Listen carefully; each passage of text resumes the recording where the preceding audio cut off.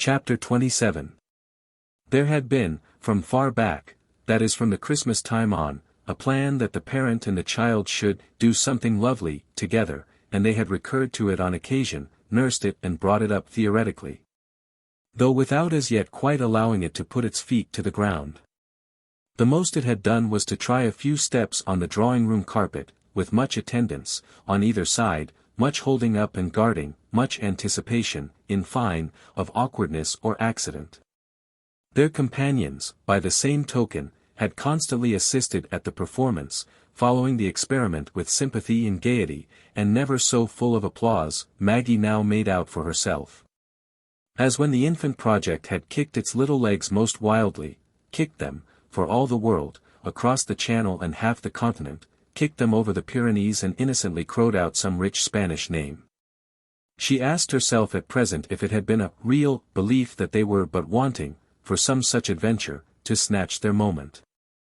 Whether either had at any instant seen it as workable, save in the form of a toy to dangle before the other, that they should take flight, without wife or husband, for one more look, before they died. At the Madrid pictures as well as for a drop of further week delay in respect to 3 or 4 possible prizes, privately offered, rarities of the first water, responsibly reported on and profusely photographed. Still patiently awaiting their noiseless arrival in retreats to which the clue had not otherwise been given away. The vision dallied with during the duskier days in Eaton Square had stretched to the span of 3 or 4 weeks of springtime for the total adventure, 3 or 4 weeks in the very spirit, after all, of their regular life. As their regular life had been persisting. Full of shared mornings, afternoons, evenings, walks, drives, looks in, at old places, on vague chances. Full also, in especial, of that purchased social ease, the sense of the comfort and credit of their house, which had essentially the perfection of something paid for, but which came, on the whole, so cheap that it might have been felt as costing the parent and child, nothing. It was for Maggie to wonder, at present, if she had been sincere about their going, to ask herself whether she would have stuck to their plan even if nothing had happened. Her view of the impossibility of sticking to it now may give us the measure of her sense that everything had happened. A difference had been made in her relation to each of her companions, and what it compelled her to say to herself was that to behave as she might have behaved before would be to act, for Amerigo and Charlotte, with the highest hypocrisy. She saw in these days that a journey abroad with her father would, more than anything else, have amounted, on his part and her own, to a last expression of an ecstasy of confidence, and that the charm of the idea, in fact, had been in some such sublimity. Day after day she put off the moment of speaking, as she inwardly and very comprehensively called it, speaking, that is, to her father, and all the more that she was ridden by a strange suspense as to his himself breaking silence. She gave him time, during several days, that morning, that noon, that night, and the next and the next and the next, even made up her mind that if he stood off longer it would be proof conclusive that he too wasn't at peace. They would then have been, all successfully, throwing dust in each other's eyes, and it would be at last as if they must turn away their faces, since the silver mist that protected them had begun to grow sensibly thin. Finally, at the end of April, she decided that if he should say nothing for another period of 24 hours she must take it as showing that they were, in her private phraseology, lost. So little possible sincerity could there be in pretending to care for a journey to Spain at the approach of a summer that already promised to be hot. Such a proposal, on his lips, such an extravagance of optimism, would be his way of being consistent, for that he didn't really want to move, or to move further, at the worst, than back to Fawns again, could only signify that he wasn't, at heart, contented. What he wanted, at any rate, and what he didn't want were, in the event, put to the proof for Maggie just in time to give her a fresh wind. She had been dining, with her husband, in Eaton Square, on the occasion of hospitality offered by Mr. and Mrs. Verver to Lord and Lady Castledine. The propriety of some demonstration of this sort had been for many days before our group, the question reduced to the mere issue of which of the two houses should first take the field. The issue had been easily settled, in the manner of every issue referred in any degree to Amerigo and Charlotte, the initiative obviously belonged to Mrs. Verver, who had gone to Matcham while Maggie had stayed away, and the evening in Eaton Square might have passed for a demonstration all the more personal that the dinner had been planned on intimate lines. 6 other guests only, in addition to the host and the hostess of Matcham, made up the company, and each of these persons had for Maggie the interest of an attested connection with the Easter revels at that visionary house. Their common memory of an occasion that had clearly left behind it an ineffaceable charm, this air of beatific reference, less subdued in the others than in Amerigo and Charlotte, lent them, together, an inscrutable comradeship against which the young woman's imagination broke in a small vain wave. It wasn't that she wished she had been of the remembered party and possessed herself of its secrets, for she didn't care about its secrets, she could concern herself at present, absolutely, with no secret but her own. What occurred was simply that she became aware, at a stroke, of the quantity of further nourishment required by her own, and of the amount of it she might somehow extract from these people.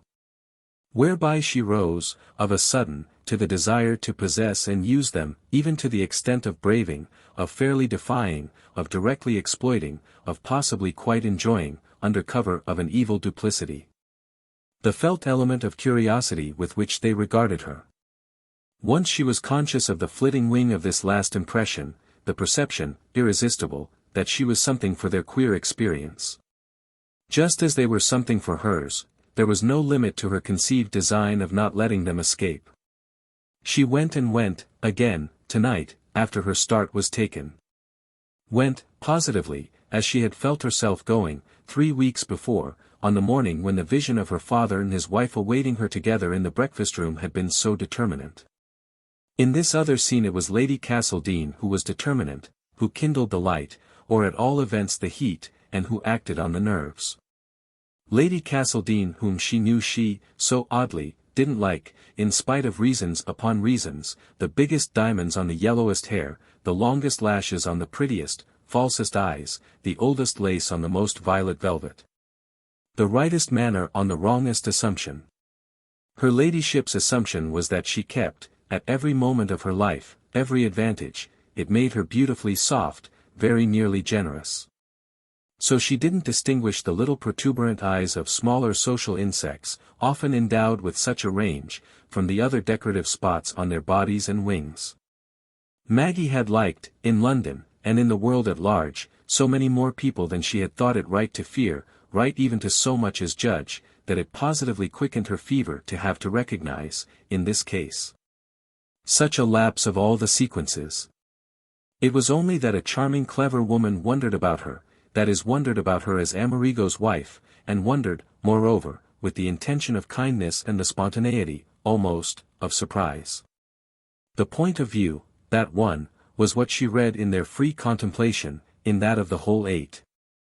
There was something in Amerigo to be explained, and she was passed about, all tenderly inexpertly, like a dressed doll held, in the right manner, by its firmly stuffed middle, for the account she could give. She might have been made to give it by pressure of her stomach, she might have been expected to articulate, with a rare imitation of nature, "Oh yes, I'm here all the while. I'm also in my way a solid little fact and I cost originally a great deal of money, cost, that is, my father, for my outfit, and let in my husband for an amount of pains, toward my training, that money would scarce represent." Well, she would meet them in some such way, and she translated her idea into action, after dinner, before they dispersed, by engaging them all, unconventionally, almost violently, to dine with her in Portland Place, just as they were. If they didn't mind the same party, which was the party she wanted. Oh, she was going, she could feel it afresh, it was a good deal as if she had sneezed 10 times or had suddenly burst into a comic song. There were breaks in the connection, as there would be hitches in the process. She didn't wholly see, yet, what they would do for her, nor quite how, herself, she should handle them. But she was dancing up and down, beneath her propriety, with the thought that she had at least begun something, she so fairly liked to feel that she was a point for convergence of wonder. It wasn't after all, either, that their wonder so much signified, that of the cornered 6, whom it glimmered before her that she might still live to drive about like a flock of sheep, the intensity of her consciousness, its sharpest savor. was in the theory of her having as they said, captured the attention of Amerigo and Charlotte, at neither of whom, all the while, did she so much as once look. She had pitched them in with the six, for that matter, so far as they themselves were concerned, they had dropped, for the succession of minutes, out of contact with their function, had, in short, startled and impressed, abandoned their post.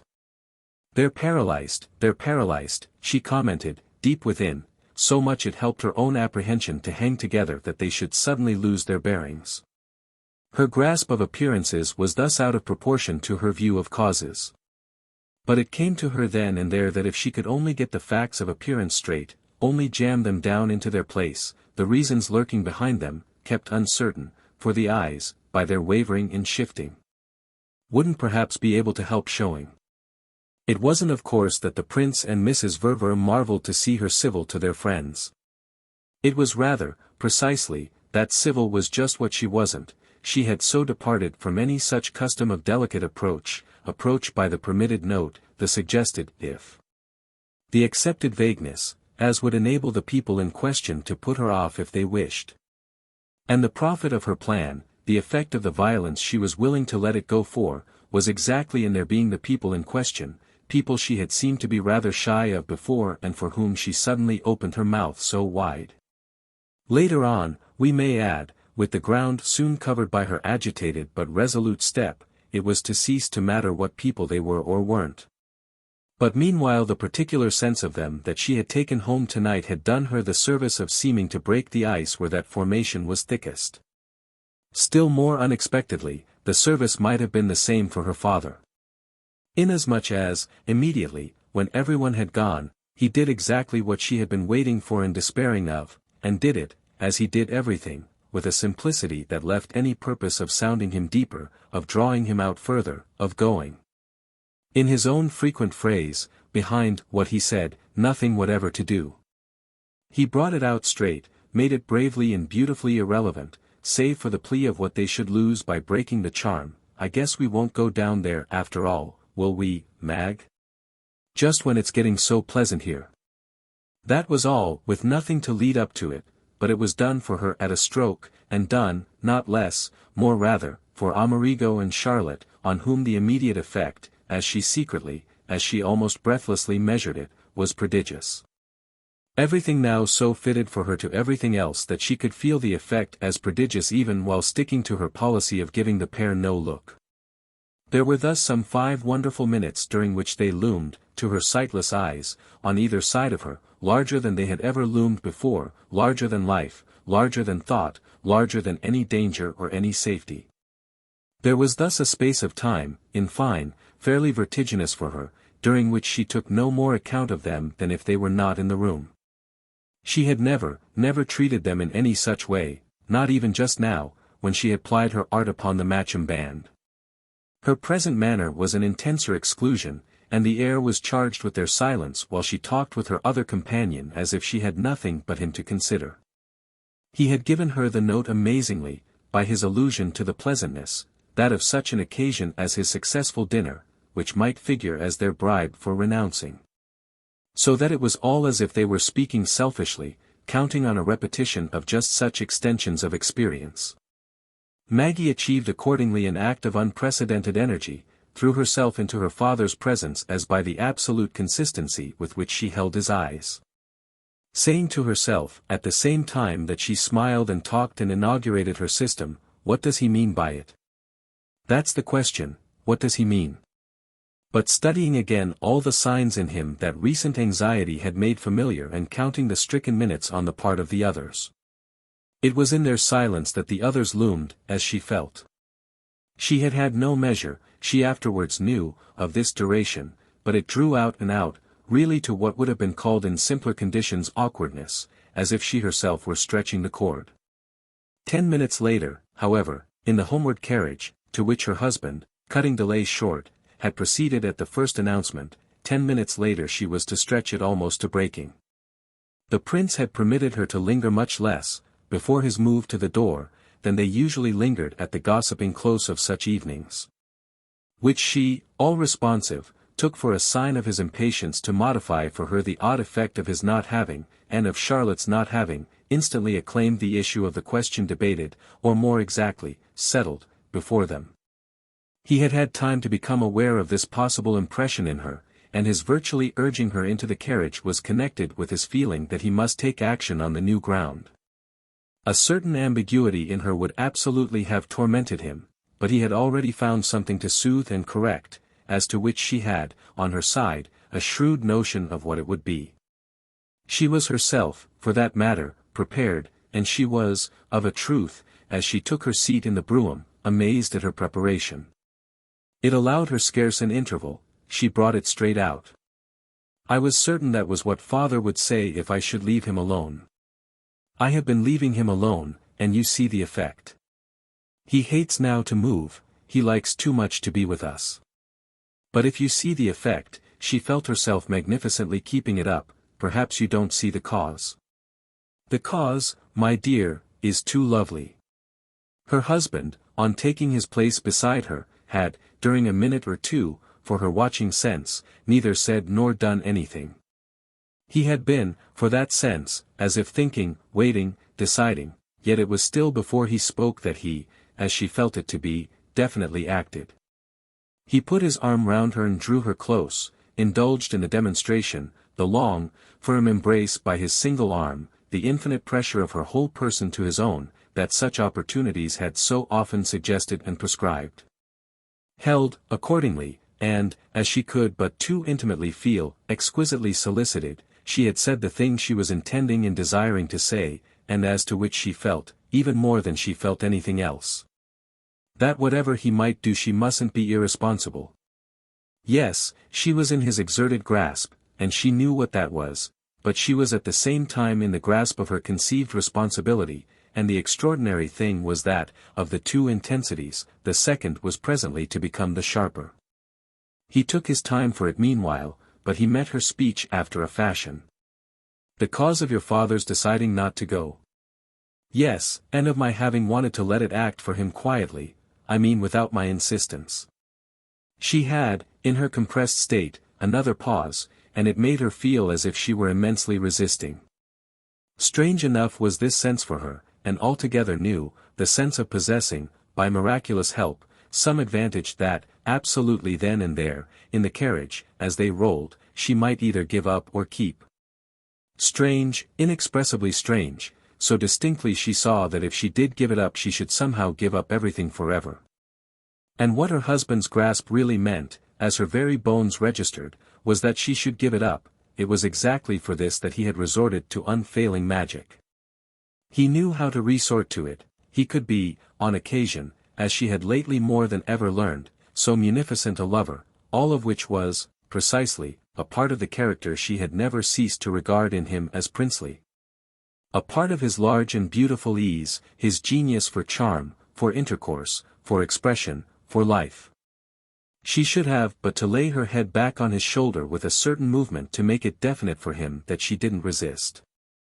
To this, as they went, every throb of her consciousness prompted her, every throb, that is, but one, the throb of her deeper need to know where she really was. By the time she had uttered the rest of her idea, therefore, she was still keeping her head and intending to keep it. Though she was also staring out of the carriage window with eyes into which the tears of suffered pain had risen, indistinguishable, perhaps, happily, in the dusk. She was making an effort that horribly hurt her, and, as she couldn't cry out, her eyes swam in her silence. With them, all the same, through the square opening beside her, through the grey panorama of the London night, she achieved the feat of not losing sight of what she wanted, and her lips helped and protected her by being able to be gay. "It's not to leave you, my dear, for that he'll give up anything, just as he would go off anywhere, I think, you know, if you would go with him." "I mean you and he alone," Maggie pursued with her gaze out of her window. For which Amerigo's answer again took him a moment. "Ah, the dear old boy. You would like me to propose him something?" "Well, if you think you could bear it." "And leave," the prince asked, "you and Charlotte alone?" "Why not?" Maggie had also to wait a minute, but when she spoke it came clear. "Why shouldn't Charlotte be just one of my reasons, my not liking to leave her?"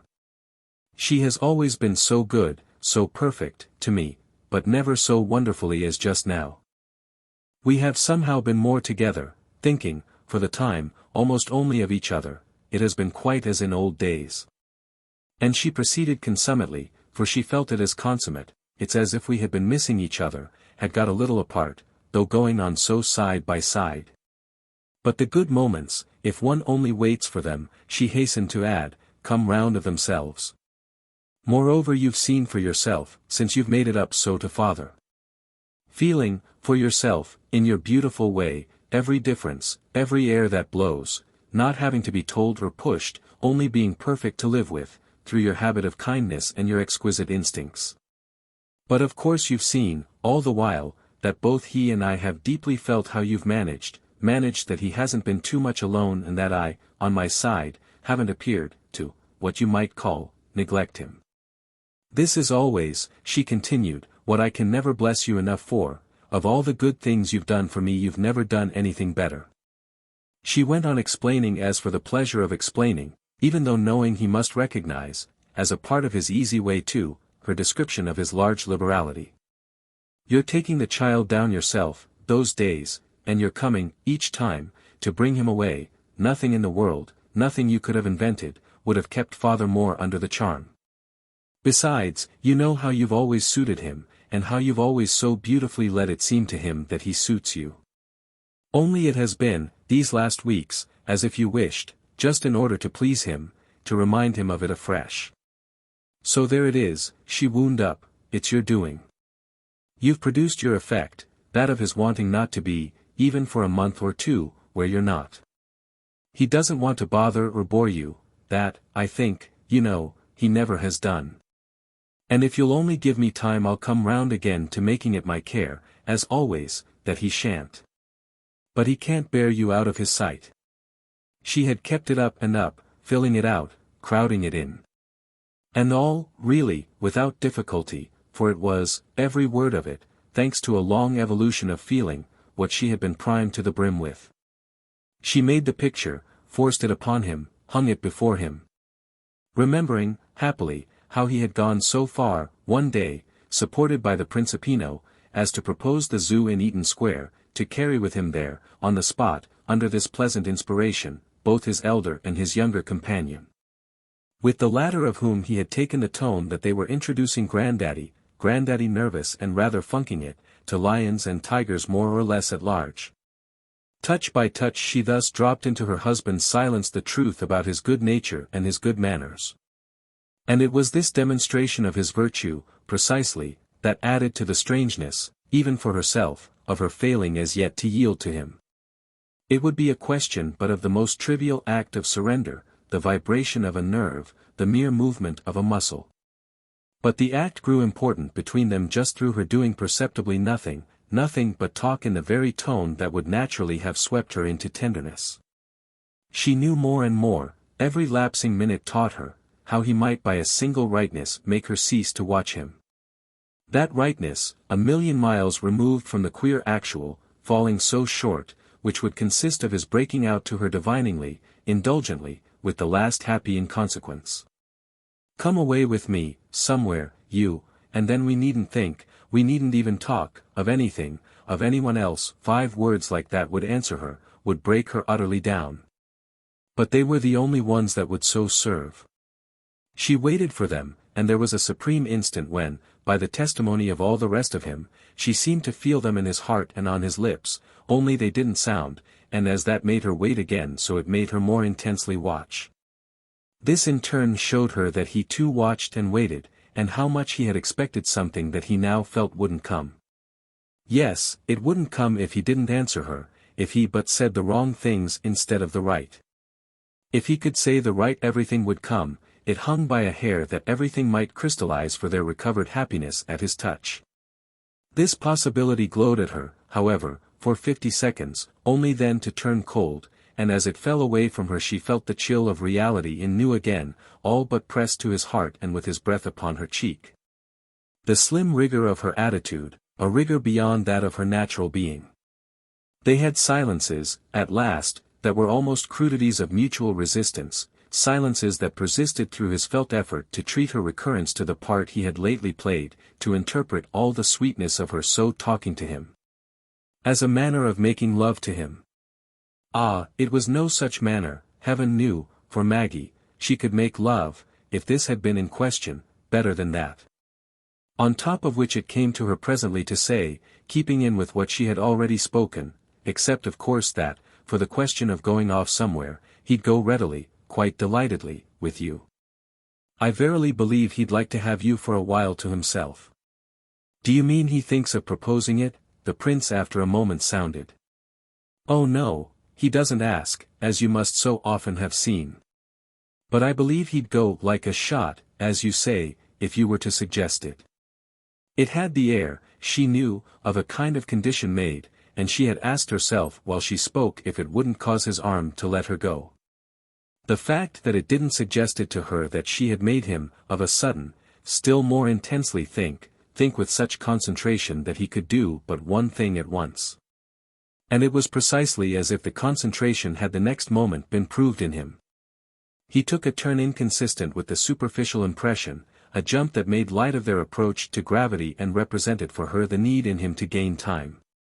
That she made out, was his drawback, that the warning from her had come to him, and had come to Charlotte, after all, too suddenly.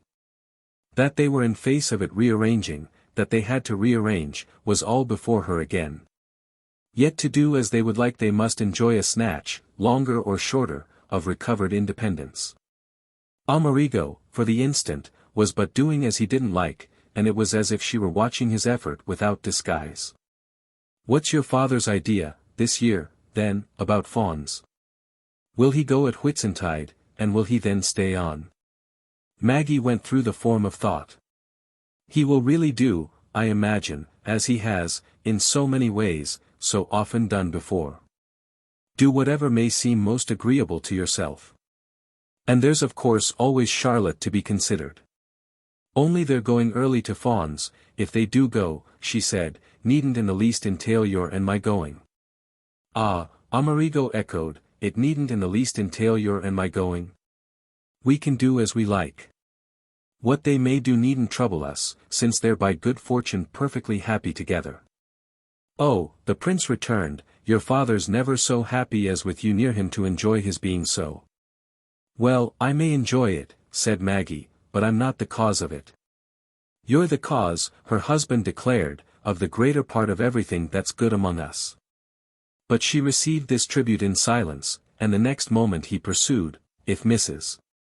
Verver has arrears of time with you to make up, as you say, she'll scarcely do it, or you scarcely will, by our cutting, your and my cutting, too loose. I see what you mean, Maggie mused. He let her for a little to give her attention to it. After which, shall I just quite, of a sudden, he asked, propose him a journey? Maggie hesitated, but she brought forth the fruit of reflection. It would have the merit that Charlotte then would be with me, I mean, so much more. Also that I shouldn't, by choosing such a time for going away, seem unconscious and ungrateful, seem not to respond, seem in fact rather to wish to shake her off. I should respond, on the contrary, very markedly, by being here alone with her for a month. And would you like to be here alone with her for a month? I could do with it beautifully.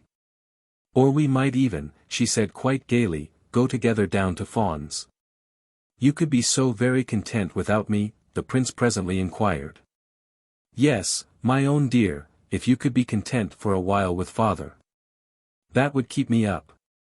I might, for the time, she went on, go to stay there with Charlotte, or, better still, she might come to Portland Place. Oh ho, said the prince with cheerful vagueness. I should feel, you see, she continued, that the two of us were showing the same sort of kindness. Amerigo thought. The two of us? Charlotte and I. Maggie again hesitated. You and I, darling. I see, he promptly took it in.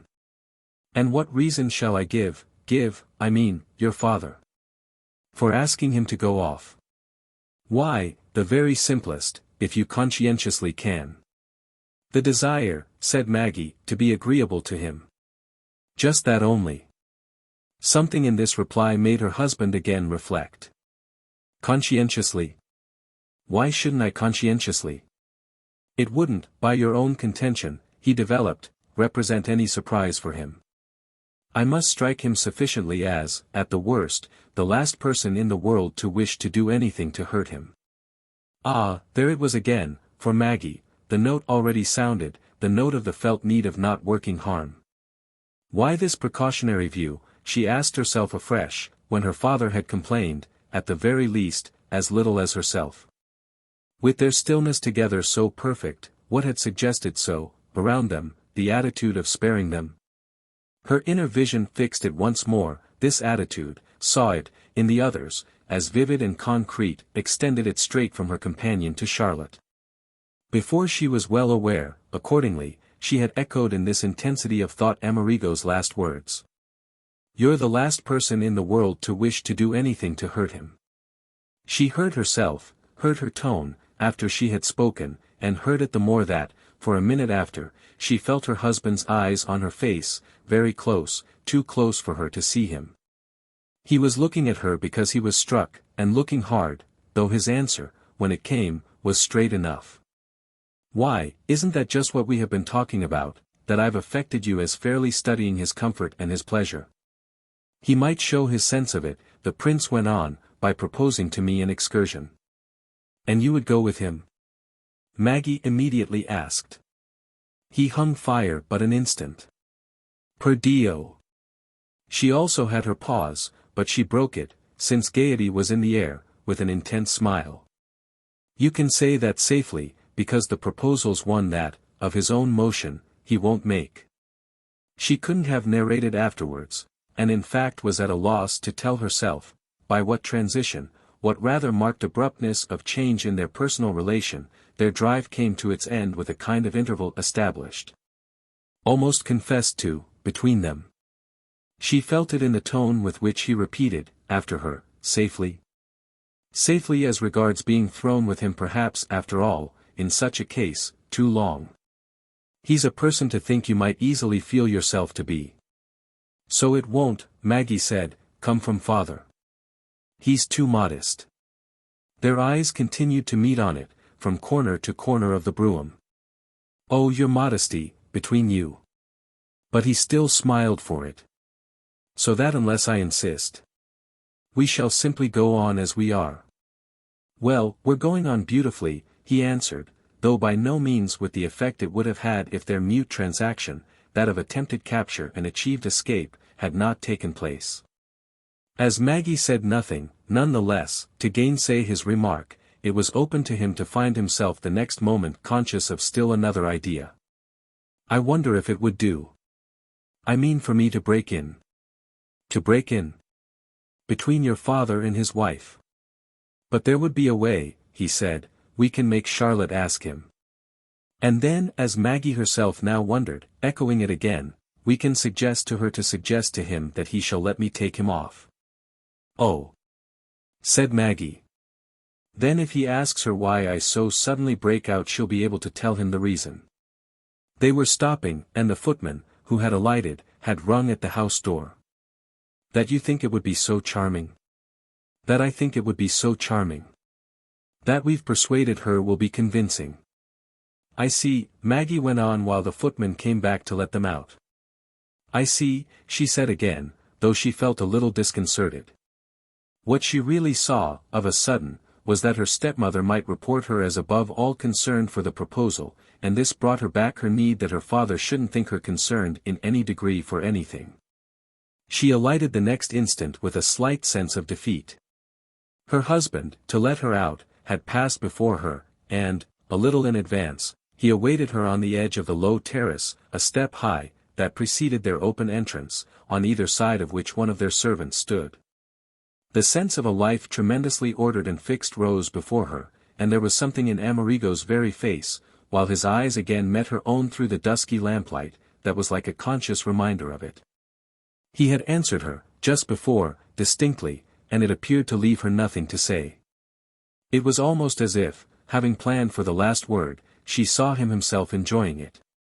It was almost as if, in the strangest way in the world, he were paying her back, by the production of a small pang, that of a new uneasiness, for the way she had slipped from him during their drive. Chapter 28. Maggie's new uneasiness might have had time to drop, inasmuch as she not only was conscious, during several days that followed, of no fresh indication for it to feed on, but was even struck, in quite another way, with an augmentation of the symptoms of that difference she had taken it into her head to work for. She recognized by the end of a week that if she had been in a manner caught up her father had been not less so, with the effect of her husband's and his wife's closing in, together, round them, and of their all having suddenly begun, as a party of four, to lead a life gregarious, and from that reason almost hilarious, so far as the easy sound of it went, as never before. It might have been an accident and a mere coincidence, so at least she said to herself at first. But a dozen chances that furthered the whole appearance had risen to the surface, pleasant pretexts, oh certainly pleasant as Amerigo in particular could make them, for associated undertakings, quite for shared adventures. For it's always turning out, amusingly, that they wanted to do very much the same thing at the same time and in the same way.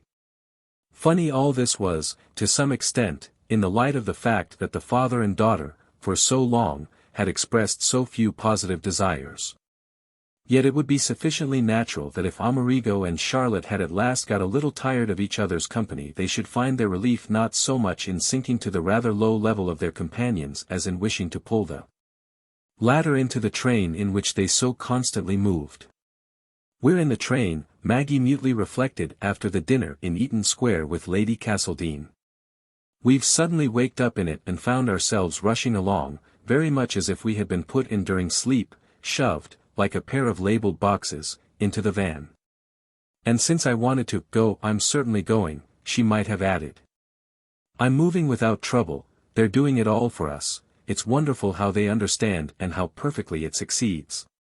For that was the thing she had most immediately to acknowledge. It seemed as easy for them to make a quartet as it had formerly so long appeared for them to make a pair of couples, this latter being thus a discovery too absurdly belated.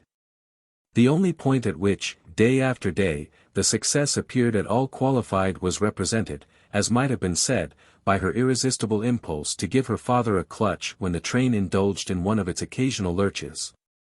Then, there was no denying it, his eyes and her own met.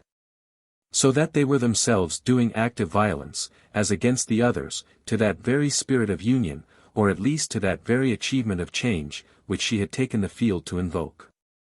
The maximum of change was reached, no doubt, the day the Matcham party dined in Portland Place.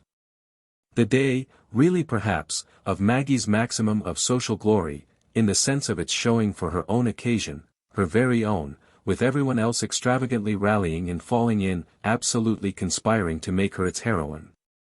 It was as if her father himself, always with more initiative as a guest than as a host, had dabbled too in the conspiracy. And the impression was not diminished by the presence of the Assinghams, likewise very much caught up, now, after something of a lull, by the side wind of all the rest of the motion, and giving our young woman, so far at least as Fanny was concerned, the sense of some special intention of encouragement and applause. Fanny, who had not been present at the other dinner, thanks to a preference entertained and expressed by Charlotte, made a splendid show at this one, in new orange-colored velvet with multiplied turquoises, and with a confidence, furthermore, as different as possible, her hostess inferred, from her too marked betrayal of a belittled state at Matcham.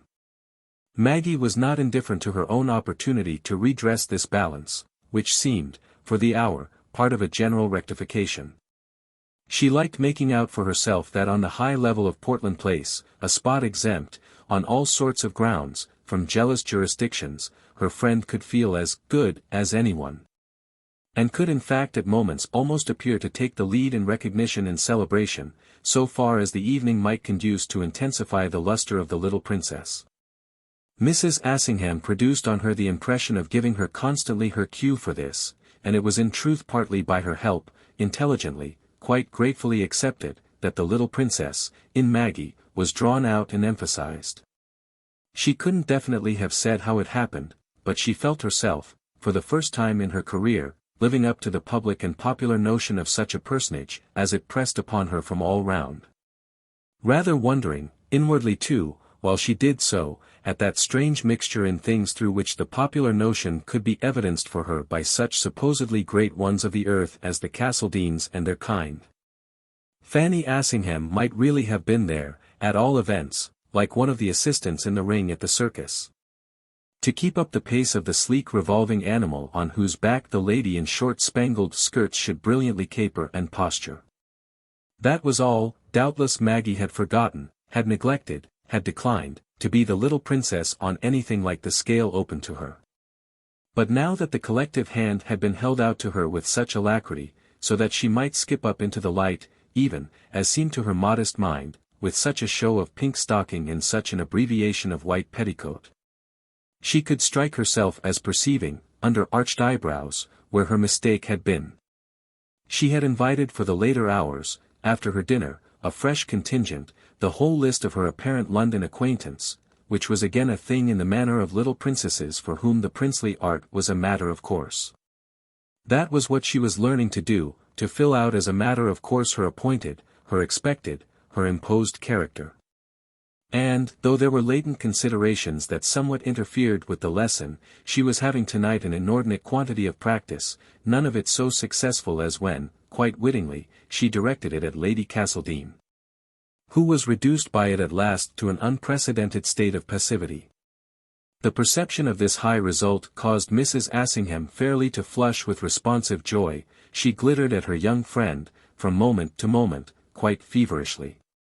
It was positively as if her young friend had, in some marvellous, sudden, supersubtle way, become a source of succor to herself, become beautifully, divinely retributive.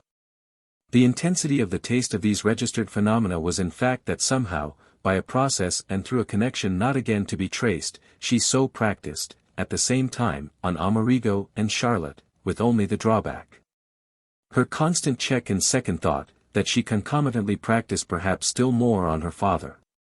This last was a danger indeed that, for much of the ensuing time, had its hours of strange beguilement, those at which her sense for precaution so suffered itself to lapse that she felt her communion with him more intimate than any other. It couldn't but pass between them that something singular was happening, so much as this she again and again said to herself. Whereby the comfort of it was there, after all, to be noted, just as much as the possible peril, and she could think of the couple they formed together as groping, with sealed lips, but with mutual looks that had never been so tender, for some freedom, some fiction, some figured bravery, under which they might safely talk of it. The moment was to come, and it finally came with an effect as penetrating as the sound that follows the pressure of an electric button, when she read the least helpful of meanings into the agitation she had created. The merely specious description of their case would have been that, after being for a long time, as a family, delightfully, uninterruptedly happy, they had still had a new felicity to discover. A felicity for which, blessedly, her father's appetite and her own, in particular, had been kept fresh and grateful. This livelier march of their intercourse as a whole was the thing that occasionally determined in him the clutching instinct we have glanced at. Very much as if he had said to her, in default of her breaking silence first, everything is remarkably pleasant, isn't it? But where, for it, after all, are we? Up in a balloon and whirling through space, or down in the depths of the earth, in the glimmering passages of a gold mine? The equilibrium, the precious condition, lasted in spite of rearrangement. There had been a fresh distribution of the different weights, but the balance persisted and triumphed, all of which was just the reason why she was forbidden, face to face with the companion of her adventure, the experiment of a test. If they balanced, she had to take that. It deprived her of every pretext for arriving, by however covert a process, at what he thought. But she had her hours, thus, of feeling supremely linked to him by the rigor of their law, and when it came over her that, all the while, the wish, on his side, to spare her might be what most worked with him. This very fact of their seeming to have nothing inward really to talk about wrapped him up for her in a kind of sweetness that was wanting, as a consecration, even in her yearning for her husband. She was powerless, however, was only more utterly hushed, when the interrupting flash came, when she would have been all ready to say to him, "Yes, this is by every appearance the best time we've had yet. But don't you see, all the same, how they must be working together for it, and how my very success, my success in shifting our beautiful harmony to a new basis, comes round to being their success, above all. Their cleverness, their amiability, their power to hold out, their complete possession, in short, of our life." For how could she say as much as that without saying a great deal more?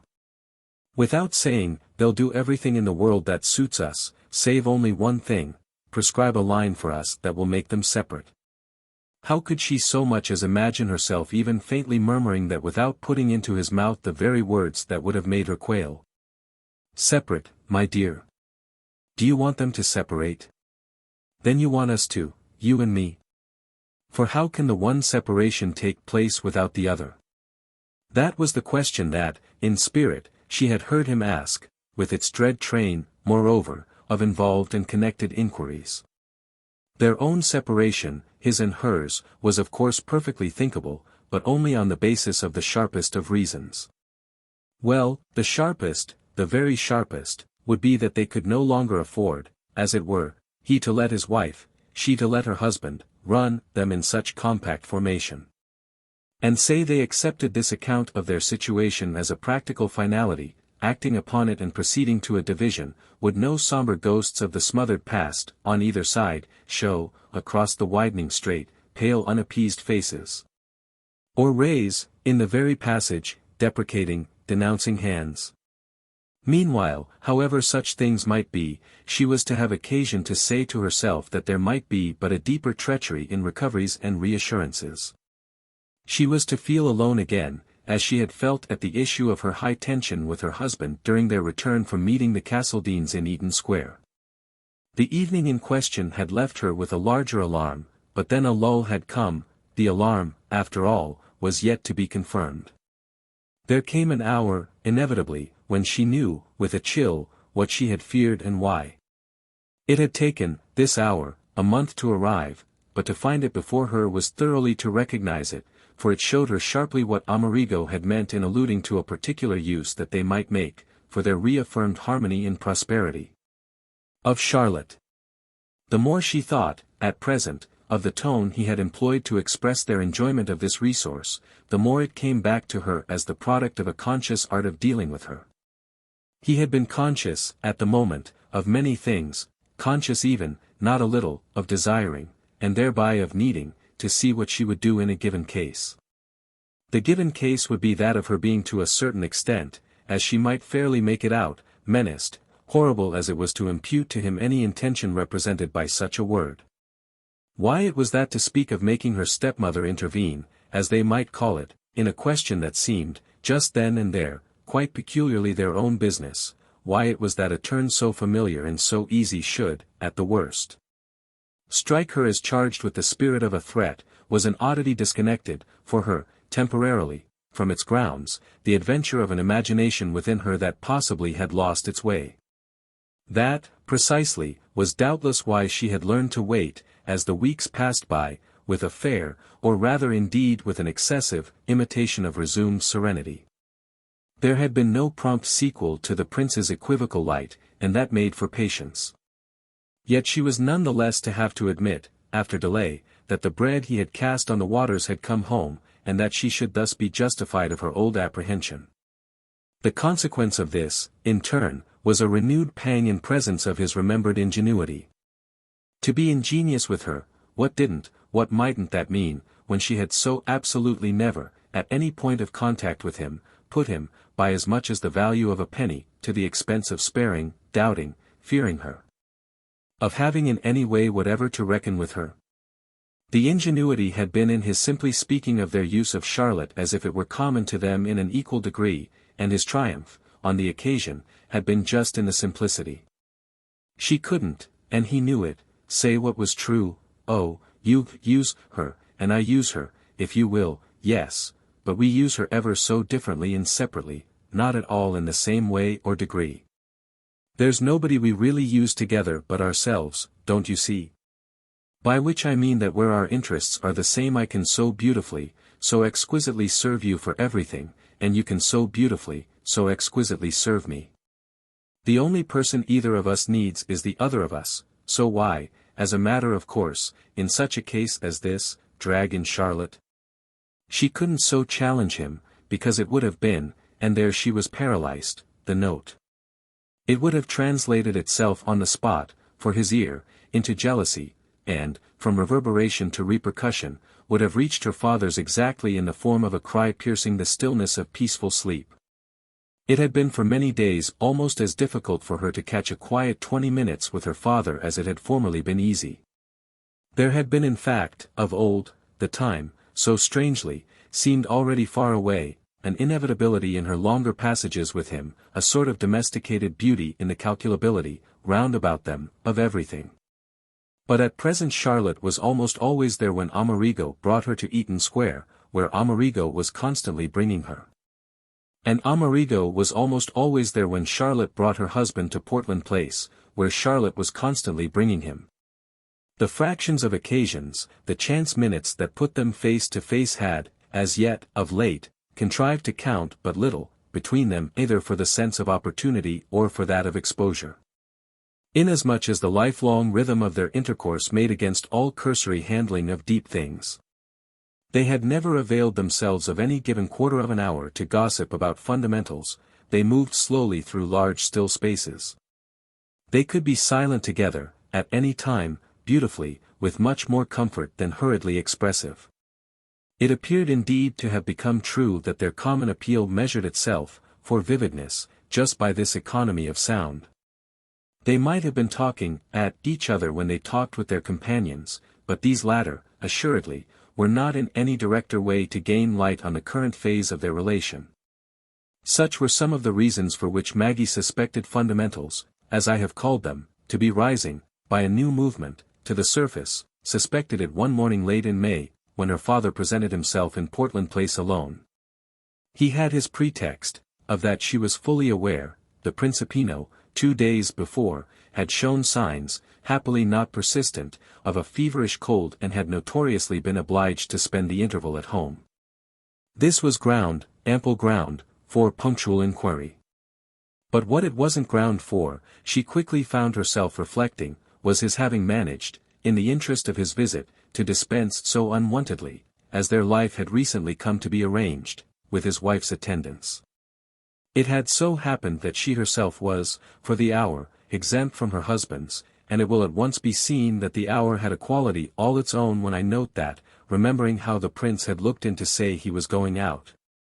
The princess whimsically wondered if their respective sposi mightn't frankly be meeting, whimsically hoped indeed they were temporarily so disposed of. Strange was her need, at moments, to think of them as not attaching an excessive importance to their repudiation of the general practice that had rested only a few weeks before on such a consecrated rightness. Repudiations, surely, were not in the air, they had none of them come to that, for wasn't she at this minute testifying directly against them by her own behavior? When she should confess to fear of being alone with her father, to fear of what he might then, with such a slow, painful motion as she had a horror of, say to her, then would be time enough for Amerigo and Charlotte to confess to not liking to appear to foregather. She had this morning a wonderful consciousness both of dreading a particular question from him and of being able to check, yes even to disconcert, magnificently, by her apparent manner of receiving it, any restless imagination he might have about its importance. The day, bright and soft, had the breath of summer. It made them talk, to begin with, of fawns, of the way fawns invited, Maggie aware, the while, that in thus regarding, with him, the sweetness of its invitation to one couple just as much as to another. Her humbugging smile grew very nearly convulsive. That was it, and there was relief truly, of a sort, in taking it in. She was humbugging him already, by absolute necessity, as she had never done in her life, doing it up to the full height of what she had allowed for. The necessity, in the great dimly shining room where, declining, for his reasons, to sit down, he moved about in Amerigo's very footsteps, the necessity affected her as pressing upon her with the very force of the charm itself. Of the old pleasantness, between them, so candidly playing up there again. Of the positive flatness of their tenderness, a surface all for familiar use, quite as if generalized from the long succession of tapestried sofas, sweetly faded, on which his theory of contentment had sat, through unmeasured pauses, beside her own. She knew, from this instant, knew in advance and as well as anything would ever teach her, that she must never intermit for a solitary second her so highly undertaking to prove that there was nothing the matter with her.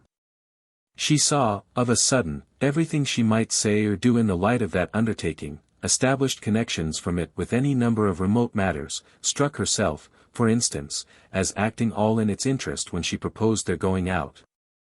In the exercise of their freedom and in homage to the season, for a turn in the Regent's Park.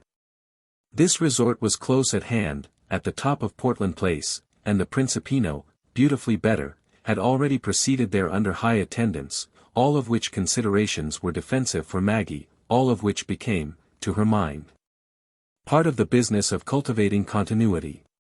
Upstairs, while she left him to put on something to go out in, the thought of his waiting below for her, in possession of the empty house, brought with it, sharply if briefly, one of her abrupt arrests of consistency. The brush of a vain imagination almost paralyzing her, often, for the minute, before her glass, the vivid look, in other words, of the particular difference his marriage had made. The particular difference seemed at such instants the loss, more than anything else, of their old freedom, their never having had to think, where they were together concerned, of anyone, of anything but each other. It hadn't been her marriage that did it, that had never, for 3 seconds, suggested to either of them that they must act diplomatically, must reckon with another presence, no, not even with her husband's. She groaned to herself, while the vain imagination lasted, why did he marry? Ah, why did he? And then it came up to her more than ever that nothing could have been more beautiful than the way in which, till Charlotte came so much more closely into their life, Amerigo hadn't interfered. What she had gone on owing him for this mounted up again, to her eyes, like a column of figures, or call it even, if one would, a house of cards. It was her father's wonderful act that had tipped the house down and made the sum wrong. With all of which, immediately after her question, her why did he, rushed back, inevitably, the confounding, the overwhelming wave of the knowledge of his reason. He did it for me, she moaned, he did it, exactly, that our freedom, meaning, beloved man, simply and solely mine, should be greater instead of less. He did it, divinely, to liberate me so far as possible from caring what became of him. She found time upstairs, even in her haste, as she had repeatedly found time before. To let the wonderments involved in these recognitions flash at her with their customary effect of making her blink, the question in especial of whether she might find her solution in acting, herself, in the spirit of what he had done. In forcing her care really to grow as much less as he had tried to make it. Thus she felt the whole weight of their case drop afresh upon her shoulders, was confronted, unmistakably, with the prime source of her haunted state. It all came from her not having been able not to mind what became of him. Not having been able, without anxiety, to let him go his way and take his risk and lead his life. She had made anxiety her stupid little idol. And absolutely now, while she stuck a long pin, a trifle fallaciously, into her hat, she had, with an approach to irritation, told her maid, a new woman, whom she had lately found herself thinking of as abysmal, that she didn't want her. She tried to focus the possibility of some understanding between them in consequence of which he should cut loose. Very near indeed it looked, any such possibility. That consciousness, too, had taken its turn by the time she was ready. All the vibration, all the emotion of this present passage being, precisely, in the very sweetness of their lapse back into the conditions of the simpler time. Into a queer resemblance between the aspect and the feeling of the moment and those of numberless other moments that were sufficiently far away. She had been quick in her preparation, in spite of the flow of the tide that sometimes took away her breath. But a pause, once more, was still left for her to make, a pause, at the top of the stairs, before she came down to him, in the span of which she asked herself if it weren't thinkable, from the perfectly practical point of view, that she should simply sacrifice him. She didn't go into the detail of what sacrificing him would mean, she didn't need to. So distinct was it, in one of her restless lights, that there he was awaiting her, that she should find him walking up and down the drawing-room in the warm, fragrant air to which the open windows and the abundant flowers contributed. Slowly and vaguely moving there and looking very slight and young and, superficially, manageable, almost as much like her child, putting it a little freely, as like her parent. With the appearance about him, above all, of having perhaps arrived just on purpose to say it to her, himself, in so many words, "Sacrifice me, my own love, do sacrifice me, do sacrifice me." Should she want to, should she insist on it, she might verily hear him bleating it at her, all conscious and all accommodating, like some precious, spotless, exceptionally intelligent lamb. The positive effect of the intensity of this figure, however, was to make her shake it away in her resumed descent. And after she had rejoined him, after she had picked him up, she was to know the full pang of the thought that her impossibility was made, absolutely, by his consciousness. By the lucidity of his intention, this she felt while she smiled there for him, again, all hypocritically. While she drew on fair, fresh gloves. While she interrupted the process first to give his necktie a slightly smarter twist and then to make up to him for her hidden madness by rubbing her nose into his cheek according to the tradition of their frankest levity. From the instant she should be able to convict him of intending, every issue would be closed and her hypocrisy would have to redouble. The only way to sacrifice him would be to do so without his dreaming what it might be for. She kissed him, she arranged his cravat, she dropped remarks, she guided him out, she held his arm, not to be led, but to lead him, and taking it to her by much the same intimate pressure she had always used, when a little girl. To mark the inseparability of her doll, she did all these things so that he should sufficiently fail to dream of what they might be for. Chapter 29. There was nothing to show that her effort in any degree fell short till they got well into the park and he struck her as giving, unexpectedly, the go-by to any serious search for the Principino. The way they sat down a while in the sun was a sign of that. His dropping with her into the first pair of sequestered chairs they came across and waiting a little, after they were placed, as if now at last she might bring out, as between them, something more specific.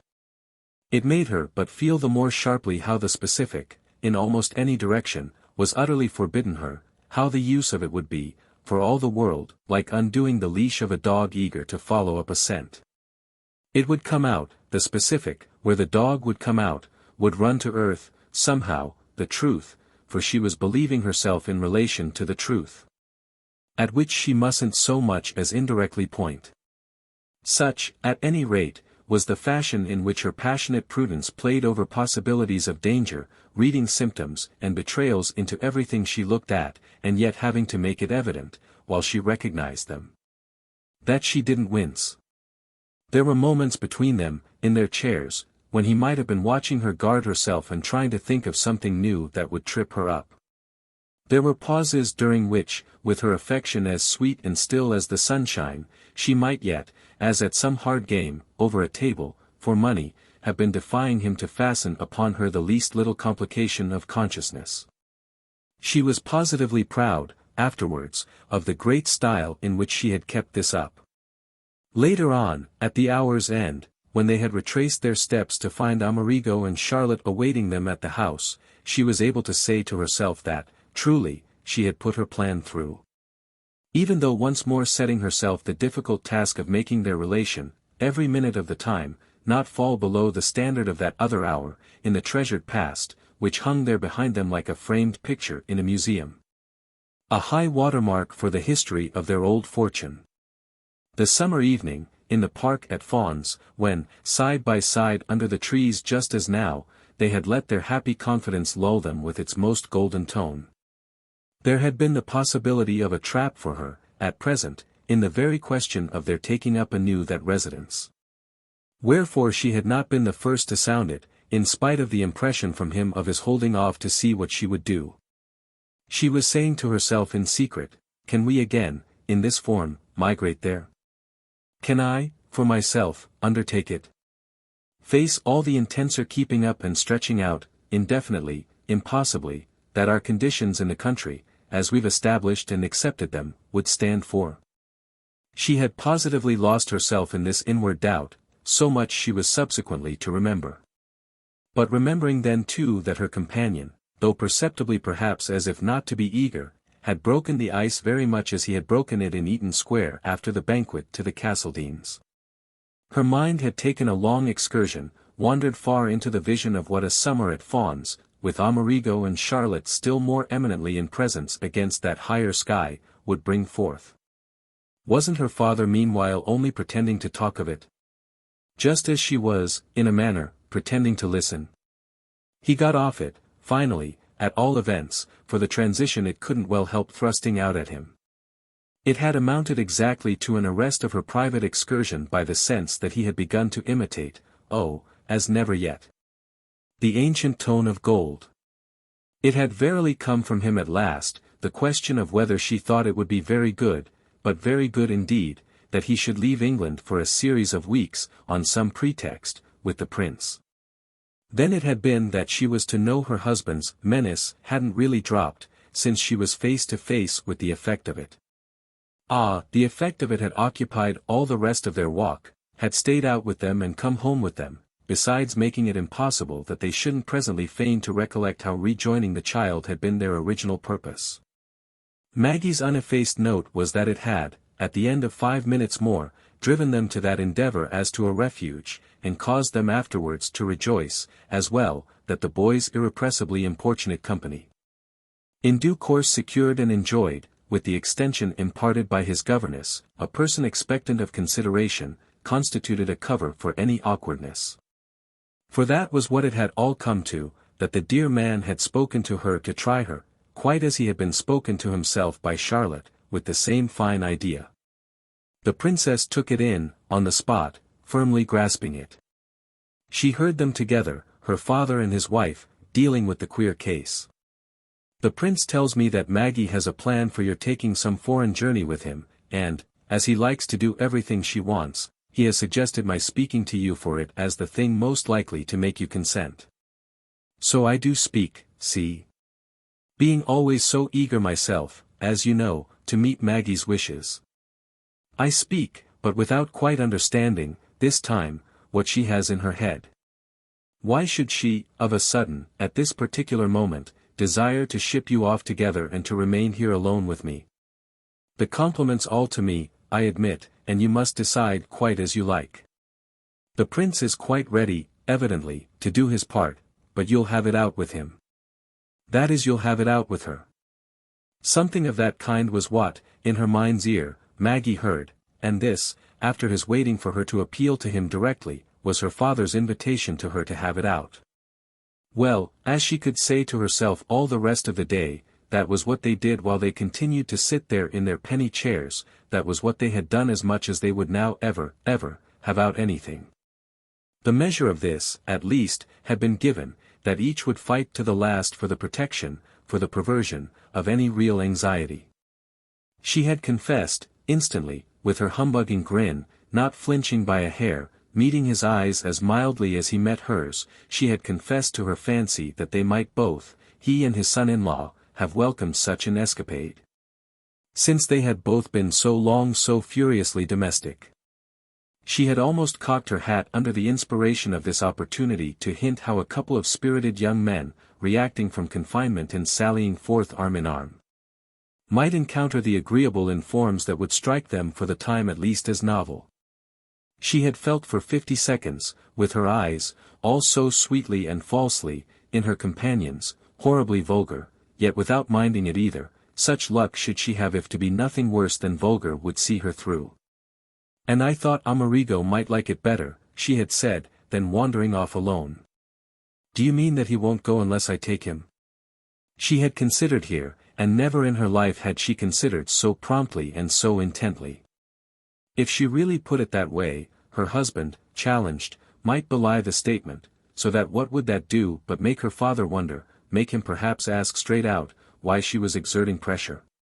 She couldn't of course afford to be suspected for an instant of exerting pressure, which was why she was obliged only to make answer, wouldn't that be just what you must have out with him?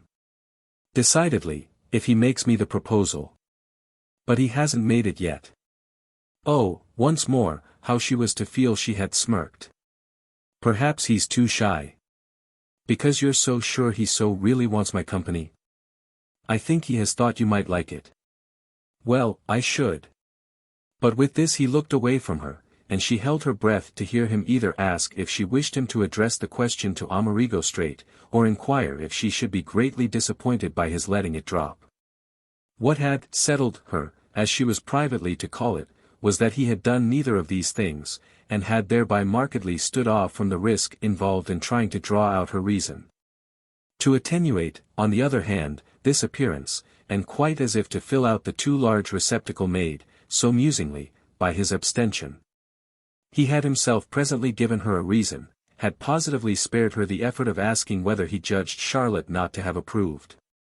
He had taken everything on himself, that was what had settled her. She had had to wait very little more to feel, with this, how much he was taking. The point he made was his lack of any eagerness to put time and space, on any such scale, between himself and his wife. He wasn't so unhappy with her, far from it, and Maggie was to hold that he had grinned back, paternally, through his rather shielding glasses, in easy emphasis of this, as to be able to hint that he required the relief of absence. Therefore, unless it was for the prince himself. Oh, I don't think it would have been for Amerigo himself. Amerigo and I, Maggie had said, perfectly rub on together. Well then, there we are. I see, and she had again, with sublime blandness, assented. There we are. Charlotte and I too, her father had gaily proceeded, perfectly rub on together. And then he had appeared for a little to be making time. To put it only so, he had mildly and happily added, to put it only so. He had spoken as if he might easily put it much better, yet as if the humor of contented understatement fairly sufficed for the occasion. He had played then, either all consciously or all unconsciously, into Charlotte's hands, and the effect of this was to render trebly oppressive Maggie's conviction of Charlotte's plan. She had done what she wanted, his wife had, which was also what Amerigo had made her do. She had kept her test, Maggie's test, from becoming possible, and had applied instead a test of her own. It was exactly as if she had known that her stepdaughter would be afraid to be summoned to say, under the least approach to cross-examination, why any change was desirable. And it was, for our young woman herself, still more prodigiously, as if her father had been capable of calculations to match, of judging it important he shouldn't be brought to demand of her what was the matter with her. Why otherwise, with such an opportunity, hadn't he demanded it? Always from calculation, that was why, that was why. He was terrified of the retort he might have invoked, "What, my dear, if you come to that, is the matter with you?" When, a minute later on, he had followed up his last note by a touch or two designed still further to conjure away the ghost of the anomalous, at that climax verily she would have had to be dumb to the question. There seems a kind of charm, doesn't there? On our life, and quite as if, just lately, it had got itself somehow renewed, had waked up refreshed. A kind of wicked selfish prosperity perhaps, as if we had grabbed everything, fixed everything, down to the last lovely object for the last glass case of the last corner, left over, of my old show. That's the only takeoff, that it has made us perhaps lazy, a wee bit languid, lying like gods together, all careless of mankind. Do you consider that we're languid? That form of rejoinder she had jumped at for the sake of its pretty lightness. Do you consider that we are careless of mankind? Living as we do in the biggest crowd in the world, and running about always pursued and pursuing. It had made him think indeed a little longer than she had meant. But he came up again, as she might have said, smiling. Well, I don't know. We get nothing but the fun, do we? No, she had hastened to declare, we certainly get nothing but the fun. We do it all, he had remarked, so beautifully. We do it all so beautifully. She hadn't denied this for a moment. I see what you mean. Well, I mean too, he had gone on, that we haven't, no doubt, enough, the sense of difficulty. Enough? Enough for what? Enough not to be selfish. I don't think you are selfish, she had returned, and had managed not to wail it. I don't say that it's me particularly, or that it's you or Charlotte or Amerigo. But we're selfish together, we move as a selfish mass. You see, we want always the same thing, he had gone on, and that holds us, that binds us, together. We want each other, he had further explained, only wanting it, each time, for each other. That's what I call the happy spell. But it's also, a little, possibly, the immorality.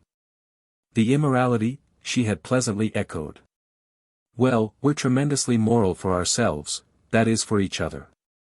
And I won't pretend that I know exactly at whose particular personal expense you and I, for instance, are happy. What it comes to, I dare say, is that there's something haunting, as if it were a bit uncanny, in such a consciousness of our general comfort and privilege. Unless indeed, he had rambled on, it's only I to whom, fantastically, it says so much. That's all I mean, at any rate, that it's sort of soothing, as if we were sitting about on divans, with pigtails, smoking opium and seeing visions. Let us then be up and doing, what is it Longfellow says? That seems sometimes to ring out. Like the police breaking in, into our opium den, to give us a shake. But the beauty of it is, at the same time, that we're doing, that is, after all, what we went in for.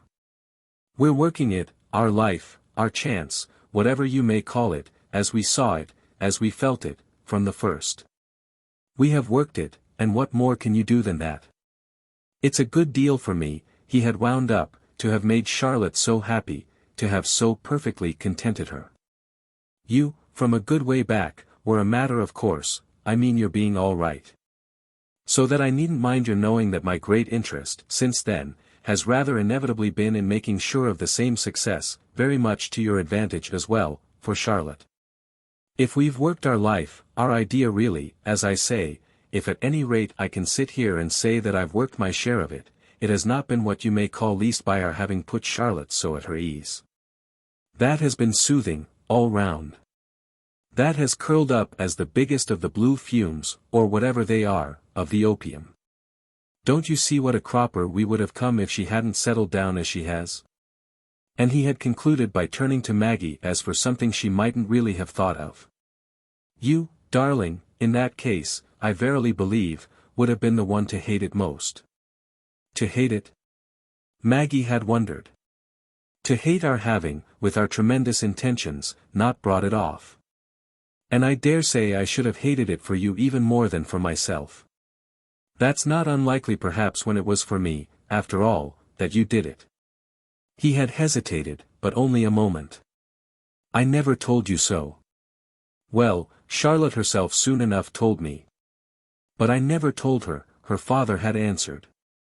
Are you very sure? She had presently asked. Well, I like to think how thoroughly I was taken with her, and how right I was, and how fortunate, to have that for my basis. I told her all the good I thought of her.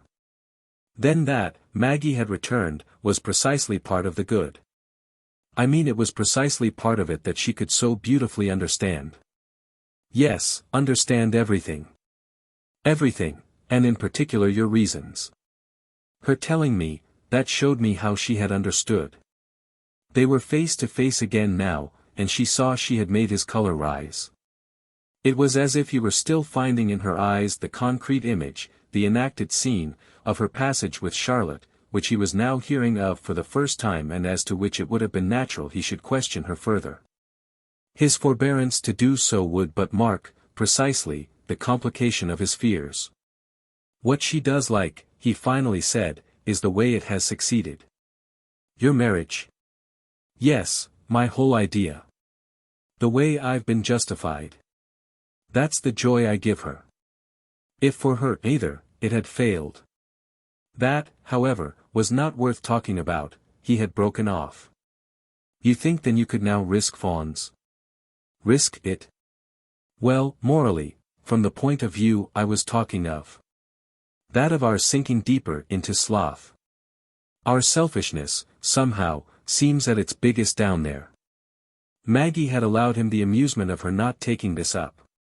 Is Charlotte, she had simply asked, really ready? Oh, if you and I and Amerigo are. Whenever one corners Charlotte, he had developed more at his ease, one finds that she only wants to know what we want. Which is what we got her for. What we got her for, exactly. And so, for a little, even though with a certain effect of oddity in their more or less successful ease, they left it. Left it till Maggie made the remark that it was all the same wonderful her stepmother should be willing, before the season was out, to exchange so much company for so much comparative solitude. Ah, he had then made answer, that's because her idea, I think, this time, is that we shall have more people, more than we've hitherto had, in the country. Don't you remember that, originally, was what we were to get her for? Oh yes, to give us a life. Maggie had gone through the form of recalling this, and the light of their ancient candor, shining from so far back, had seemed to bring out some things so strangely that, with the sharpness of the vision, she had risen to her feet. Well, with a life, fawns will certainly do.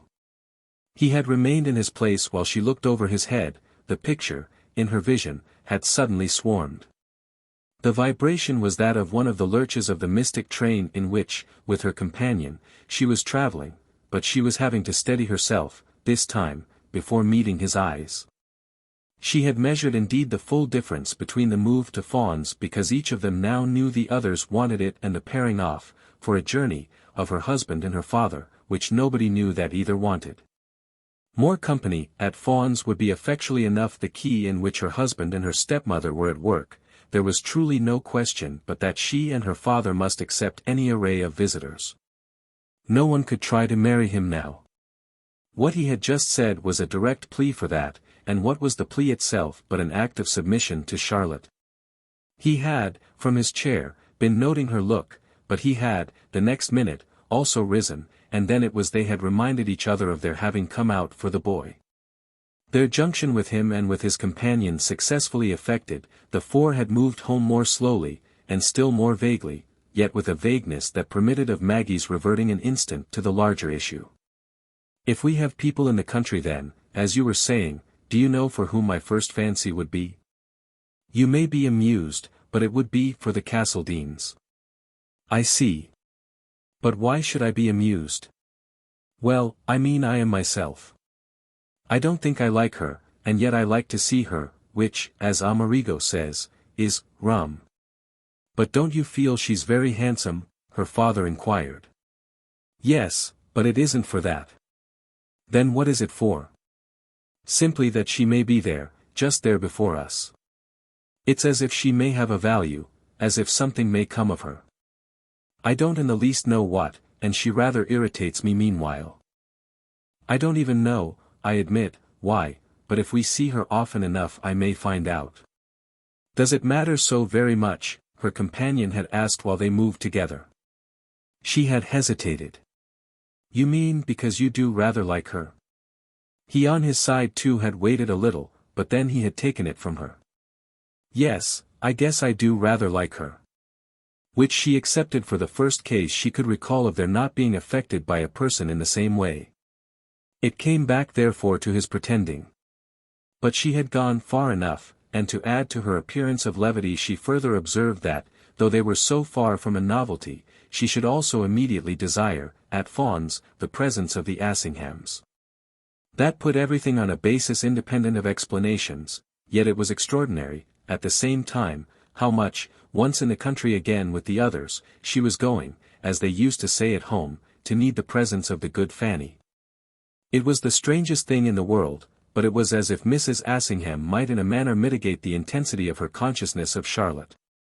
It was as if the two would balance, one against the other. As if it came round again in that fashion to her idea of the equilibrium. It would be like putting this friend into her scale to make weight, into the scale with her father and herself. Amerigo and Charlotte would be in the other. Therefore it would take the three of them to keep that one straight. And as this played, all duskily, in her mind it had received from her father, with a sound of suddenness, a luminous contribution. Ah, rather. Do let's have the Assinghams.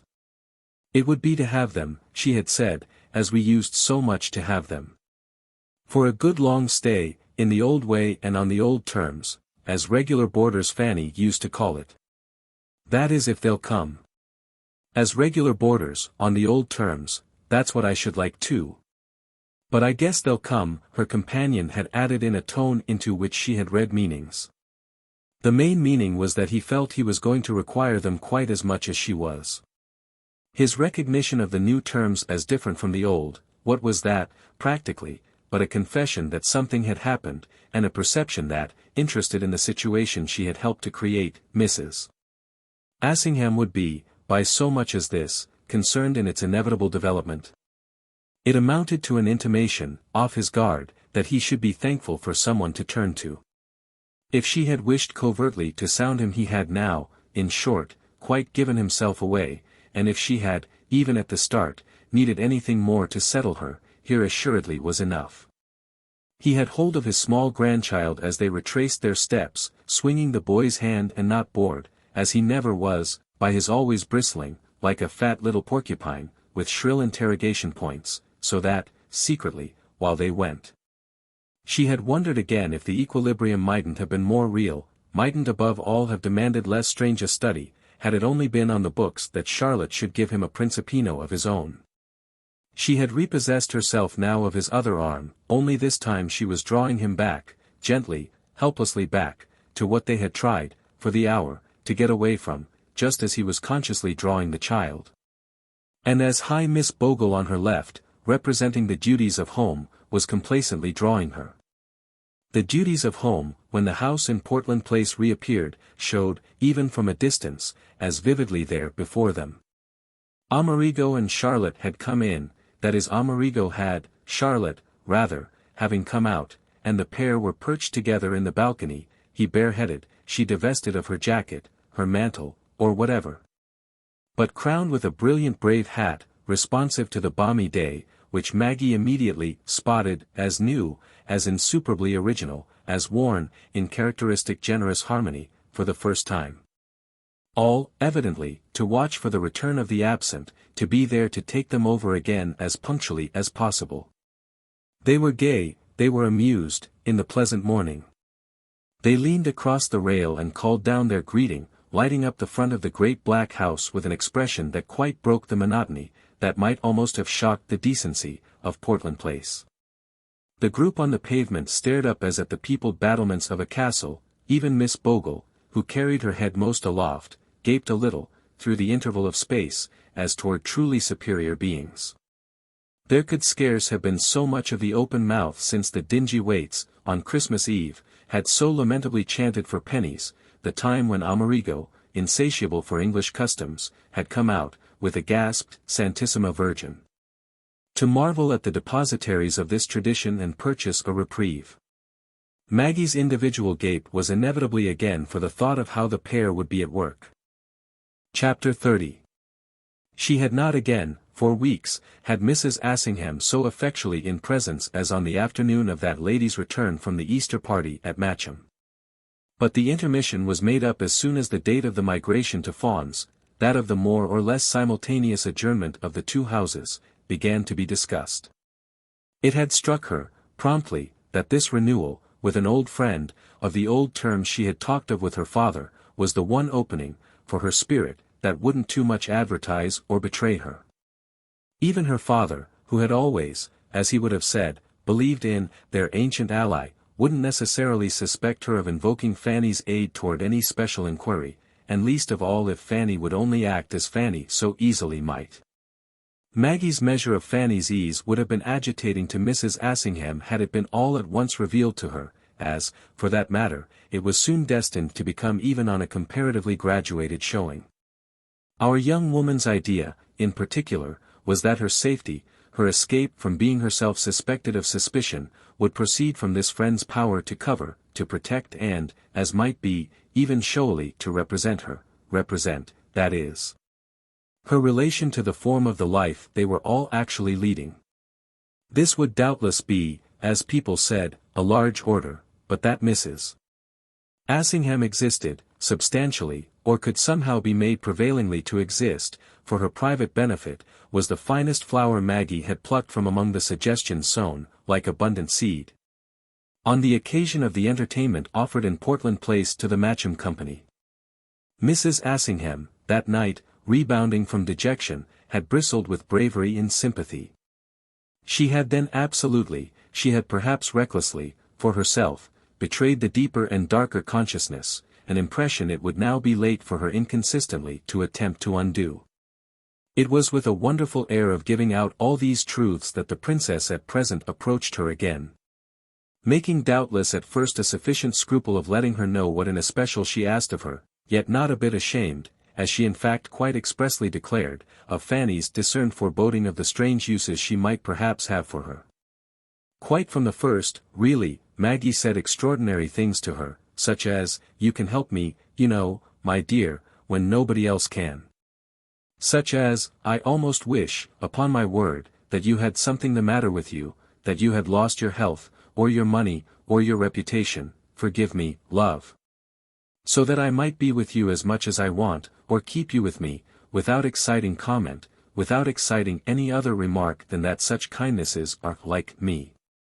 We have each our own way of making up for our unselfishness, and Maggie, who had no small self at all as against her husband or her father and only a weak and uncertain one as against her stepmother, would verily, at this crisis, have seen Mrs. Assingham's personal life or liberty sacrificed without a pang. The attitude that the appetite in question maintained in her was to draw peculiar support moreover from the current aspects and agitations of her victim. This personage struck her, in truth, as ready for almost anything, as not perhaps effusively protesting, yet as wanting with a restlessness of her own to know what she wanted. And in the long run, which was none so long either, there was to be no difficulty, as happened, about that. It was as if, for all the world, Maggie had let her see that she held her, that she made her, fairly responsible for something. Not, to begin with, dotting all the i's nor hooking together all the links, but treating her, without insistence, rather with caressing confidence, as there to see and to know, to advise and to assist. The theory, visibly, had patched itself together for her that the dear woman had somehow, from the early time, had a hand in all their fortunes. So that there was no turn of their common relations and affairs that couldn't be traced back in some degree to her original affectionate interest. On this affectionate interest the good lady's young friend now built, before her eyes, very much as a wise, or even as a mischievous, child, playing on the floor, might pile up blocks, skilfully and dizzily. With an eye on the face of a covertly watching elder. When the blocks tumbled down they but acted after the nature of blocks, yet the hour would come for their rising so high that the structure would have to be noticed and admired. Mrs.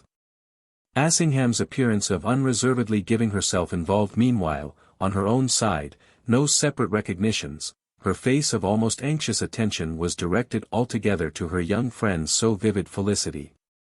It suggested that she took for granted, at the most, certain vague recent enhancements of that state. If the princess now, more than before, was going and going, she was prompt to publish that she beheld her go, that she had always known she would, sooner or later. And that any appeal for participation must more or less contain and invite the note of triumph.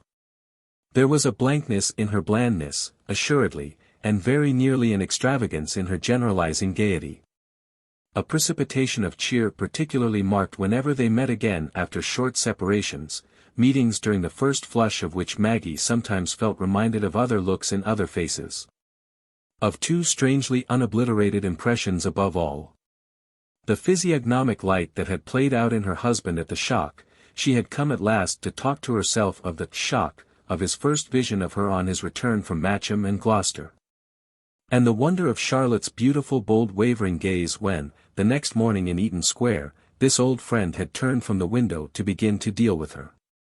If she had dared to think of it so crudely she would have said that Fanny was afraid of her, afraid of something she might say or do, even as, for their few brief seconds, Amerigo and Charlotte had been, which made, exactly, an expressive element common to the three.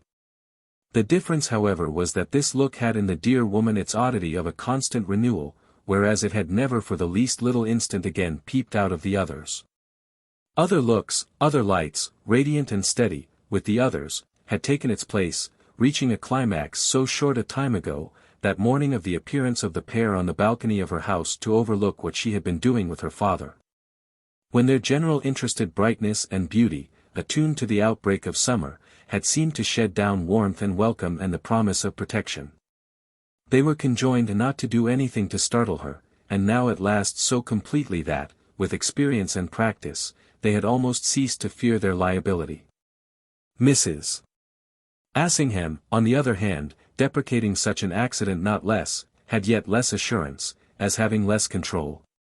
The high pitch of her cheer, accordingly, the tentative, adventurous expressions, of the would-be smiling order, that preceded her approach even like a squad of skirmishers, or whatever they were called. Moving ahead of the baggage train, these things had at the end of a fortnight brought a dozen times to our young woman's lips a challenge that had the cunning to await its right occasion, but of the relief of which, as a demonstration, she meanwhile felt no little need. "You've such a dread of my possibly complaining to you that you keep pealing all the bells to drown my voice, but don't cry out, my dear, till you're hurt, and above all ask yourself how I can be so wicked as to complain. What in the name of all that's fantastic can you dream that I have to complain of?" Such inquiries the princess temporarily succeeded in repressing, and she did so, in a measure.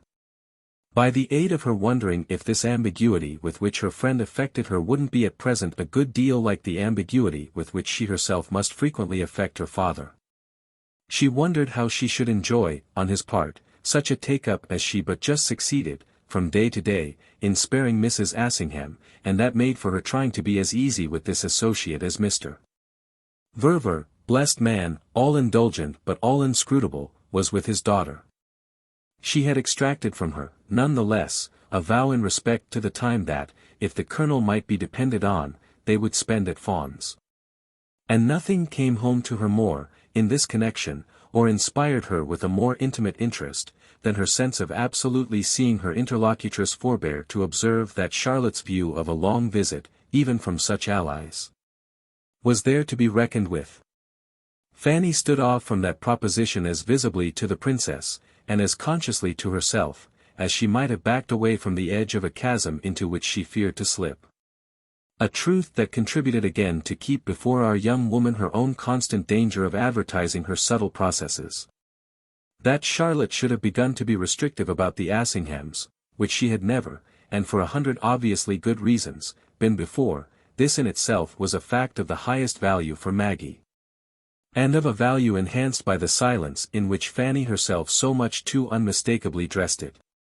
What gave it quite thrillingly its price was exactly the circumstance that it thus opposed her to her stepmother more actively, if she was to back up her friends for holding out, than she had ever yet been opposed. Though of course with the involved result of the fine chance given Mrs. Verver to ask her husband for explanations. From the moment she should be definitely caught in opposition there would be naturally no saying how much Charlotte's opportunities might multiply. What would become of her father, she hauntedly asked, if his wife, on the one side, should begin to press him to call his daughter to order, and the force of old habit, to put it only at that, should dispose him, not less effectively, to believe in this young person at any price? There she was, all round, imprisoned in the circle of the reasons it was impossible she should certainly give him. The house in the country was his house, and thereby was Charlotte's. It was her own and Amerigo's only so far as its proper master and mistress should profusely place it at their disposal. Maggie felt of course that she saw no limit to her father's profusion, but this couldn't be even at the best the case with Charlotte's, whom it would never be decent, when all was said, to reduce to fighting for her preferences. There were hours, truly, when the princess saw herself as not unarmed for battle if battle might only take place without spectators. This last advantage for her, was, however, too sadly out of the question. Her sole strength lay in her being able to see that if Charlotte wouldn't want the Assinghams it would be because that sentiment too would have motives and grounds. She had all the while command of one way of meeting any objection, any complaint, on his wife's part, reported to her by her father. It would be open to her to retort to his possible, "What are your reasons, my dear?" By a lucidly produced, "What are hers, love, please? Isn't that what we had better know? Mayn't her reasons be a dislike, beautifully founded, of the presence, and thereby of the observation, of persons who perhaps know about her things it's inconvenient to her they should know. That hideous card she might in mere logic play, being by this time, at her still swifter private pace, intimately familiar with all the fingered pasteboard in her pack. But she could play it only on the forbidden issue of sacrificing him.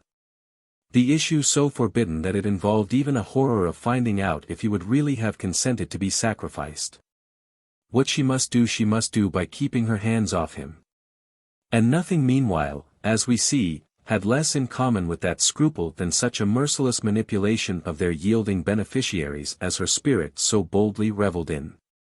She saw herself, in this connection, without detachment, saw others alone with intensity, otherwise she might have been struck, fairly have been amused, by her free assignment of the pachydermatous quality. If she could face the awkwardness of the persistence of her friends at Fawn's in spite of Charlotte, she somehow looked to them for an inspiration of courage that would improve upon her own. They were in short not only themselves to find a plausibility and an audacity, but were somehow by the way to pick up these forms for her, Maggie, as well. And she felt indeed that she was giving them scant time longer when, one afternoon in Portland Place, she broke out with an irrelevance that was merely superficial.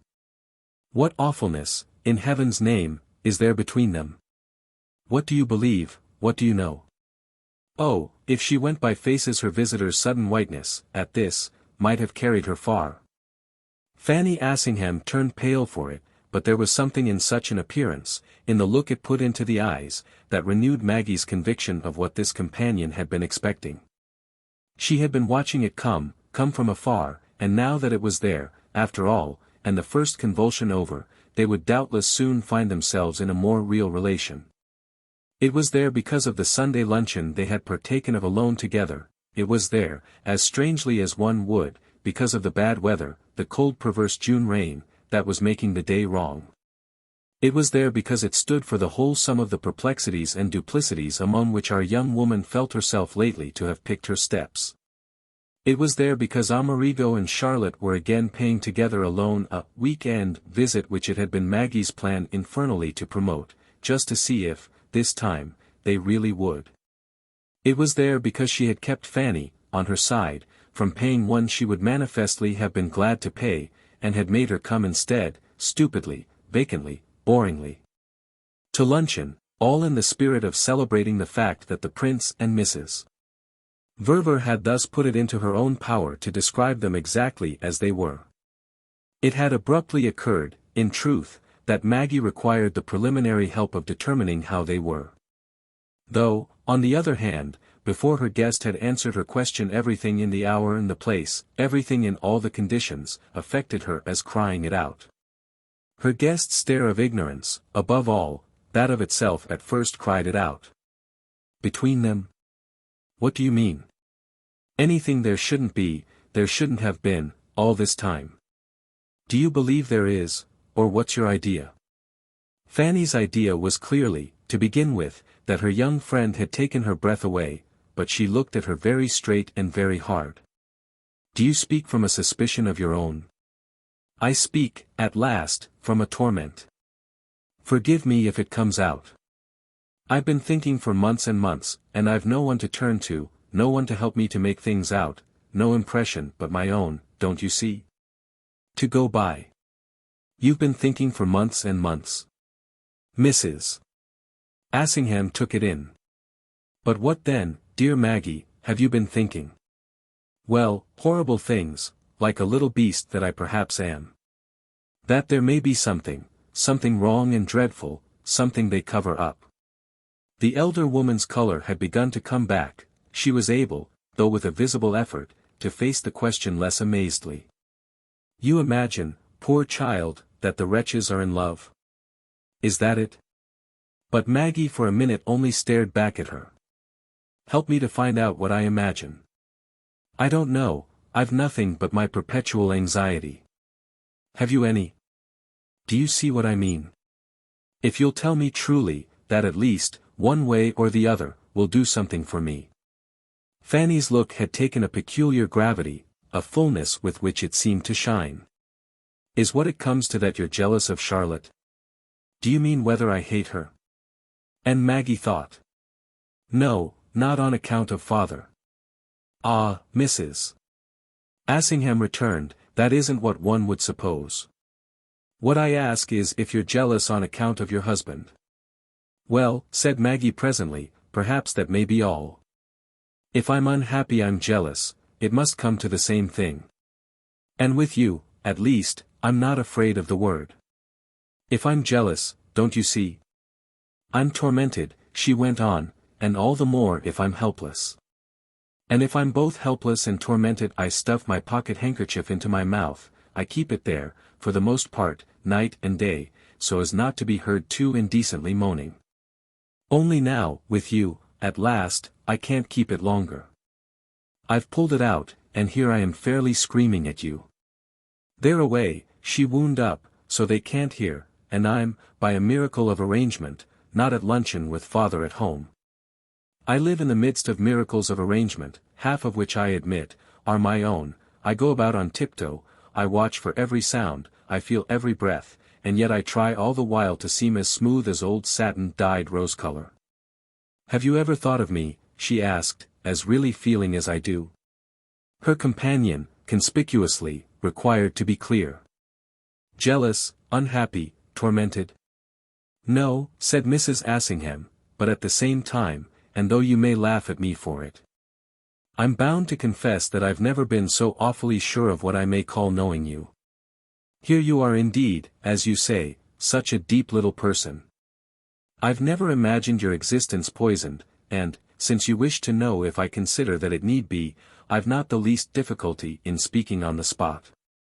Nothing, decidedly, strikes me as more unnecessary. For a minute after this they remained face to face. Maggie had sprung up while her friend sat enthroned, and, after moving to and fro in her intensity, now paused to receive the light she had invoked. It had accumulated, considerably, by this time, round Mrs. Assingham's ample presence, and it made, even to our young woman's own sense, a medium in which she could at last take a deeper breath. I've affected you, these months, and these last weeks in especial, as quiet and natural and easy. But it was a question that took, not imperceptibly, some answering.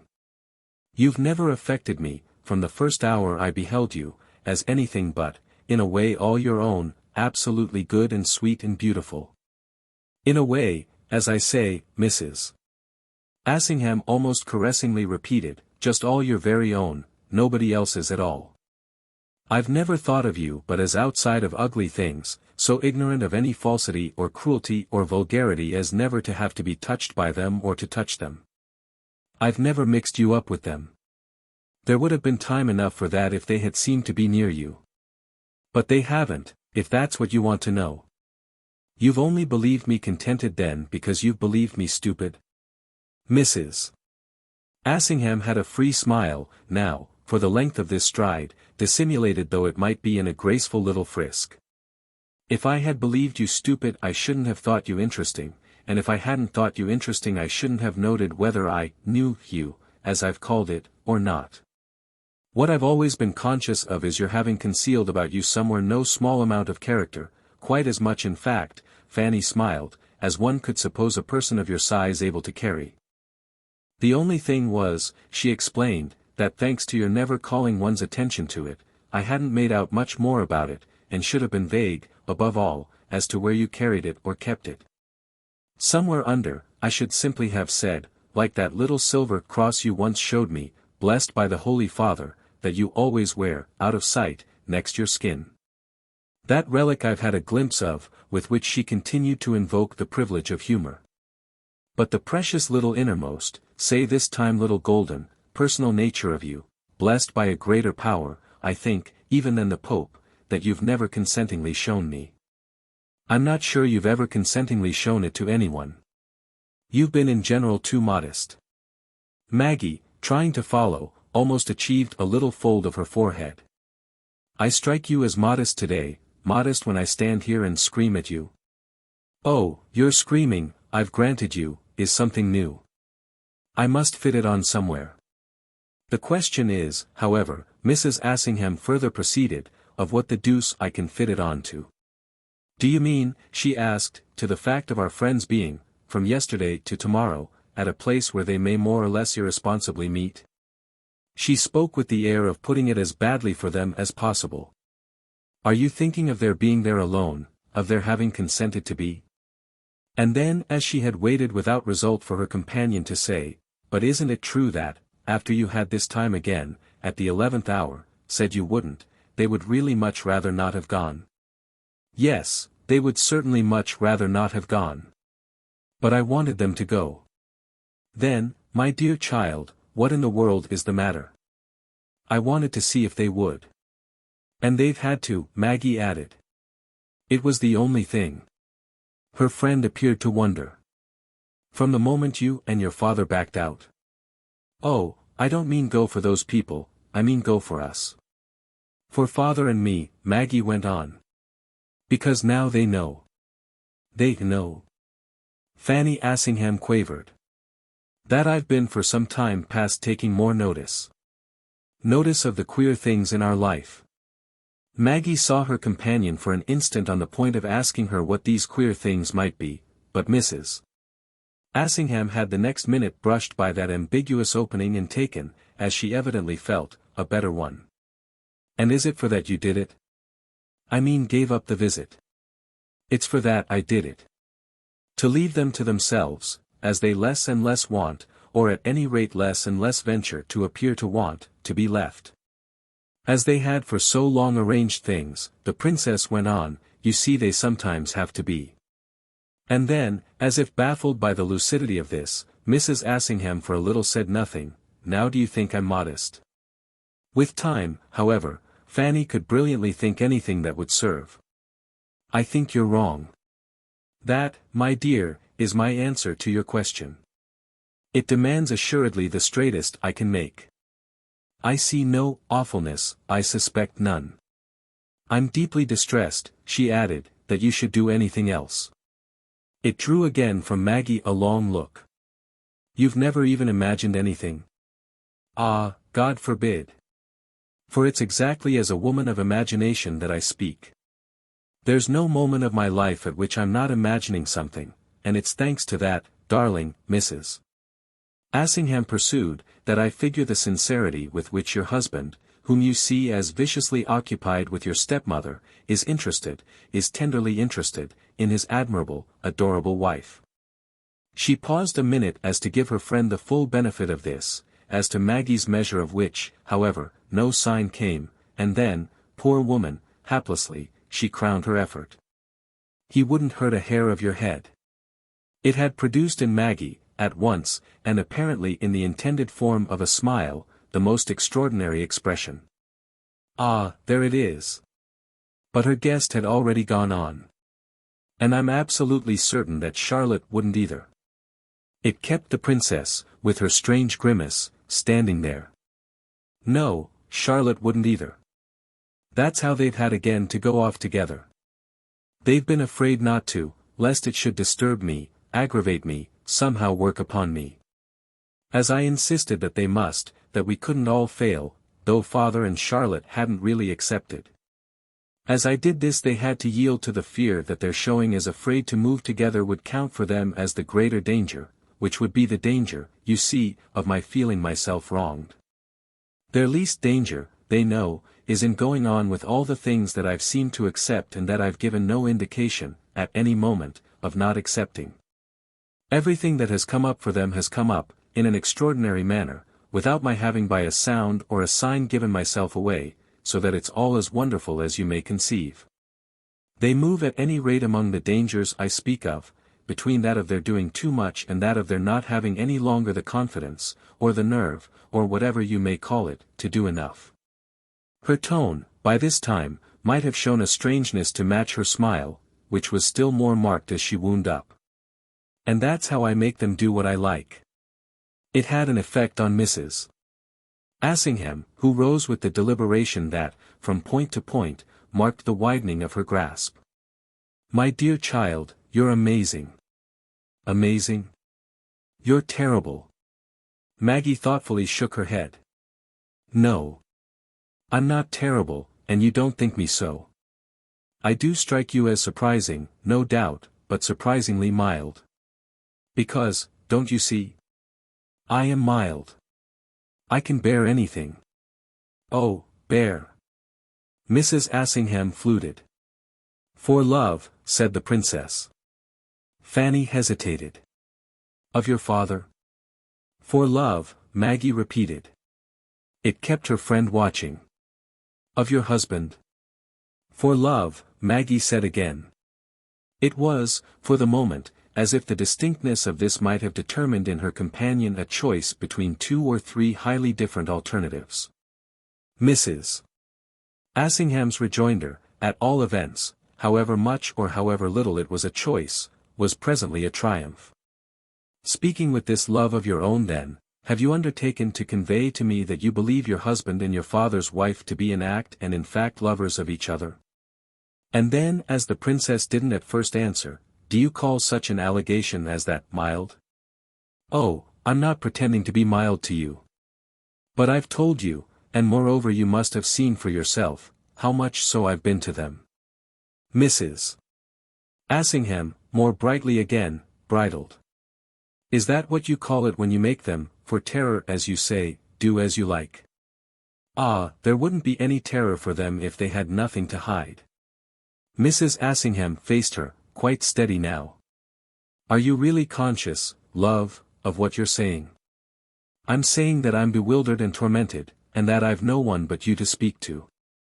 I've in fact been sure, that you've seen for yourself how much this is the case. It's why I've believed you would meet me halfway. Halfway to what? To denouncing, Fanny asked, 2 persons, friends of years, whom I've always immensely admired and liked, and against whom I haven't the shadow of a charge to make. Maggie looked at her with wide eyes. I had much rather you should denounce me than denounce them. Denounce me, she said, if you can see your way. It was exactly what she appeared to have argued out with herself. If, conscientiously, you can denounce me, if, conscientiously, you can revile me, if, conscientiously, you can put me in my place for a low-minded little pig. Well, said Mrs. Assingham, consideringly, as she paused for emphasis. I think I shall be saved. Her friend took it, for a minute, however, by carrying thoughtful eyes verily portentous, over her head. You say you've no one to speak to, and you make a point of your having so disguised your feelings, not having, as you call it, given yourself away. Have you then never seen it not only as your right, but as your bounden duty, worked up to such a pitch, to speak to your husband? I've spoken to him, said Maggie. Mrs. Assingham stared. Ah, then it isn't true that you've made no sign. Maggie had a silence. I've made no trouble. I've made no scene. I've taken no stand. I've neither reproached nor accused him. You'll say there's a way in all that of being nasty enough. Oh, dropped from Fanny as if she couldn't help it. But I don't think, strangely enough, that he regards me as nasty. I think that at bottom, for that is, said the princess, the strangeness, he's sorry for me. Yes, I think that, deep within, he pities me. Her companion wondered. For the state you've let yourself get into? For not being happy when I've so much to make me so? You've everything, said Mrs. Assingham with alacrity.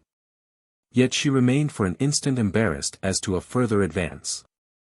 I don't understand, however, how, if you've done nothing. An impatience from Maggie had checked her. I've not done absolutely nothing. But what then? Well, she went on after a minute, he knows what I've done. It produced on Mrs. Assingham's part, her whole tone and manner exquisitely aiding, a hush not less prolonged, and the very duration of which inevitably gave it something of the character of an equal recognition. And what then has he done? Maggie took again a minute. He has been splendid. Splendid? Then what more do you want? Ah, what you see, said Maggie. Not to be afraid.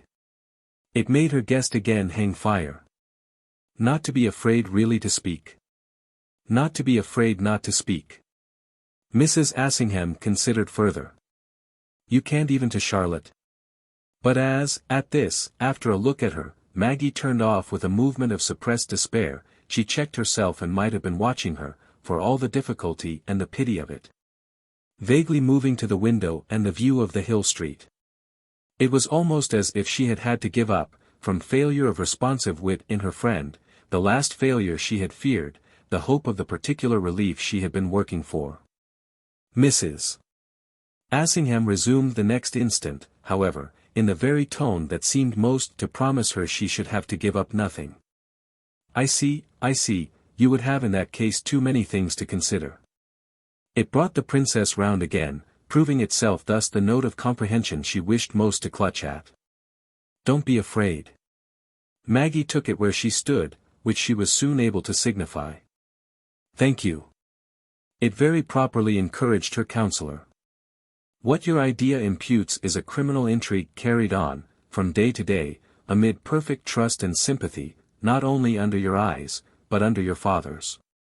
That's an idea it's impossible for me for a moment to entertain. Ah, there you are then. It's exactly what I wanted from you. You're welcome to it. Mrs. Assingham breathed. You never have entertained it? Maggie pursued. Never for an instant, said Fanny with her head very high. Maggie took it again, yet again as wanting more. Pardon my being so horrid. But by all you hold sacred. Mrs. Assingham faced her. Ah, my dear, upon my positive word as an honest woman. Thank you then, said the princess. So they remained a little, after which, but do you believe it, love? Fanny inquired. I believe you. Well, as I've faith in them, it comes to the same thing. Maggie, at this last, appeared for a moment to think again, but she embraced the proposition. The same thing. Then you're no longer unhappy. Her guest urged, coming more gaily toward her. I doubtless shan't be a great while. But it was now Mrs. Assingham's turn to want more. I've convinced you it's impossible. She had held out her arms, and Maggie, after a moment, meeting her, threw herself into them with a sound that had its oddity as a sign of relief. Impossible, impossible, she emphatically, more than emphatically, replied. Yet the next minute she had burst into tears over the impossibility, and a few seconds later, pressing, clinging, sobbing, had even caused them to flow, audibly, sympathetically and perversely, from her friend. Chapter 31.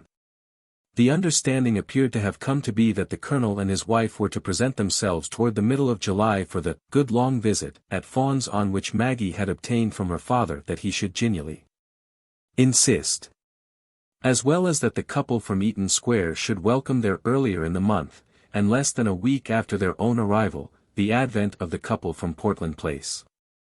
Oh, we shall give you time to breathe. Fanny remarked, in reference to the general prospect, with a gaiety that announced itself as heedless of criticism, to each member of the party in turn. Sustaining and bracing herself by her emphasis, pushed even to an amiable cynicism, of the confident view of these punctualities of the Assinghams. The ground she could best occupy, to her sense, was that of her being moved, as in this connection she had always been moved, by the admitted grossness of her avidity. The way the hospitality of the Ververs met her convenience and ministered to her ease, destitute as the colonel had kept her, from the first, of any rustic retreat, any leafy bower of her own, any fixed base for the stale season now at hand. She had explained at home, she had repeatedly re-explained, the terms of her dilemma, the real difficulty of her, or, as she now put it, of their position. When the pair could do nothing else, in Cadogan Place, they could still talk of marvelous little Maggie, and of the charm, the sinister charm, of their having to hold their breath to watch her. A topic the momentous midnight discussion at which we have been present was so far from having exhausted. It came up, irrepressibly, at all private hours. They had planted it there between them, and it grew, from day to day, in a manner to make their sense of responsibility almost yield to their sense of fascination. Mrs. Assingham declared at such moments that in the interest of this admirable young thing, to whom, she also declared, she had quite come over, she was ready to pass with all the world else, even with the prince himself, the object, inconsequently. As well, of her continued, her explicitly shameless appreciation, for a vulgar, indelicate, pestilential woman, showing her true character in an abandoned old age.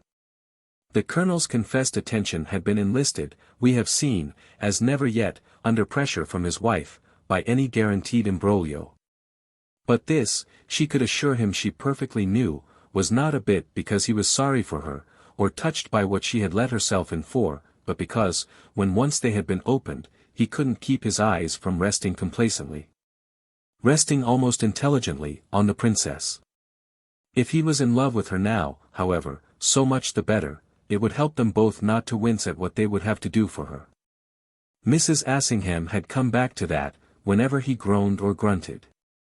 She had at no beguiled moment, since Maggie's little march was positively beguiling, let him lose sight of the grim necessity awaiting them.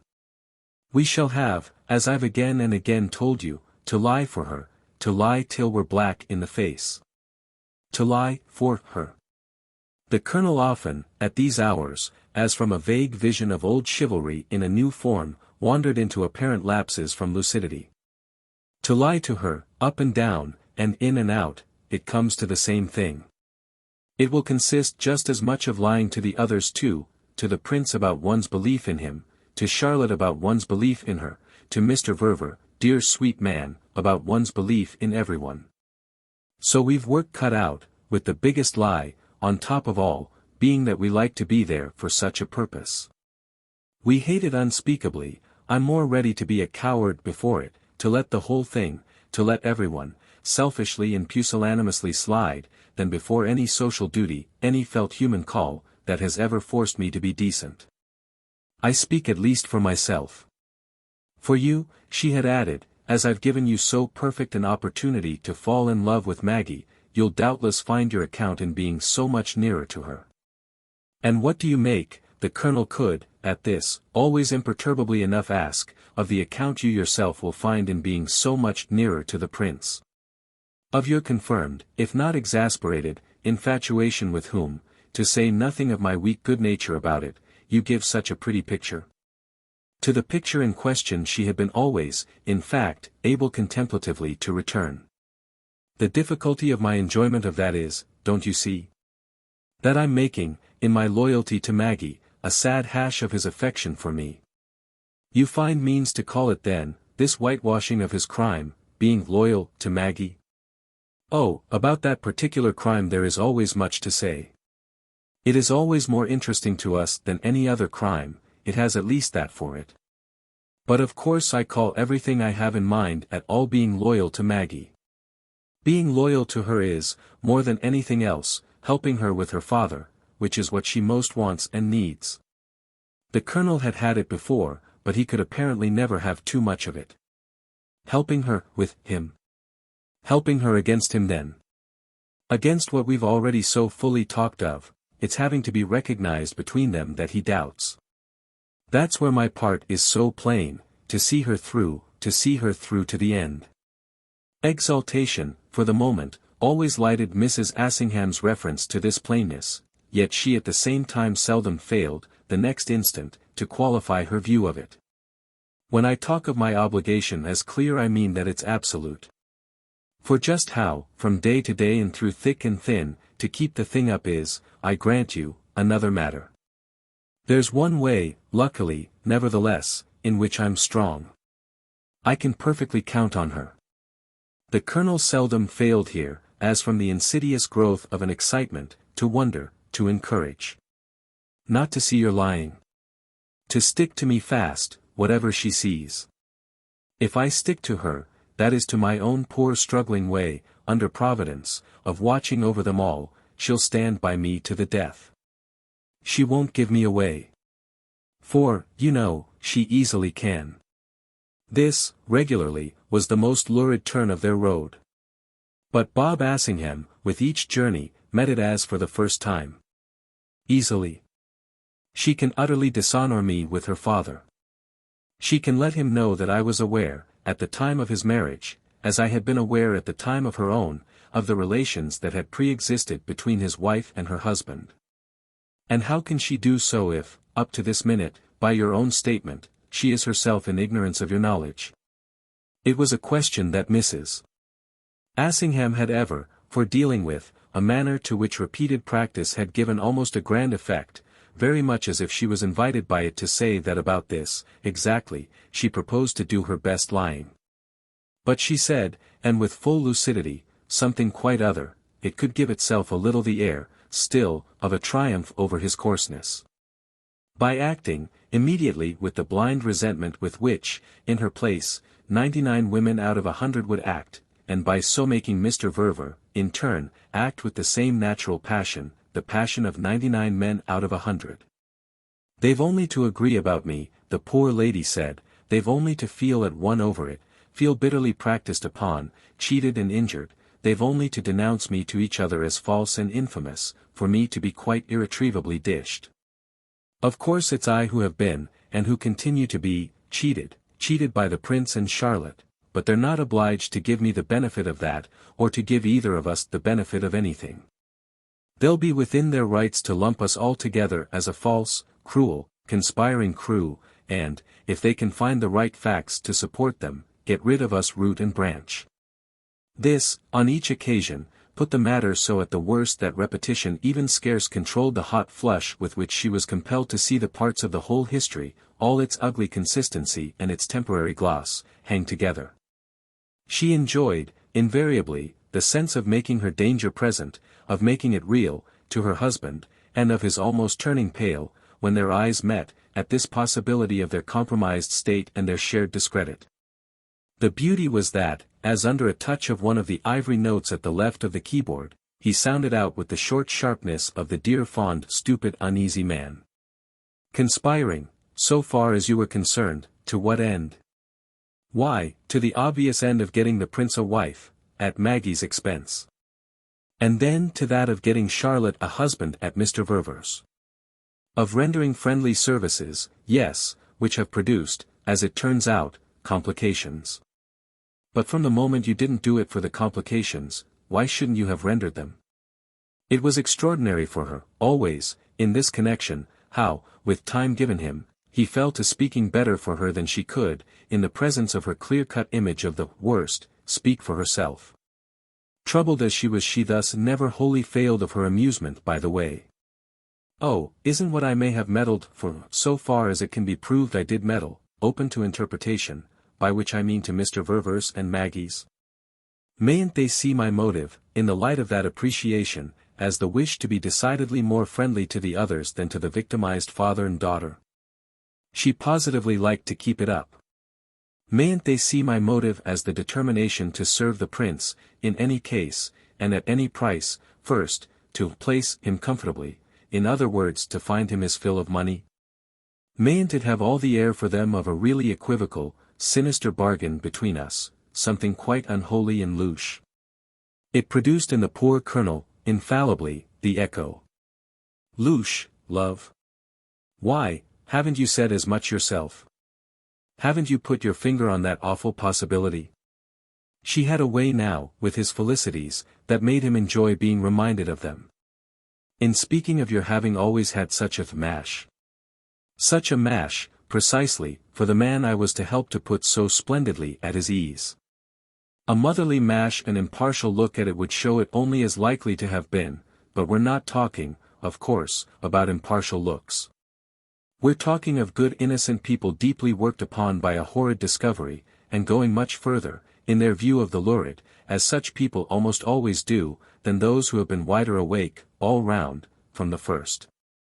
What I was to have got from my friend, in such a view, in exchange for what I had been able to do for him, well, that would have been an equivalent, of a kind best known to myself, for me shrewdly to consider. And she easily lost herself, each time, in the anxious satisfaction of filling out the picture. It would have been seen, it would have been heard of, before, the case of the woman a man doesn't want, or of whom he's tired, or for whom he has no use but such uses, and who is capable, in her infatuation, in her passion, of promoting his interests with other women rather than lose sight of him, lose touch of him, cease to have to do with him at all. Cela SSVU, my dear, and stranger things still, as I needn't tell you. Very good then, she wound up, there is a perfectly possible conception of the behavior of your sweet wife. Since, as I say, there's no imagination so lively, once it started, as that of really agitated lambs. Lions are nothing to them, for lions are sophisticated, are blasés, are brought up, from the first, to prowling and mauling. It does give us, you'll admit, something to think about. My relief is luckily, however, in what I finally do think. He was well enough aware, by this time, of what she finally did think. But he was not without a sense, again, also for his amusement by the way. It would have made him, for a spectator of these passages between the pair, resemble not a little the artless child who hears his favorite story told for the 20th time and enjoys it exactly because he knows what is next to happen. What of course will pull them up, if they turn out to have less imagination than you assume, is the profit you can have found in furthering Mrs. Verver's marriage. You weren't at least in love with Charlotte. Oh, Mrs. Assingham, at this, always brought out, my hand in that is easily accounted for by my desire to be agreeable to him. To Mr. Verver. To the prince, by preventing her in that way from taking, as he was in danger of seeing her do, some husband with whom he wouldn't be able to keep open, so large an account as with his father-in-law. I've brought her near him, kept her within his reach, as she could never have remained either as a single woman or as the wife of a different man. Kept her, on that sweet construction, to be his mistress. Kept her, on that sweet construction, to be his mistress. She brought it out grandly, it had always so, for her own ear as well as, visibly, for her husband's, its effect. The facilities in the case, thanks to the particular conditions, being so quite ideal. Down even to the facility of your minding everything so little, from your own point of view, as to have supplied him with the enjoyment of two beautiful women. Down even to that, to the monstrosity of my folly. But not, Mrs. Assingham added, two of anything. One beautiful woman, and one beautiful fortune. That's what a creature of pure virtue exposes herself to when she suffers her pure virtue, suffers her sympathy, her disinterestedness, her exquisite sense for the lives of others, to carry her too far. Voila. I see. It's the way the Ververs have you. It's the way the Ververs have me. It's in other words the way they would be able to make such a show to each other of having me, if Maggie weren't so divine. She lets you off. He never failed to insist on all this to the very end, which was how he had become so versed in what she finally thought. She lets me off. So that now, horrified and contrite at what I've done, I may work to help her out. And Mr. Verver, she was fond of adding, lets me off too. Then you do believe he knows? It determined in her always, there, with a significant pause, a deep immersion in her thought. I believe he would let me off if he did know, so that I might work to help him out. Or rather, really, she went on, that I might work to help Maggie. That would be his motive, that would be his condition, in forgiving me. Just as hers, for me, in fact, her motive and her condition, are my acting to spare her father. But it's with Maggie only that I'm directly concerned, nothing, ever, not a breath, not a look, I'll guarantee, shall I have, whatever happens, from Mr. Verver himself. So it is, therefore, that I shall probably, by the closest possible shave, escape the penalty of my crimes. You mean being held responsible? I mean being held responsible. My advantage will be that Maggie's such a trump. Such a trump that, as you say, she'll stick to you. Stick to me, on our understanding, stick to me. For our understanding signed and sealed. And to brood over it again was ever, for Mrs. Assingham, to break out again with exultation. It's a grand, high compact. She has solemnly promised. But in words? Oh yes, in words enough, since it's a matter of words. To keep up her lie so long as I keep up mine. And what do you call her lie? Why, the pretense that she believes me. Believes they're innocent. She positively believes then they're guilty.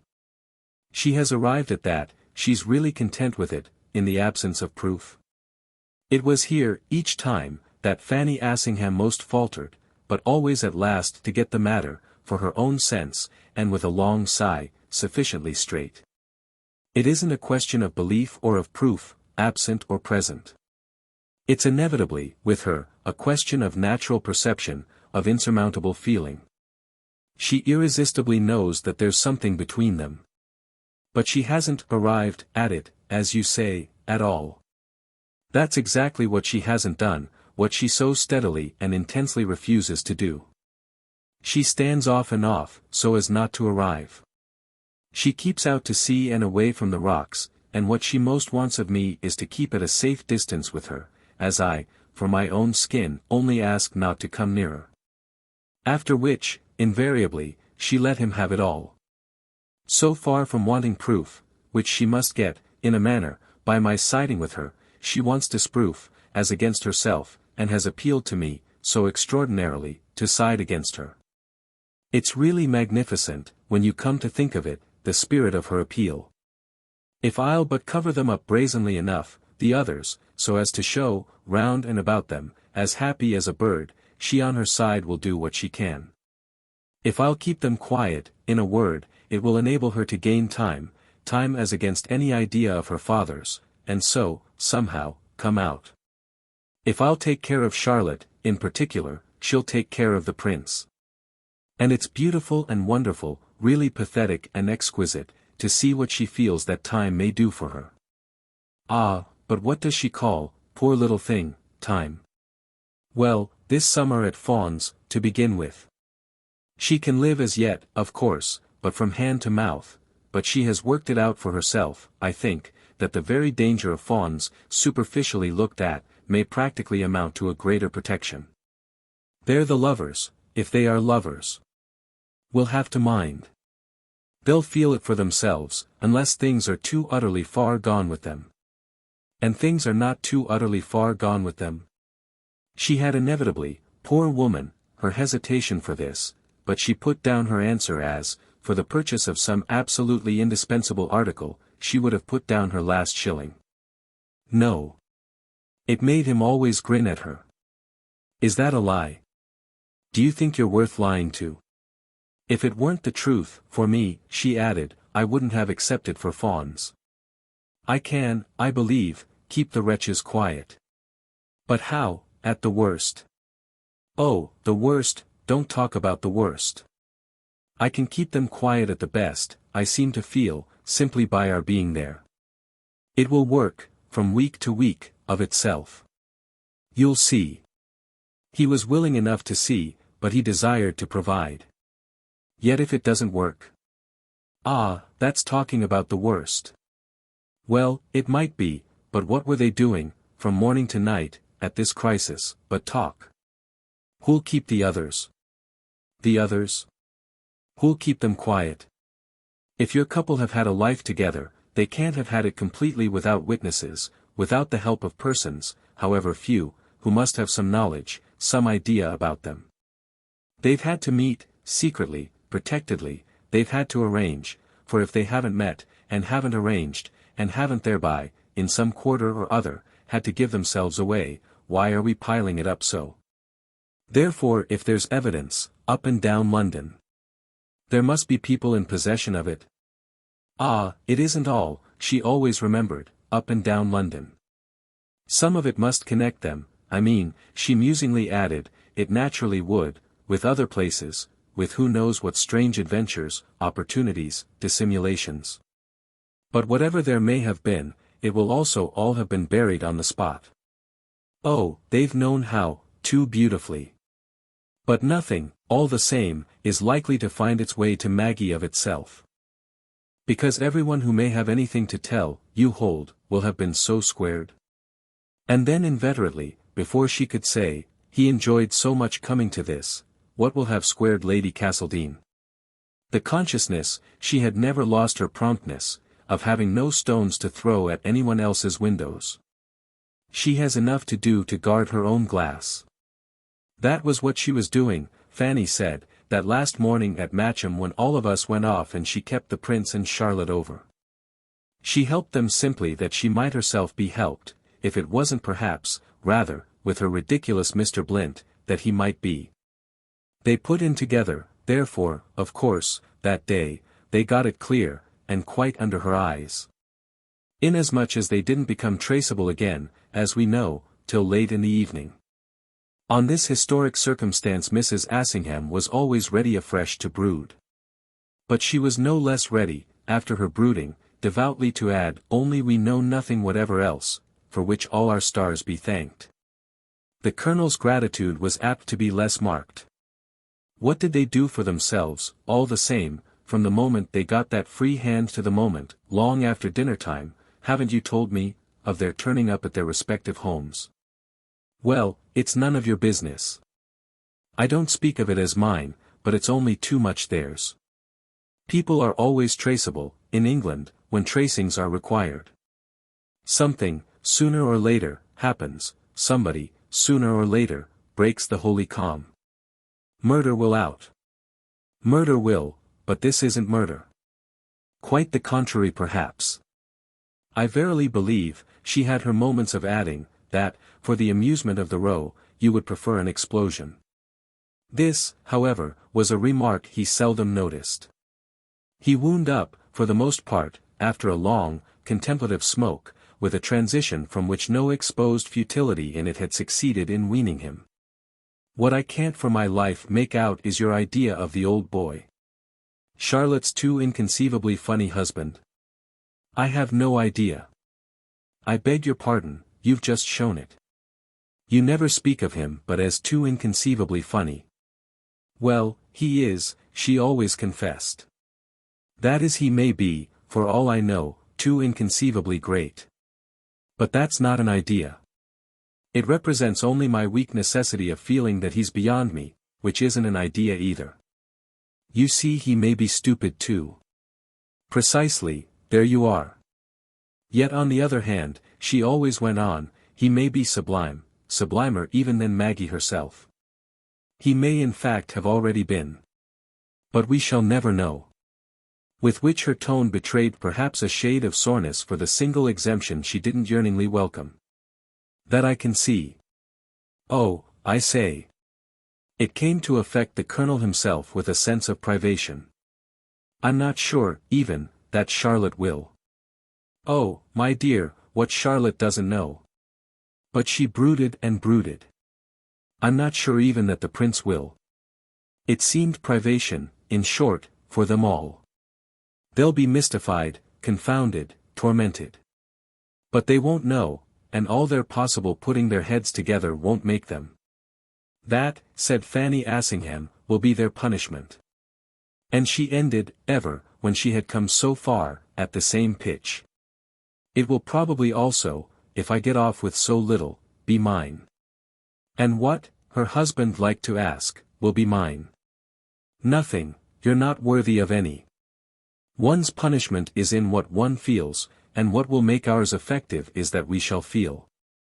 She was splendid with her ours, she flared up with this prophecy. It will be Maggie herself who will mete it out. Maggie? She'll know, about her father, everything. Everything, she repeated. On the vision of which, each time, Mrs. Assingham, as with the presentiment of an odd despair, turned away from it. But she'll never tell us. Chapter 32.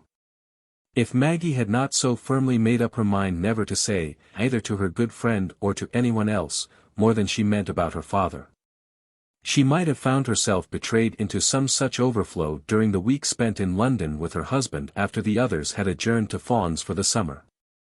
This was because of the odd element of the unnatural imparted to the so simple fact of their brief separation by the assumptions resident in their course of life hitherto. She was used, herself, certainly, by this time, to dealing with odd elements. But she dropped, instantly, even from such peace as she had patched up, when it was a question of feeling that her unpenetrated parent might be alone with them.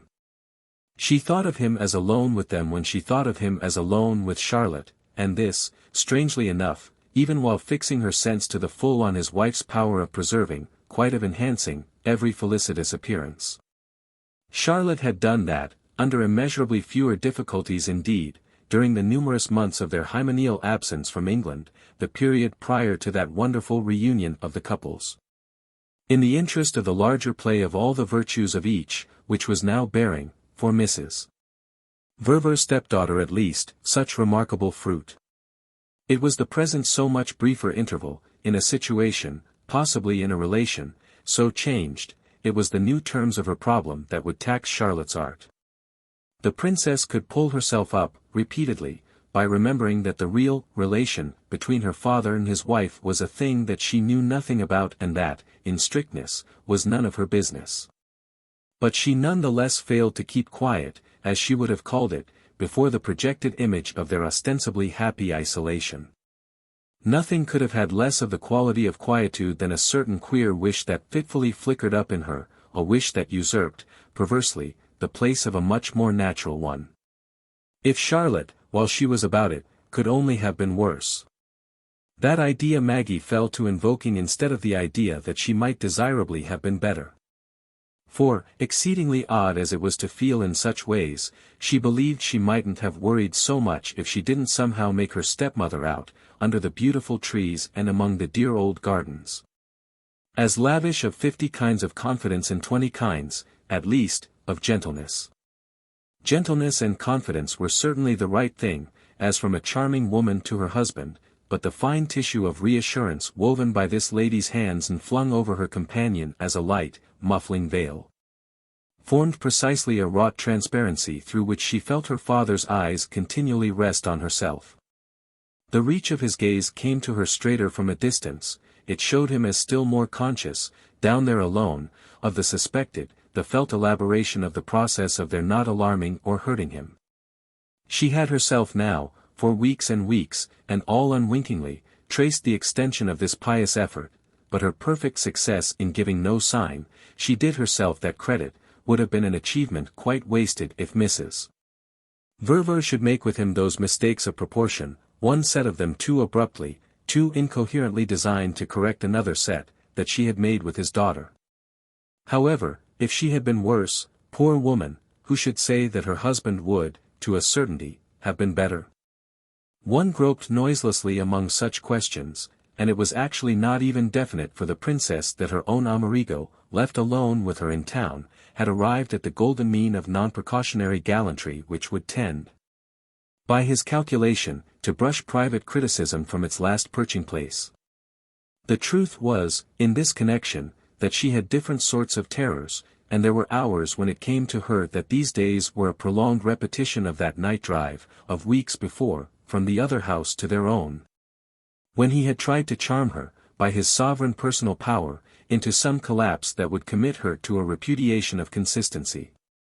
She was never alone with him, it was to be said, without her having sooner or later to ask herself what had already become of her consistency. Yet, at the same time, so long as she breathed no charge, she kept hold of a remnant of appearance that could save her from attack. Attack, real attack, from him, as he would conduct it was what she above all dreaded. She was so far from sure that under that experience she mightn't drop into some depth of weakness, mightn't show him some shortest way with her that he would know how to use again.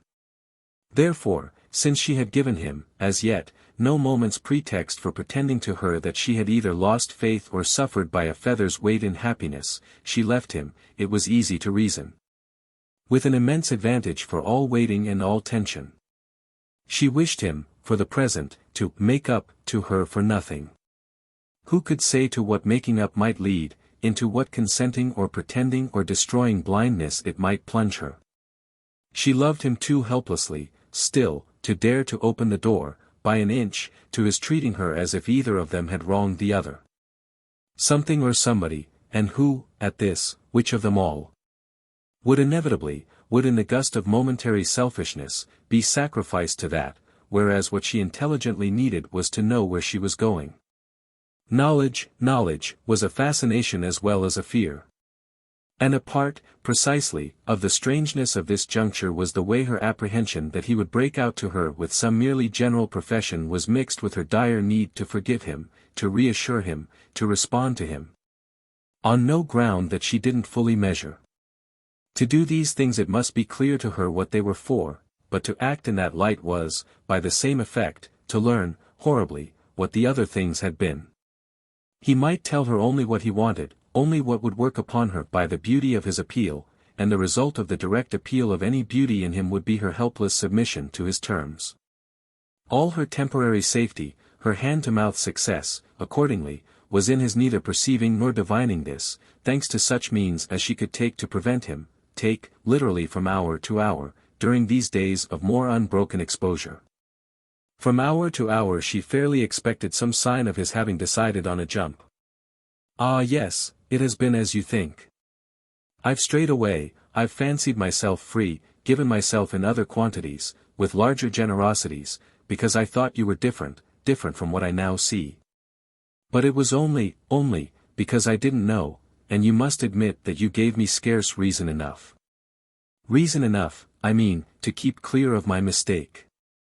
To which I confess, for which I'll do exquisite penance, which you can help me now, I too beautifully feel, to get completely over."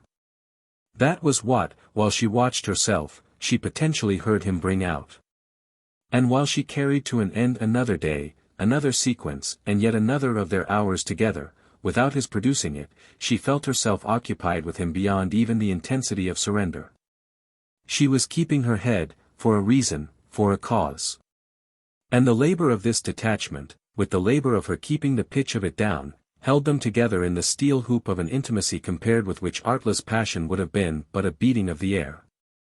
Her greatest danger, or at least her greatest motive for care, was the obsession of the thought that, if he actually did suspect, the fruit of his attention to her couldn't help being a sense of the growth of her importance.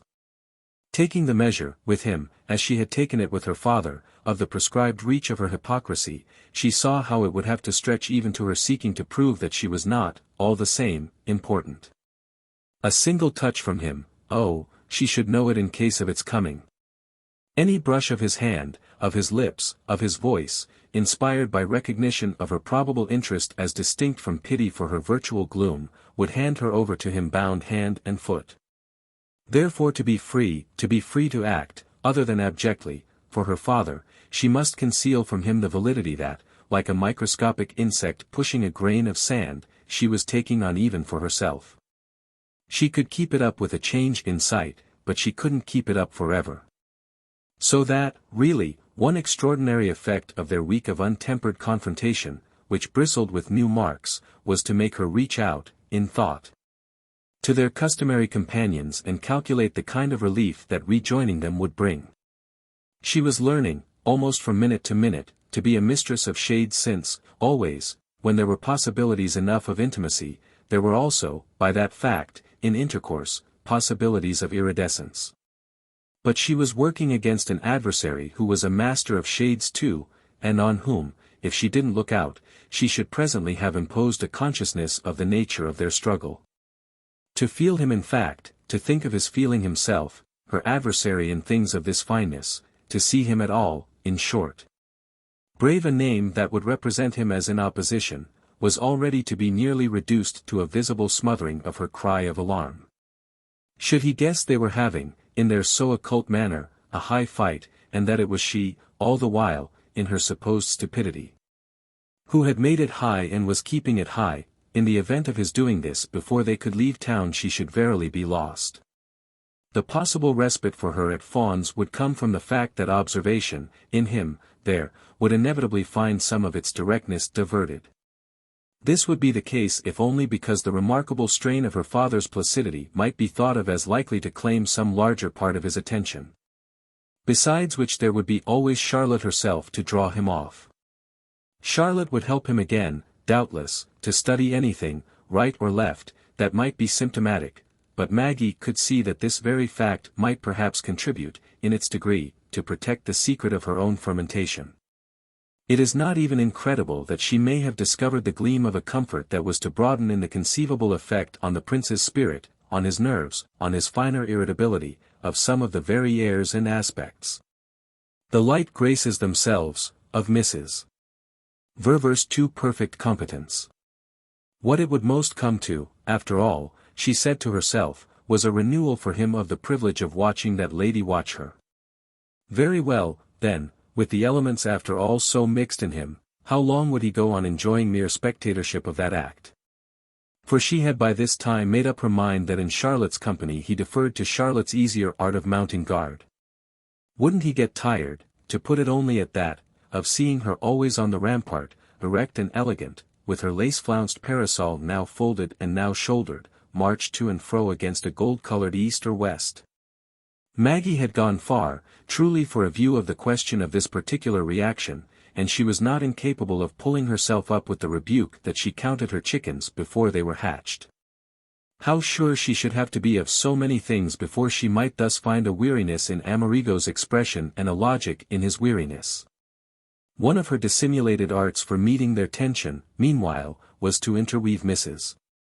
Assingham as plausibly as possible with the undulations of their surface, to bring it about that she should join them, of an afternoon. When they drove together or if they went to look at things, looking at things being almost as much a feature of their life as if they were bazaar opening royalties. Then there were such combinations, later in the day, as her attendance on them, and the Colonel's as well, for such whimsical matters as visits to the opera no matter who was singing, and sudden outbreaks of curiosity about the British drama. The good couple from Cadogan Place could always unprotestingly dine with them and go on, afterwards to such publicities as the princess cultivated the boldness of now perversely preferring. It may be said of her that, during these passages, she plucked her sensations by the way, detached, nervously, the small wild blossoms of her dim forest, so that she could smile over them at least with the spacious appearance, for her companions. For her husband above all, of bravely, of altogether frivolously, going a Main. She had her intense, her smothered excitements, some of which were almost inspirations. She had in particular the extravagant, positively at moments the amused, sense of using her friend to the topmost notch, accompanied with the high luxury of not having to explain. Never, no never, should she have to explain to Fanny Assingham again, who, poor woman, on her own side, would be charged, it might be forever, with that privilege of the higher ingenuity. She put it all off on Fanny, and the dear thing herself might henceforth appraise the quantity. More and more magnificent now in her blameless egoism, Maggie asked no questions of her, and thus only signified the greatness of the opportunity she gave her. She didn't care for what devotions, what dinners of their own the Assinghams might have been booked, that was a detail, and she could think without wincing of the ruptures and rearrangements to which her service condemned them. It all fell in beautifully, moreover, so that, as hard, at this time, in spite of her fever, as a little pointed diamond, the princess showed something of the glitter of consciously possessing the constructive, the creative hand. She had but to have the fancy of presenting herself, of presenting her husband, in a certain high and convenient manner, to make it natural they should go about with their gentleman and their lady. To what else but this, exactly, had Charlotte, during so many weeks of the earlier season, worked her up? Herself assuming and discharging, so far as might be, the character and office of one of those revolving subordinate presences that float in the wake of greatness. The precedent was therefore established and the group normally constituted. Mrs. Assingham, meanwhile, at table, on the stairs, in the carriage or the opera box, might, with her constant overflow of expression, for that matter, and its singularly resident character where men in especial were concerned, look across at Amerigo in whatever sense she liked. It was not of that Maggie proposed to be afraid. She might warn him, she might rebuke him, she might reassure him, she might, if it were impossible not to, absolutely make love to him. Even this was open to her, as a matter simply between them, if it would help her to answer for the impeccability he had guaranteed. And Maggie desired in fact only to strike her as acknowledging the efficacy of her aid when she mentioned to her one evening a small project for the morrow, privately entertained, the idea, irresistible, intense, of going to pay, at the museum, a visit to Mr. Crichton. Mr. Crichton, as Mrs. Assingham could easily remember, was the most accomplished and obliging of public functionaries, whom everyone knew and who knew everyone, who had from the first, in particular, lent himself freely, and for the love of art and history, to becoming one of the steadier lights of Mr. Verver's adventurous path. the custodian of one of the richest departments of the great national collection of precious things. He could feel for the sincere private collector and urge him on his way even when condemned to be present at his capture of trophies sacrificed by the country to parliamentary thrift. He carried his amiability to the point of saying that, since London, under pettifogging views, had to miss, from time to time, its rarest opportunities, he was almost consoled to see such lost causes invariably wander at last, one by one, with the tormenting tinkle of their silver bells, into the wondrous, the already famous fold beyond the Mississippi. There was a charm in his almosts that was not to be resisted, especially after Mr. Verver and Maggie had grown sure, or almost, again, of enjoying the monopoly of them. And on this basis of envy changed to sympathy by the more familiar view of the father and the daughter, Mr. Crichton had at both houses, though especially in Eaton Square, learned to fill out the responsive and suggestive character. It was at his invitation, Fanny well recalled, that Maggie, one day, long before, and under her own attendance precisely, had, for the glory of the name she bore, paid a visit to one of the ampler shrines of the supreme exhibitory temple. An alcove of shelves charged with the gold and brown, gold and ivory, of old Italian bindings and consecrated to the records of the prince's race.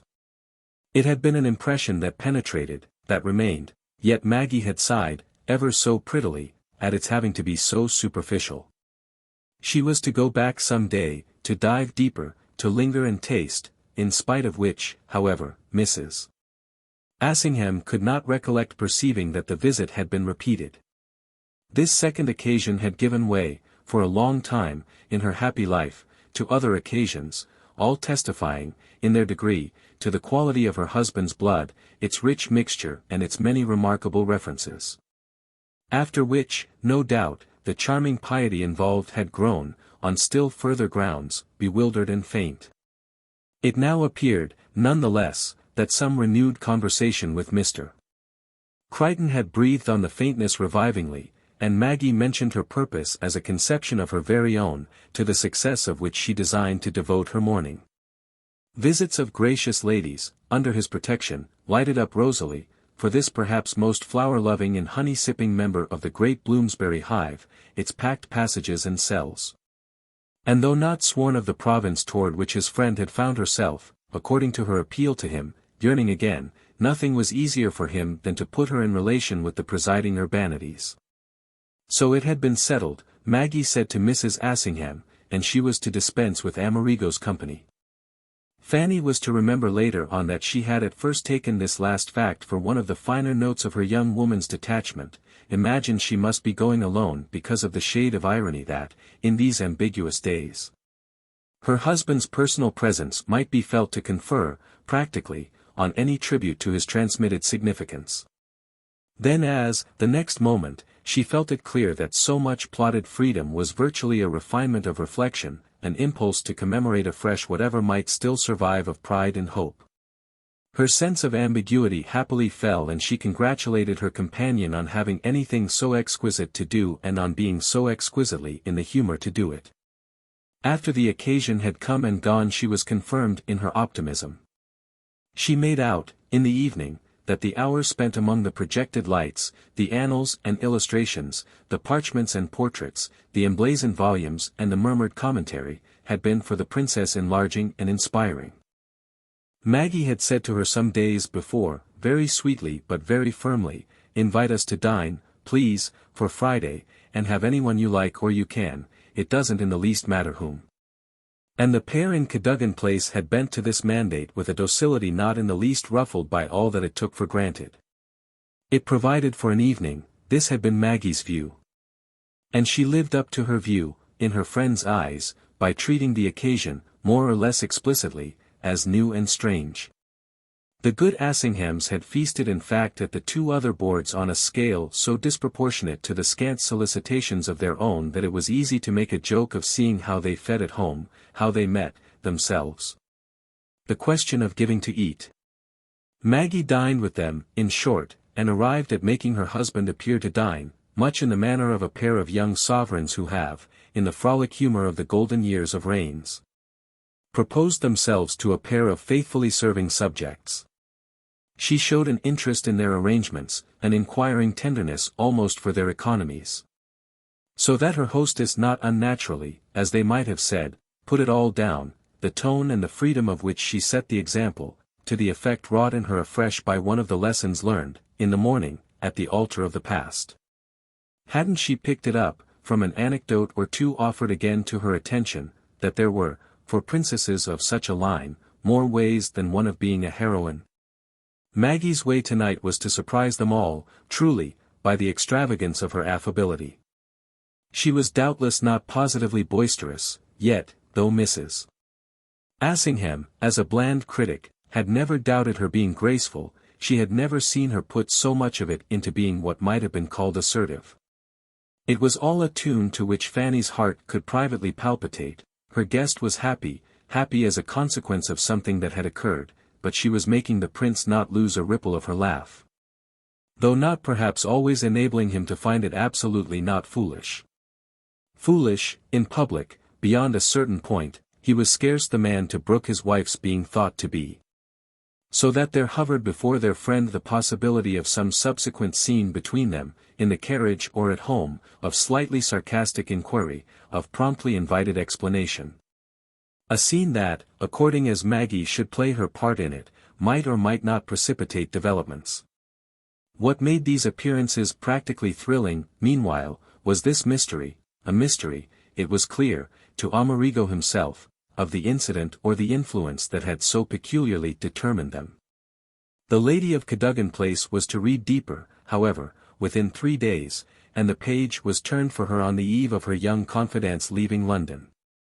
The awaited migration to Fawns was to take place on the morrow, and it was known meanwhile to Mrs. Assingham that their party of 4 were to dine that night, at the American Embassy, with another and a larger party.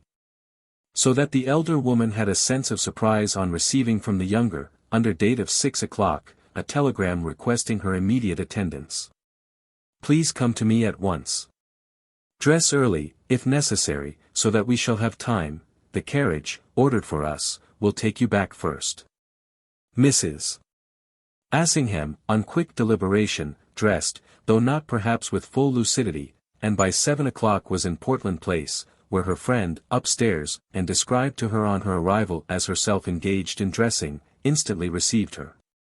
She knew on the spot, poor Fanny, as she was afterwards to declare to the Colonel, that her feared crisis had popped up as at the touch of a spring, that her impossible hour was before her. Her impossible hour was the hour of its coming out that she had known of old so much more than she had ever said. And she had often put it to herself, in apprehension, she tried to think even in preparation. That she should recognize the approach of her doom by a consciousness akin to that of the blowing open of a window on some night of the highest wind and the lowest thermometer. It would be all in vain to have crouched so long by the fire, the glass would have been smashed, the icy air would fill the place. If the air in Maggie's room then, on her going up, was not, as yet, quite the polar blast she had expected, it was distinctly, none the less, such an atmosphere as they had not hitherto breathed together. The princess, she perceived, was completely dressed, that business was over, it added indeed to the effect of her importantly awaiting the assistance she had summoned, of her showing a deck cleared, so to speak, for action. Her maid had already left her, and she presented herself, in the large, clear room, where everything was admirable, but where nothing was out of place, as, for the first time in her life rather, bedizened. Was it that she had put on too many things, overcharged herself with jewels, wore in particular more of them than usual, and bigger ones, in her hair? A question her visitor presently answered by attributing this appearance largely to the bright red spot, red as some monstrous ruby, that burned in either of her cheeks. These 2 items of her aspect had, promptly enough, their own light for Mrs.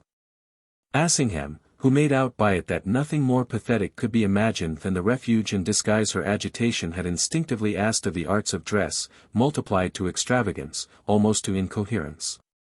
She had had, visibly, her idea, that of not betraying herself by inattentions into which she had never yet fallen, and she stood there circled about and furnished forth, as always, in a manner that testified to her perfect little personal processes. It had ever been her sign that she was, for all occasions, found ready, without loose ends or exposed accessories or unremoved superfluities.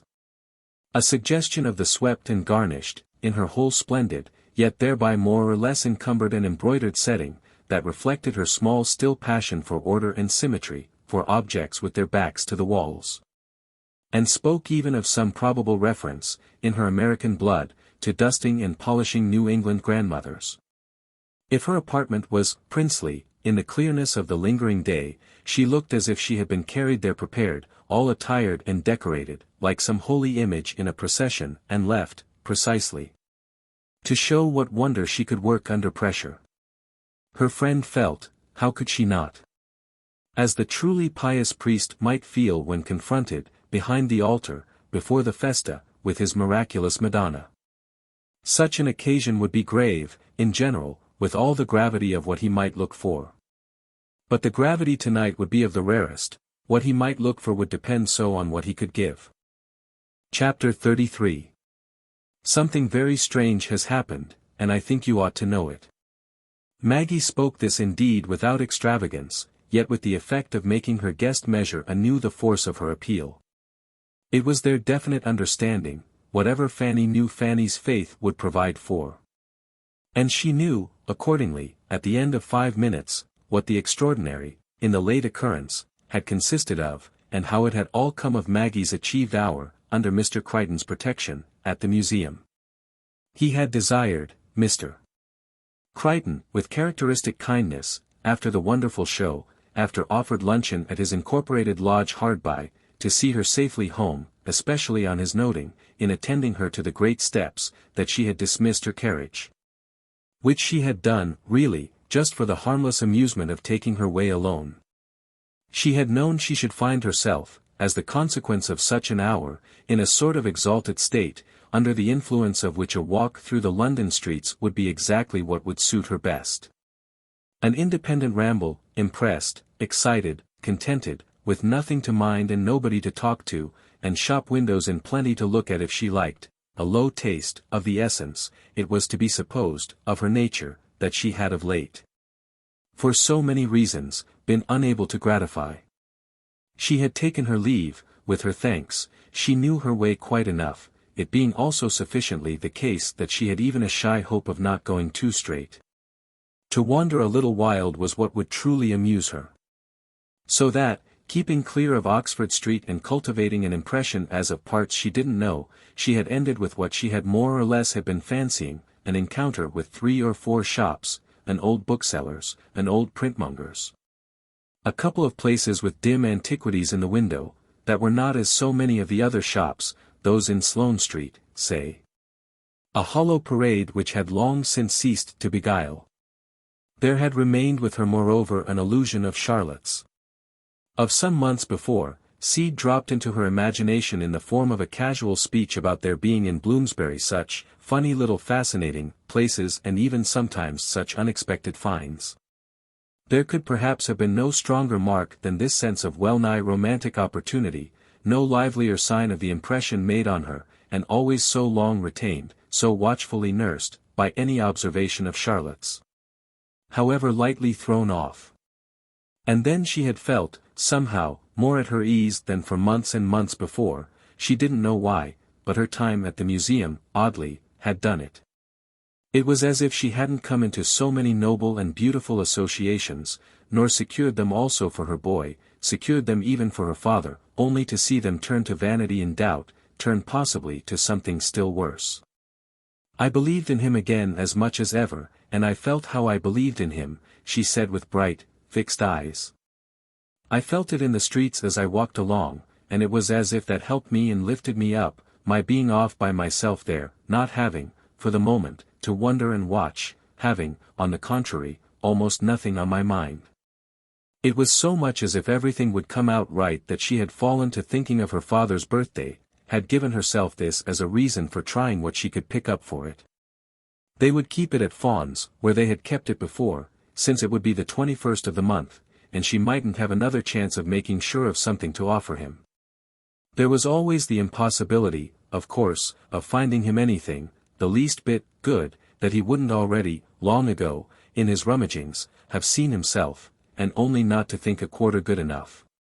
This, however, was an old story, and one could not have had any fun with him but for his sweet theory that the individual gift, the friendship's offering, was, by a rigorous law of nature, a foredoomed aberration. And that the more it was so the more it showed, and the more one cherished it for showing, how friendly it had been. The infirmity of art was the candor of affection, the grossness of pedigree the refinement of sympathy.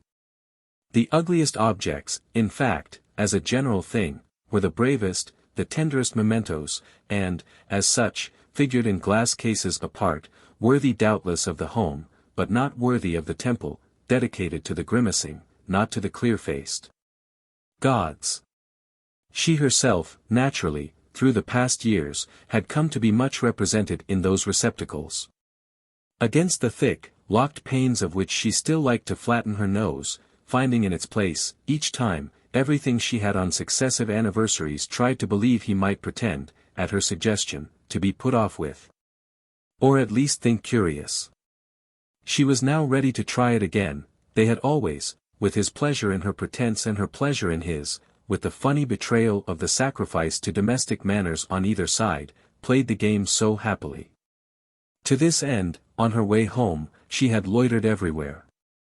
Quite too deludedly among the old books and the old prints, which had yielded nothing to her purpose, but with a strange inconsequence in one of the other shops, that of a small antiquarian, a queer little foreign man, who had shown her a number of things, shown her finally something that, struck with it as rather a rarity in thinking it would, compared to some of her ventures, quite superlatively do, she had bought really, when it came to that. For a price. "It appears now it won't do at all," said Maggie. "Something has happened since that puts it quite out of the question. I had only my day of satisfaction in it, but I feel, at the same time, as I keep it here before me, that I wouldn't have missed it for the world." She had talked, from the first of her friend's entrances coherently enough, even with a small quaver that overstated her calm. But she held her breath every few seconds, as if for deliberation and to prove she didn't pant, all of which marked for Fanny the depth of her commotion, her reference to her thought about her father. About her chance to pick up something that might divert him, her mention, in fine, of his fortitude under presence, having meanwhile, naturally, it should be said, much less an amplitude of insistence on the speaker's lips than a power to produce on the part of the listener herself the prompt response and full comprehension of memory and sympathy, of old amused observation. The picture was filled out by the latter's fond fancy. But Maggie was at any rate under arms. She knew what she was doing and had already her plan, a plan for making, for allowing, as yet, no difference. In accordance with which she would still dine out, and not with red eyes, nor convulsed features, nor neglected items of appearance, nor anything that would raise a question. Yet there was some knowledge that, exactly to this support of her not breaking down, she desired, she required, possession of, and, with the sinister rise and fall of lightning unaccompanied by thunder, it played before Mrs. Assingham's eyes that she herself should have, at whatever risk or whatever cost, to supply her with the stuff of her need. All our friend's instinct was to hold off from this till she should see what the ground would bear. She would take no step nearer unless intelligibly to meet her, and, awkward though it might be to hover there only pale and distorted, with mere imbecilities of vagueness. There was a quality of bald help in the fact of not as yet guessing what such an ominous start could lead to. She caught, however, after a second's thought, at the princess's allusion to her lost reassurance. "You mean you were so at your ease on Monday, the night you dined with us?" "I was very happy then," said Maggie. "Yes, we thought you so gay and so brilliant." Fanny felt it feeble, but she went on. "We were so glad you were happy." Maggie stood a moment, at first only looking at her. "You thought me all right, eh?" "Surely, dearest. We thought you all right." "Well, I dare say it was natural, but in point of fact I never was more wrong in my life." For, all the while, if you please, this was brewing. Mrs. Assingham indulged, as nearly as possible to luxury, her vagueness. This? That? replied the princess, whose eyes, her companion now saw, had turned to an object on the chimney-piece of the room, of which, among so many precious objects, the Ververs, wherever they might be, always revelled peculiarly in matchless old mantle ornaments. Her visitor had not taken heed. "Do you mean the gilt cup?" "I mean the gilt cup." The piece now recognized by Fanny as new to her own vision was a capacious bowl, of old-looking, rather strikingly yellow gold, mounted, by a short stem, on an ample foot, which held a central position above the fireplace, where, to allow it the better to show, a clearance had been made of other objects, notably of the Louis XVI clock that accompanied the candelabra. This latter trophy ticked at present on the marble slab of a commode that exactly matched it in splendor and style. Mrs. Assingham took it, the bowl, as a fine thing.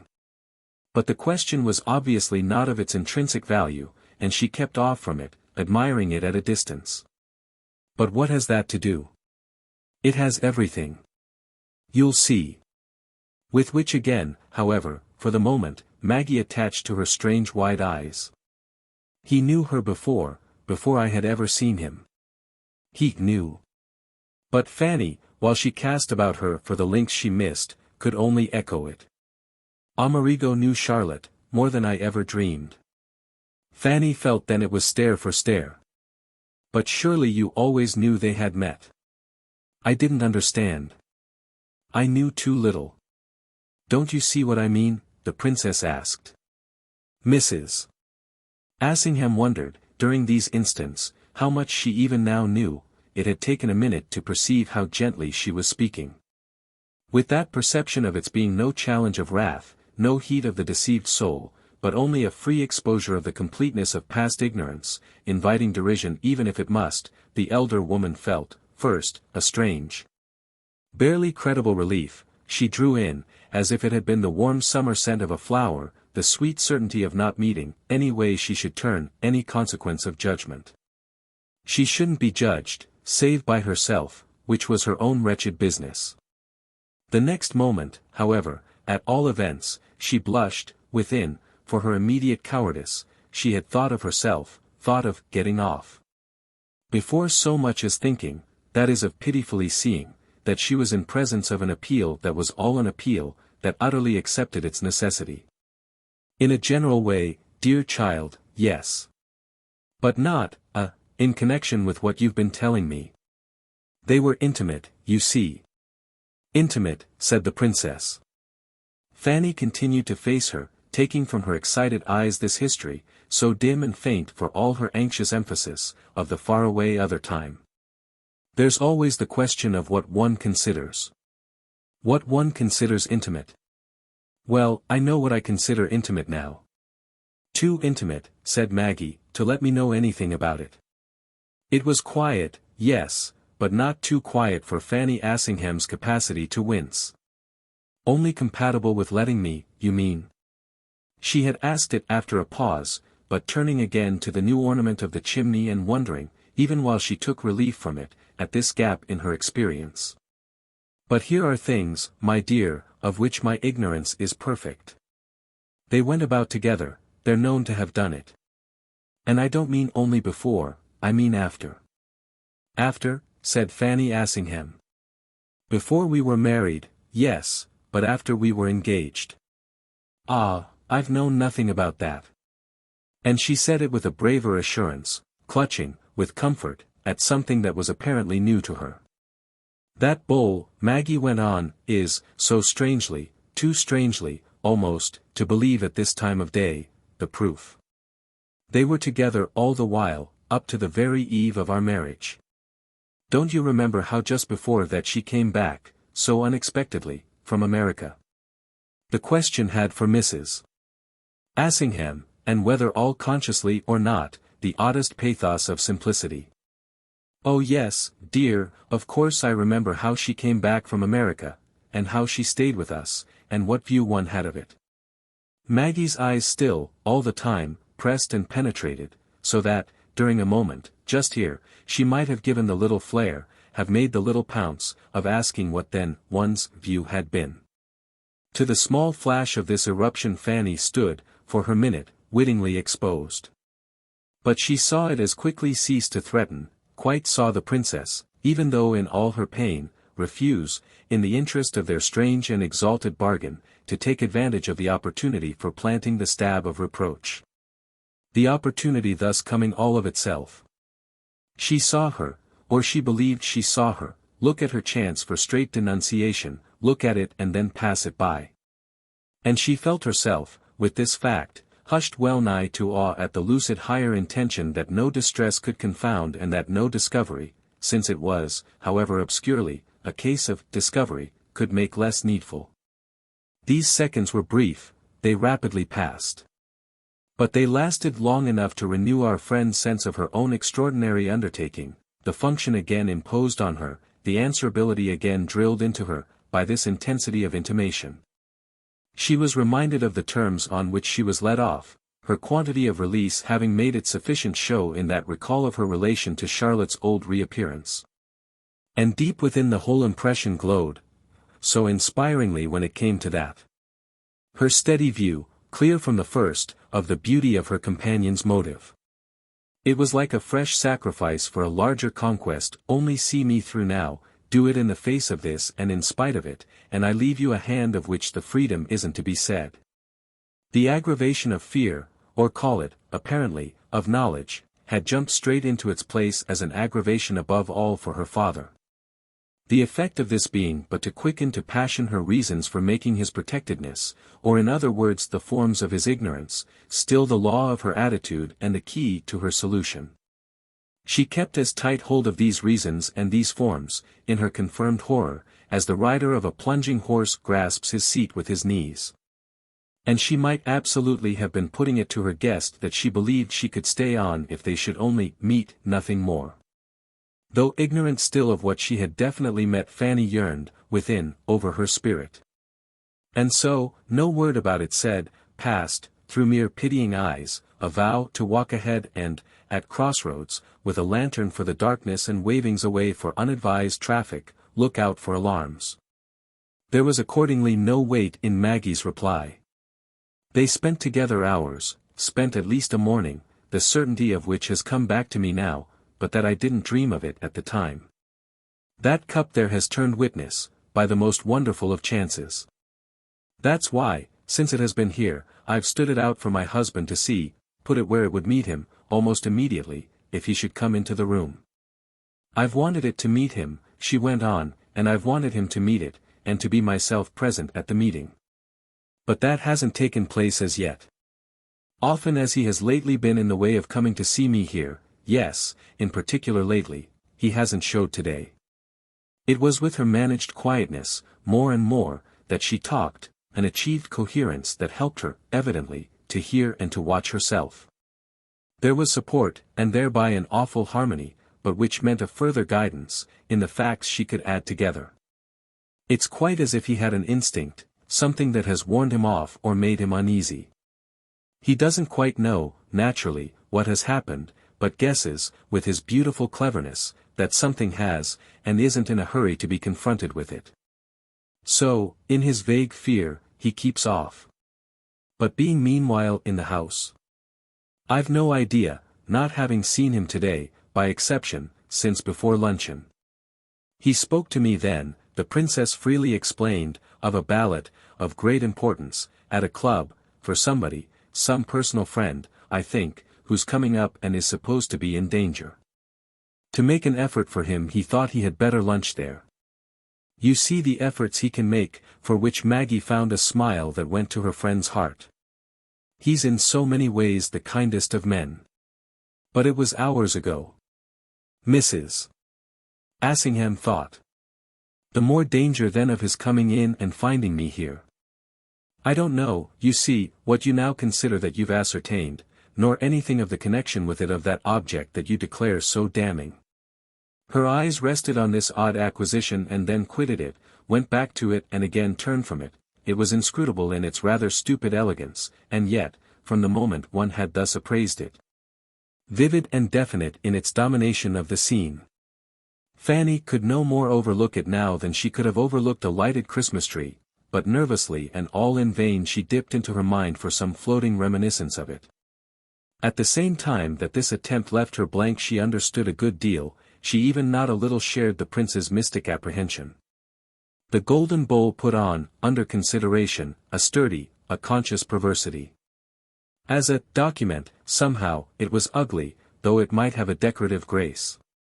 His finding me here in presence of it might be more flagrantly disagreeable, for all of us, than you intend or than would necessarily help us. And I must take time, truly, to understand what it means. You're safe, as far as that goes, Maggie returned. You may take it from me that he won't come in, and that I shall only find him below, waiting for me, when I go down to the carriage. Fanny Assingham took it from her, took it and more. We're to sit together at the ambassador's then, or at least you two are, with this new complication thrust up before you, all unexplained. And to look at each other with faces that pretend, for the ghastly hour, not to be seeing it. Maggie looked at her with a face that might have been the one she was preparing. Unexplained, my dear. Quite the contrary, explained, fully, intensely, admirably explained, with nothing really to add. My own love, she kept it up, I don't want anything more. I've plenty to go upon and to do with, as it is. Fanny Assingham stood there in her comparative darkness, with her links, verily, still missing, but the most acceptable effect of this was, singularly, as yet, a cold fear of getting nearer the fact. But when you come home? I mean, he'll come up with you again. Won't he see it then? On which Maggie gave her, after an instant's visible thought, the strangest of slow headshakes. I don't know. Perhaps he'll never see it, if it only stands there waiting for him. He may never again, said the princess, come into this room. Fanny more deeply wondered, never again? Oh. Yes, it may be. How do I know? With this, she quietly went on. She had not looked again at the incriminating piece, but there was a marvel to her friend in the way the little word representing it seemed to express and include for her the whole of her situation. Then you intend not to speak to him? Maggie waited. To speak? Well, about your having it and about what you consider that it represents. Oh, I don't know that I shall speak, if he doesn't. But his keeping away from me because of that, what will that be but to speak? He can't say or do more. It won't be for me to speak, Maggie added in a different tone, one of the tones that had already so penetrated her guest. It will be for me to listen. Mrs. Assingham turned it over. Then it all depends on that object that you regard, for your reasons, as evidence. I think I may say that I depend on it. I can't, said Maggie, treat it as nothing now. Mrs. Assingham, at this, went closer to the cup on the chimney, quite liking to feel that she did so, moreover, without going closer to her companion's vision. She looked at the precious thing, if precious it was, found herself in fact eyeing it as if, by her dim solicitation, to draw its secret from it rather than suffer the imposition of Maggie's knowledge. It was brave and rich and firm, with its bold deep hollow, and, without this queer torment about it, would, thanks to her love of plenty of yellow, figure to her as an enviable ornament, a possession really desirable. She didn't touch it, but if after a minute she turned away from it the reason was, rather oddly and suddenly, in her fear of doing so. Then it all depends on the bowl. I mean your future does. For that's what it comes to, I judge. What it comes to, Maggie presently returned, is what that thing has put me, so almost miraculously, in the way of learning, how far they had originally gone together. If there was so much between them before, there can't, with all the other appearances, not be a great deal more now. And she went on, she steadily made her points. If such things were already then between them, they make all the difference for possible doubt of what may have been between them since. If there had been nothing before, there might be explanations. But it makes today too much to explain. I mean to explain away, she said. Fanny Assingham was there to explain away, of this she was duly conscious, for that at least had been true up to now. In the light, however, of Maggie's demonstration, the quantity, even without her taking as yet a more exact measure, might well seem larger than ever. Besides which, with or without exactness, the effect of each successive minute in the place was to put her more in presence of what Maggie herself saw. Maggie herself saw the truth, and that was really, while they remained there together, enough for Mrs. Assingham's relation to it. There was a force in the princess's mere manner about it that made the detail of what she knew a matter of minor importance. Fanny had in fact something like a momentary shame over her own need of asking for this detail. "I don't pretend to repudiate," she said after a little, "my own impressions of the different times I suppose you speak of. Any more," she added, "than I can forget what difficulties and, as it constantly seemed to me, what dangers, every course of action, whatever I should decide upon, made for me. I tried hard, to act for the best. And, you know," she next pursued, while, at the sound of her own statement, a slow courage and even a faint warmth of conviction came back to her, "and, you know, I believe it's what I shall turn out to have done." This produced a minute during which their interchange, though quickened and deepened, was that of silence only, and the long, charged look, all of which found virtual consecration when Maggie at last spoke. "I'm sure you tried to act for the best." It kept Fanny Assingham again a minute in silence. "I never thought, dearest, you weren't an angel. Not, however, that this alone was much help. It was up to the very eve, you see," the princess went on, "up to within 2 or 3 days of our marriage. That, you know." And she broke down for strangely smiling. "Yes, as I say, it was while she was with me. But I didn't know it." "That is," said Fanny Assingham, "I didn't know of anything in particular." It sounded weak, that she felt, but she had really her point to make. "What I mean is that I don't know, for knowledge, now, anything I didn't then. That's how I am." She still, however, floundered. "I mean it's how I was." "But don't they, how you were and how you are," Maggie asked, "come practically to the same thing?" The elder woman's words had struck her own ear as in the tone, now mistimed, of their recent, but all too factitious understanding, arrived at in hours when, as there was nothing susceptible of proof, there was nothing definitely to disprove. The situation had changed by whatever there was, by the outbreak of the definite, and this could keep Maggie at least firm. She was firm enough as she pursued. "It was on the whole thing that Amerigo married me." With which her eyes had their turn again at her damnatory piece. "And it was on that. But they came back to her visitor. And it was on it all that father married her." Her visitor took it as might be. "They both married, that you must believe. With the highest intentions. Father did certainly." And then, at the renewal of this consciousness, it all rolled over her. To thrust such things on us, to do them here between us and with us, day after day, and in return. To do it to him. Fanny hesitated. "You mean it's for him you most suffer?" And then as the princess, after a look, but turned away, moving about the room, which made the question somehow seem a blunder, "I ask," she continued, "because I think everything we now speak of, may be for him. Really may be made for him, quite as if it hadn't been." But Maggie had, the next moment faced about as if without hearing her. "Father did it for me, did it all and only for me." Mrs. Assingham, with a certain promptness, threw up her head, but she faltered again before she spoke. "Well. It was only an intended word," but Maggie showed after an instant that it had reached her. "Do you mean that that's the reason, that that's a reason?"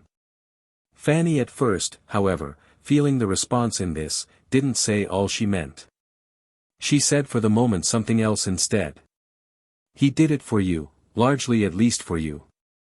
And it was for you that I did, in my smaller, interested way, what I could do. For I could do something," she continued. "I thought I saw your interest as he himself saw it. And I thought I saw Charlotte's. I believed in her." "And I believed in her," said Maggie. Mrs. Assingham waited again, but she presently pushed on. "She believed then in herself." Maggie murmured. Something exquisite, faintly eager, in the prompt simplicity of it, supported her friend further. And the prince believed. His belief was real. Just as he believed in himself. Maggie spent a minute in taking it from her. He believed in himself. Just as I too believed in him. For I absolutely did, Maggie. To which Fanny then added, and I believe in him yet. I mean, she subjoined, well, I mean I do. Maggie again took it from her. After which she was again, restlessly, set afloat. Then when this had come to an end, and do you believe in Charlotte yet? Mrs. Assingham had a demur that she felt she could now afford. We'll talk of Charlotte some other day. They both, at any rate, thought themselves safe at the time. Then why did they keep from me everything I might have known? Her friend bent upon her the mildest eyes. Why did I myself keep it from you? Oh, you weren't, for honor, obliged. Dearest Maggie, the poor woman broke out on this, you are divine. They pretended to love me, the princess went on. And they pretended to love him. And pray what was there that I didn't pretend? Not, at any rate, to care for me as you cared for Amerigo and for Charlotte. They were much more interesting, it was perfectly natural. How couldn't you like Amerigo? Maggie continued. Mrs. Assingham gave it up. How couldn't I, how couldn't I? Then, with a fine freedom, she went all her way. How can't I, how can't I? It fixed afresh Maggie's wide eyes on her. I see, I see. Well, it's beautiful for you to be able to. And of course, she added, you wanted to help Charlotte. Yes, Fanny considered it, I wanted to help Charlotte.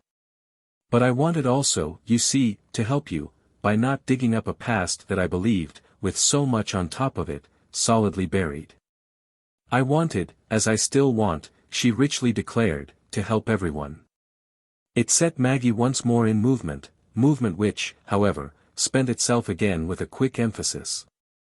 Then it's a good deal my fault, if everything really began so well. Fanny Assingham met it as she could. You've been only too perfect. You've thought only too much. But the princess had already caught at the words. Yes, I've thought only too much. Yet she appeared to continue, for the minute, full of that fault.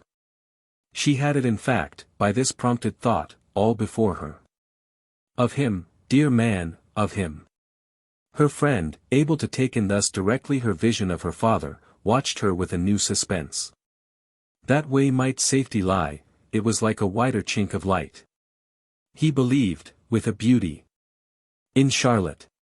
Yes, and it was I who had made him believe. I didn't mean to, at the time, so much, for I had no idea then of what was coming.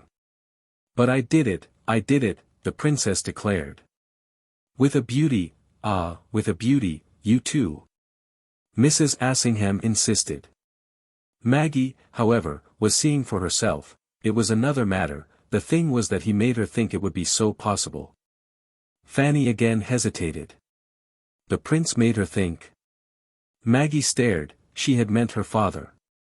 But her vision seemed to spread. They both made her think. She wouldn't have thought without them.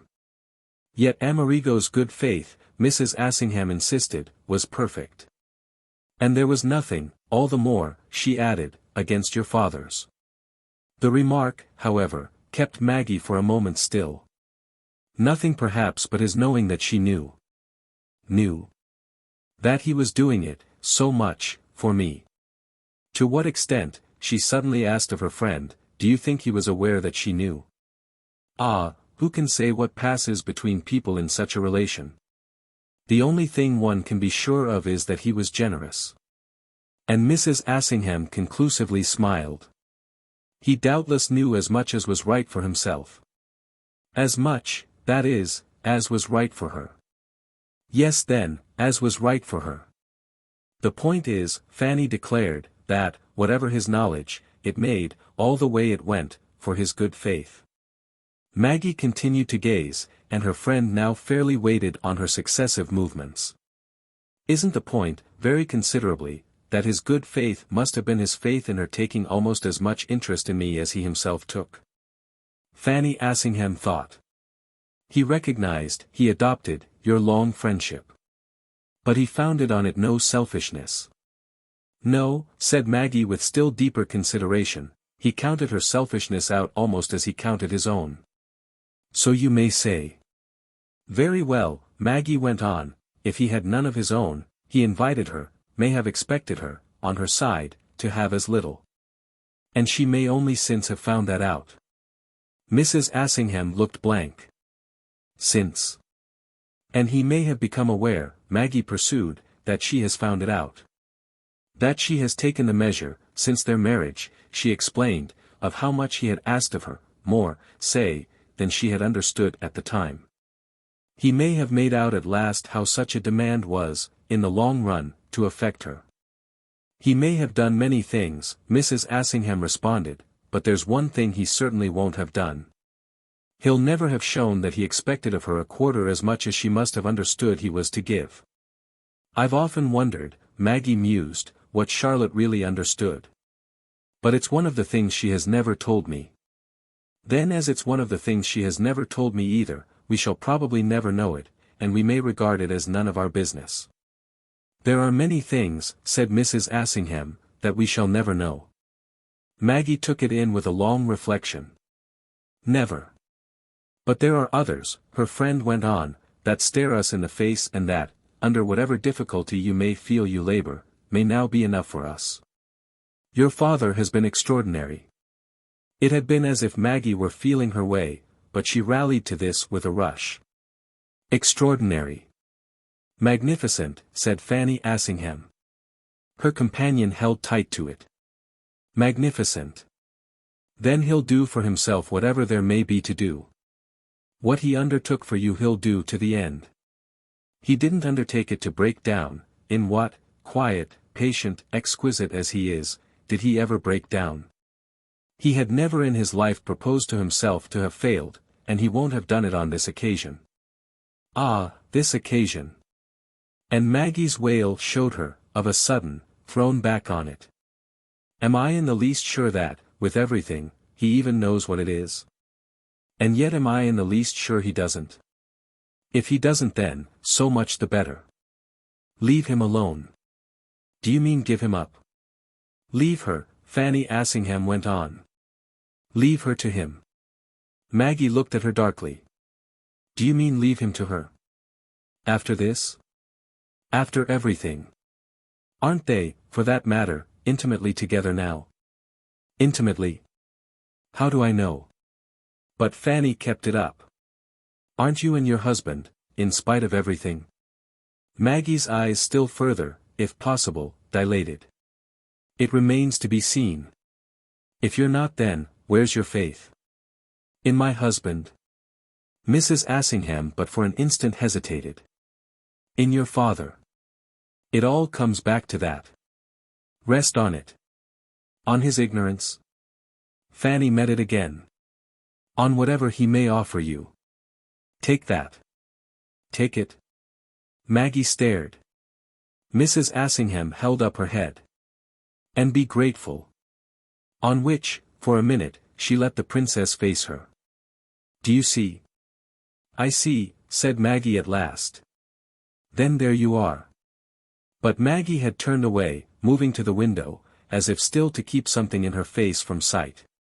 She stood there with her eyes on the street while Mrs. Assingham's reverted to that complicating object on the chimney as to which her condition, so oddly even to herself, was that both of recurrent wonder and recurrent protest. She went over it, looked at it afresh and yielded now to her impulse to feel it in her hands. She laid them on it, lifting it up, and was surprised, thus, with the weight of it, she had seldom handled so much massive gold. That effect itself somehow prompted her to further freedom and presently to saying, I don't believe in this, you know. It brought Maggie round to her. Don't believe in it? You will when I tell you. Ah, tell me nothing. I won't have it, said Mrs. Assingham. She kept the cup in her hand, held it there in a manner that gave Maggie's attention to her. She saw the next moment, a quality of excited suspense. This suggested to her, oddly, that she had, with the liberty she was taking, an air of intention, and the impression betrayed by her companion's eyes grew more distinct in a word of warning. "It's of value, but its value's impaired, I've learned, by a crack." "A crack? In the gold?" "It isn't gold." With which, somewhat strangely, Maggie smiled. "That's the point." "What is it then?" "It's glass, and cracked, under the gilt, as I say, at that." "Glass? Of this weight?" "Well," said Maggie, "it's crystal, and was once, I suppose, precious." "But what," she then asked, "do you mean to do with it?" She had come away from her window, one of the three by which the wide room, enjoying an advantageous back, commanded the western sky, and caught a glimpse of the evening flush, while Mrs. Assingham, possessed of the bowl, and possessed too of this indication of a flaw, approached another for the benefit of the slowly fading light. Here, thumbing the singular piece, weighing it, turning it over, and growing suddenly more conscious, above all, of an irresistible impulse, she presently spoke again. "A crack? Then your whole idea has a crack." Maggie, by this time at some distance from her, waited a moment. "If you mean by my idea the knowledge that has come to me that—" But Fanny, with decision, had already taken her up. "There's only one knowledge that concerns us, one fact with which we can have anything to do." "Which one, then?" "The fact that your husband has never. But the very gravity of this statement, while she raised her eyes to her friend across the room, made her for an instant hang fire. "Well, never what?" "Never been half so interested in you as now." "But don't you, my dear, really feel it?" Maggie considered. "Oh, I think what I've told you helps me to feel it. His having today given up even his forms, his keeping away from me, his not having come." And she shook her head as against all easy glosses. "It is because of that, you know." "Well then, if it's because of this." And Fanny Assingham, who had been casting about her and whose inspiration decidedly had come, raised the cup in her two hands, raised it positively above her head, and from under it, solemnly, smiled at the princess as a signal of intention. So for an instant, full of her thought and of her act, she held the precious vessel, and then, with due note taken of the margin of the polished floor, bare, fine and hard in the embrasure of her window, she dashed it boldly to the ground.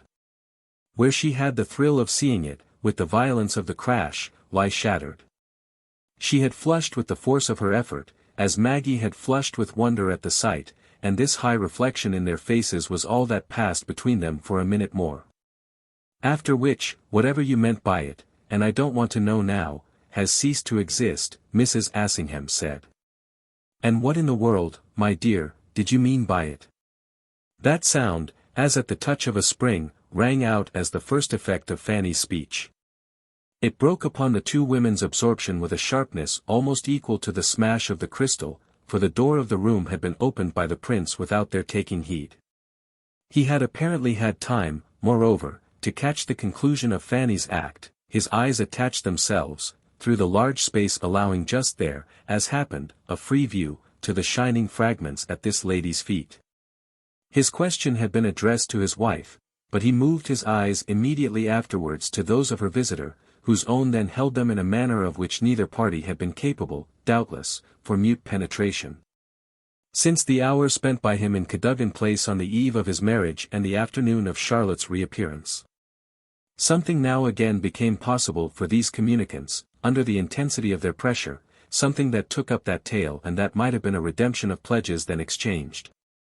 This rapid play of suppressed appeal and disguised response lasted indeed long enough for more results than one, long enough for Mrs.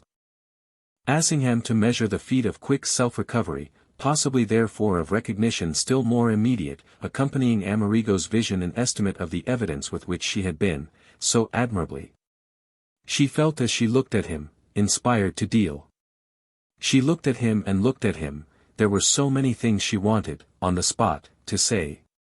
But Maggie was looking too, and was moreover looking at them both, so that these things, for the elder woman, quickly enough reduced themselves to one. She met his question, not too late, since, in their silence, it had remained in the air.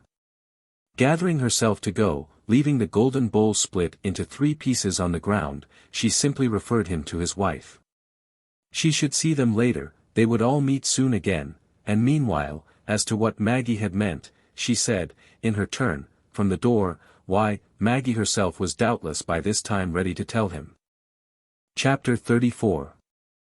Left with her husband, Maggie, however, for the time, said nothing. She only felt, on the spot, a strong, sharp wish not to see his face again till he should have had a minute to arrange it.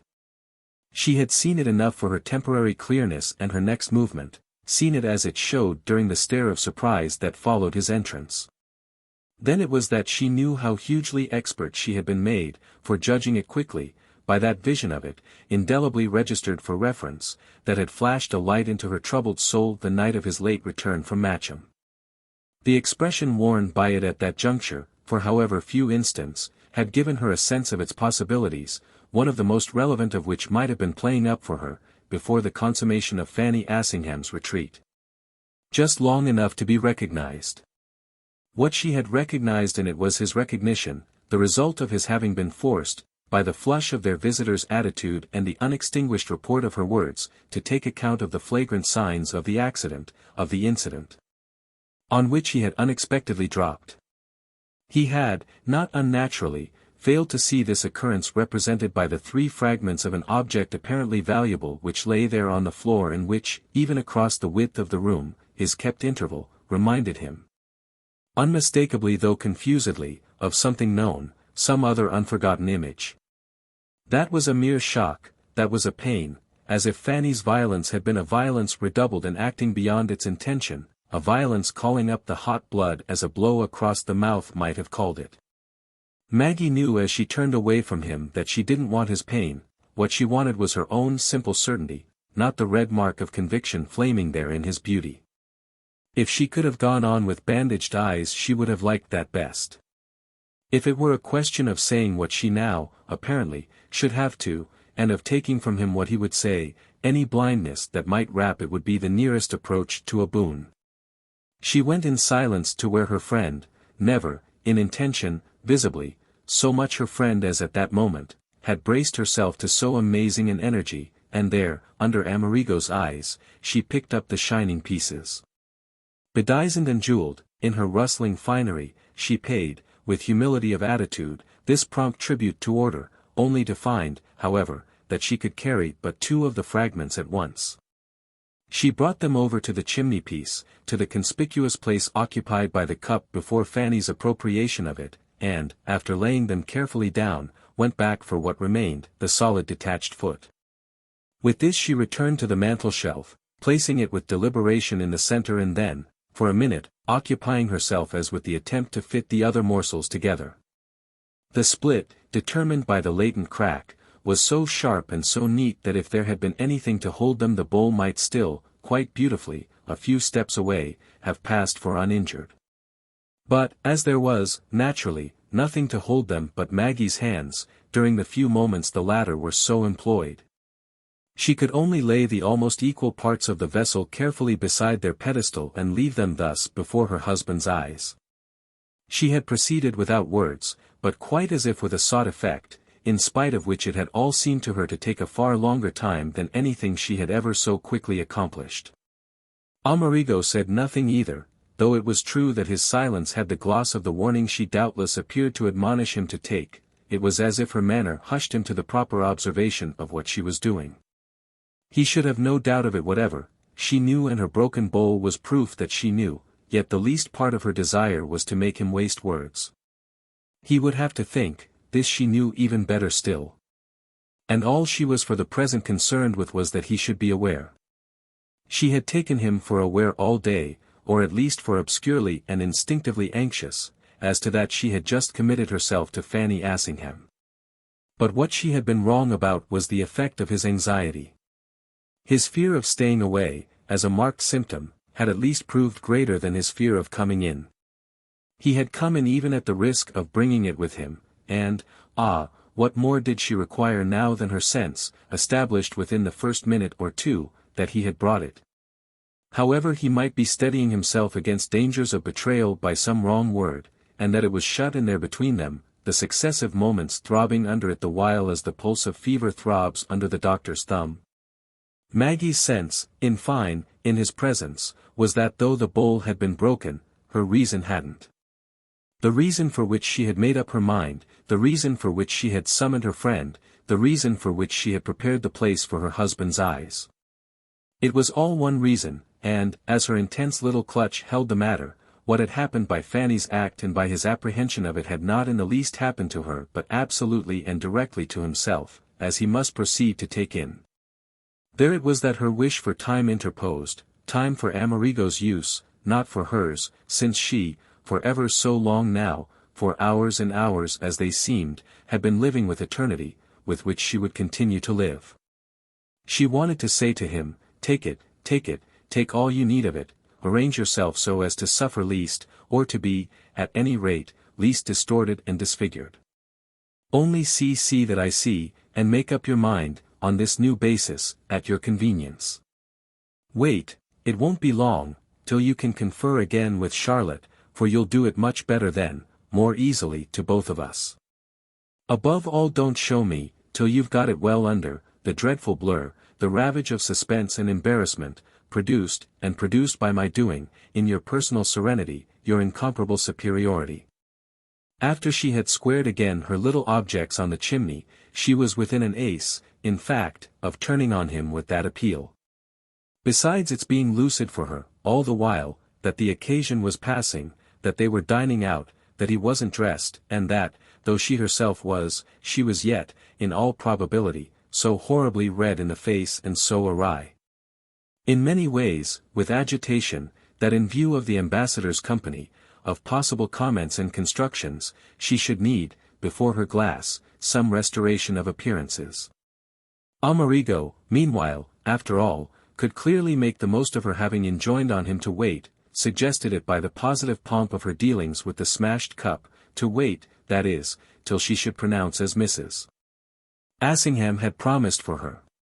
This delay, again, certainly tested her presence of mind, though that strain was not what presently made her speak.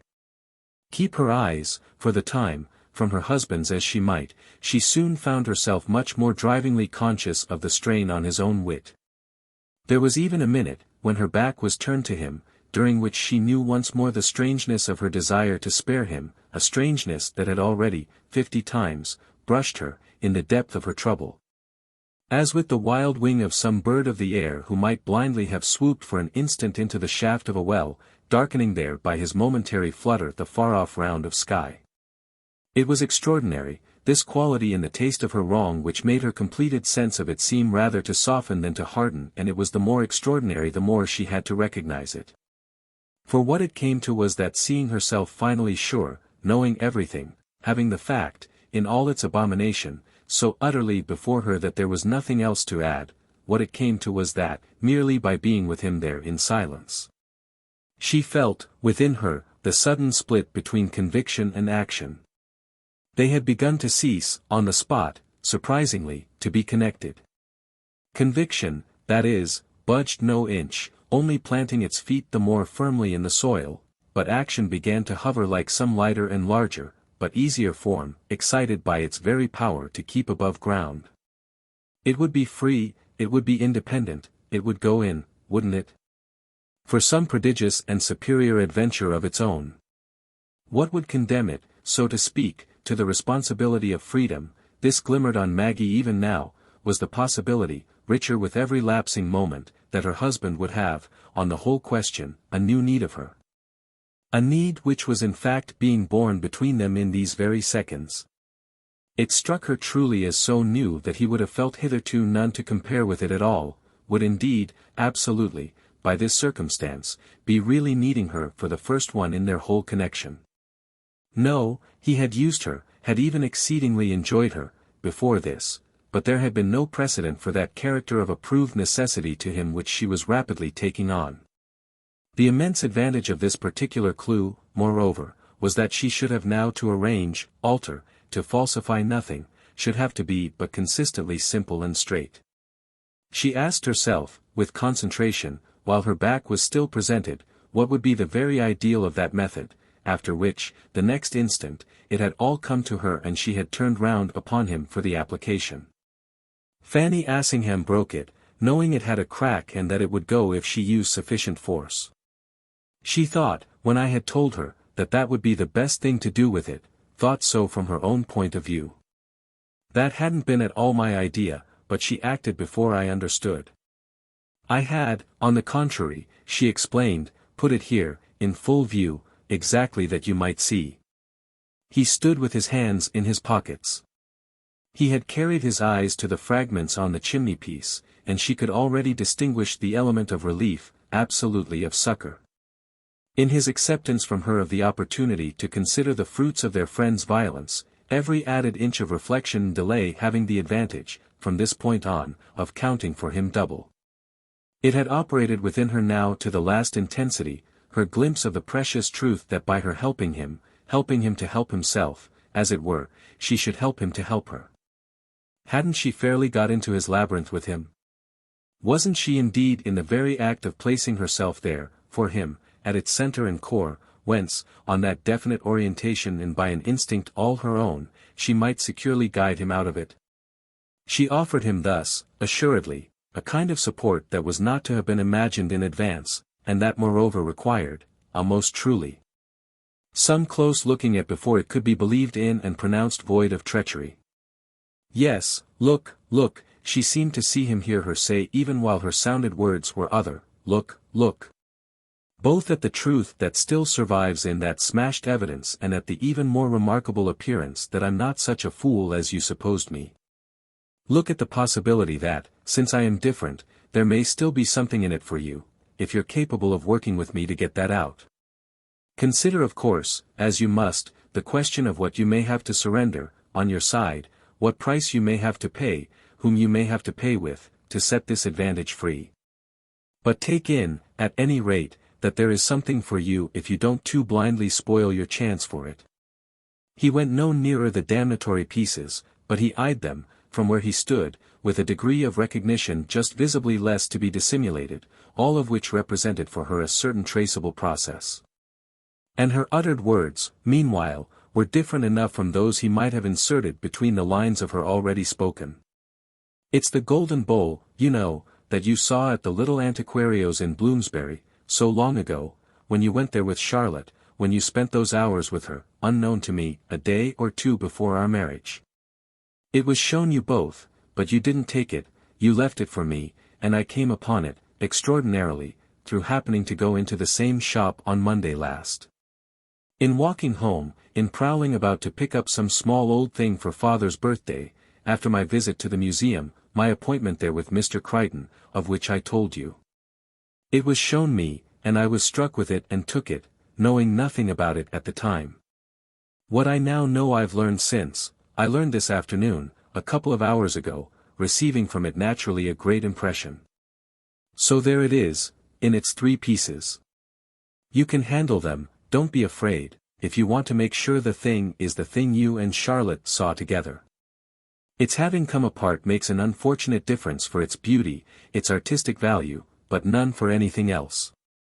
Its other value is just the same, I mean that of its having given me so much of the truth about you. I don't therefore so much care what becomes of it now, unless perhaps you may yourself, when you come to think, have some good use for it. In that case, Maggie wound up, we can easily take the pieces with us to Fawn's. It was wonderful how she felt, by the time she had seen herself through this narrow pass, that she had really achieved something, that she was emerging a little, in fine, with the prospect less contracted. She had done for him, that is, what her instinct enjoined, had laid a basis not merely momentary on which he could meet her. When, by the turn of his head, he did finally meet her, this was the last thing that glimmered out of his look. But it came into sight, none the less, as a perception of his distress and almost as a question of his eyes. So that, for still another minute, before he committed himself, there occurred between them a kind of unprecedented moral exchange over which her superior lucidity presided.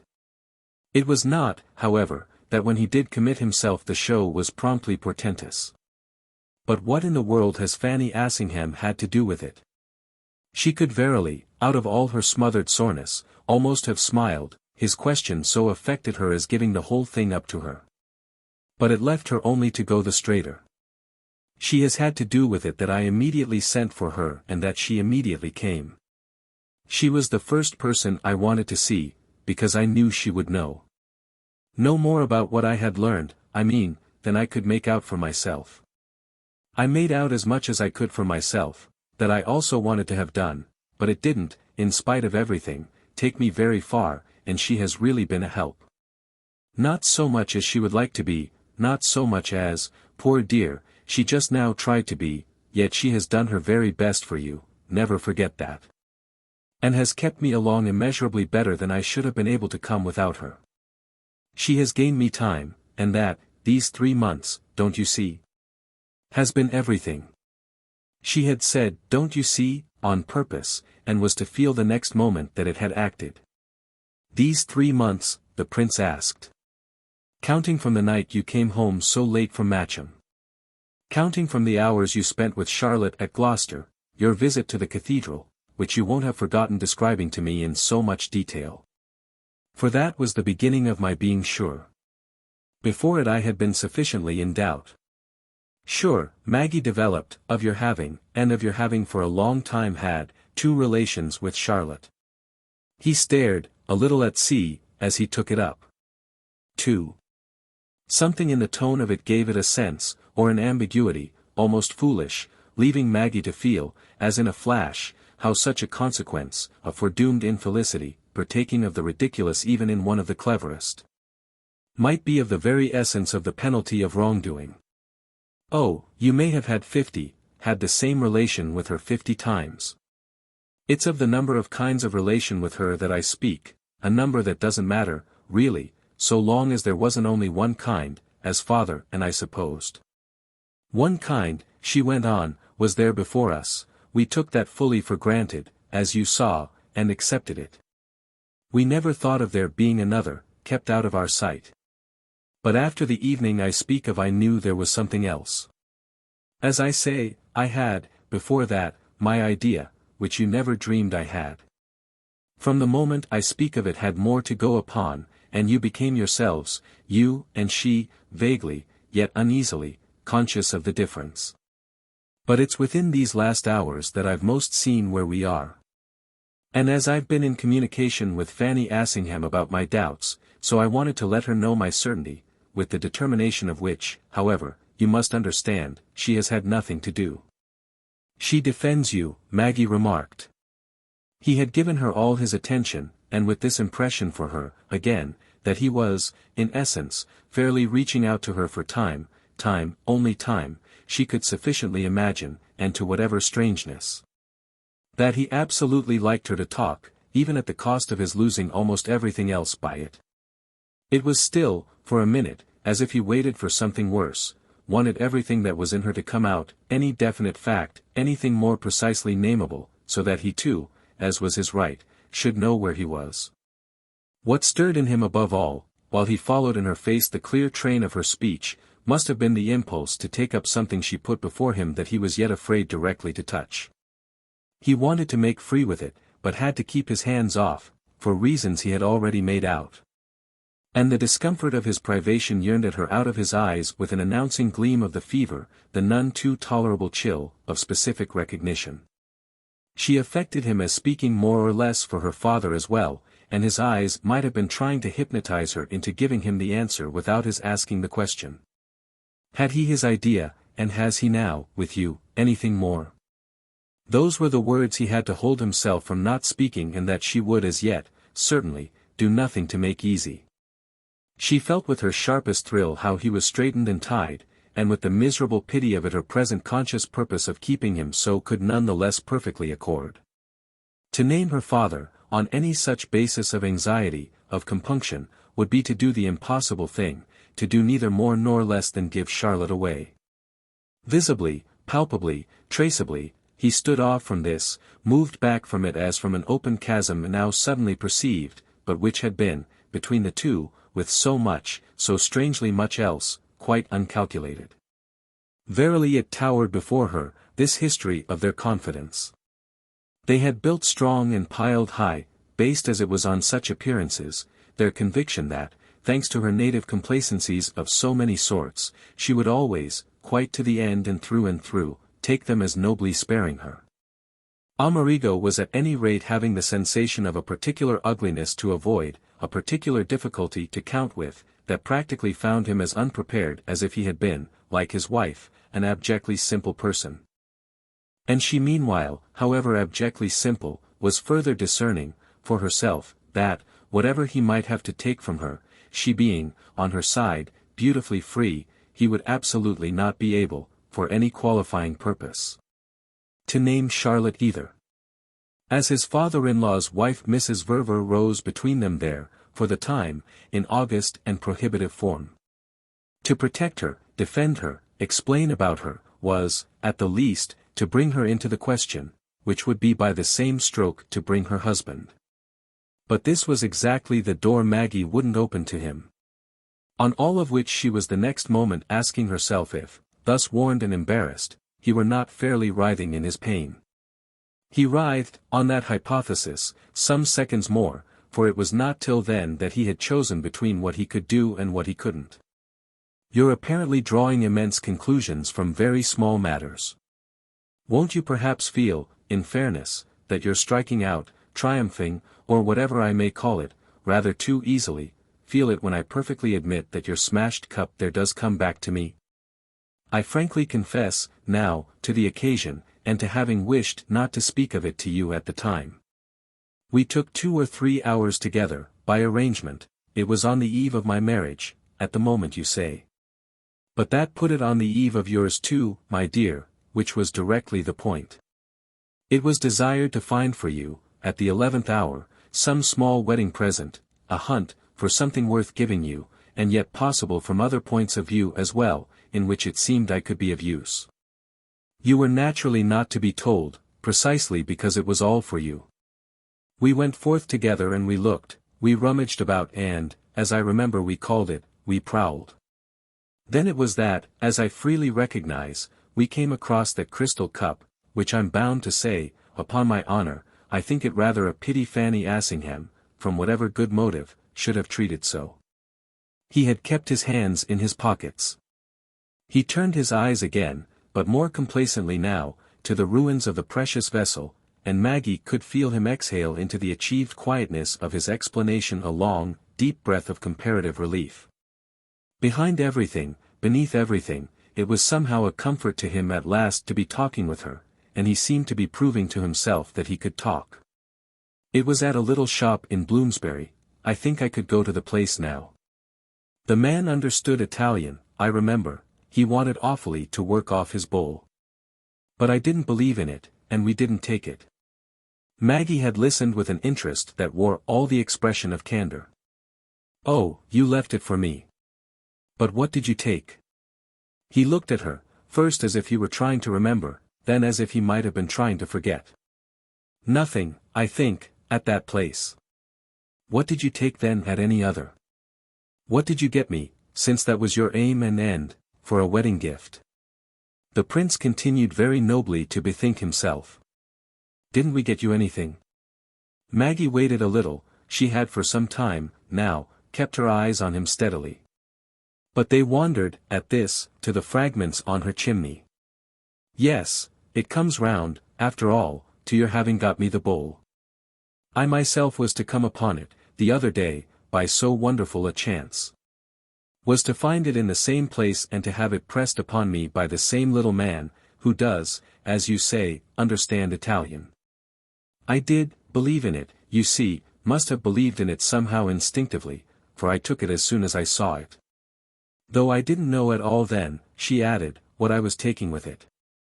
The prince paid her for an instant, visibly, the deference of trying to imagine what this might have been. I agree with you that the coincidence is extraordinary, the sort of thing that happens mainly in novels and plays. But I don't see, you must let me say, the importance or the connection of my having made the purchase where you failed of it. She had quickly taken him up, but she had, with her eyes on him once more, another drop into the order of her thoughts, to which, through whatever he might say, she was still adhering. It's not my having gone into the place, at the end of 4 years, that makes the strangeness of the coincidence, for don't such chances as that, in London, easily occur? The strangeness, she lucidly said, is in what my purchase was to represent to me after I had got it home, which value came, she explained, from the wonder of my having found such a friend. Such a friend? As a wonder, assuredly, her husband could but take it. As the little man in the shop. He did for me more than he knew, I owe it to him. He took an interest in me, Maggie said. And, taking that interest, he recalled your visit, he remembered you and spoke of you to me. On which the prince passed the comment of a skeptical smile. Ah, but, my dear, if extraordinary things come from people's taking an interest in you. My life in that case, she asked, must be very agitated. Well, he liked me, I mean, very particularly. It's only so I can account for my afterwards hearing from him, and in fact he gave me that today, she pursued, he gave me it frankly as his reason. Today, the prince inquiringly echoed. But she was singularly able, it had been marvellously given her, she afterwards said to herself, to abide, for her light, for her clue, by her own order. I inspired him with sympathy, there you are. But the miracle is that he should have a sympathy to offer that could be of use to me. That was really the oddity of my chance, the princess proceeded, that I should have been moved, in my ignorance, to go precisely to him. He saw her so keep her course that it was as if he could, at the best, but stand aside to watch her and let her pass, he only made a vague demonstration that was like an ineffective gesture. I'm sorry to say any ill of your friends, and the thing was a long time ago, besides which there was nothing to make me recur to it. But I remember the man striking me as a decided little beast.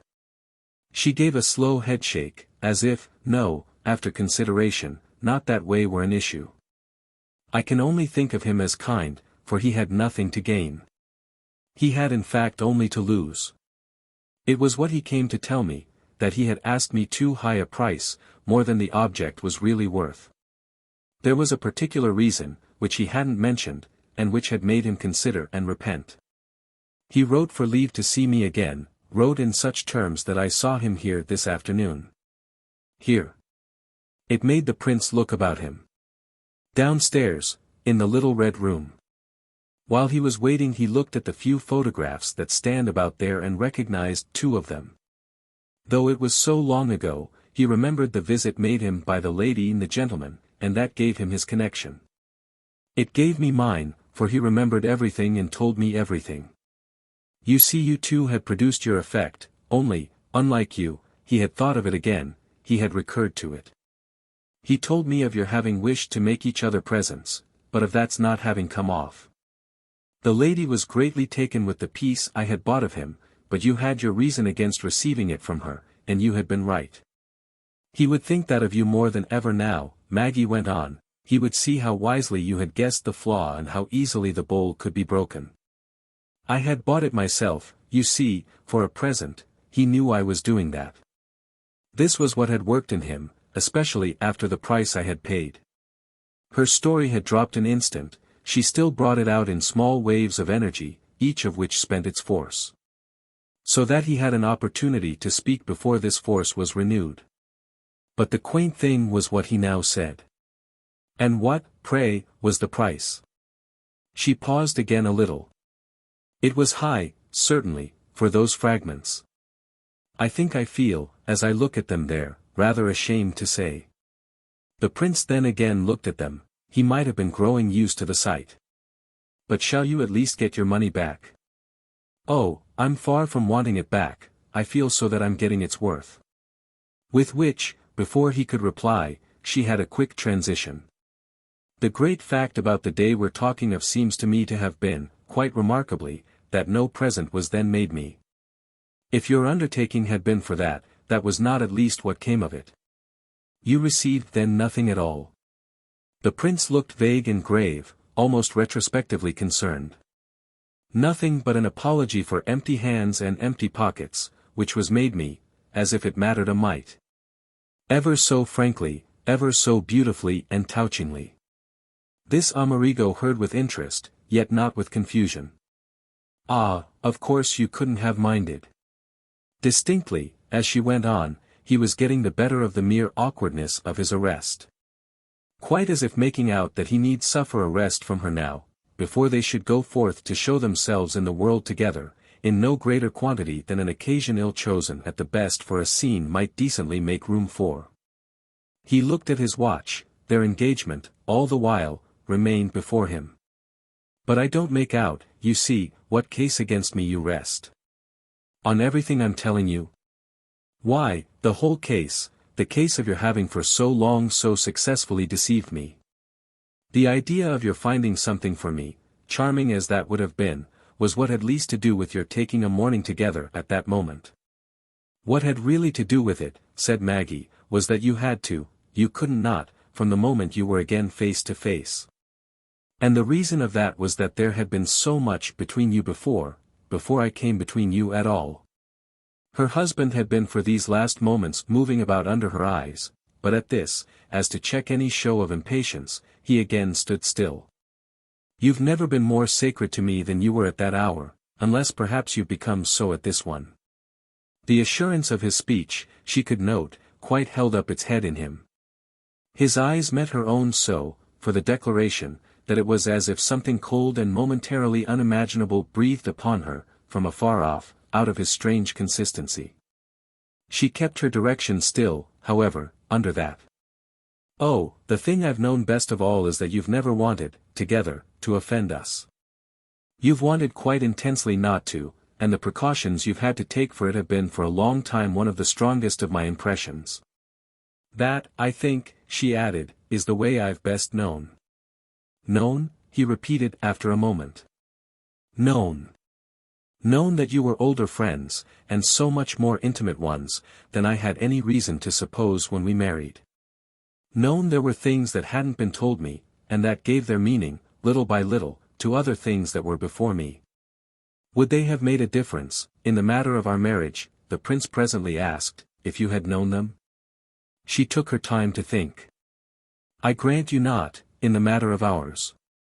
And then as he again fixed her with his hard yearning, which he couldn't keep down, the question is so much bigger than that. You see how much what I know makes of it for me. That was what acted on him, this iteration of her knowledge, into the question of the validity, of the various bearings of which, he couldn't on the spot trust himself to pretend, in any high way, to go. What her claim, as she made it, represented for him, that he couldn't help betraying, if only as a consequence of the effect of the word itself, her repeated distinct, no, no, on his nerves.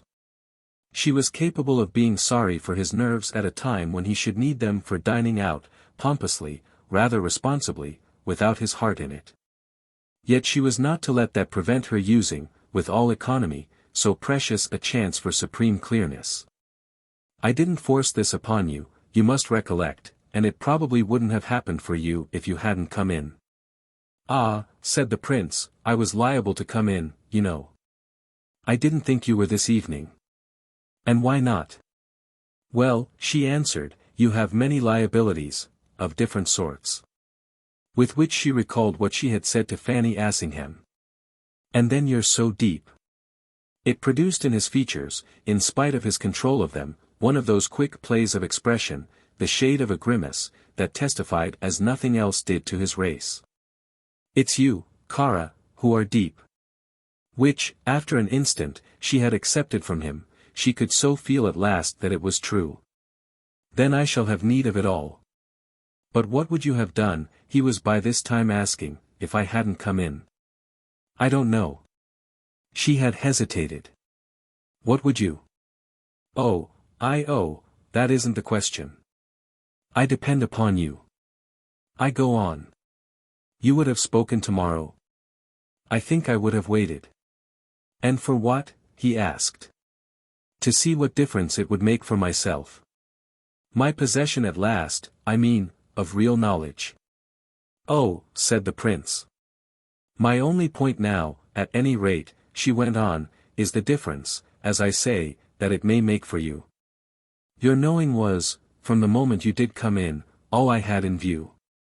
And she sounded it again, he should have it once more. Your knowing that I've ceased.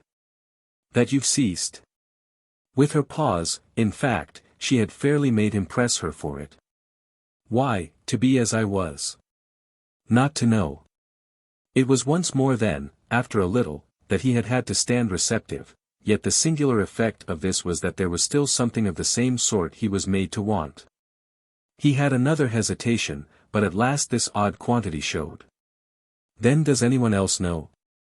It was as near as he could come to naming her father, and she kept him at that distance. Anyone? Anyone, I mean, but Fanny Assingham. I should have supposed you had had by this time particular means of learning.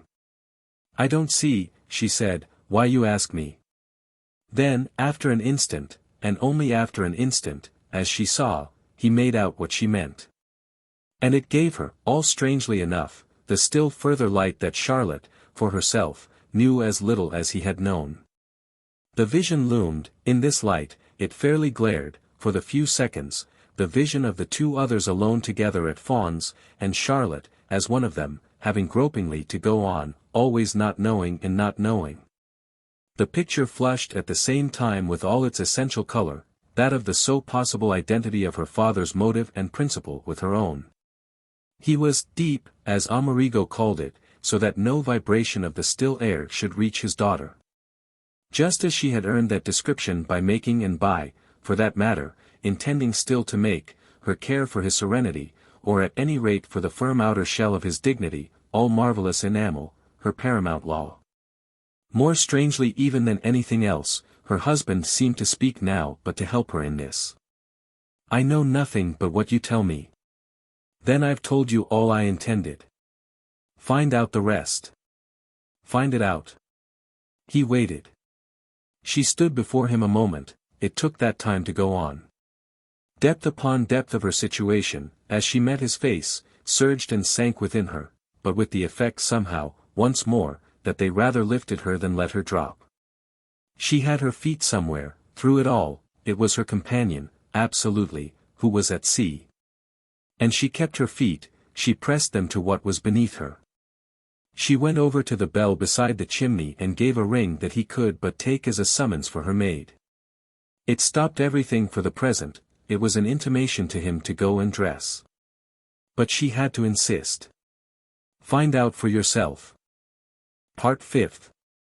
Chapter 35. After the little party was again constituted at Fawn's, which had taken, for completeness, some 10 days, Maggie naturally felt herself still more possessed, in spirit, of everything that had last happened in London. There was a phrase that came back to her from old American years, she was having, by that idiom, the time of her life, she knew it by the perpetual throb of this sense of possession, which was almost too violent either to recognize or to hide.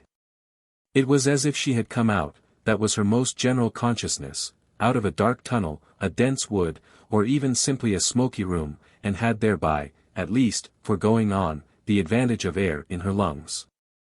It was as if she were somehow at last gathering in the fruits of patience. She had either been really more patient than she had known at the time, or had been so for longer, the change brought about by itself as great a difference of view as the shift of an inch in the position of a telescope. It was her telescope in fact that had gained in range, just as her danger lay in her exposing herself to the observation by the more charmed, and therefore the more reckless, use of this optical resource. Not under any provocation to produce it in public was her unremitted rule, but the difficulties of duplicity had not shrunk, while the need of it had doubled. Humbugging, which she had so practiced with her father, had been a comparatively simple matter on the basis of mere doubt. But the ground to be covered was now greatly larger, and she felt not unlike some young woman of the theatre who, engaged for a minor part in the play and having mastered her cues with anxious effort, should find herself suddenly promoted to leading lady and expected to appear in every act of the 5. She had made much to her husband, that last night, of her knowing. But it was exactly this quantity she now knew that, from the moment she could only dissimulate it, added to her responsibility and made of the latter all a mere question of having something precious and precarious in charge. There was no one to help her with it, not even Fanny Assingham now, this good friend's presence having become, inevitably, with that climax of their last interview in Portland Place, a severely simplified function. She had her use, oh yes, 1,000 times, but it could only consist henceforth in her quite conspicuously touching at no point whatever, assuredly, at least with Maggie, the matter they had discussed. She was there, inordinately, as a value, but as a value only for the clear negation of everything. She was their general sign, precisely, of unimpaired beatitude, and she was to live up to that somewhat arduous character, poor thing, as she might. She might privately lapse from it, if she must, with Amerigo or with Charlotte, only not, of course, ever, so much as for the wink of an eye, with the master of the house. Such lapses would be her own affair, which Maggie at present could take no thought of. She treated her young friend meanwhile, it was to be said, to no betrayal of such wavering. So that from the moment of her alighting at the door with the Colonel everything went on between them at concert pitch. What had she done, that last evening in Maggie's room, but bring the husband and wife more together than, as would seem, they had ever been? Therefore what indiscretion should she not show by attempting to go behind the grand appearance of her success? Which would be to court a doubt of her beneficent work. She knew accordingly nothing but harmony and diffused, restlessly, nothing but peace, an extravagant, expressive, aggressive peace, not incongruous, after all, with the solid calm of the place, a kind of helmeted, trident-shaking Pax Britannica. The peace, it must be added, had become, as the days elapsed, a peace quite generally animated and peopled, thanks to that fact of the presence of company, in which Maggie's ability to preserve an appearance had learned, from so far back, to find its best resource. It was not inconspicuous, it was in fact striking, that this resource, just now, seemed to meet in the highest degree everyone's need, quite as if everyone were, by the multiplication of human objects in the scene, by the creation, by the confusion of fictive issues, hopeful of escaping somebody else's notice. It had reached the point, in truth, that the collective bosom might have been taken to heave with the knowledge of the descent upon adjacent shores, for a short period, of Mrs. Rance and the Lutches, still united, and still so divided, for conquest, the sense of the party showed at least, oddly enough, as favourable to the fancy of the quaint turn that some near week-end might derive from their reappearance. This measured for Maggie the ground they had all travelled together since that unforgotten afternoon of the none so distant year, that determinate September Sunday when, sitting with her father in the park, as in commemoration of the climax both of their old order and of their old danger, she had proposed to him that they should call in Charlotte, call her in as a specialist might be summoned to an invalid's chair. Wasn't it a sign of something rather portentous, their being ready to be beholden, as for a diversion, to the once despised Kitty and Dotty? That had already had its application, in truth, to her invocation of the Castledeans and several other members, again, of the historic Matcham week, made before she left town, and made, always consistently, with an idea, since she was never henceforth to approach these people without an idea, and since that lurid element of their intercourse grew and grew for her with each occasion.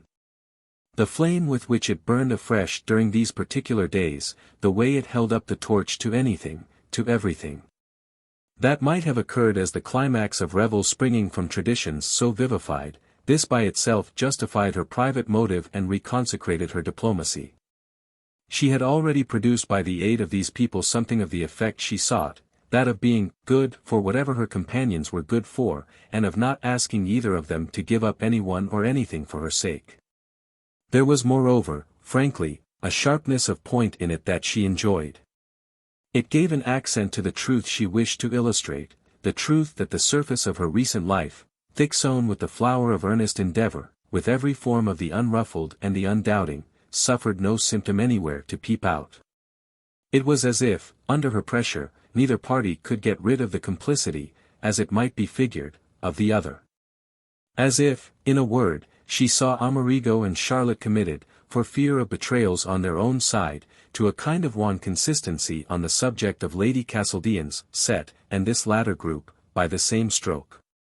Compelled to assist at attestations the extent and bearing of which they rather failed to grasp and which left them indeed, in spite of hereditary high spirits, a trifle bewildered and even a trifle scared. They made, none the less, at fawns, for number, for movement, for sound, they played their parts during a crisis that must have hovered for them, in the long passages of the old house, after the fashion of the established ghost, felt through the dark hours as a constant possibility, rather than have menaced them in the form of a daylight bore, one of the perceived outsiders who are liable to be met in the drawing-room or to be sat next to at dinner.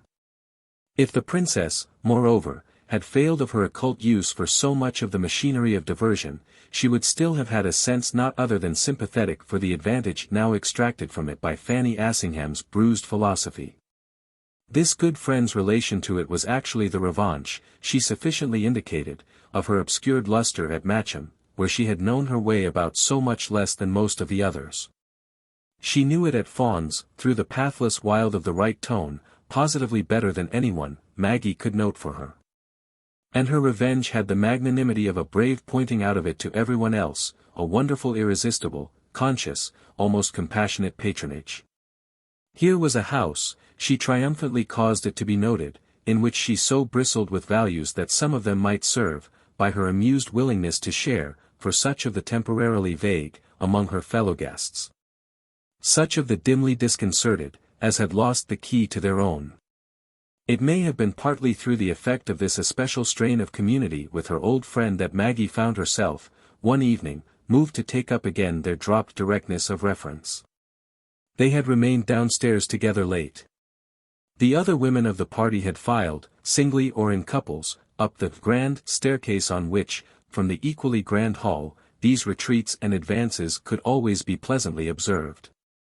The men had apparently taken their way to the smoking-room, while the princess, in possession thus of a rare reach of view, had lingered as if to enjoy it. Then she saw that Mrs. Assingham was remaining a little, and as for the appreciation of her enjoyment, upon which they stood looking at each other across the cleared prospect until the elder woman, only vaguely expressive and tentative now, came nearer. It was like the act of asking if there were anything she could yet do, and that question was answered by her immediately feeling, on this closer view, as she had felt when presenting herself in Portland Place after Maggie's last sharp summons. Their understanding was taken up by these new snatched moments where that occasion had left it. He has never told her that I know. Of that I'm at last satisfied. And then as Mrs. Assingham opened wide eyes, I've been in the dark since we came down, not understanding what he has been doing or intending, not making out what can have passed between them. But within a day or two I've begun to suspect, and this evening, for reasons, oh, too many to tell you. I've been sure, since it explains. Nothing has passed between them, that's what has happened. It explains, the princess repeated with energy. It explains, it explains. She spoke in a manner that her auditor was afterwards to describe to the colonel, oddly enough, as that of the quietest excitement. She had turned back to the chimney place, where, in honor of a damp day and a chill night, the piled logs had turned to flame and sunk to embers. And the evident intensity of her vision for the fact she imparted made Fanny Assingham wait upon her words. It explained, this striking fact, more indeed than her companion, though conscious of fairly gaping with goodwill, could swallow at once. The princess, however, as for indulgence and confidence, quickly filled up the measure. He hasn't let her know that I know, and, clearly, doesn't mean to. He has made up his mind, he'll say nothing about it. Therefore, as she's quite unable to arrive at the knowledge by herself, she has no idea how much I'm really in possession. She believes, said Maggie, and, so far as her own conviction goes, she knows, that I'm not in possession of anything. And that, somehow, for my own help seems to me immense. Immense, my dear. Mrs. Assingham applausively murmured, though not quite, even as yet, seeing all the way. He's keeping quiet then on purpose. On purpose. Maggie's lighted eyes, at least, looked further than they had ever looked. He'll never tell her now. Fanny wondered, she cast about her. Most of all she admired her little friend, in whom this announcement was evidently animated by an heroic lucidity. She stood there, in her full uniform, like some small erect commander of a siege, an anxious captain who has suddenly got news, replete with importance for him, of agitation, of division within the place. This importance breathed upon her comrade. "So you're all right?" "Oh, all right's a good deal to say. But I seem at least to see, as I haven't before, where I am with it." Fanny bountifully brooded, there was a point left vague. "And you have it from him? Your husband himself has told you?" "Told me? Why, what you speak of. It isn't of an assurance received from him then that you do speak?" At which Maggie had continued to stare. "Dear me, no. Do you suppose I've asked him for an assurance?" "Ah, you haven't?" Her companion smiled. "That's what I supposed you might mean. Then, darling, what have you asked him for?" "I've asked him for nothing." But this, in turn, made Fanny stare.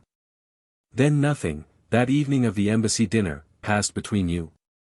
"On the contrary, everything passed." "Everything?" "Everything. I told him what I knew, and I told him how I knew it." Mrs. Assingham waited. "And that was all? Wasn't it quite enough?" "Oh, love," she bridled, "that's for you to have judged." "Then I have judged," said Maggie, "I did judge.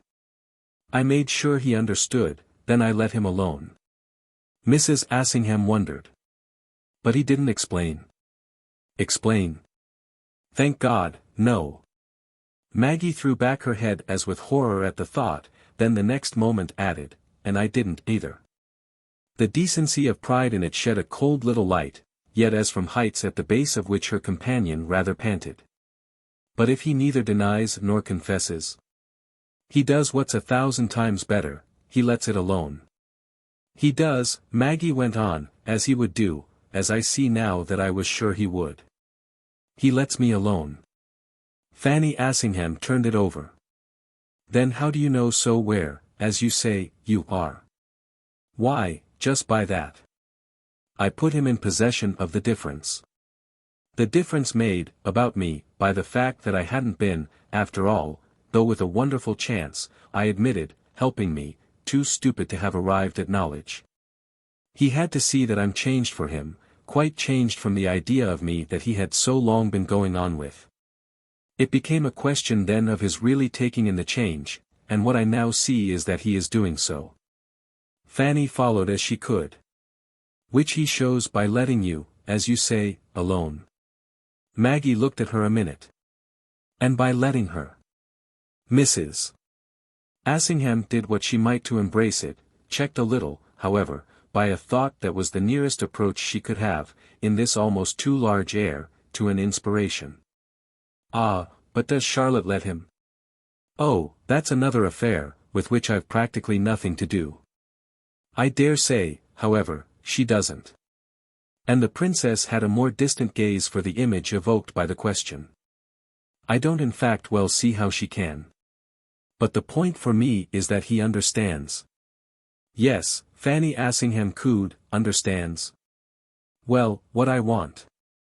I want a happiness without a hole in it big enough for you to poke in your finger. A brilliant, perfect surface, to begin with at least. I see. The golden bowl, as it was to have been."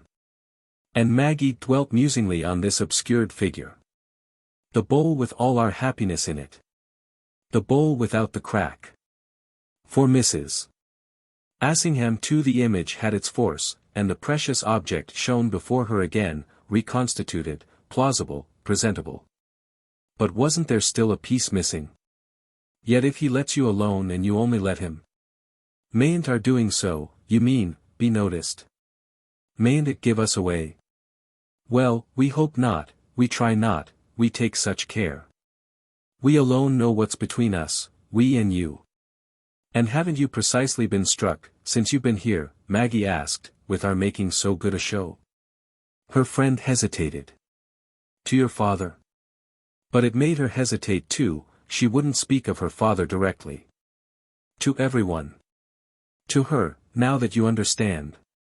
It held poor Fanny again in wonder. To Charlotte, yes, if there's so much beneath it, for you, and if it's all such a plan. That makes it hang together, it makes you hang together. She fairly exhaled her admiration. You're like nobody else, you're extraordinary. Maggie met it with appreciation, but with a reserve. No, I'm not extraordinary, but I am, for everyone, quiet. Well, that's just what is extraordinary. Quiet is more than I am, and you leave me far behind. With which, again, for an instant, Mrs. Assingham frankly brooded. Now that I understand, you say, but there's one thing I don't understand. And the next minute, while her companion waited, she had mentioned it. How can Charlotte, after all, not have pressed him, not have attacked him about it? How can she not have asked him on his honor, I mean, if you know? How can she not? Why, of course, said the princess limpidly, she must. Well then? Well then, you think, he must have told her. Why, exactly what I mean, said Maggie, is that he will have done nothing of the sort. Will, as I say, have maintained the contrary. Fanny Assingham weighed it. Under her direct appeal for the truth. Under her direct appeal for the truth. Her appeal to his honor. Her appeal to his honor. That's my point. Fanny Assingham braved it. For the truth as from him to her. From him to anyone. Mrs. Assingham's face lighted. He'll insistently have lied. Maggie brought it out roundly. He'll insistently have lied. It held again her companion, who next, however, with a single movement, throwing herself on her neck, overflowed. Oh, if you knew how you help me. Maggie had liked her to understand, so far as this was possible. But had not been slow to see afterwards how the possibility was limited, when one came to think, by mysteries she was not to sound. This inability in her was indeed not remarkable, inasmuch as the princess herself, as we have seen, was only now in a position to boast of touching bottom. Maggie lived, inwardly, in a consciousness that she could but partly open even to so good a friend, and her own visitation of the fuller expanse of which was, for that matter, still going on. They had been duskier still, however, these recesses of her imagination, that, no doubt, was what might at present be said for them. She had looked into them, on the eve of her leaving town, almost without penetration, she had made out in those hours, and also, of a truth, during the days which immediately followed. Little more than the strangeness of a relation having for its chief mark, whether to be prolonged or not, the absence of any intimate result of the crisis she had invited her husband to recognize. They had dealt with this crisis again, face to face, very briefly, the morning after the scene in her room, but with the odd consequence of her having appeared merely to leave it on his hands. He had received it from her as he might have received a bunch of keys or a list of commissions, attentive to her instructions about them, but only putting them, for the time, very carefully and safely, into his pocket. The instructions had seemed, from day to day, to make so little difference for his behavior, that is for his speech or his silence, to produce, as yet, so little of the fruit of action. He had taken from her, on the spot, in a word, before going to dress for dinner, all she then had to give, after which, on the morrow, he had asked her for more, a good deal as if she might have renewed her supply during the night.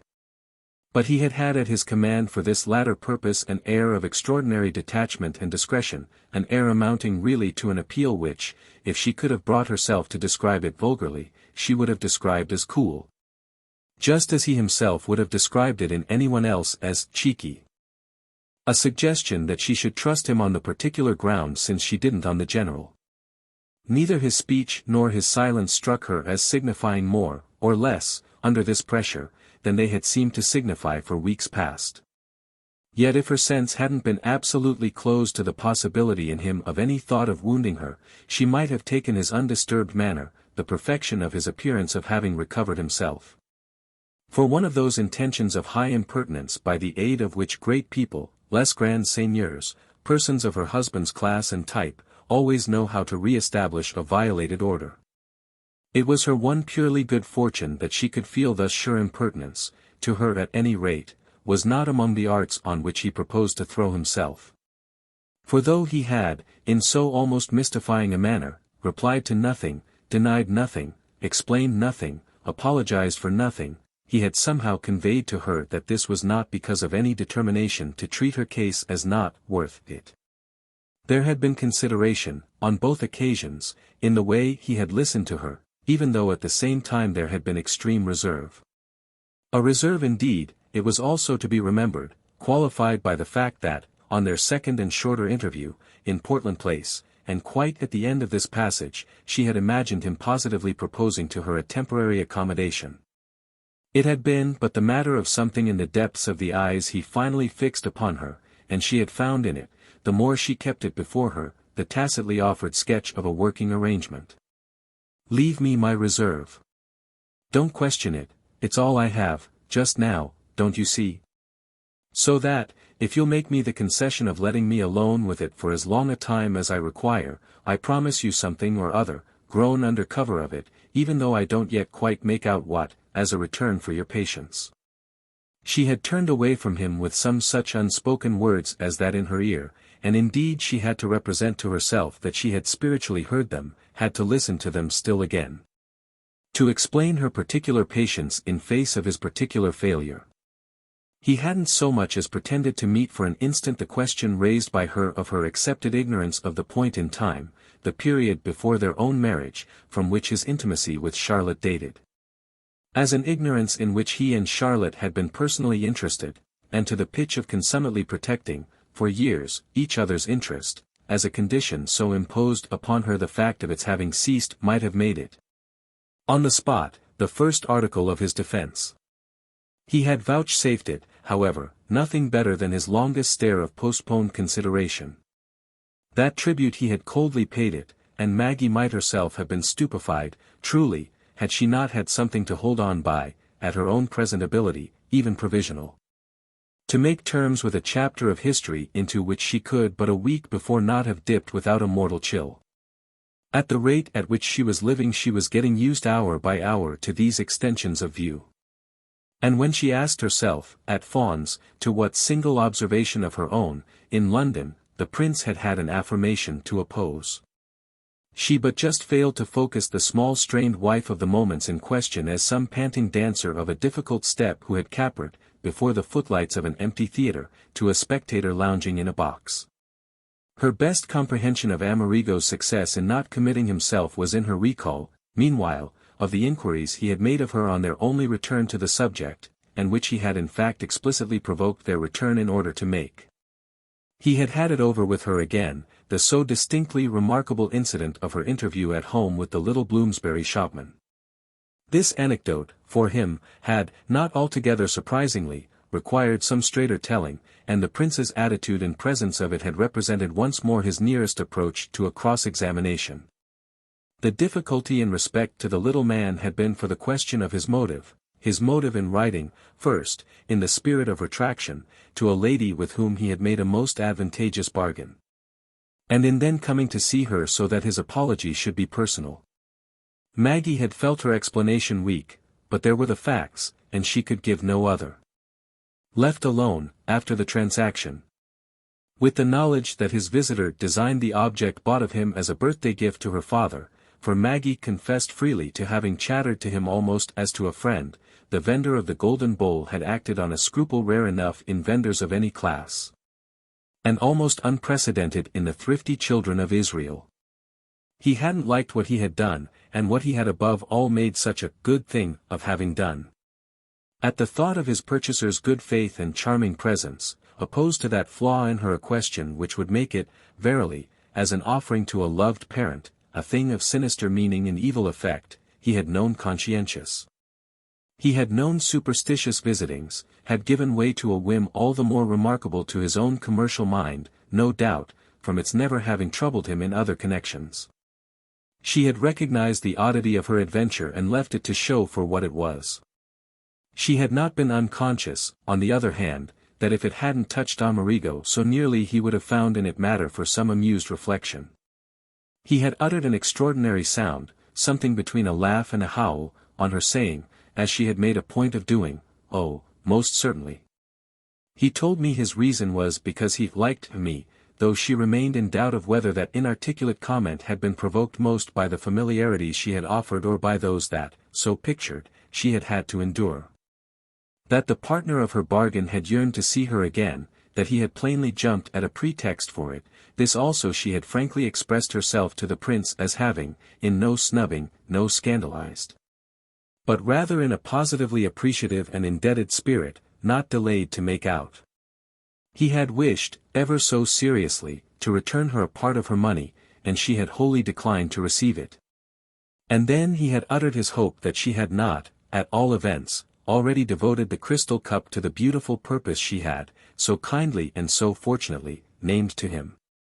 It wasn't a thing for a present to a person she was fond of, for she wouldn't wish to give a present that would bring ill luck. That had come to him, so that he couldn't rest, and he should feel better now that he had told her. His having led her to act in ignorance was what he should have been ashamed of, and, if she would pardon, gracious lady as she was, all the liberties he had taken, she might make of the bowl any use in life but that one. It was after this that the most extraordinary incident of all, of course, had occurred, his pointing to the two photographs with the remark that those were persons he knew, and that, more wonderful still, he had made acquaintance with them. Years before, precisely over the same article. The lady, on that occasion, had taken up the fancy of presenting it to the gentleman, and the gentleman, guessing and dodging ever so cleverly, had declared that he wouldn't for the world receive an object under such suspicion. He himself, the little man had confessed, wouldn't have minded, about them. But he had never forgotten either their talk or their faces, the impression altogether made by them, and, if she really wished to know, now, what had perhaps most moved him, it was the thought that she should ignorantly have gone in for a thing not good enough for other buyers. He had been immensely struck, that was another point, with this accident of their turning out, after so long, friends of hers too, they had disappeared, and this was the only light he had ever had upon them. He had flushed up, quite red, with his recognition, with all his responsibility, had declared that the connection must have had, mysteriously, something to do with the impulse he had obeyed.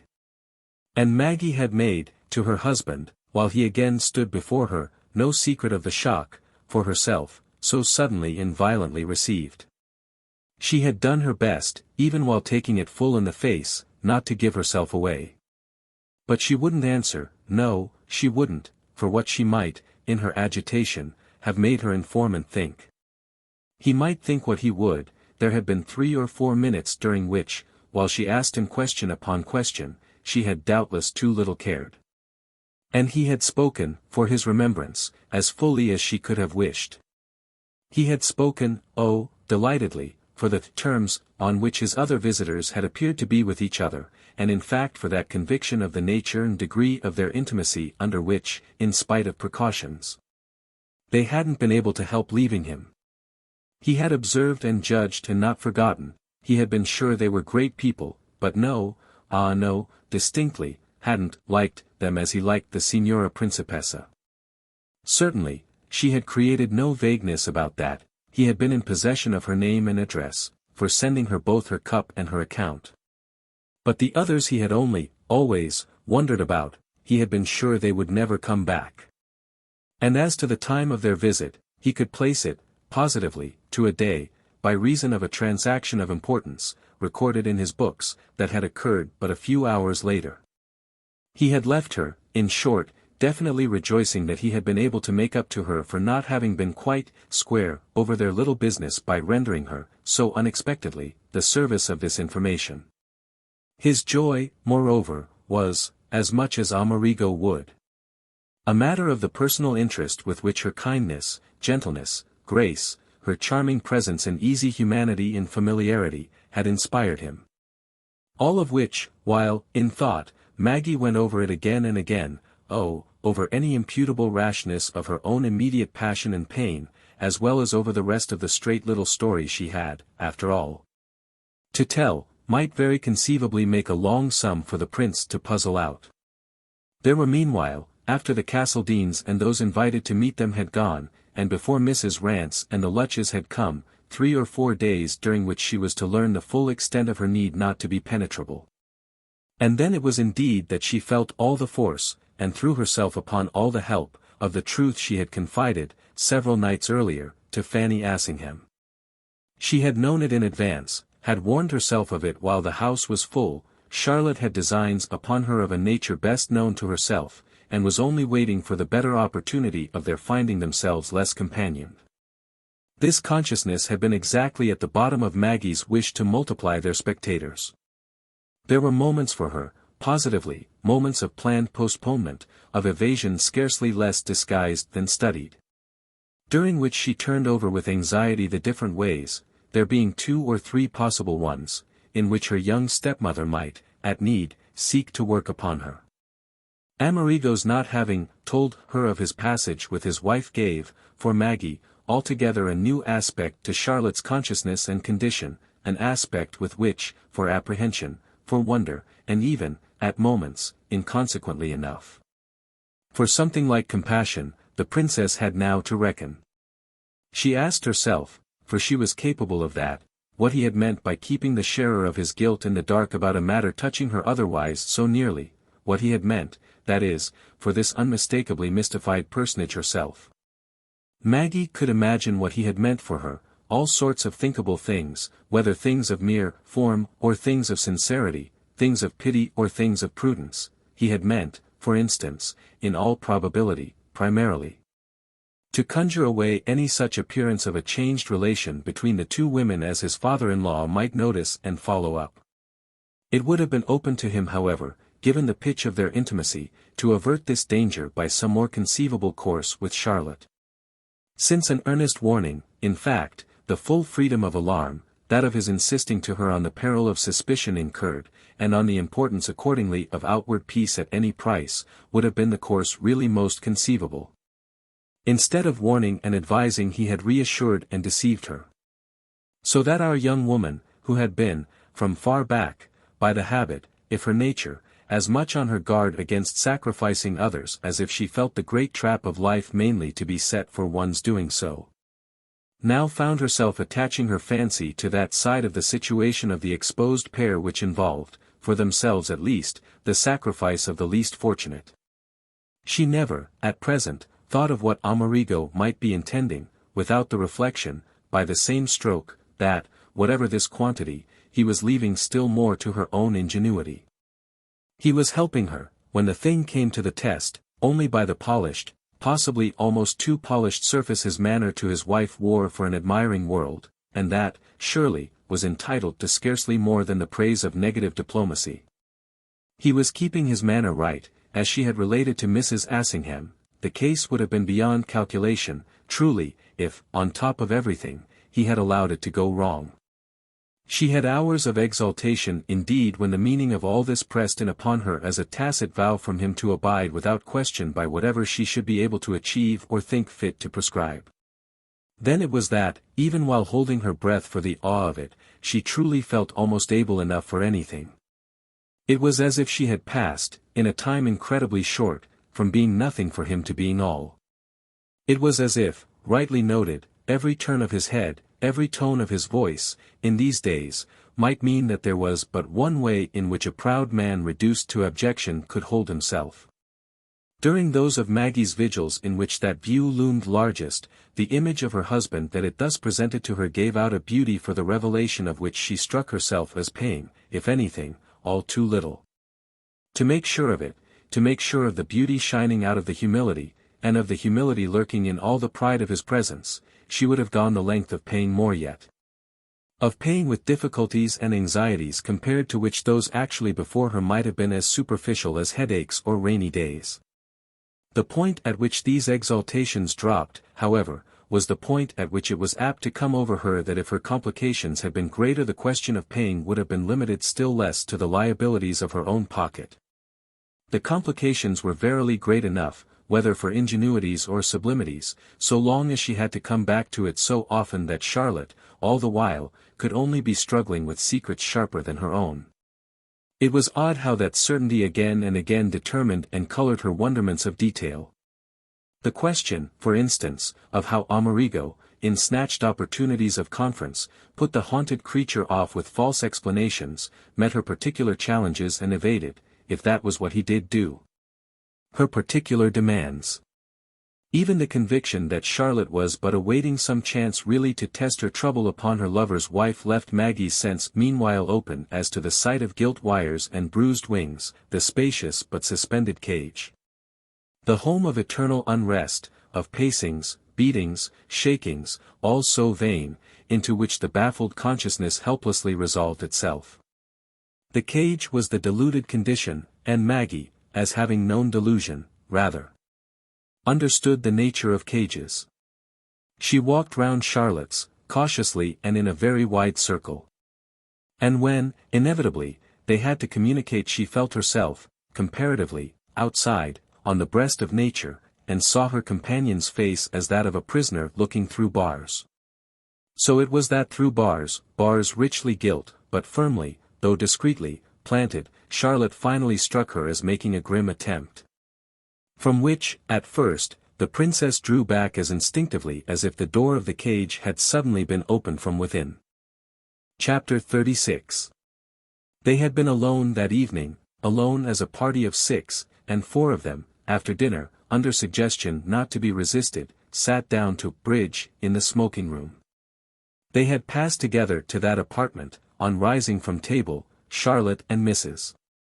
Assingham alike indulgent, always, to tobacco, and in fact practicing an emulation which, as Fanny said, would, for herself, had the Colonel not issued an interdict based on the fear of her stealing his cigars, have stopped only at the short pipe. Here cards had with inevitable promptness asserted their rule, the game forming itself, as had often happened before, of Mr. Verver with Mrs. Assingham for partner and of the Prince with Mrs. Verver. The Colonel, who had then asked of Maggie license to relieve his mind of a couple of letters for the earliest post out on the morrow, was addressing himself to this task at the other end of the room. And the Princess herself had welcomed the comparatively hushed hour, for the bridge players were serious and silent, much in the mood of a tired actress who has the good fortune to be off, while her mates are on. Almost long enough for a nap on the property sofa in the wing. Maggie's nap, had she been able to snatch 40 winks, would have been of the spirit rather than of the sense. Yet as she subsided, near a lamp, with the last salmon-colored French periodical, she was to fail, for refreshment, even of that sip of independence. There was no question for her, as she found, of closing her eyes and getting away. They strayed back to life, in the stillness, over the top of her review. She could lend herself to none of those refinements of the higher criticism with which its pages bristled. She was there, where her companions were, there again and more than ever there. It was as if, of a sudden, they had been made, in their personal intensity, in their rare complexity of relation, freshly importunate to her. It was the first evening there had been no one else. Mrs. Rance and the Lutches were due the next day, but meanwhile the facts of the situation were upright for her round the green cloth and the silver flambeaux. The fact of her father's wife's lover facing his mistress, the fact of her father sitting, all unsound and unblinking, between them, the fact of Charlotte keeping up everything, across the table, with her husband beside her.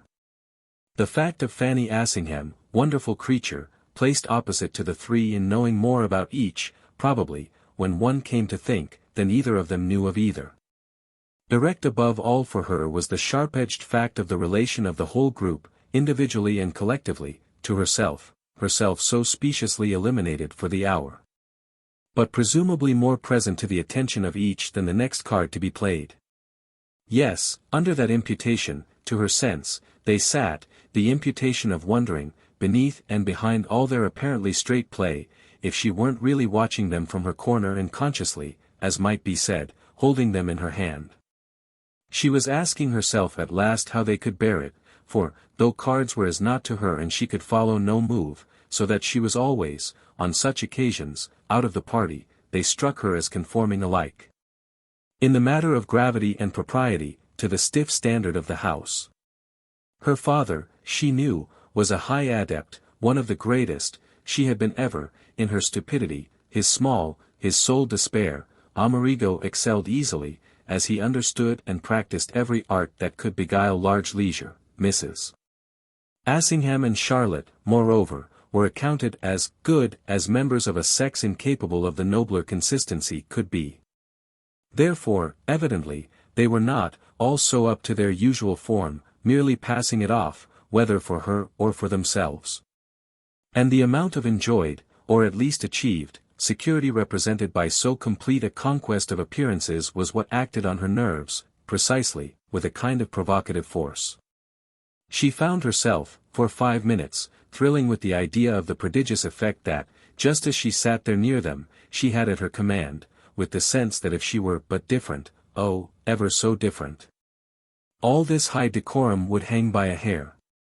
There reigned for her, absolutely, during these vertiginous moments, that fascination of the monstrous, that temptation of the horribly possible, which we so often trace by its breaking out suddenly, lest it should go further in unexplained retreats and reactions.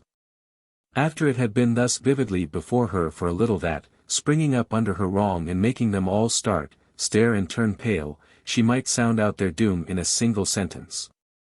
A sentence easy to choose among several of the lurid. After she had faced that blinding light and felt it turn to blackness, she rose from her place, laying aside her magazine, and moved slowly round the room, passing near the card-players and pausing an instant behind the chairs in turn.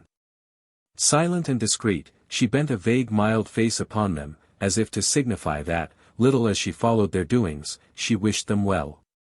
And she took from each, across the table, in the common solemnity, an upward recognition which she was to carry away with her on her moving out to the terrace, a few minutes later. Her father and her husband, Mrs. Assingham and Charlotte, had done nothing but meet her eyes. Yet the difference in these demonstrations made each a separate passage, which was all the more wonderful since, with the secret behind every face, they had alike tried to look at her through it and in denial of it. It all left her, as she wandered off, with the strangest of impressions, the sense, forced upon her as never yet, of an appeal, a positive confidence, from the 4 pairs of eyes, that was deeper than any negation, and that seemed to speak, on the part of each, of some relation to be contrived by her, a relation with herself, which would spare the individual the danger, the actual present strain, of the relation with the others. They thus tacitly put it upon her to be disposed of, the whole complexity of their peril, and she promptly saw why, because she was there, and there just as she was, to lift it off them and take it. To charge herself with it as the scapegoat of old, of whom she had once seen a terrible picture, had been charged with the sins of the people and had gone forth into the desert to sink under his burden and die. That indeed wasn't their design and their interest, that she should sink under hers. It wouldn't be their feeling that she should do anything but live on somehow for their benefit, and even as much as possible in their company, to keep proving to them that they had truly escaped and that she was still there to simplify. This idea of her simplifying, and of their combined struggle, dim as yet but steadily growing, toward the perception of her adopting it from them, clung to her while she hovered on the terrace, where the summer night was so soft that she scarce needed the light shawl she had picked up. Several of the long windows of the occupied rooms stood open to it, and the light came out in vague shafts and fell upon the old smooth stones.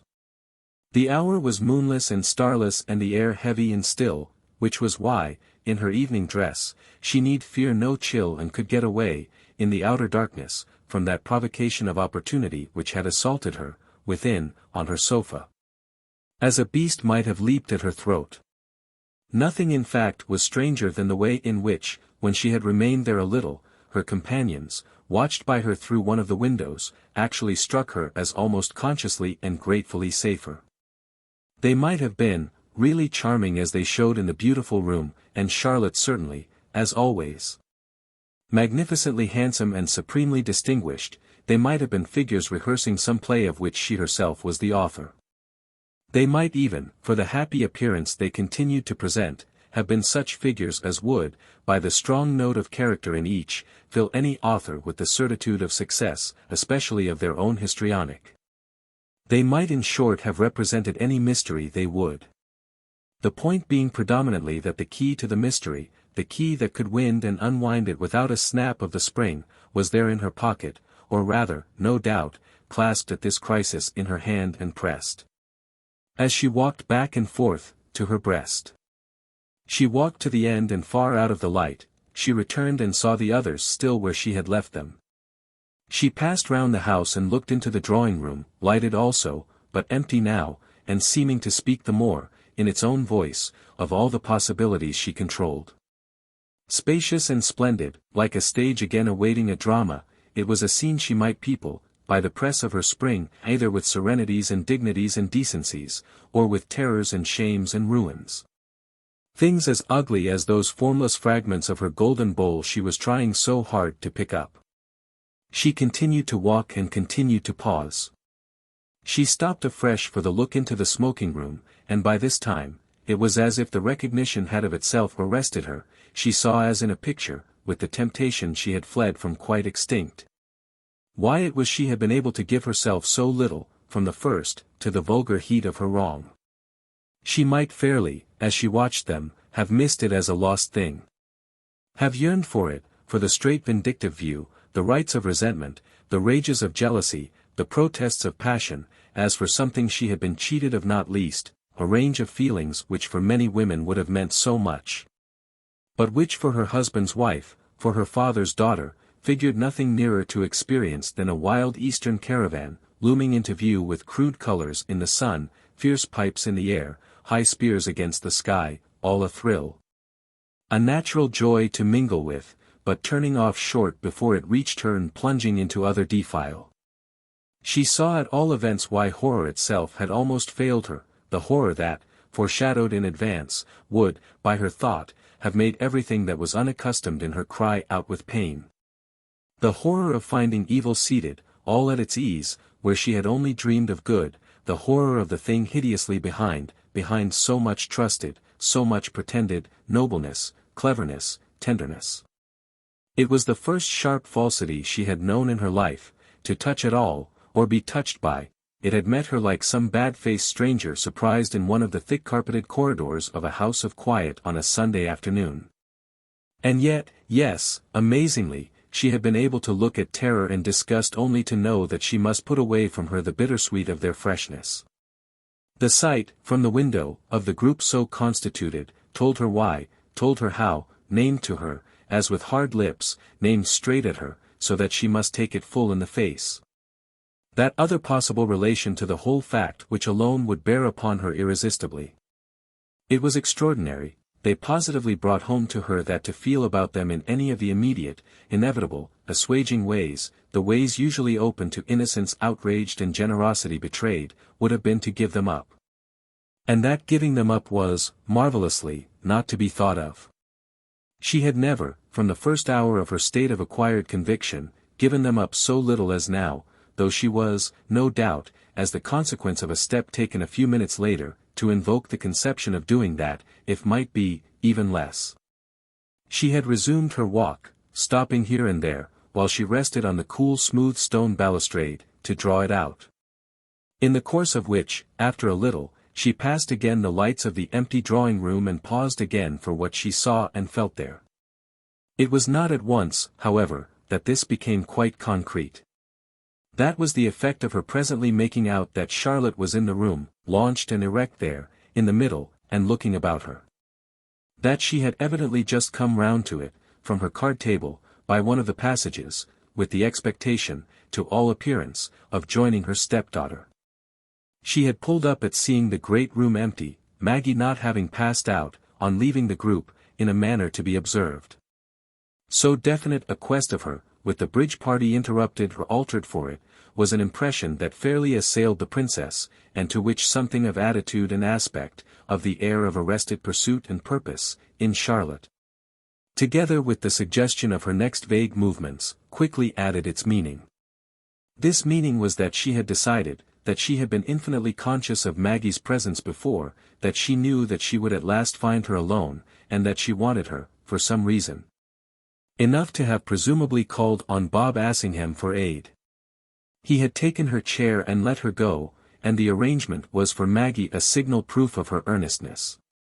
Of the energy, in fact, that, though superficially commonplace in a situation in which people weren't supposed to be watching each other, was what affected our young woman, on the spot, as a breaking of bars. The splendid shining supple creature was out of the cage, was at large, and the question now almost grotesquely rose of whether she mightn't by some art, just where she was and before she could go further, be hemmed in and secured. It would have been for a moment, in this case, a matter of quickly closing the windows and giving the alarm, with poor Maggie's sense that, though she couldn't know what she wanted of her, it was enough for trepidation that, at these firm hands, anything should be, to say nothing of the sequel of a flight taken again along the terrace, even under the shame of the confessed feebleness of such evasions on the part of an outraged wife. It was to this feebleness, none the less, that the outraged wife had presently resorted. The most that could be said for her being, as she felt while she finally stopped short, at a distance, that she could at any rate resist her objection sufficiently not to sneak into the house by another way and safely reach her room. She had literally caught herself in the act of dodging and ducking, and it told her there, vividly, in a single word, what she had all along been most afraid of. She had been afraid of the particular passage with Charlotte that would determine her father's wife to take him into her confidence as she couldn't possibly as yet have done, to prepare for him a statement of her wrong, to lay before him the infamy of what she was apparently suspected of. This, should she have made up her mind to do it, would rest on a calculation the thought of which evoked, strangely, other possibilities and visions. It would show her as sufficiently believing in her grasp of her husband to be able to assure herself that, with his daughter thrown on the defensive, with Maggie's cause and Maggie's word, in fine, against her own, it wasn't Maggie's that would most certainly carry the day. Such a glimpse of her conceivable idea, which would be founded on reasons all her own, reasons of experience and assurance, impenetrable to others, but intimately familiar to herself, such a glimpse opened out wide as soon as it had come into view. For if so much as this was still firm ground between the elder pair, if the beauty of appearances had been so consistently preserved, it was only the golden bowl as Maggie herself knew it that had been broken. The breakage stood not for any wrought discomposure among the triumphant three, it stood merely for the dire deformity of her attitude toward them.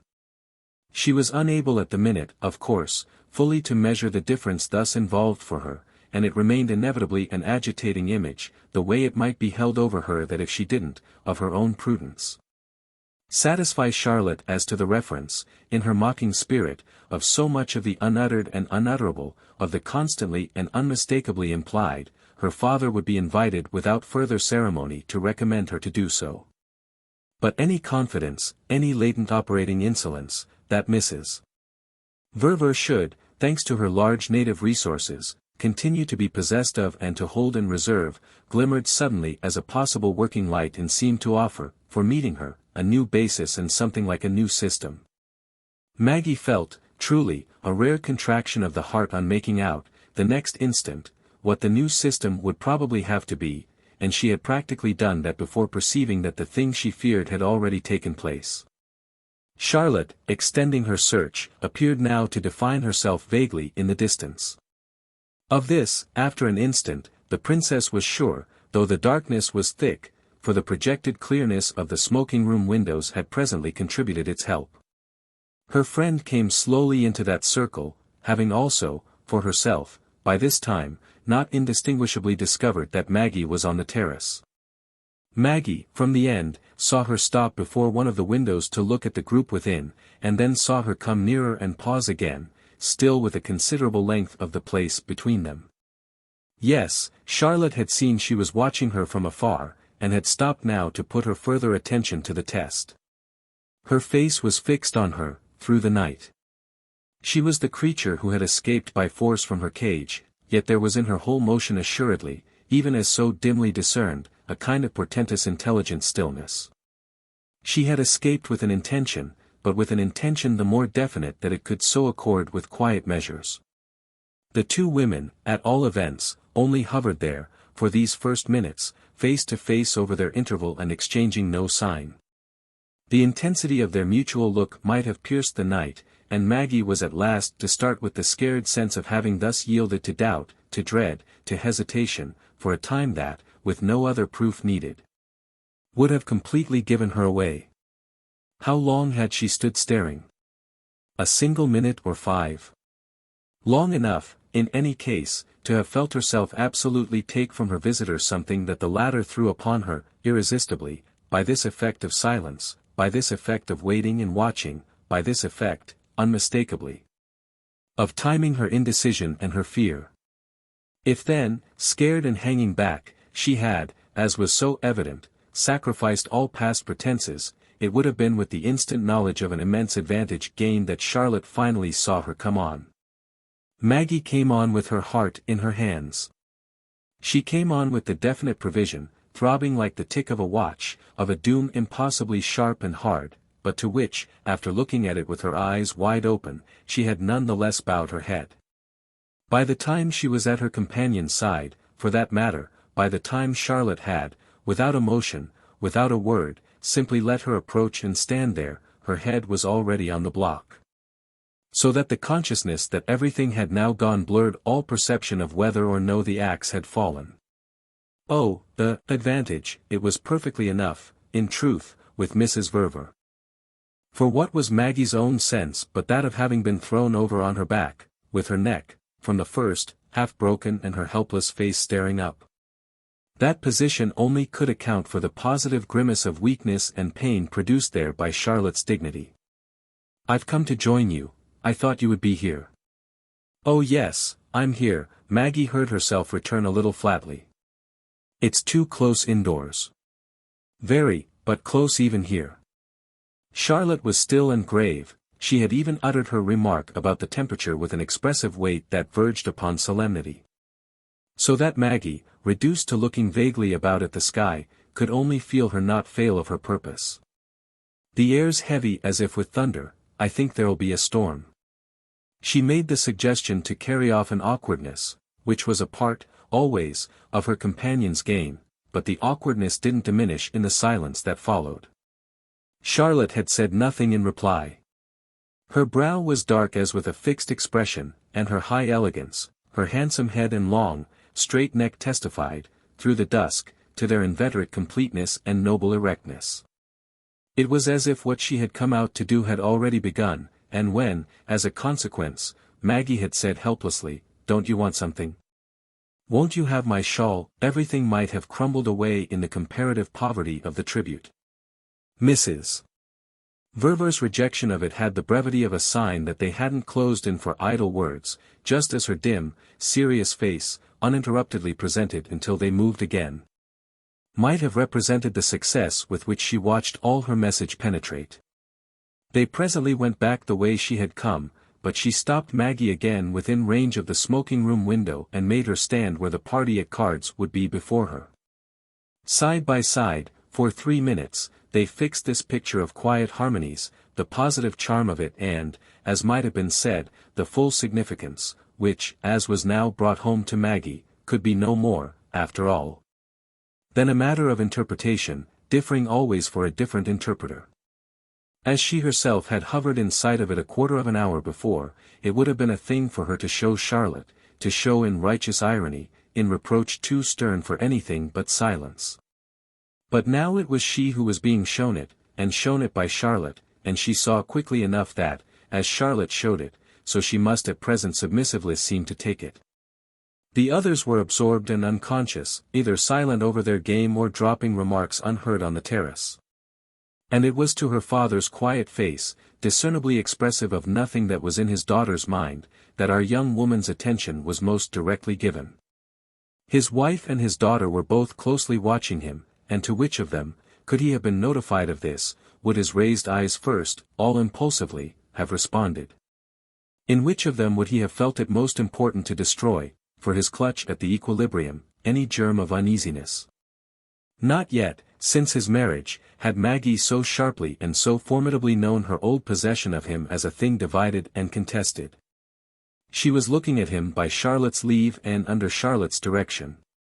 Quite in fact as if the particular way she should look at him were prescribed to her, quite, even, as if she had been defied to look at him in any other. It came home to her too that the challenge wasn't, as might be said, in his interest and for his protection, but, pressingly, insistently, in Charlotte's, for that of her security at any price. She might verily, by this dumb demonstration, have been naming to Maggie the price, naming it as a question for Maggie herself, a sum of money that she, properly, was to find. She must remain safe and Maggie must pay, what she was to pay with being her own affair. Straighter than ever, thus, the princess again felt it all put upon her, and there was a minute, just a supreme instant, during which there burned in her a wild wish that her father would only look up. It throbbed for these seconds as a yearning appeal to him, she would chance it, that is, if he would but just raise his eyes and catch them, across the larger space, standing in the outer dark together. Then he might be affected by the sight, taking them as they were, he might make some sign, she scarce knew what, that would save her from being the one, this way, to pay all. He might somehow show a preference, distinguishing between them. Might, out of pity for her, signal to her that this extremity of her effort for him was more than he asked. That represented Maggie's one little lapse from consistency, the sole small deflection in the whole course of her scheme. It had come to nothing the next minute, for the dear man's eyes had never moved, and Charlotte's hand, promptly passed into her arm, had very firmly drawn her on, quite, for that matter, as from some equal perception on her part two of the more ways than one in which their impression could appeal. They retraced their steps along the rest of the terrace, turning the corner of the house, and presently came abreast of the other windows, those of the pompous drawing-room, still lighted and still empty. Here Charlotte again paused, and it was again as if she were pointing out what Maggie had observed for herself, the very look the place had of being vivid in its stillness, of having, with all its great objects as ordered and balanced as for a formal reception, been appointed for some high transaction, some real affair of state. In presence of this opportunity she faced her companion once more, she traced in her the effect of everything she had already communicated. She signified, with the same success, that the terrace and the sullen night would bear too meagre witness to the completion of her idea. Soon enough then, within the room, under the old lustres of Venice and the eyes of the several great portraits, more or less contemporary with these, that awaited on the walls of fawns their final far migration, soon enough Maggie found herself staring, and at first all too gaspingly, at the grand total to which each separate demand Mrs. Verver had hitherto made upon her, however she had made it, now amounted. I've been wanting, and longer than you'd perhaps believe, to put a question to you for which no opportunity has seemed to me yet quite so good as this. It would have been easier perhaps if you had struck me as in the least disposed ever to give me one. I have to take it now, you see, as I find it. They stood in the center of the immense room, and Maggie could feel that the scene of life her imagination had made of it 20 minutes before was by this time sufficiently peopled. These few straight words filled it to its uttermost reaches, and nothing was now absent from her consciousness either, of the part she was called upon to play in it. Charlotte had marched straight in, dragging her rich train. She rose there beautiful and free, with her whole aspect and action attuned to the firmness of her speech. Maggie had kept the shawl she had taken out with her, and, clutching it tight in her nervousness, drew it round her as if huddling in it for shelter, covering herself with it for humility. She looked out as from under an improvised hood, the sole headgear of some poor woman at somebody's proud door, she waited even like the poor woman, she met her friend's eyes with recognitions she couldn't suppress. She might sound it as she could, what question then? Everything in her, from head to foot, crowded it upon Charlotte that she knew. She knew too well, that she was showing. So that successful vagueness, to save some scrap of her dignity from the imminence of her defeat, was already a lost cause, and the one thing left was if possible, at any cost, even that of stupid inconsequence. To try to look as if she weren't afraid. If she could but appear at all not afraid she might appear a little not ashamed, that is not ashamed to be afraid, which was the kind of shame that could be fastened on her, it being fear all the while that moved her. Her challenge, at any rate, her wonder, her terror, the blank, blurred surface, whatever it was that she presented became a mixture that ceased to signify. For to the accumulated advantage by which Charlotte was at present sustained her next words themselves had little to add. Have you any ground of complaint of me? Is there any wrong you consider I've done you? I feel at last that I've a right to ask you. Their eyes had to meet on it, and to meet long. Maggie's avoided at least the disgrace of looking away. What makes you want to ask it? My natural desire to know. You've done that, for so long, little Justice. Maggie waited a moment. For so long. You mean you've thought? I mean, my dear, that I've seen. I've seen, week after week, that you seem to be thinking, of something that perplexed or worried you. Is it anything for which I'm in any degree responsible? Maggie summoned all her powers. What in the world should it be? Ah, that's not for me to imagine, and I should be very sorry to have to try to say. I'm aware of no point whatever at which I may have failed you, said Charlotte.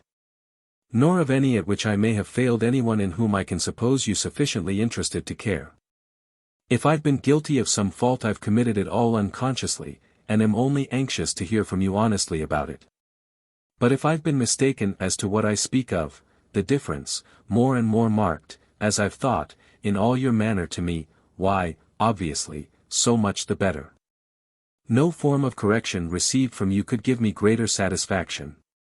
She spoke, it struck her companion, with extraordinary ease, as if hearing herself say it all, besides seeing the way it was listened to, helped her from point to point. She saw she was right, that this was the tone for her to take and the thing for her to do, the thing as to which she was probably feeling that she had in advance, in her delays and uncertainties, much exaggerated the difficulty. The difficulty was small, and it grew smaller as her adversary continued to shrink. She was not only doing as she wanted, but had by this time effectively done it and hung it up. All of which but deepened Maggie's sense of the sharp and simple need, now, of seeing her through to the end. If you've been mistaken, you say. And the princess but barely faltered. You have been mistaken. Charlotte looked at her splendidly hard. You're perfectly sure it's all my mistake? All I can say is that you've received a false impression. Ah then, so much the better. From the moment I had received it I knew I must sooner or later speak of it, for that, you see, is, systematically, my way. And now, Charlotte added, you make me glad I've spoken. I thank you very much. It was strange how for Maggie too, with this, the difficulty seemed to sink. Her companion's acceptance of her denial was like a general pledge not to keep things any worse for her than they essentially had to be. It positively helped her to build up her falsehood, to which, accordingly, she contributed another block. I've affected you evidently, quite accidentally, in some way of which I've been all unaware. I've not felt at any time that you've wronged me. How could I come within a mile, Charlotte inquired, of such a possibility? Maggie, with her eyes on her more easily now, made no attempt to say. She said, after a little, something more to the present point. I accuse you of nothing. Ah, that's lucky. Charlotte had brought this out with the richness, almost, of gaiety. And Maggie, to go on, had to think, with her own intensity, of Amerigo, to think how he, on his side, had had to go through with his lie to her, how it was for his wife he had done so. And how his doing so had given her the clue and set her the example.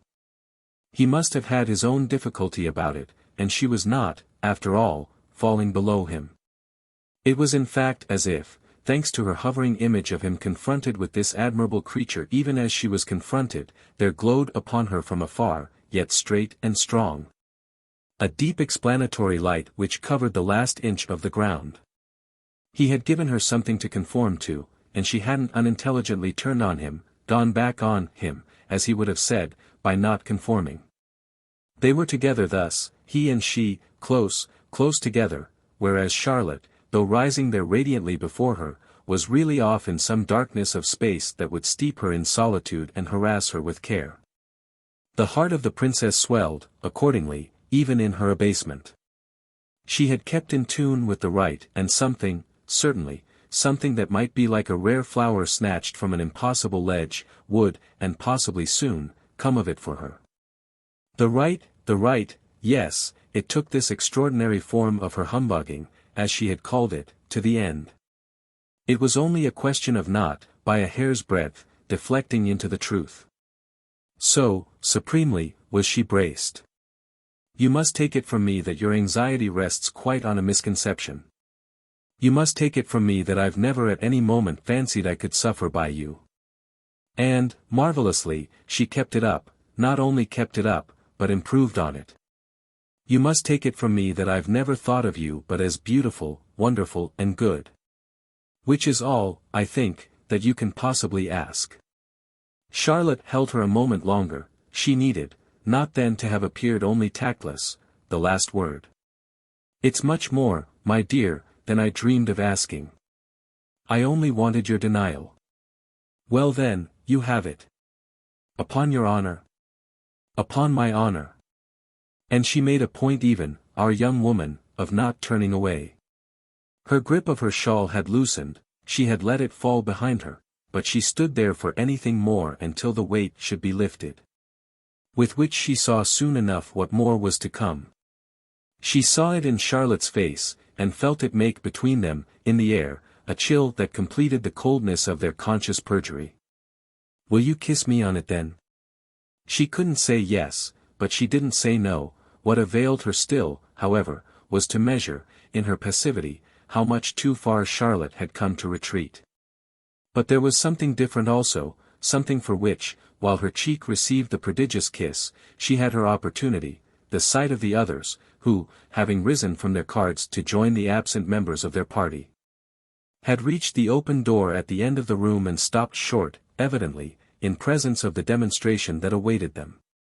Her husband and her father were in front, and Charlotte's embrace of her, which wasn't to be distinguished, for them either, she felt, from her embrace of Charlotte, took on with their arrival a high publicity.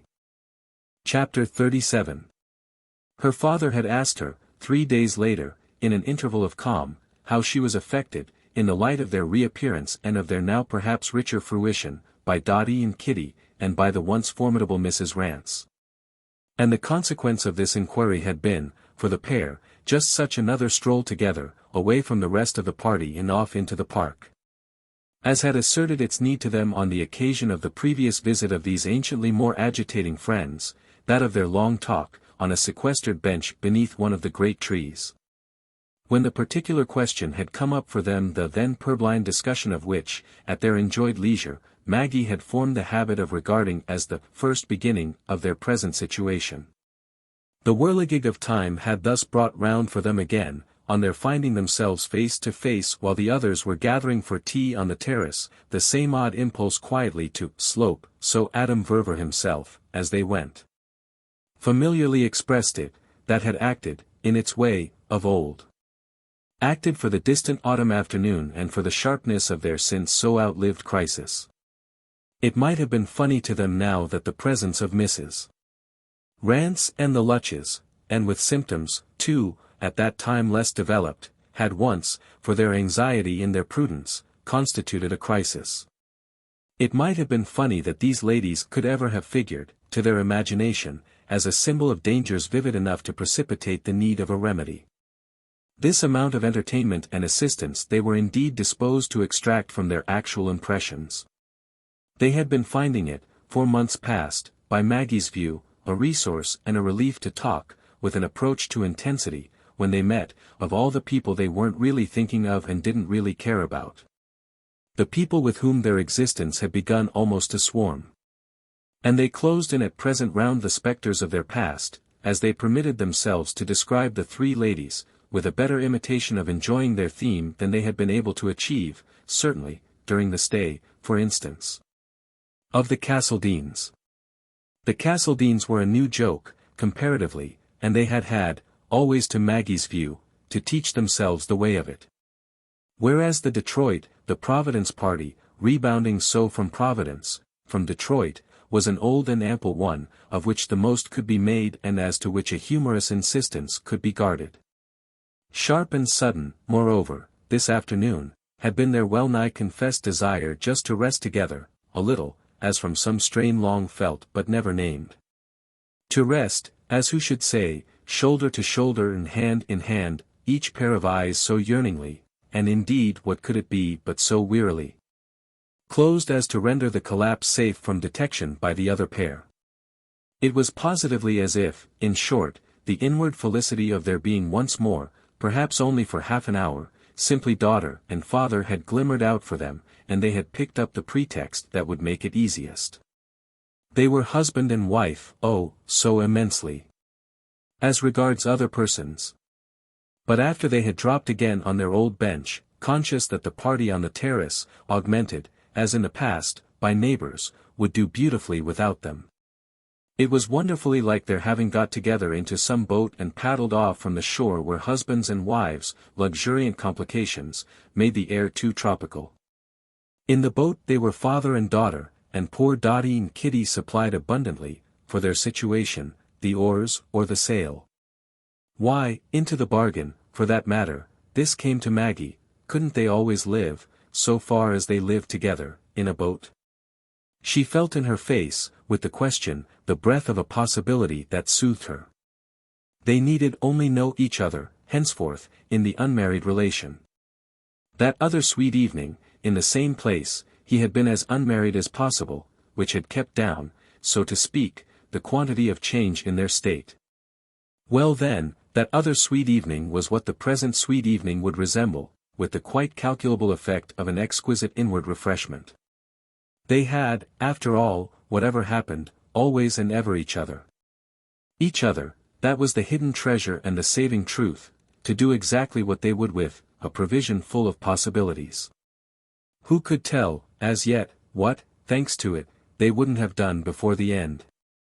They had meanwhile been tracing together, in the golden air that, towards 6 o'clock of a July afternoon, hung about the massed Kentish woods, several features of the social evolution of her old playmates, still beckoned on, it would seem. By unattainable ideals, still falling back, beyond the sea, to their native seats, for renewals of the moral, financial, conversational, one scarce knew what to call it, outfit, and again and forever reappearing like a tribe of wandering Jewesses.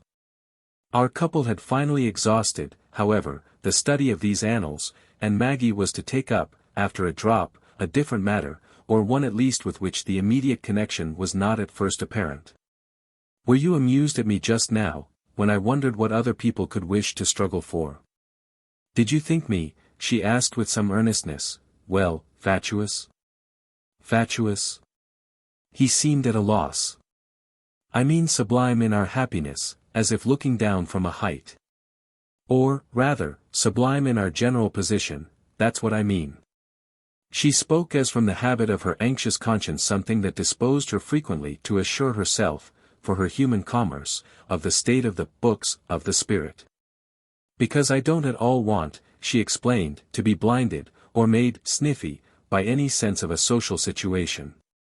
Her father listened to this declaration as if the precautions of her general mercy could still, as they betrayed themselves, have surprises for him, to say nothing of a charm of delicacy and beauty. He might have been wishing to see how far she could go and where she would, all touchingly to him, arrive. But she waited a little, as if made nervous, precisely, by feeling him depend too much on what she said.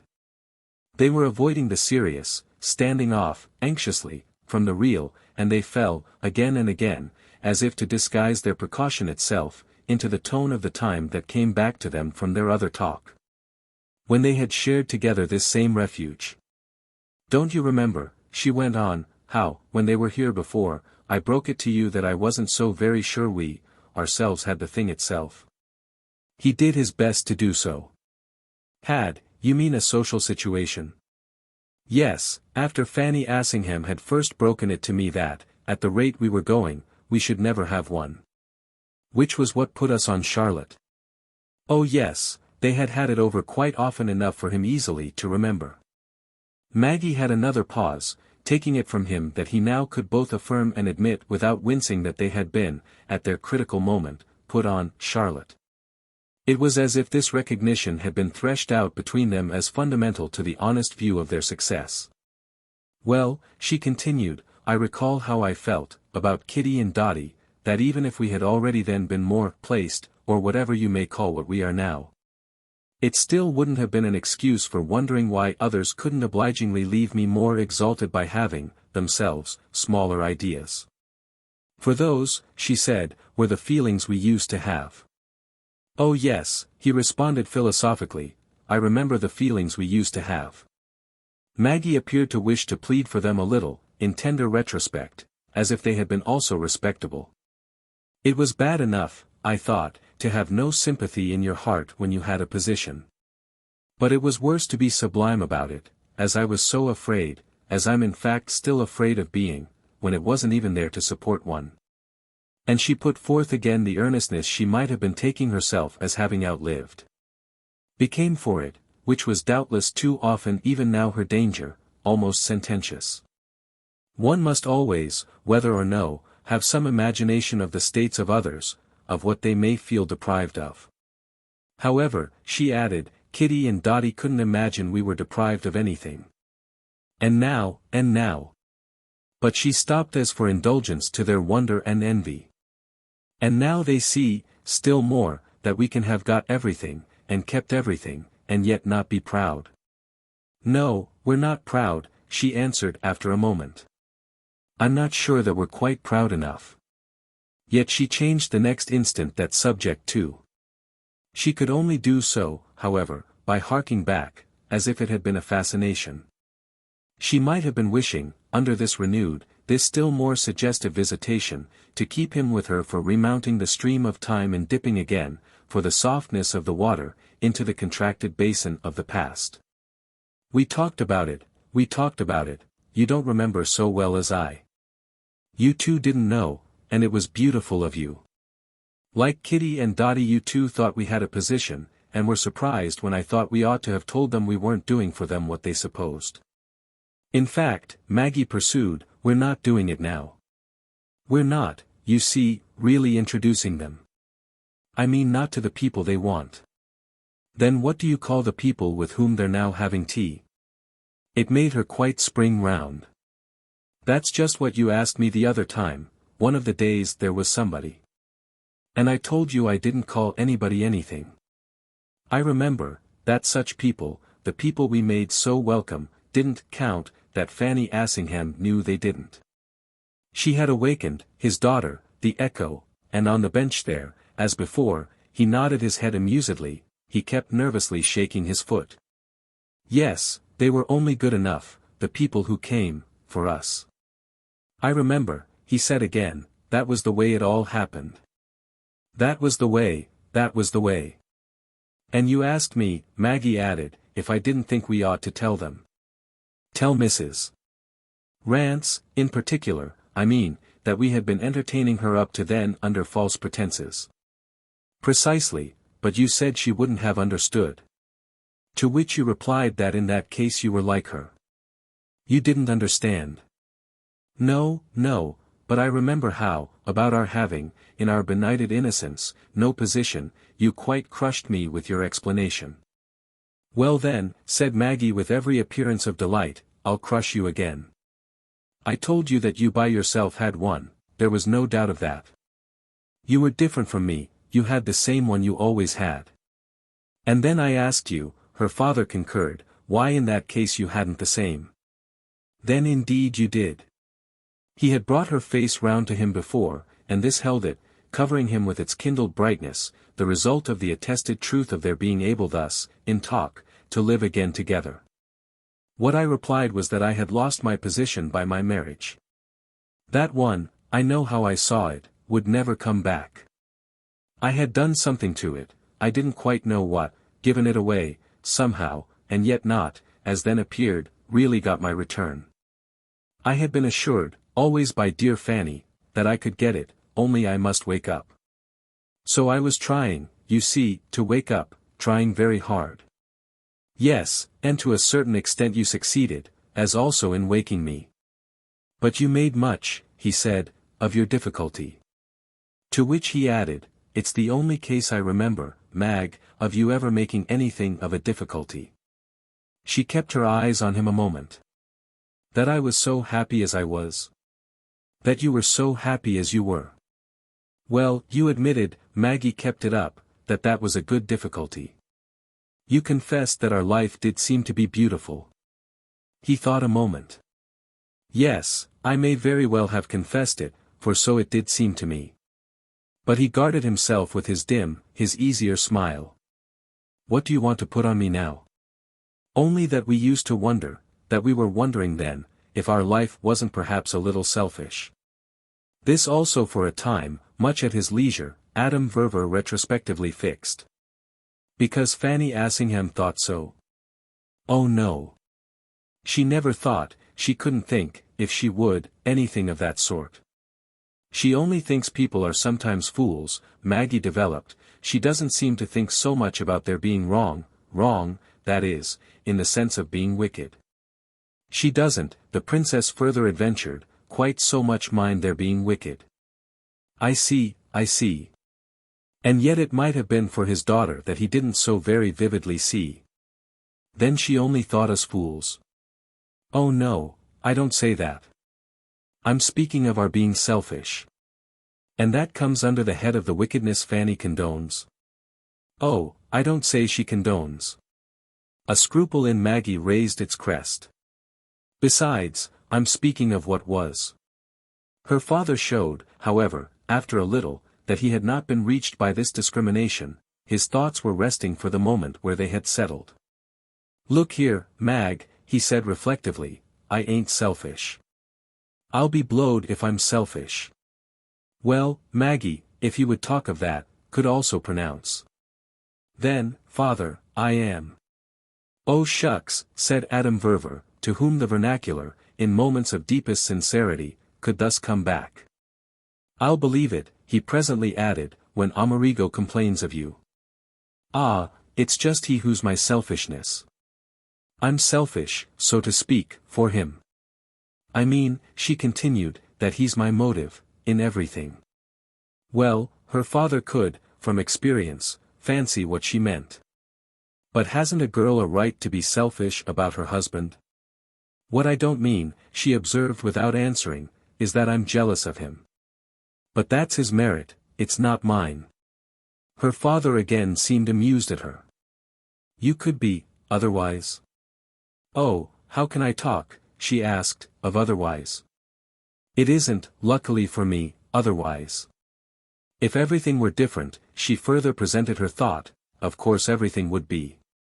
And then again, as if that were but half, my idea is this, that when you only love a little you're naturally not jealous, or are only jealous also a little, so that it doesn't matter.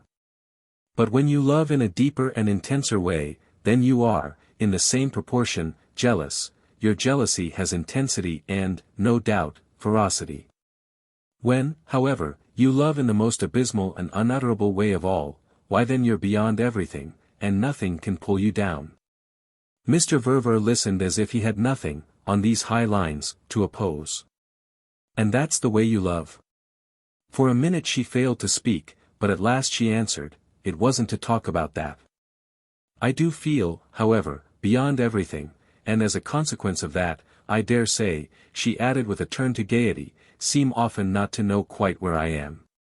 The mere fine pulse of passion in it, the suggestion as of a creature consciously floating and shining in a warm summer sea, some element of dazzling sapphire and silver, a creature cradled upon depths, buoyant among dangers, in which fear or folly, or sinking otherwise than in play, was impossible. Something of all this might have been making once more present to him, with his discreet, his half-shy assent to it, her probable enjoyment of a rapture that he, in his day, had presumably convinced no great number of persons either of his giving or of his receiving.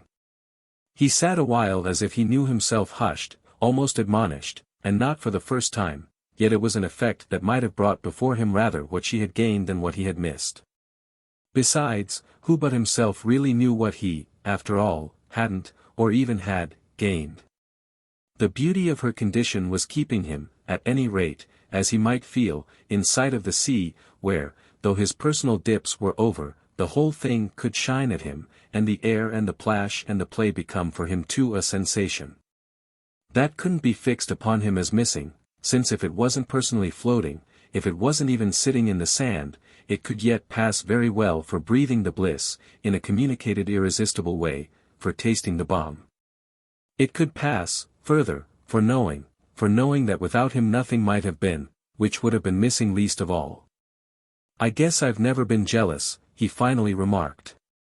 And it said more to her, he had occasion next to perceive, than he was intending, for it made her, as by the pressure of a spring, give him a look that seemed to tell of things she couldn't speak. But she at last tried for one of them. "Oh, it's you, father, who are what I call beyond everything. Nothing can pull you down." He returned the look as with the sociability of their easy communion, though inevitably throwing in this time a shade of solemnity.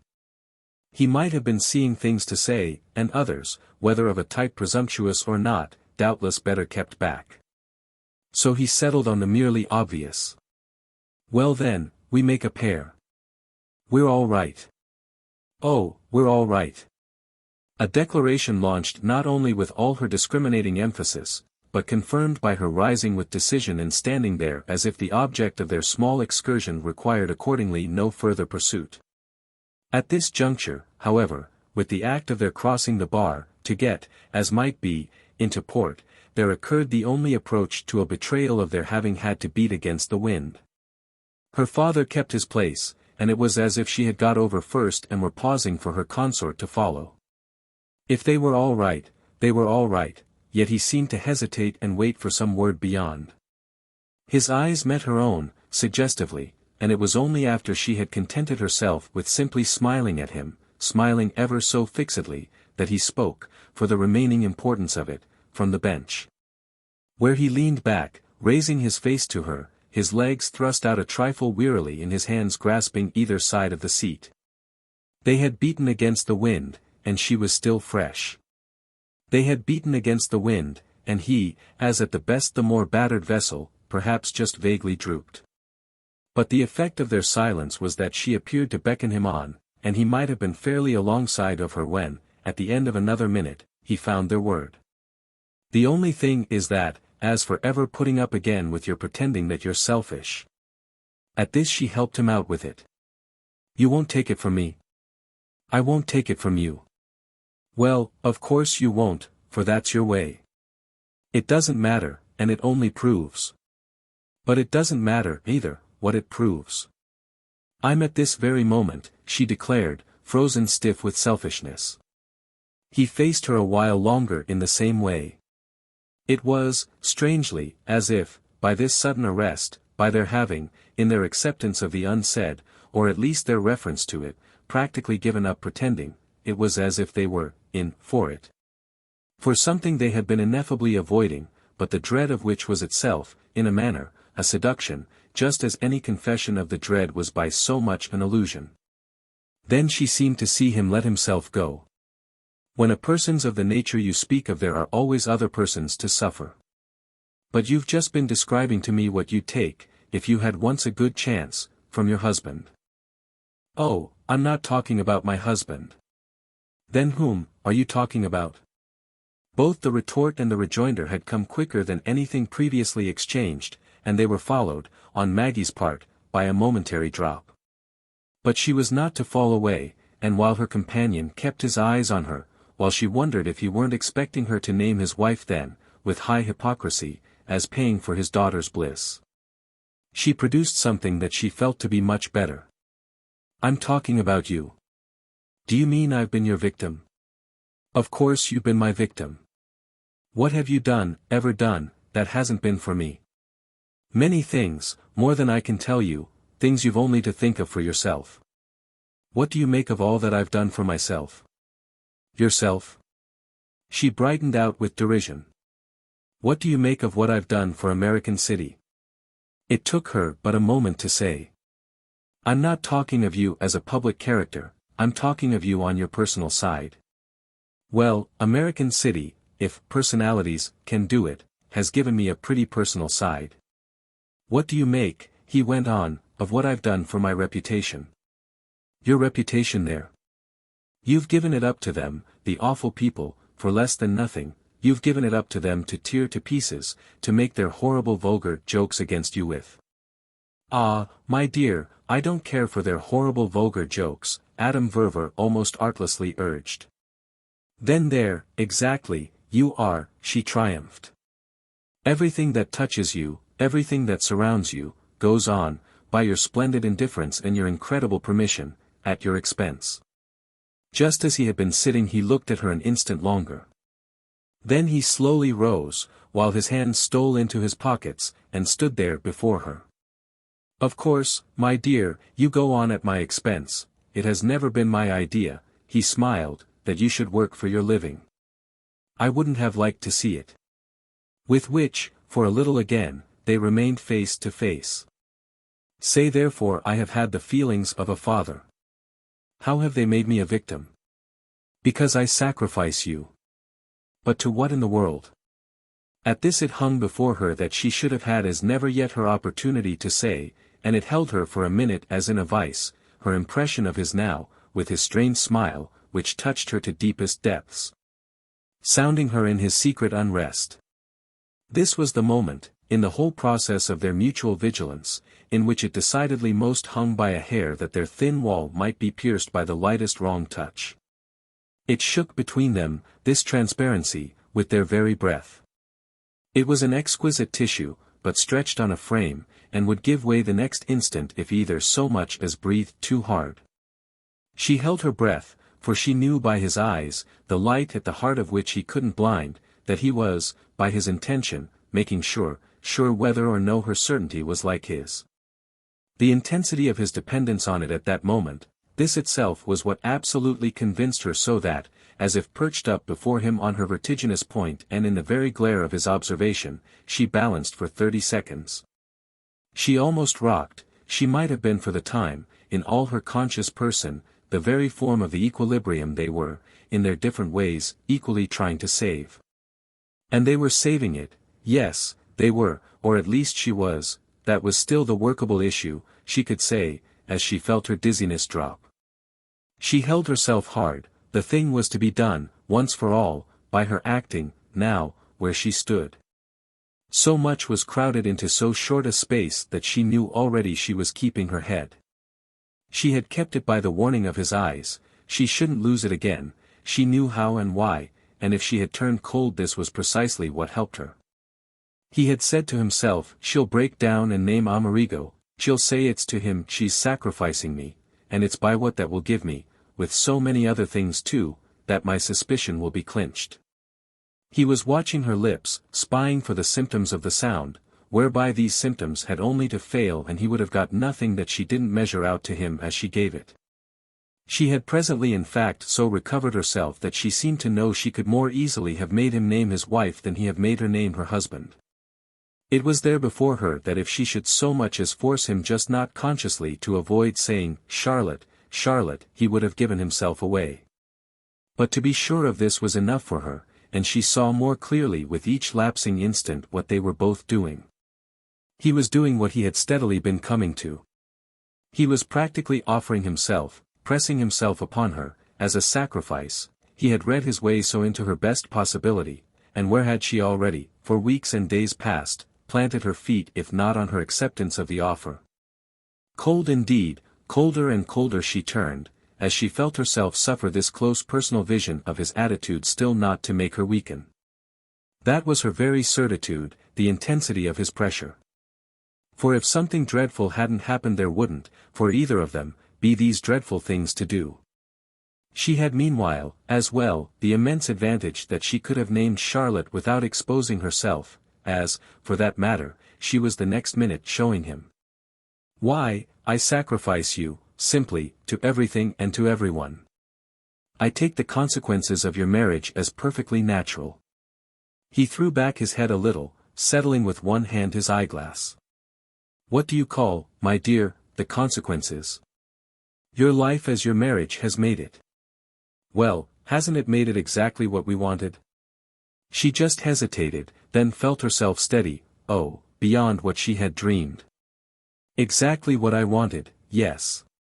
His eyes, through his straightened glasses, were still on hers, and he might, with his intenser fixed smile, have been knowing she was, for herself, rightly inspired.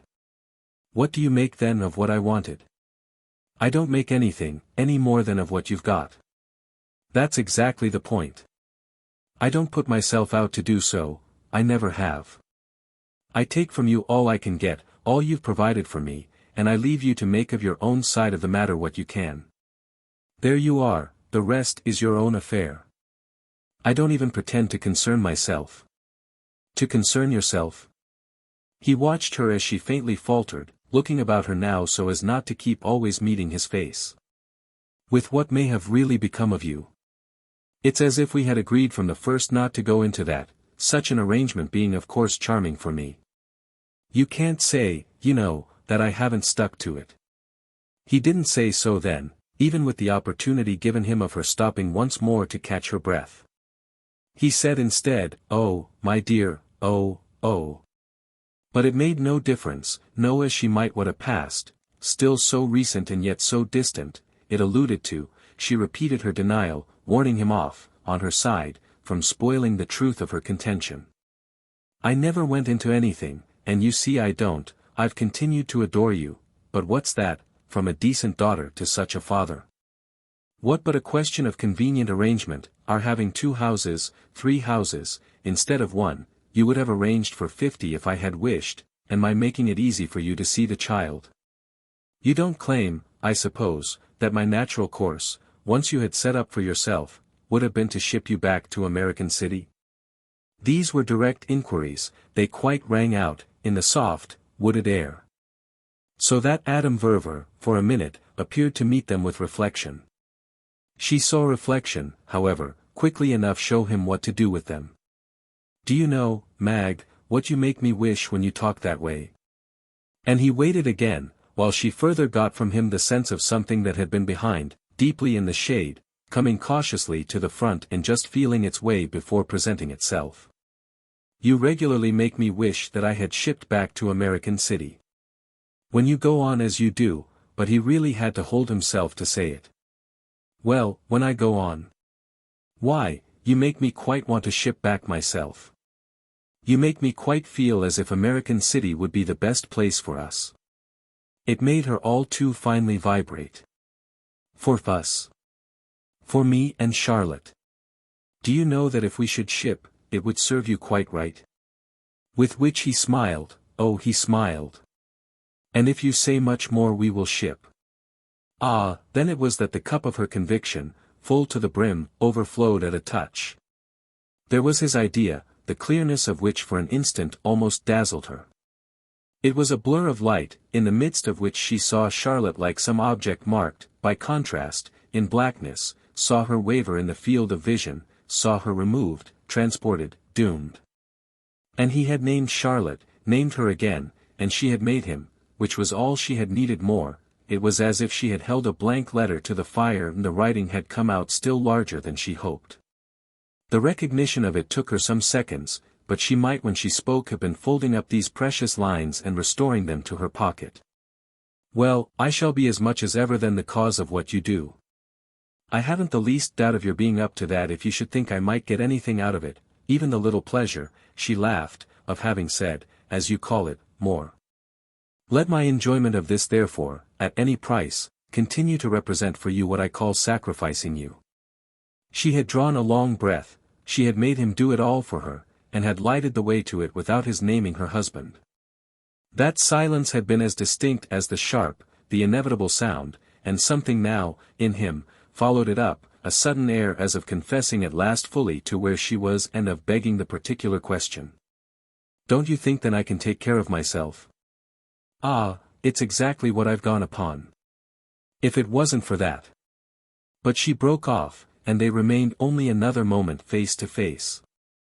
I'll let you know, my dear, the day I feel you've begun to sacrifice me. Begun, she extravagantly echoed. Well, it will be, for me, the day you've ceased to believe in me. With which, his glasses still fixed on her, his hands in his pockets, his hat pushed back, his legs a little apart, he seemed to plant or to square himself for a kind of assurance it had occurred to him he might as well treat her to. In default of other things, before they changed their subject. It had the effect, for her, of a reminder of all he was, of all he had done, of all, above and beyond his being her perfect little father, she might take him as representing, take him as having, quite eminently. In the eyes of 2 hemispheres, been capable of, and as therefore wishing, not, was it? illegitimately, to call her attention to. The successful, beneficent person, the beautiful, bountiful, original, dauntlessly willful great citizen, the consummate collector and infallible high authority he had been and still was, these things struck her, on the spot, as making up for him. In a wonderful way, a character she must take into account in dealing with him either for pity or for envy. He positively, under the impression, seemed to loom larger than life for her, so that she saw him during these moments in a light of recognition which had had its brightness for her at many an hour of the past, but which had never been so intense and so almost admonitory. His very quietness was part of it now, as always part of everything, of his success, his originality, his modesty, his exquisite public perversity, his inscrutable, incalculable energy. And this quality perhaps it might be, all the more too as the result, for the present occasion, of an admirable, traceable effort, that placed him in her eyes as no precious a work of art probably had ever been placed in his own. There was a long moment, absolutely, during which her impression rose and rose, even as that of the typical charmed gazer, in the still museum, before the named and dated object, the pride of the catalogue, that time has polished and consecrated. Extraordinary, in particular, was the number of the different ways in which he thus affected her as showing. He was strong, that was the great thing. He was sure for himself, always, whatever his idea, the expression of that in him had somehow never appeared more identical with his proved taste for the rare and the true. But what stood out beyond everything was that he was always, marvelously, young, which couldn't but crown, at this juncture, his whole appeal to her imagination. Before she knew it she was lifted aloft by the consciousness that he was simply a great and deep and high little man, and that to love him with tenderness was not to be distinguished, a whit, from loving him with pride. It came to her, all strangely, as a sudden, an immense relief. The sense that he wasn't a failure, and could never be, purged their predicament of every meanness, made it as if they had really emerged, in their transmuted union, to smile almost without pain. It was like a new confidence, and after another instant she knew even still better why. Wasn't it because now, also, on his side, he was thinking of her as his daughter, was trying her, during these mute seconds, as the child of his blood? Oh then, if she wasn't with her little conscious passion, the child of any weakness, what was she but strong enough too? It swelled in her, fairly. It raised her higher, higher, she wasn't in that case a failure either, hadn't been, but the contrary, his strength was her strength, her pride was his, and they were decent and competent together. This was all in the answer she finally made him. I believe in you more than anyone. Than anyone at all. She hesitated, for all it might mean, but there was, oh 1,000 times. No doubt of it. Than anyone at all. She kept nothing of it back now, met his eyes over it, let him have the whole of it, after which she went on, and that's the way, I think, you believe in me. He looked at her a minute longer, but his tone at last was right. About the way, yes. Well then? She spoke as for the end and for other matters, for anything, everything, else there might be. They would never return to it. Well then.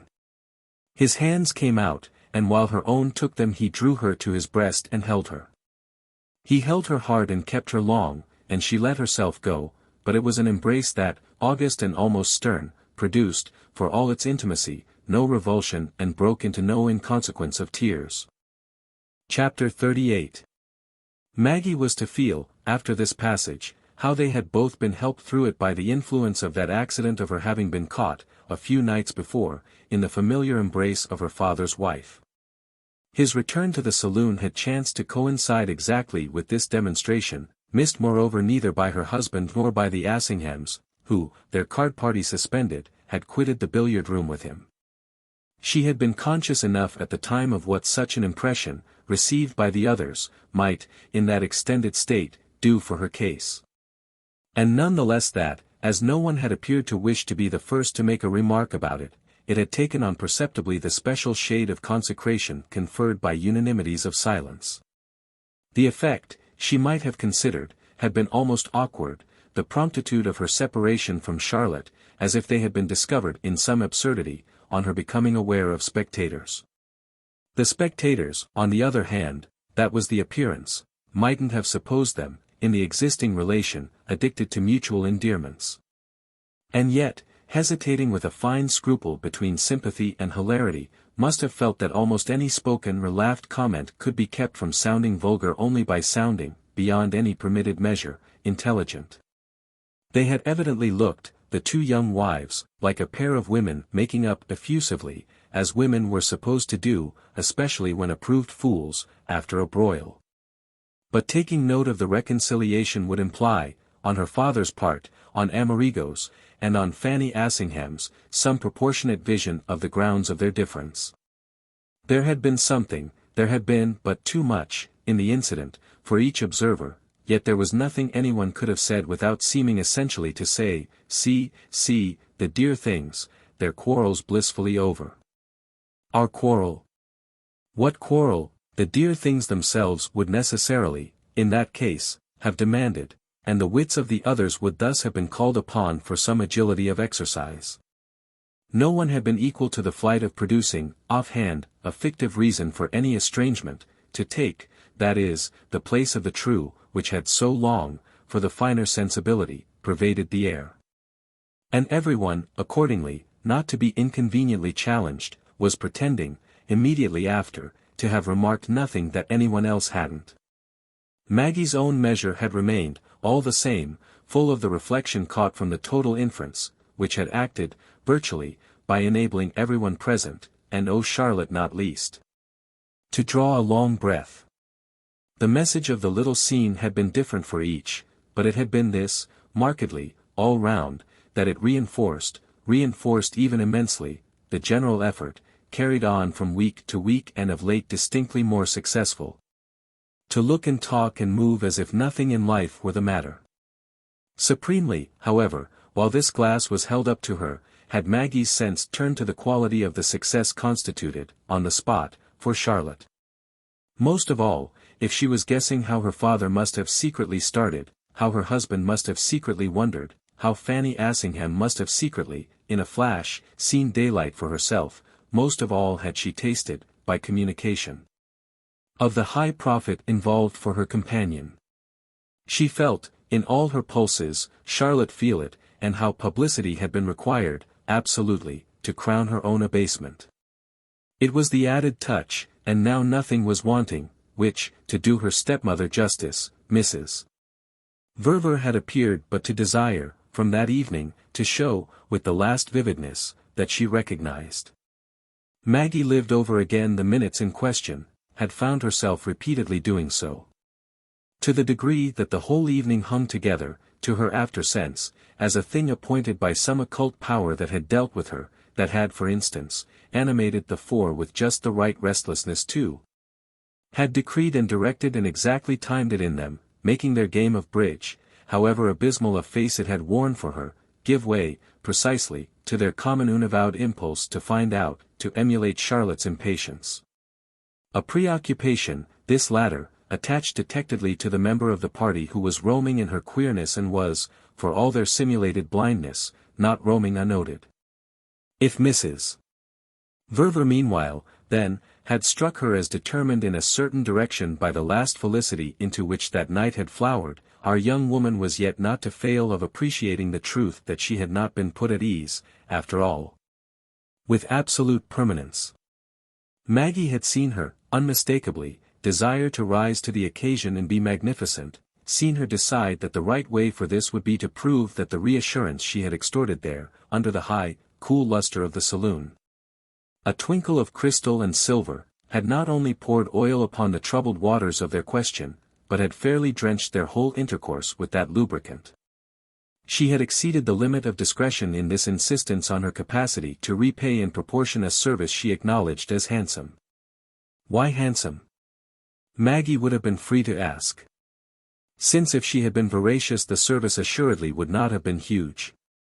It would in that case have come up vividly, and for each of them alike, that the truth, on the princess's lips, presented no difficulty. If the latter's mood, in fact, could have turned itself at all to private gaiety it might have failed to resist the diversion of seeing so clever a creature so beguiled. Charlotte's theory of a generous manner was manifestly to express that her stepdaughter's word, wiping out, as she might have said, everything, had restored them to the serenity of a relation without a cloud. It had been, in short, in this light, ideally conclusive, so that no ghost of anything it referred to could ever walk again. What was the ecstasy of that, however, but in itself a trifle compromising? As truly, within the week, Maggie had occasion to suspect her friend of beginning, and rather abruptly, to remember. Convinced as she was of the example already given her by her husband, and in relation to which her profession of trust in his mistress had been an act of conformity exquisitely calculated. Her imagination yet sought in the hidden play of his influence the explanation of any change of surface, any difference of expression or intention. There had been, through life, as we know, few quarters in which the princess's fancy could let itself loose, but it shook off restraint when it plunged into the figured void of the detail of that relation. This was a realm it could people with images, again and again with fresh ones, they swarmed there like the strange combinations that lurked in the woods at twilight. They loomed into the definite and faded into the vague, their main present sign for her being, however, that they were always, that they were duskily, agitated. Her earlier vision of a state of bliss made insecure by the very intensity of the bliss, this had dropped from her. She had ceased to see, as she lost herself, the pair of operatic, of high Wagnerian lovers, she found, deep within her, these comparisons, interlocked in their wood of enchantment, a green glade as romantic as one's dream of an old German forest. The picture was veiled, on the contrary, with the dimness of trouble, behind which she felt, indistinguishable, the procession of forms that had lost, all so pitifully, their precious confidence.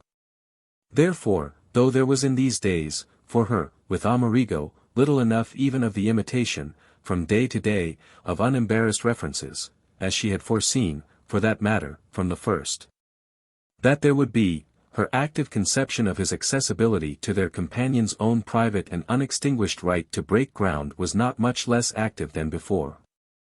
So it was that her inner sense, in spite of everything, represented him as still pulling wires and controlling currents, or rather indeed as muffling the whole possibility, keeping it down and down. Leading his accomplice continually on to some new turn of the road.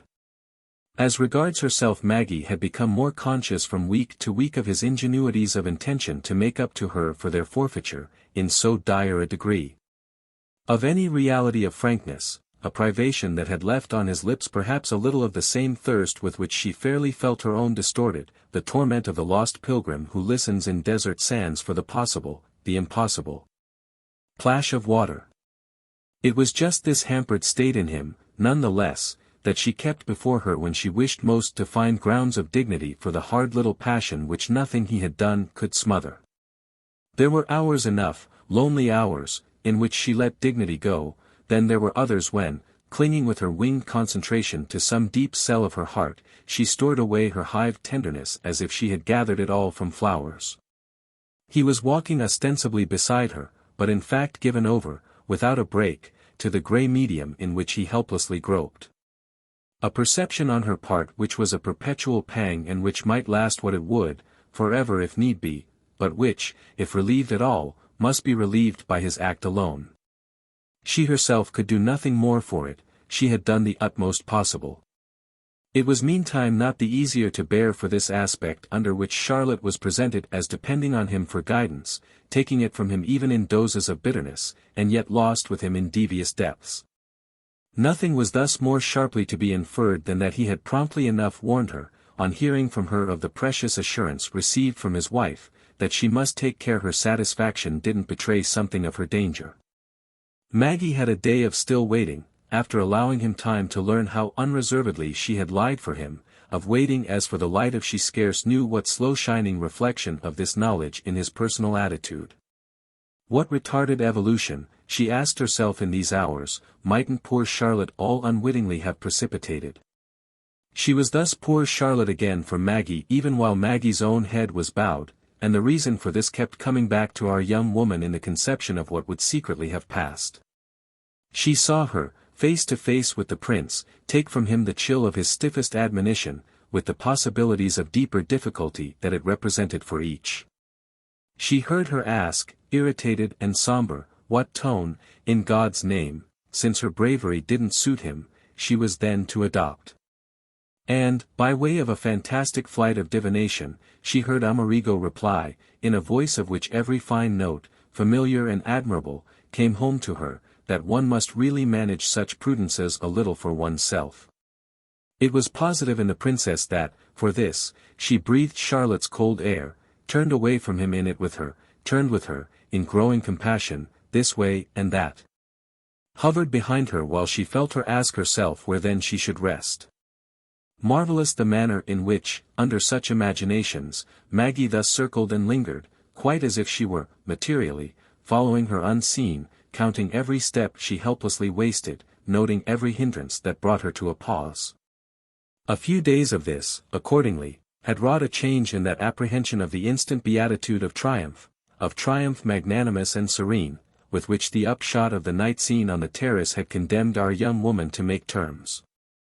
She had had, as we know, her vision of the gilt bars bent, of the door of the cage forced open from within and the creature imprisoned roaming at large, a movement, on the creature's part, that was to have even, for the short interval, its impressive beauty, but of which the limit, and in yet another direction, had loomed straight into view during her last talk under the great trees with her father. It was when she saw his wife's face ruefully attached to the quarter to which, in the course of their session, he had so significantly addressed his own, it was then that Maggie could watch for its turning pale. It was then she seemed to know what she had meant by thinking of her, in the shadow of his most ominous reference, as doomed. If, as I say, her attention now, day after day, so circled and hovered, it found itself arrested for certain passages during which she absolutely looked with Charlotte's grave eyes. What she unfailingly made out through them was the figure of a little quiet gentleman who mostly wore, as he moved, alone, across the field of vision, a straw hat, a white waistcoat and a blue necktie. Keeping a cigar in his teeth and his hands in his pockets, and who, oftener than not, presented a somewhat meditative back while he slowly measured the perspectives of the park and broodingly counted, it might have appeared, his steps. There were hours of intensity, for a week or two, when it was for all the world as if she had guardedly tracked her stepmother, in the great house, from room to room and from window to window, only to see her, here and there and everywhere. Try her uneasy outlook, question her issue and her fate. Something, unmistakably, had come up for her that had never come up before. It represented a new complication and had begotten a new anxiety, things, these, that she carried about with her done up in the napkin of her lover's accepted rebuke, while she vainly hunted for some corner where she might put them safely down. The disguised solemnity, the prolonged futility of her search might have been grotesque to a more ironic eye. But Maggie's provision of irony, which we have taken for naturally small, had never been so scant as now, and there were moments while she watched with her, thus unseen, when the mere effect of being near her was to feel her own heart in her throat. Was to be almost moved to saying to her, "Hold on tight, my poor dear, without too much terror, and it will all come out somehow." Even to that indeed, she could reflect, Charlotte might have replied that it was easy to say.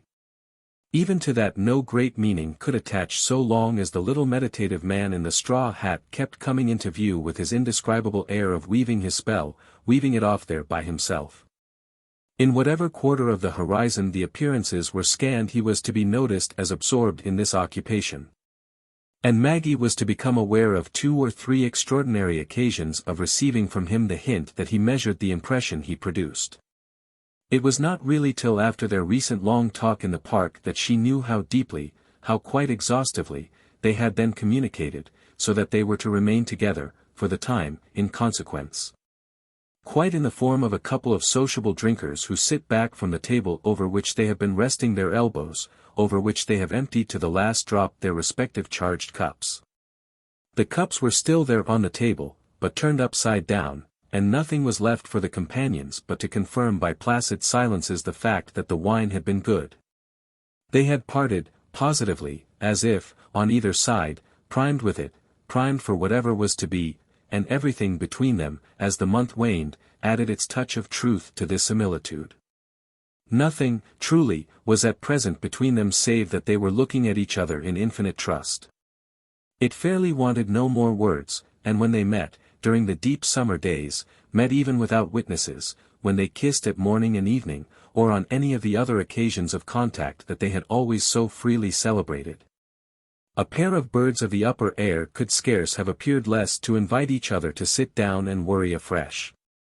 So it was that in the house itself, where more of his waiting treasures than ever were provisionally ranged, she sometimes only looked at him, from end to end of the great gallery, the pride of the house, for instance, as if in one of the halls of a museum, she had been an earnest young woman with a Baedeker and he a vague gentleman to whom even Baedekers were unknown. He had ever, of course, had his way of walking about to review his possessions and verify their condition.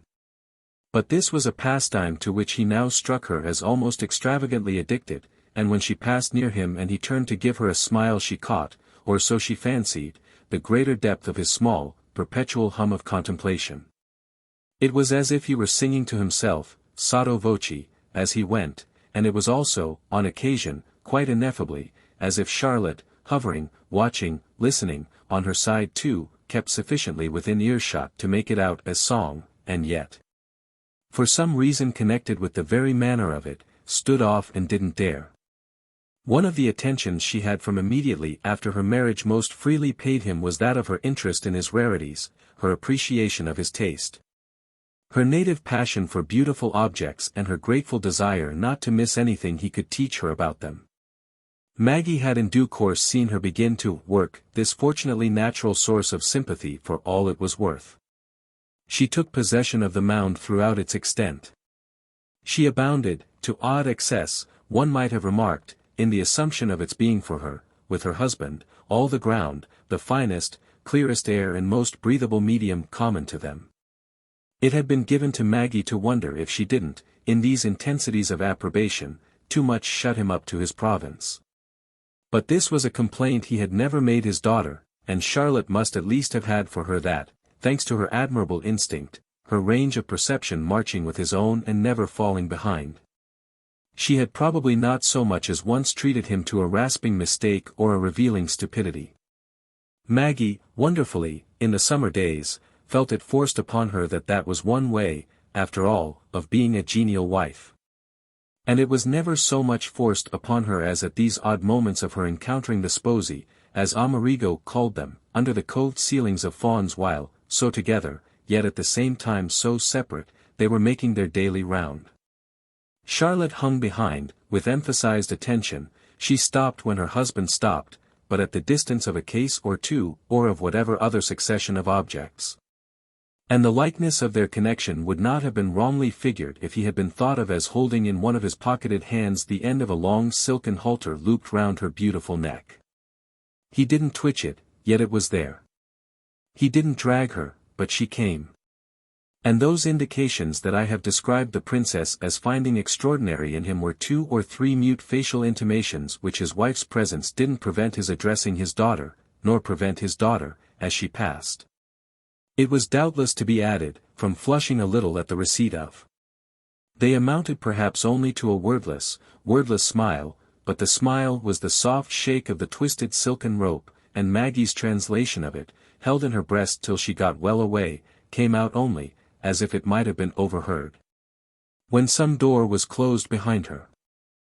Yes, you see, I lead her now by the neck, I lead her to her doom, and she doesn't so much as know what it is, though she has a fear in her heart which, if you had the chances to apply your ear there that I, as a husband, have, you would hear thump and thump and thump. She thinks it may be, her doom, the awful place over there, awful for her, but she's afraid to ask, don't you see? Just as she's afraid of not asking. Just as she's afraid of so many other things that she sees multiplied round her now as portents and betrayals. She'll know, however, when she does know. Charlotte's one opportunity, meanwhile, for the air of confidence she had formerly worn so well and that agreed so with her firm and charming type, was the presence of visitors, never, as the season advanced, wholly intermitted, rather, in fact, So constant, with all the people who turned up for luncheon and for tea and to see the house, now replete, now famous, that Maggie grew to think again of this large element of company as of a kind of renewed water supply for the tank in which, like a party of panting goldfish, they kept afloat. It helped them, unmistakably, with each other, weakening the emphasis of so many of the silences of which their intimate intercourse would otherwise have consisted. Beautiful and wonderful for her, even, at times, was the effect of these interventions, their effect above all in bringing home to each the possible heroism of perfunctory things. They learned fairly to live in the perfunctory. They remained in it as many hours of the day as might be. It took on finally the likeness of some spacious central chamber in a haunted house, a great overarched and overglazed rotunda, where gaiety might reign, but the doors of which opened into sinister circular passages. Here they turned up for each other, as they said, with the blank faces that denied any uneasiness felt in the approach. Here they closed numerous doors carefully behind them, all save the door that connected the place, as by a straight tented corridor, with the outer world, and, encouraging thus the eruption of society, imitated the aperture through which the bedizened performers of the circus are poured into the ring. The great part Mrs. Verver had socially played came luckily, Maggie could make out, to her assistance. She had personal friends. Charlotte's personal friends had ever been, in London, at the two houses, one of the most convenient pleasantries, who actually tempered, at this crisis, her aspect of isolation. And it wouldn't have been hard to guess that her best moments were those in which she suffered no fear of becoming a bore to restrain her appeal to their curiosity. Their curiosity might be vague, but their clever hostess was distinct, and she marched them about, sparing them nothing, as if she counted, each day, on a harvest of half-crowns. Maggie met her again, in the gallery, at the oddest hours, with the party she was entertaining. Heard her draw out the lesson, insist upon the interest, snub, even, the particular presumption and smile for the general bewilderment, inevitable features, these latter, of almost any occasion, in a manner that made our young woman, herself incurably dazzled, marvel afresh at the mystery by which a creature who could be in some connections so earnestly right could be in others so perversely wrong. When her father, vaguely circulating, was attended by his wife, it was always Charlotte who seemed to bring up the rear. But he hung in the background when she did cicerone, and it was then perhaps that, moving mildly and modestly to and fro on the skirts of the exhibition, his appearance of weaving his spell was, for the initiated conscience, least to be resisted. Brilliant women turned to him in vague emotion, but his response scarce committed him more than if he had been the person employed to see that, after the invading wave was spent, the cabinets were all locked and the symmetries all restored. There was a morning when, during the hour before luncheon and shortly after the arrival of a neighborly contingent, neighborly from 10 miles off, whom Mrs. Verver had taken in charge, Maggie paused on the threshold of the gallery through which she had been about to pass, faltered there for the very impression of his face as it met her from an opposite door. Charlotte, halfway down the vista, held together, as if by something almost austere in the grace of her authority, the semi-scared, now that they were there. Not of her visitors, who, since they had announced themselves by telegram as yearning to inquire and admire, saw themselves restricted to this consistency. Her voice, high and clear and a little hard, reached her husband and her stepdaughter while she thus placed beyond doubt her cheerful submission to duty. Her words, addressed to the largest publicity, rang for some minutes through the place, everyone as quiet to listen as if it had been a church ablaze with tapers and she were taking her part in some hymn of praise. Fanny Assingham looked rapt in devotion, Fanny Assingham who forsook this other friend as little as she forsook either her host or the princess or the prince or the principino. She supported her, in slow revolutions, in murmurous attestations of presence, at all such times, and Maggie, advancing after a first hesitation, was not to fail of noting her solemn, inscrutable attitude, her eyes attentively lifted, so that she might escape being provoked to betray an impression. She betrayed one, however, as Maggie approached, dropping her gaze to the latter's level long enough to seem to adventure, marvelously, on a mute appeal. You understand, don't you, that if she didn't do this there would be no knowing what she might do? This like Mrs. Assingham richly launched while her younger friend, unresistingly moved, became uncertain again, and then, not too much to show it, or, rather, positively to conceal it. And to conceal something more as well, turned short round to one of the windows and awkwardly, pointlessly waited. The largest of the three pieces has the rare peculiarity that the garlands, looped round it, which, as you see, are the finest possible view sacks, are not of the same origin or period, or even, wonderful as they are, of a taste quite so perfect. They have been put on at a later time, by a process of which there are very few examples, and none so important as this, which is really quite unique, so that, though the whole thing is a little baroque, its value as a specimen is, I believe, almost inestimable. So the high voice quavered, aiming truly at effects far over the heads of gaping neighbors, so the speaker, piling it up, sticking at nothing, as less interested judges might have said, seemed to justify the faith with which she was honored. Maggie meanwhile, at the window, knew the strangest thing to be happening. She had turned suddenly to crying, or was at least on the point of it, the lighted square before her all blurred and dim. The high voice went on. Its quaver was doubtless for conscious ears only, but there were verily 30 seconds during which it sounded, for our young woman, like the shriek of a soul in pain. Kept up a minute longer it would break and collapse, so that Maggie felt herself, the next thing, turn with a start to her father. Can't she be stopped? Hasn't she done it enough? Some such question as that she let herself ask him to suppose in her. Then it was that, across half the gallery, for he had not moved from where she had first seen him, he struck her as confessing, with strange tears in his own eyes, to sharp identity of emotion. Poor thing, it reached straight, isn't she, for one's credit, on the swagger? After which, as, held thus together they had still another strained minute, the shame, the pity, the better knowledge, the smothered protest, the divine anguish even, so overcame him that, blushing to his eyes, he turned short away. The affair but of a few muffled moments, this snatched communion yet lifted Maggie as on air, so much, for deep guesses on her own side too, it gave her to think of. There was, honestly, an awful mixture in things, and it was not closed to her after-sense of such passages. We have already indeed, in other cases, seen it open, that the deepest depth of all, in a perceived penalty, was that you couldn't be sure some of your compunctions and contortions wouldn't show for ridiculous. Amerigo, that morning, for instance, had been as absent as he at this juncture appeared to desire he should mainly be noted as being.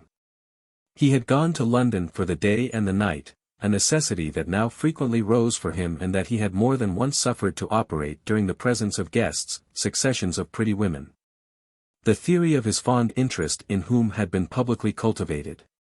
It had never occurred to his wife to pronounce him ingenuous, but there came at last a high dim August dawn when she couldn't sleep and when, creeping restlessly about and breathing at her window the coolness of wooded acres, she found the faint flush of the east march with the perception of that other almost equal prodigy. It rosily colored her vision that, even such as he was, yes, her husband could on occasion sin by excess of candor. He wouldn't otherwise have given as his reason for going up to Portland Place in the August days that he was arranging books there. He had bought a great many of late, and he had had others, a large number, sent from Rome, wonders of old print in which her father had been interested. But when her imagination tracked him to the dusty town, to the house where drawn blinds and pale shrouds, where a caretaker and a kitchen maid were alone in possession, it wasn't to see him, in his shirt-sleeves, unpacking battered boxes. She saw him, in truth, less easily beguiled, saw him wander, in the closed dusky rooms, from place to place, or else, for long periods, recline on deep sofas and stare before him through the smoke of ceaseless cigarettes. She made him out as liking better than anything in the world just now to be alone with his thoughts. Being herself connected with his thoughts, she continued to believe, more than she had ever been, it was thereby a good deal as if he were alone with her.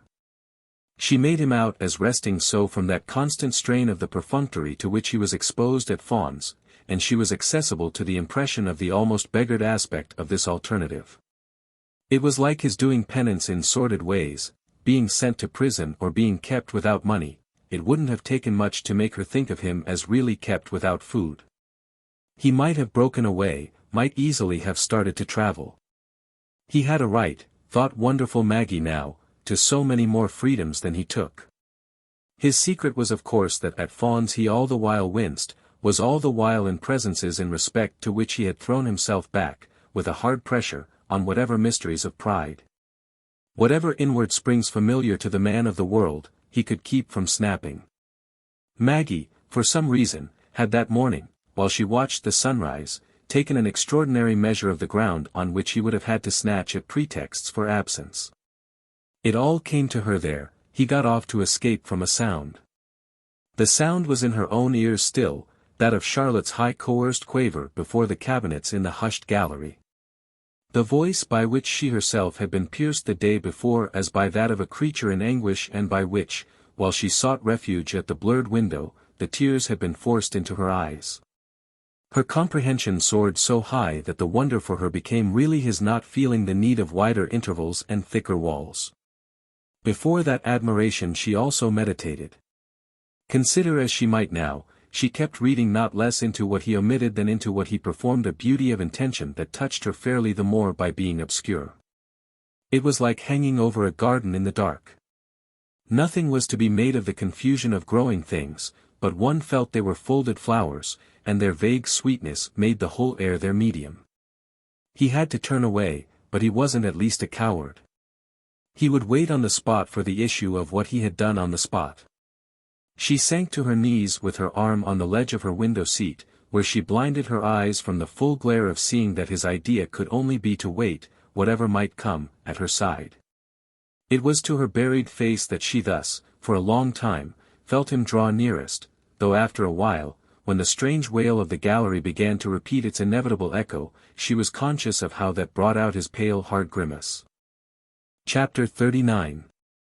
The resemblance had not been present to her on first coming out into the hot, still brightness of the Sunday afternoon, only the second Sunday, of all the summer, when the party of 6, the party of 7 including the Principino, had practically been without accessions or invasions. But within sight of Charlotte, seated far away, very much where she had expected to find her, the princess fell to wondering if her friend wouldn't be affected quite as she herself had been, that night on the terrace, under Mrs. Verver's perceptive pursuit. The relation, today, had turned itself round. Charlotte was seeing her come, through patches of lingering noon, quite as she had watched Charlotte menace her through the starless dark. And there was a moment, that of her waiting a little as they thus met across the distance, when the interval was bridged by a recognition not less soundless, and to all appearance not less charged with strange meanings, than that of the other occasion. The point, however, was that they had changed places. Maggie had from her window, seen her stepmother leave the house, at so unlikely an hour, 3 o'clock of a canicular August, for a ramble in garden or grove, and had thereupon felt her impulse determined with the same sharpness that had made the spring of her companions 3 weeks before. It was the hottest day of the season, and the shaded siesta, for people all at their ease, would certainly rather have been prescribed. But our young woman had perhaps not yet felt it so fully brought home that such refinements of repose, among them, constituted the empty chair at the feast.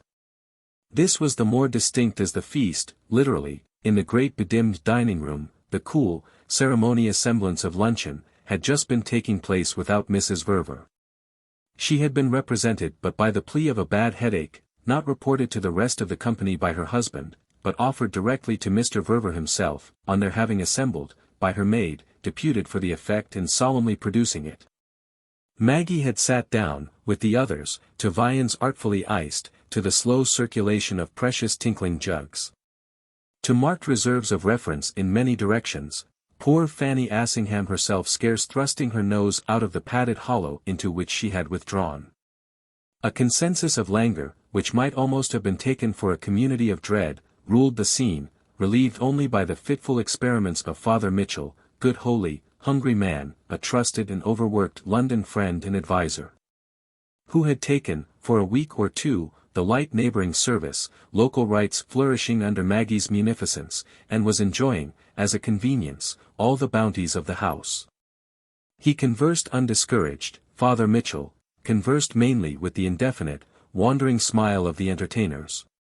And the princess's power to feel him on the whole a blessing for these occasions was not impaired by what was awkward in her consciousness of having, from the first of her trouble, really found her way without his guidance. She asked herself at times if he suspected how more than subtly, how perversely, she had dispensed with him, and she balanced between visions of all he must privately have guessed and certitudes that he had guessed nothing whatever. He might nevertheless have been so urbanely filling up gaps, at present, for the very reason that his instinct, sharper than the expression of his face, had sufficiently served him, made him aware of the thin ice, figuratively speaking, and of prolongations of tension, round about him, mostly foreign to the circles in which luxury was akin to virtue. Some day in some happier season, she would confess to him that she hadn't confessed, though taking so much on her conscience. But just now she was carrying in her weak, stiffened hand a glass filled to the brim, as to which she had recorded a vow that no drop should overflow. She feared the very breath of a better wisdom, the jostle of the higher light, of heavenly help itself, and, in addition, however that might be, she drew breath this afternoon, as never yet, in an element heavy to oppression. Something grave had happened, somehow and somewhere, and she had, God knew, her choice of suppositions. Her heart stood still when she wondered above all if the cord mightn't at last have snapped between her husband and her father. She shut her eyes for dismay at the possibility of such a passage. There moved before them the procession of ugly forms it might have taken. Find out for yourself. She had thrown to Amerigo, for her last word, on the question of who else knew, that night of the breaking of the bowl, and she flattered herself that she hadn't since then helped him, in her clear consistency, by an inch. It was what she had given him, all these weeks, to be busy with, and she had again and again lain awake for the obsession of this sense of his uncertainty ruthlessly and endlessly playing with his dignity. She had handed him over to an ignorance that couldn't even try to become indifferent and that yet wouldn't project itself, either, into the cleared air of conviction. In proportion as he was generous it had bitten into his spirit, and more than once she had said to herself that to break the spell she had cast upon him and that the polished old ivory of her father's inattackable surface made so absolute. He would suddenly commit some mistake or some violence, smash some windowpane for air, fail even of one of his blessed inveteracies of taste. In that way, fatally, he would have put himself in the wrong, blighting by a single false step the perfection of his outward show. These shadows rose and fell for her while Father Mitchell prattled. With other shadows as well, those that hung over Charlotte herself, those that marked her as a prey to equal suspicions, to the idea, in particular, of a change, such a change as she didn't dare to face, in the relations of the two men. Or there were yet other possibilities, as it seemed to Maggie, there were always too many, and all of them things of evil when one's nerves had at last done for one all that nerves could do. Had left one in a darkness of prowling dangers that was like the predicament of the night watcher in a beast-haunted land who has no more means for a fire. She might, with such nerves, have supposed almost anything of anyone. Anything, almost, of poor Bob Assingham, condemned to eternal observances and solemnly appreciating her father's wine, anything, verily, yes, of the good priest, as he finally sat back with fat folded hands and twiddled his thumbs on his stomach. The good priest looked hard at the decanters, at the different dishes of dessert. He eyed them, half obliquely, as if they might have met him today, for conversation, better than anyone present. But the princess had her fancy at last about that too. She was in the midst of a passage, before she knew it, between Father Mitchell and Charlotte, some approach he would have attempted with her, that very morning perhaps, to the circumstance of an apparent detachment, recently noted in her, from any practice of devotion. He would have drawn from this, say, his artless inference, taken it for a sign of some smothered inward trouble and pointed, naturally, the moral that the way out of such straits was not through neglect of the grand remedy. He had possibly prescribed contrition, he had at any rate quickened in her the beat of that false repose to which our young woman's own act had devoted her at her all so deluded instance. The falsity of it had laid traps compared to which the imputation of treachery even accepted might have seemed a path of roses. The acceptance, strangely, would have left her nothing to do, she could have remained, had she liked, all insolently passive. Whereas the failure to proceed against her, as it might have been called, left her everything, and all the more that it was wrapped so in confidence. She had to confirm, day after day, the rightness of her cause and the justice and felicity of her exemption, so that wouldn't there have been, fairly, in any explicit concern of Father Mitchell's, depths of practical derision of her success. The question was provisionally answered, at all events, by the time the party at luncheon had begun to disperse, with Maggie's version of Mrs. Verver sharp to the point of representing her pretext for absence as a positive flight from derision. She met the good priest's eyes before they separated, and priests were really, at the worst, so to speak, such wonderful people that she believed him for an instant on the verge of saying to her, in abysmal softness, "Go to Mrs. Verver, my child, you go, you'll find that you can help her." This didn't come, however. Nothing came but the renewed twiddle of thumbs over the satisfied stomach and the full flush, the comical candor, of reference to the hand employed at Fawn's for mayonnaise of salmon. Nothing came but the receding backs of each of the others, her father's slightly bent shoulders, in especial, which seemed to weave his spell, by the force of habit, not less patiently than if his wife had been present. Her husband indeed was present to feel anything there might be to feel, which was perhaps exactly why this personage was moved promptly to emulate so definite an example of sloping. He had his occupations, books to arrange perhaps even at Fawn's. The idea of the siesta, moreover, in all the conditions, had no need to be loudly invoked. Maggie was, in the event, left alone for a minute with Mrs. Assingham, who, after waiting for safety, appeared to have at heart to make a demonstration. The stage of talking over had long passed for them, when they communicated now it was on quite ultimate facts, but Fanny desired to testify to the existence, on her part, of an attention that nothing escaped.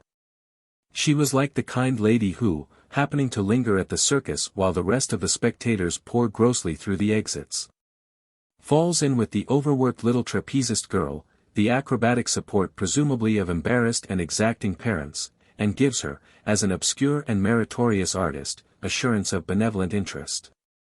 What was clearest, always, in our young woman's imaginings, was the sense of being herself left, for any occasion, in the breach. She was essentially there to bear the burden, in the last resort, of surrounding omissions and evasions, and it was eminently to that office she had been today abandoned, with this one alleviation, as appeared, of Mrs. Assingham's keeping up with her. Mrs. Assingham suggested that she too was still on the ramparts, though her gallantry proved indeed after a moment to consist not a little of her curiosity. She had looked about and seen their companions beyond earshot. "Don't you really want us to go?" Maggie found a faint smile. "Do you really want to?" It made her friend color. "Well then, no. But we would, you know, at a look from you. We'd pack up and be off, as a sacrifice." "Ah, make no sacrifice," said Maggie. "See me through. That's it, that's all I want. I should be too base. Besides," Fanny went on, "you're too splendid." "Splendid?" "Splendid. Also, you know, you are all but through." "You've done it," said Mrs. Assingham. But Maggie only half took it from her. "What does it strike you that I've done?" "What you wanted." "They're going." Maggie continued to look at her. "Is that what I wanted?" "Oh, it wasn't for you to say. That was his business." "My father's?" Maggie asked after an hesitation. "Your father's. He has chosen, and now she knows. She sees it all before her, and she can't speak, or resist, or move a little finger. That's what's the matter with her," said Fanny Assingham. It made a picture, somehow, for the princess, as they stood there, the picture that the words of others, whatever they might be, always made for her, even when her vision was already charged, better than any words of her own. She saw, round about her, through the chinks of the shutters, the hard glare of nature, saw Charlotte, somewhere in it, virtually at bay, and yet denied the last grace of any protecting truth. She saw her off somewhere all unaided, pale in her silence and taking in her fate. "Has she told you?" she then asked. Her companion smiled superior. "I don't need to be told, either. I see something, thank God, every day. And then, as Maggie might appear to be wondering what, for instance, I see the long miles of ocean and the dreadful great country, state after state, which have never seemed to me so big or so terrible. I see them at last, day by day and step by step, at the far end, and I see them never come back. But never, simply. I see the extraordinary, interesting place, which I've never been to, you know, and you have, and the exact degree in which she will be expected to be interested." "She will be," Maggie presently replied. "Expected? Interested." For a little, after this, their eyes met on it, at the end of which Fanny said, "She'll be, yes, what she'll have to be. And it will be, won't it? Forever and ever." She spoke as abounding in her friend's sense, but it made Maggie still only look at her. These were large words and large visions, all the more that now, really, they spread and spread. In the midst of them, however, Mrs. Assingham had soon enough continued. "When I talk of knowing, indeed, I don't mean it as you would have a right to do. You know because you see, and I don't see him. I don't make him out," she almost crudely confessed. Maggie again hesitated. "You mean you don't make out Amerigo?" But Fanny shook her head, and it was quite as if, as an appeal to one's intelligence, the making out of Amerigo had, in spite of everything, long been superseded. Then Maggie measured the reach of her allusion, and how what she next said gave her meaning a richness. No other name was to be spoken, and Mrs. Assingham had taken that, without delay, from her eyes, with a discretion, still, that fell short but by an inch. "You know how he feels." Maggie at this then slowly matched her headshake. "I know nothing. You know how you feel." But again she denied it. "I know nothing. If I did." "Well, if you did?" Fanny asked as she faltered. She had had enough, however. "I should die," she said as she turned away. She went to her room, through the quiet house. She roamed there a moment, picking up, pointlessly, a different fan, and then took her way to the shaded apartments in which, at this hour, the Principino would be enjoying his nap. She passed through the first empty room, the day nursery, and paused at an open door. The inner room, large, dim and cool, was equally calm. Her boy's ample, antique, historical, royal crib, consecrated, reputedly, by the guarded rest of heirs apparent, and a gift, early in his career, from his grandfather, ruled the scene from the center. In the stillness of which she could almost hear the child's soft breathing. The prime protector of his dreams was installed beside him. Her father sat there with as little motion, with head thrown back and supported, with eyes apparently closed, with the fine foot that was so apt to betray nervousness at peace upon the other knee. With the unfathomable heart folded in the constant flawless freshness of the white waistcoat that could always receive in its armholes the firm prehensile thumbs. Mrs. Noble had majestically melted, and the whole place signed her temporary abdication, yet the actual situation was regular, and Maggie lingered but to look. She looked over her fan, the top of which was pressed against her face, long enough to wonder if her father really slept or if, aware of her, he only kept consciously quiet.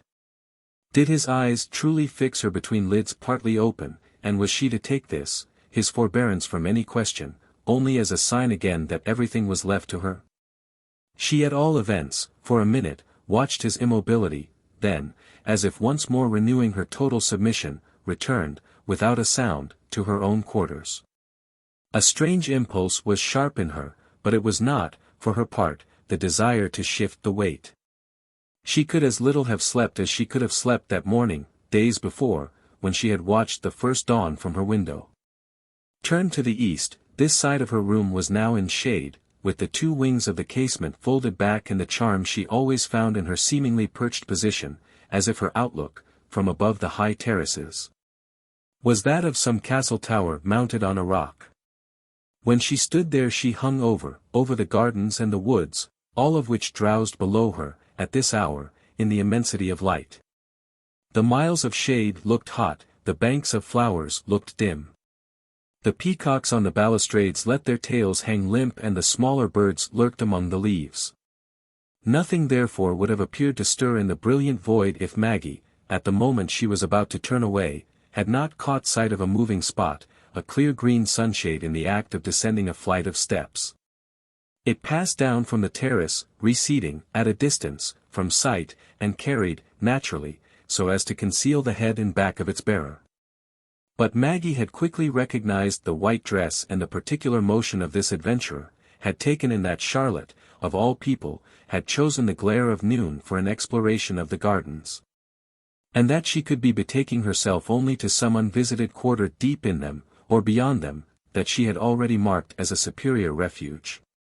The princess kept her for a few minutes in sight, watched her long enough to feel her, by the mere betrayal of her pace and direction, driven in a kind of flight, and then understood, for herself, why the act of sitting still had become impossible to either of them. There came to her, confusedly, some echo of an ancient fable, some vision of Io goaded by the gadfly or of Ariadne roaming the lone sea strand. It brought with it all the sense of her own intention and desire. She too might have been, for the hour, some far-off harassed heroine, only with a part to play for which she knew, exactly, no inspiring precedent. She knew but that, all the while of her sitting there among the others without her, she had wanted to go straight to this detached member of the party and make somehow, for her support, the last demonstration.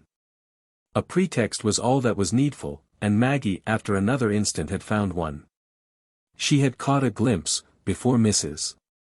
Verver disappeared, of her carrying a book, made out, half lost in the folds of her white dress, the dark cover of a volume that was to explain her purpose in case of her being met with surprise, and the mate of which, precisely, now lay on Maggie's table. The book was an old novel that the princess had a couple of days before mentioned having brought down from Portland Place in the charming original form of its 3 volumes. Charlotte had hailed, with a specious glitter of interest, the opportunity to read it, and our young woman had, thereupon, on the morrow, directed her maid to carry it to Mrs. Verver's apartments. She was afterwards to observe that this messenger, unintelligent or inadvertent, had removed but one of the volumes, which happened not to be the first. Still possessed, accordingly, of the first while Charlotte, going out, fantastically, at such an hour, to cultivate romance in an arbor, was helplessly armed with the second, Maggie prepared on the spot to sally forth with succor.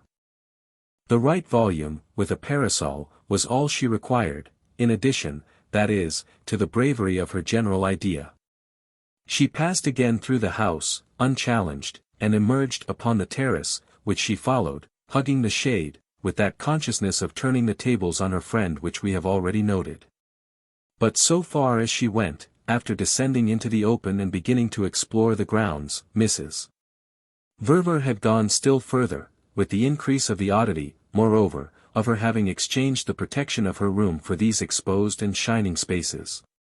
It was not, fortunately, however, at last, that by persisting in pursuit one didn't arrive at regions of admirable shade. This was the asylum, presumably, that the poor wandering woman had had in view, several wide alleys, in particular, of great length, densely overarched with the climbing rose and the honeysuckle and converging, in separate green vistas, at a sort of umbrageous temple, an ancient rotunda, pillared and statued, niched and roofed, yet with its uncorrected antiquity, like that of everything else at Fawns, conscious hitherto of no violence from the present and no menace from the future. Charlotte had paused there, in her frenzy, or whatever it was to be called. The place was a conceivable retreat, and she was staring before her, from the seat to which she appeared to have sunk, all unwittingly, as Maggie stopped at the beginning of one of the perspectives. It was a repetition more than ever then of the evening on the terrace. The distance was too great to assure her she had been immediately seen, but the princess waited, with her intention, as Charlotte on the other occasion had waited, allowing, for the difference of the intention. Maggie was full of the sense of that, so full that it made her impatient, whereupon she moved forward a little, placing herself in range of the eyes that had been looking off elsewhere, but that she had suddenly called to recognition. Charlotte had evidently not dreamed of being followed, and instinctively, with her pale stare, she stiffened herself for protest. Maggie could make that out, as well as, further, however, that her second impression of her friend's approach had an instant effect on her attitude. The princess came nearer, gravely and in silence, but fairly paused again, to give her time for whatever she would. Whatever she would, whatever she could, was what Maggie wanted, wanting above all to make it as easy for her as the case permitted. That was not what Charlotte had wanted the other night, but this never mattered. The great thing was to allow her, was fairly to produce in her, the sense of highly choosing. At first, clearly, she had been frightened. She had not been pursued, it had quickly struck her, without some design on the part of her pursuer, and what might she not be thinking of in addition but the way she had, when herself the pursuer, made her stepdaughter take in her spirit and her purpose? It had sunk into Maggie at the time, that hard insistence, and Mrs. Verver had felt it and seen it and heard it sink, which wonderful remembrance of pressure successfully applied had naturally, till now, remained with her. But her stare was like a projected fear that the buried treasure, so dishonestly come by, for which her companion still countenance, at the hour and afterwards, had consented to serve as the deep soil, might have worked up again to the surface, to be thrown back upon her hands. Yes, it was positive that during one of these minutes the princess had the vision of her particular alarm. It's her lie that has mortally disagreed with her. She can keep down no longer her rebellion at it, and she has come to retract it, to disown it and denounce it, to give me full in my face the truth instead.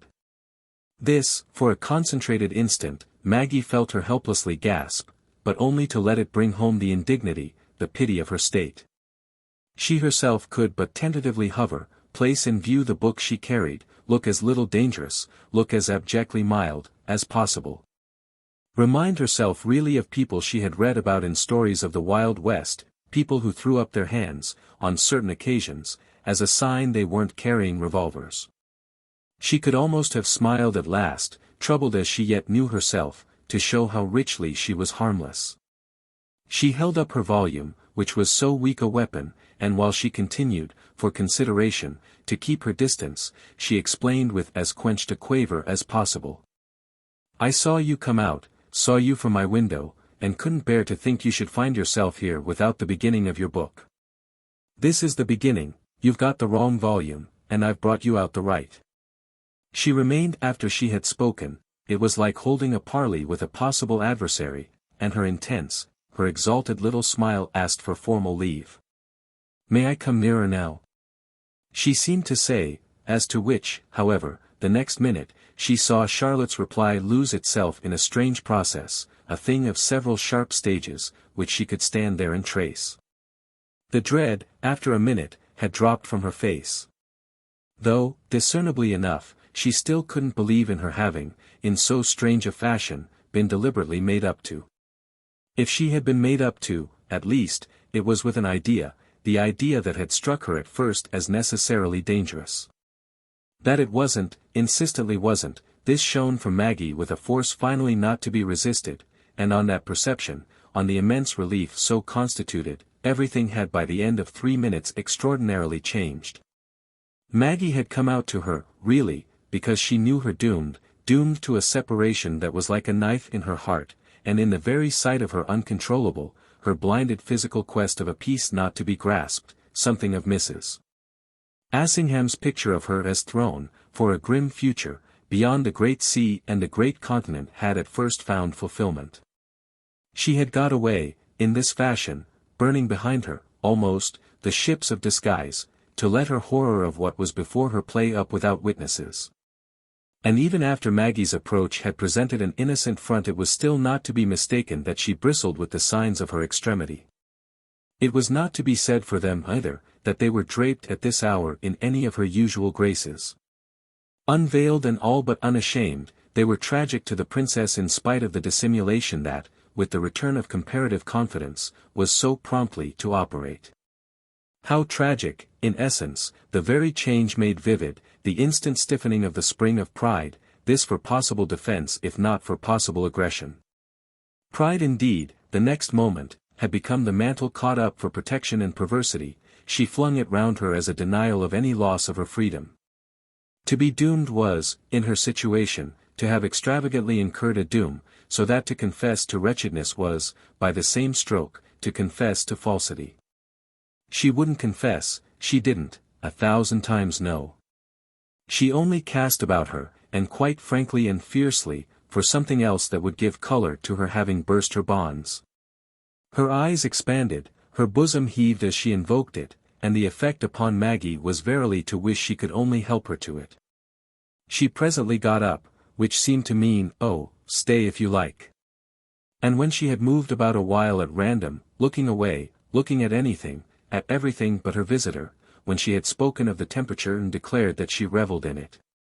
When she had uttered her thanks for the book, which, a little incoherently, with her second volume, she perhaps found less clever than she expected. When she had let Maggie approach sufficiently closer to lay, untouched, the tribute in question on a bench and take up obligingly its superfluous mate, when she had done these things she sat down in another place, more or less visibly in possession of her part. Our young woman was to have passed, in all her adventure, no stranger moments. For she not only now saw her companion fairly agree to take her then for the poor little person she was finding it so easy to appear, but fell, in a secret, responsive ecstasy, to wondering if there were not some supreme objection with which she might be inspired. Vague, but increasingly brighter, this possibility glimmered on her. It at last hung there adequately plain to Charlotte that she had presented herself once more to, as they said, grovel, and that, truly, made the stage large. It had absolutely, within the time, taken on the dazzling merit of being large for each of them alike. "I'm glad to see you alone, there's something I've been wanting to say to you." "I'm tired," said Mrs. Verver, "I'm tired." Tired? It had dropped the next thing, it couldn't all come at once, but Maggie had already guessed what it was, and the flush of recognition was in her face. "Tired of this life, the one we've been leading. You like it, I know, but I've dreamed another dream." She held up her head now, her lighted eyes more triumphantly rested, she was following her way. Maggie, by the same influence, sat in sight of it. There was something she was saving, some quantity of which she herself was judge. And it was for a long moment, even with the sacrifice the princess had come to make, a good deal like watching her, from the solid shore, plunge into uncertain, into possibly treacherous depths.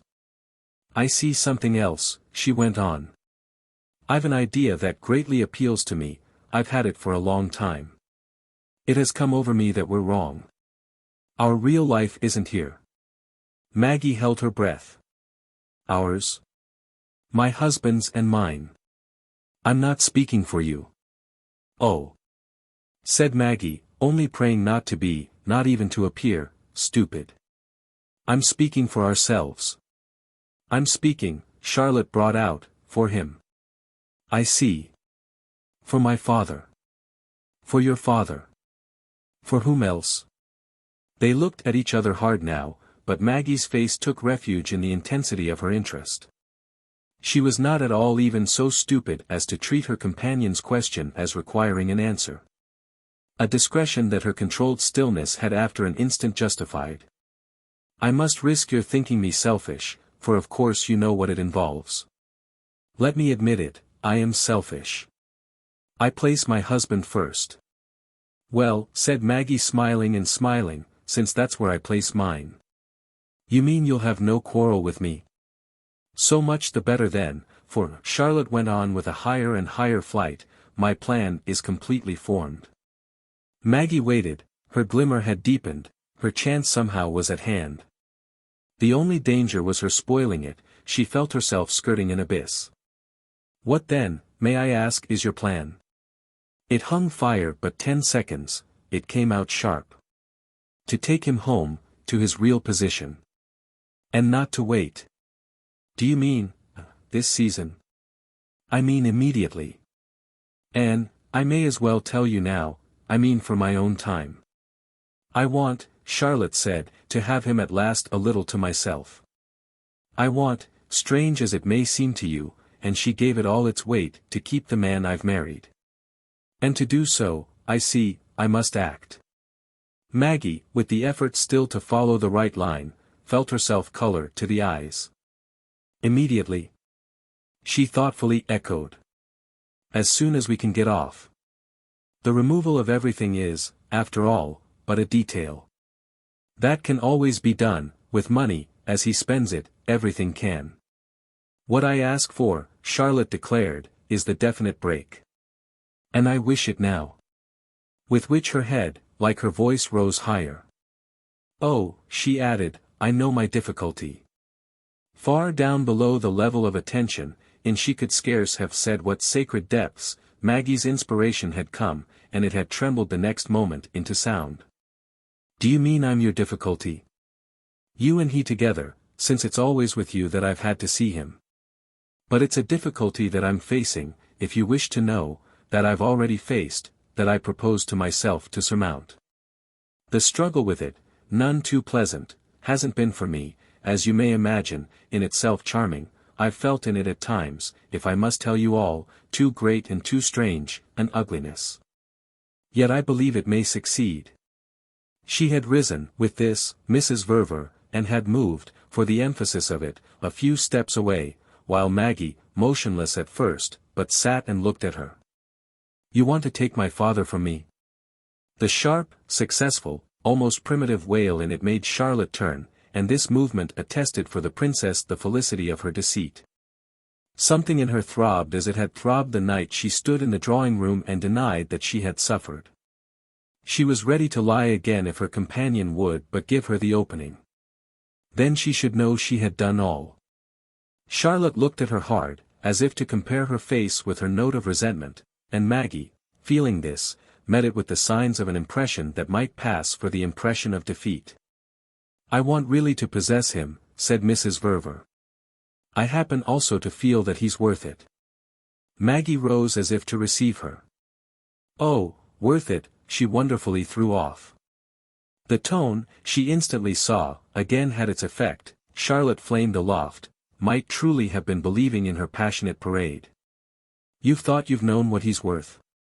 Indeed then, my dear, I believe I have, as I believe I still do. She had given it, Maggie, straight back, and again it had not missed. Charlotte, for another moment, only looked at her, then broke into the words, Maggie had known they would come, of which she had pressed the spring. How I see that you loathed our marriage. Do you ask me? Maggie after an instant demanded. Charlotte had looked about her, picked up the parasol she had laid on a bench, possessed herself mechanically of one of the volumes of the relegated novel and then, more consciously, flung it down again. She was in presence, visibly, of her last word. She opened her sunshade with a click, she twirled it on her shoulder in her pride. Ask, you?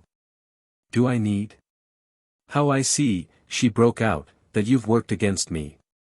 Oh, oh, oh, the princess exclaimed. Her companion, leaving her, had reached one of the archways, but on this turned round with a flare. You haven't worked against me. Maggie took it and for a moment kept it. Held it, with closed eyes, as if it had been some captured fluttering bird pressed by both hands to her breast. Then she opened her eyes to speak. What does it matter, if I've failed? You recognize then that you failed? Asked Charlotte from the threshold. Maggie waited. She looked, as her companion had done a moment before, at the two books on the seat. She put them together and laid them down, then she made up her mind. I've failed. She sounded out before Charlotte, having given her time, walked away. She watched her, splendid and erect, float down the long vista, then she sank upon a seat. Yes, she had done all. Part 6. Chapter 40. I'll do anything you like, she said to her husband on one of the last days of the month, if our being here, this way at this time, seems to you too absurd, or too uncomfortable, or too impossible. We'll either take leave of them now, without waiting, or we'll come back in time, 3 days before they start.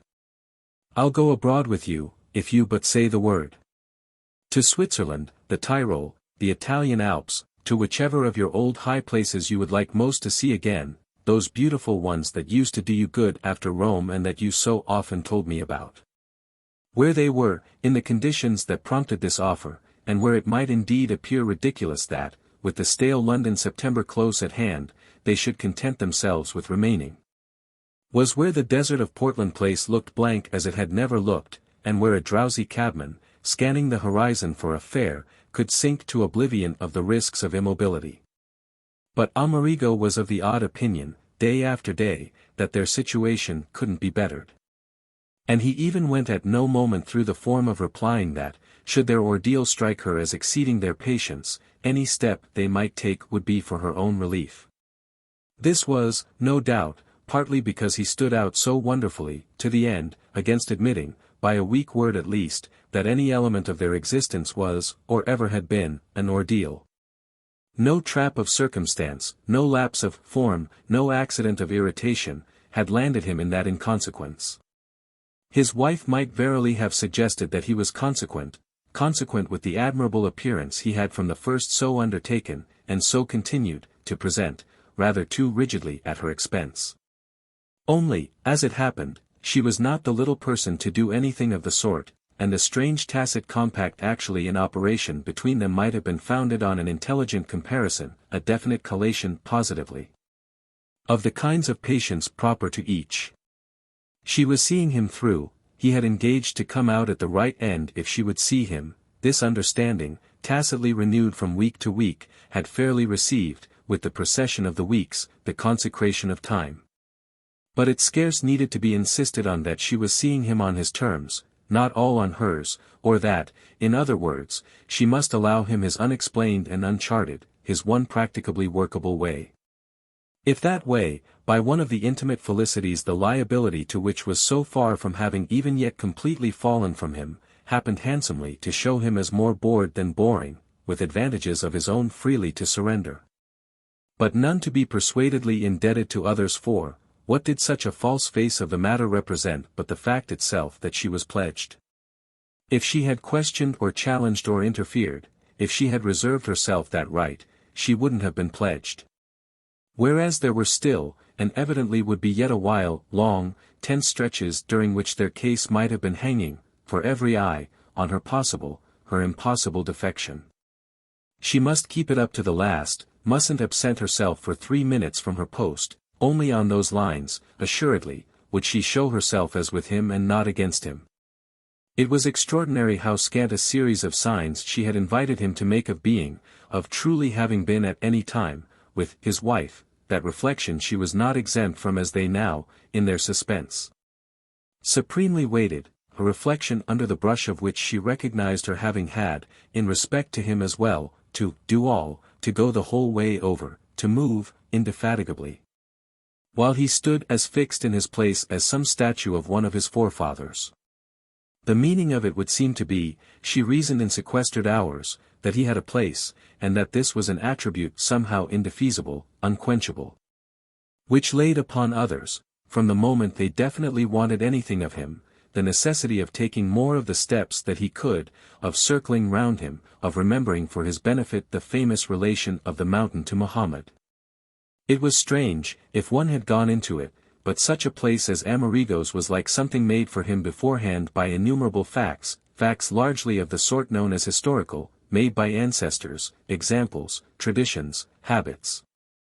While Maggie's own had come to show simply as that improvised post, a post of the kind spoken of as advanced, with which she was to have found herself connected in the fashion of a settler or a trader in a new country. In the likeness even of some Indian squaw with a papoose on her back and barbarous beadwork to sell.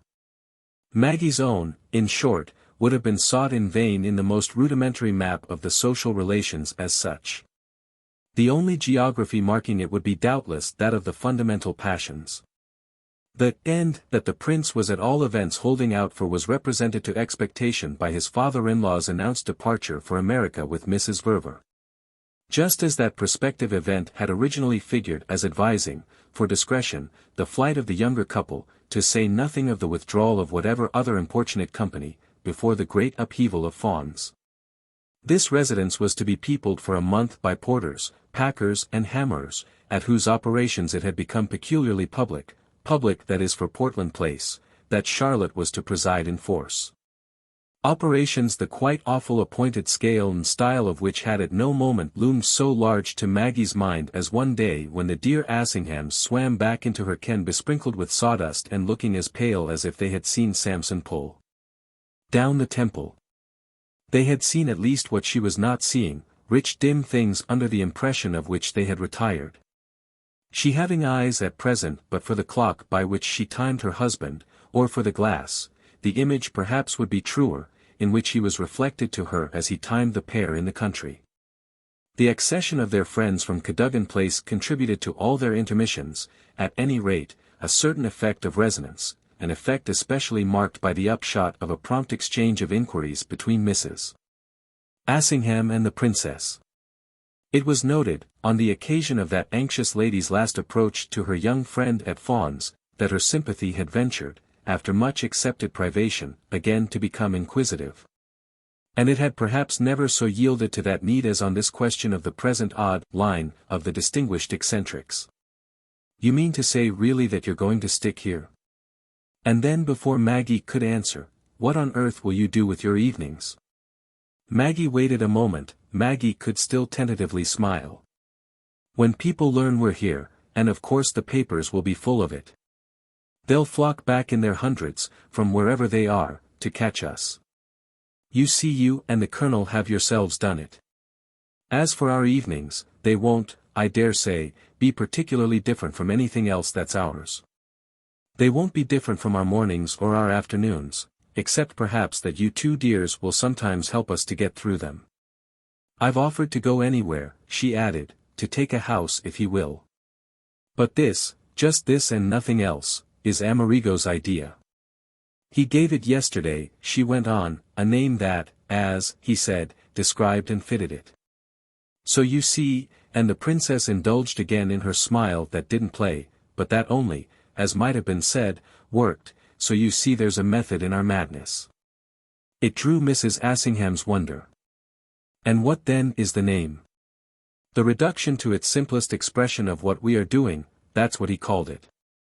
Therefore as we're doing nothing, we're doing it in the most aggravated way, which is the way he desires." With which Maggie further said, "Of course I understand." "So do I," her visitor after a moment breathed. "You've had to vacate the house, that was inevitable.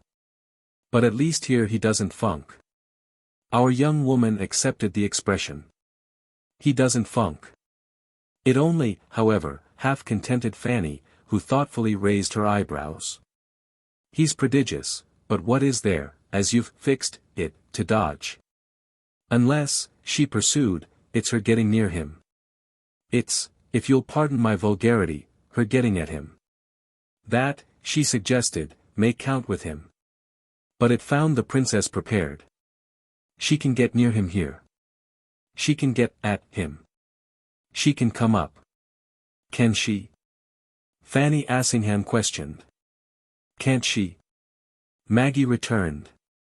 Their eyes, for a minute, intimately met on it, after which the elder woman said, "I mean for seeing him alone." "So do I," said the princess. At which Fanny, for her reasons, couldn't help smiling. "Oh, if it's for that he's staying." "He's staying, I've made it out, to take anything that comes or calls upon him." "To take," Maggie went on, "even that." Then she put it as she had at last put it to herself. "He's staying for high decency." "Decency?"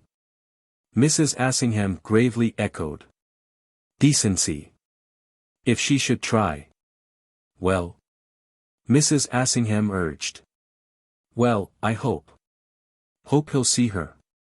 Maggie hesitated, however, she made no direct reply. "It's useless hoping," she presently said. "She won't. But he ought to." Her friend's expression of a moment before, which had been apologized for as vulgar, prolonged its sharpness to her ear, that of an electric bell under continued pressure. Stated so simply, what was it but dreadful, truly, that the feasibility of Charlotte's getting at the man who for so long had loved her should now be in question. Strangest of all things, doubtless, this care of Maggie's as to what might make for it or make against it. Stranger still her fairly lapsing at moments into a vague calculation of the conceivability, on her own part, with her husband, of some direct sounding of the subject. Would it be too monstrous, her suddenly breaking out to him as in alarm at the lapse of the weeks? Wouldn't it really seem that you're bound in honor to do something for her, privately, before they go? Maggie was capable of weighing the risk of this adventure for her own spirit, capable of sinking to intense little absences, even while conversing, as now, with the person who had most of her confidence. During which she followed up the possibilities.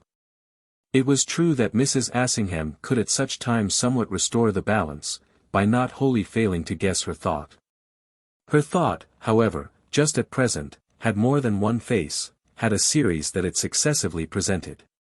These were indeed the possibilities involved in the adventure of her concerning herself for the quantity of compensation that Mrs. Verver might still look to.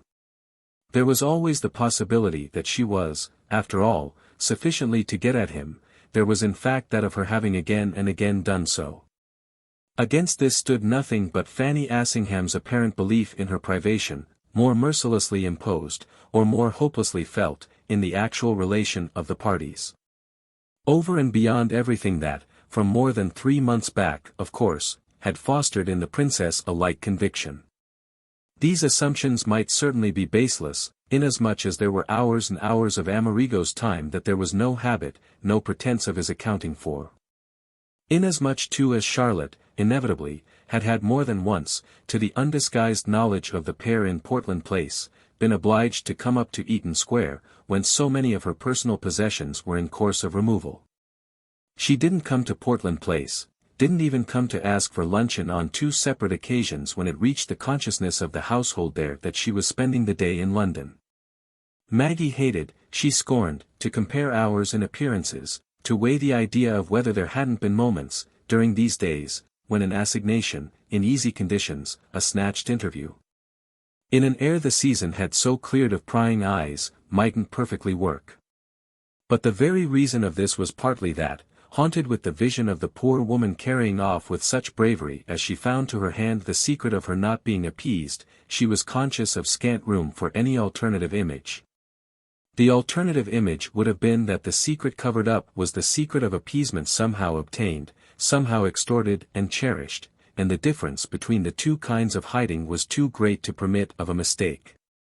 Charlotte was hiding neither pride nor joy, she was hiding humiliation, and here it was that the princess's passion, so powerless for vindictive flights, most inveterately bruised its tenderness against the hard glass of her question. Behind the glass lurked the whole history of the relation she had so fairly flattened her nose against it to penetrate. The glass Mrs. Verver might, at this stage, have been frantically tapping, from within, by way of supreme, irrepressible entreaty. Maggie had said to herself complacently, after that last passage with her stepmother in the Garden of Fawns, that there was nothing left for her to do and that she could thereupon fold her hands. But why wasn't it still left to push further and, from the point of view of personal pride, grovel lower? Why wasn't it still left to offer herself as the bearer of a message reporting to him their friend's anguish and convincing him of her need? She could thus have translated Mrs. Verver's tap against the glass, as I have called it, into 50 forms, could perhaps have translated it most into the form of a reminder that would pierce deep. You don't know what it is to have been loved and broken with. You haven't been broken with, because in your relation what can there have been, worth speaking of, to break? Ours was everything a relation could be, filled to the brim with the wine of consciousness. And if it was to have no meaning, no better meaning than that such a creature as you could breathe upon it, at your hour, for blight, why was I myself dealt with all for deception? Why condemned after a couple of short years to find the golden flame, oh, the golden flame? A mere handful of black ashes? Our young woman so yielded, at moments, to what was insidious in these foredoomed ingenuities of her pity, that for minutes together, sometimes, the weight of a new duty seemed to rest upon her, the duty of speaking before separation should constitute its chasm, of pleading for some benefit that might be carried away into exile like the last saved object of price of the émigré. The jewel wrapped in a piece of old silk and negotiable some day in the market of misery. This imagined service to the woman who could no longer help herself was one of the traps set for Maggie's spirit at every turn of the road. The click of which, catching and holding the divine faculty fast, was followed inevitably by a flutter, by a struggle of wings and even, as we may say, by a scattering of fine feathers. For they promptly enough felt, these yearnings of thought and excursions of sympathy, the concussion that couldn't bring them down, the arrest produced by the so remarkably distinct figure that, at Fawn's, for the previous weeks, was constantly crossing, in its regular revolution, the further end of any watched perspective. Whoever knew, or whoever didn't, whether or to what extent Charlotte, with natural business in Eaton Square, had shuffled other opportunities under that cloak. It was all matter for the kind of quiet ponderation the little man who so kept his wandering way had made his own. It was part of the very inveteracy of his straw hat and his white waistcoat, of the trick of his hands in his pockets, of the detachment of the attention he fixed on his slow steps from behind his secure pince-nez. The thing that never failed now as an item in the picture was that gleam of the silken noose, his wife's immaterial tether, so marked to Maggie's sense during her last month in the country. Mrs. Verver's straight neck had certainly not slipped it. Nor had the other end of the long cord, oh, quite conveniently long, disengaged its smaller loop from the hooked thumb that, with his fingers closed upon it, her husband kept out of sight. To have recognized, for all its tenuity, the play of this gathered lasso might inevitably be to wonder with what magic it was twisted, to what tension subjected. But could never be to doubt either of its adequacy to its office or of its perfect durability. These reminded states for the princess were in fact states of renewed gaping. So many things her father knew that she even yet didn't. All this, at present, with Mrs. Assingham, passed through her in quick vibrations. She had expressed, while the revolution of her thought was incomplete, the idea of what Amerigo ought, on his side, in the premises, to be capable of, and then had felt her companion's answering stare. But she insisted on what she had meant. He ought to wish to see her, and I mean in some protected and independent way, as he used to, in case of her being herself able to manage it. That, said Maggie with the courage of her conviction, he ought to be ready, he ought to be happy, he ought to feel himself sworn, little as it is for the end of such a history, to take from her. It's as if you wished to get off without taking anything. Mrs. Assingham deferentially mused. But for what purpose is it your idea that they should again so intimately meet? For any purpose they like. That's their affair. Fanny Assingham sharply laughed, then irrepressibly fell back to her constant position. You're splendid, perfectly splendid. To which, as the princess, shaking an impatient head, wouldn't have it again at all, she subjoined, or if you're not it's because you're so sure. I mean sure of him. Ah, I'm exactly not sure of him. If I were sure of him I shouldn't doubt. But Maggie cast about her. Doubt what? Fanny pressed as she waited. Well, that he must feel how much less than she he pays, and how that ought to keep her present to him. This, in its turn, after an instant, Mrs. Assingham could meet with a smile. Trust him, my dear, to keep her present. But trust him also to keep himself absent. Leave him his own way.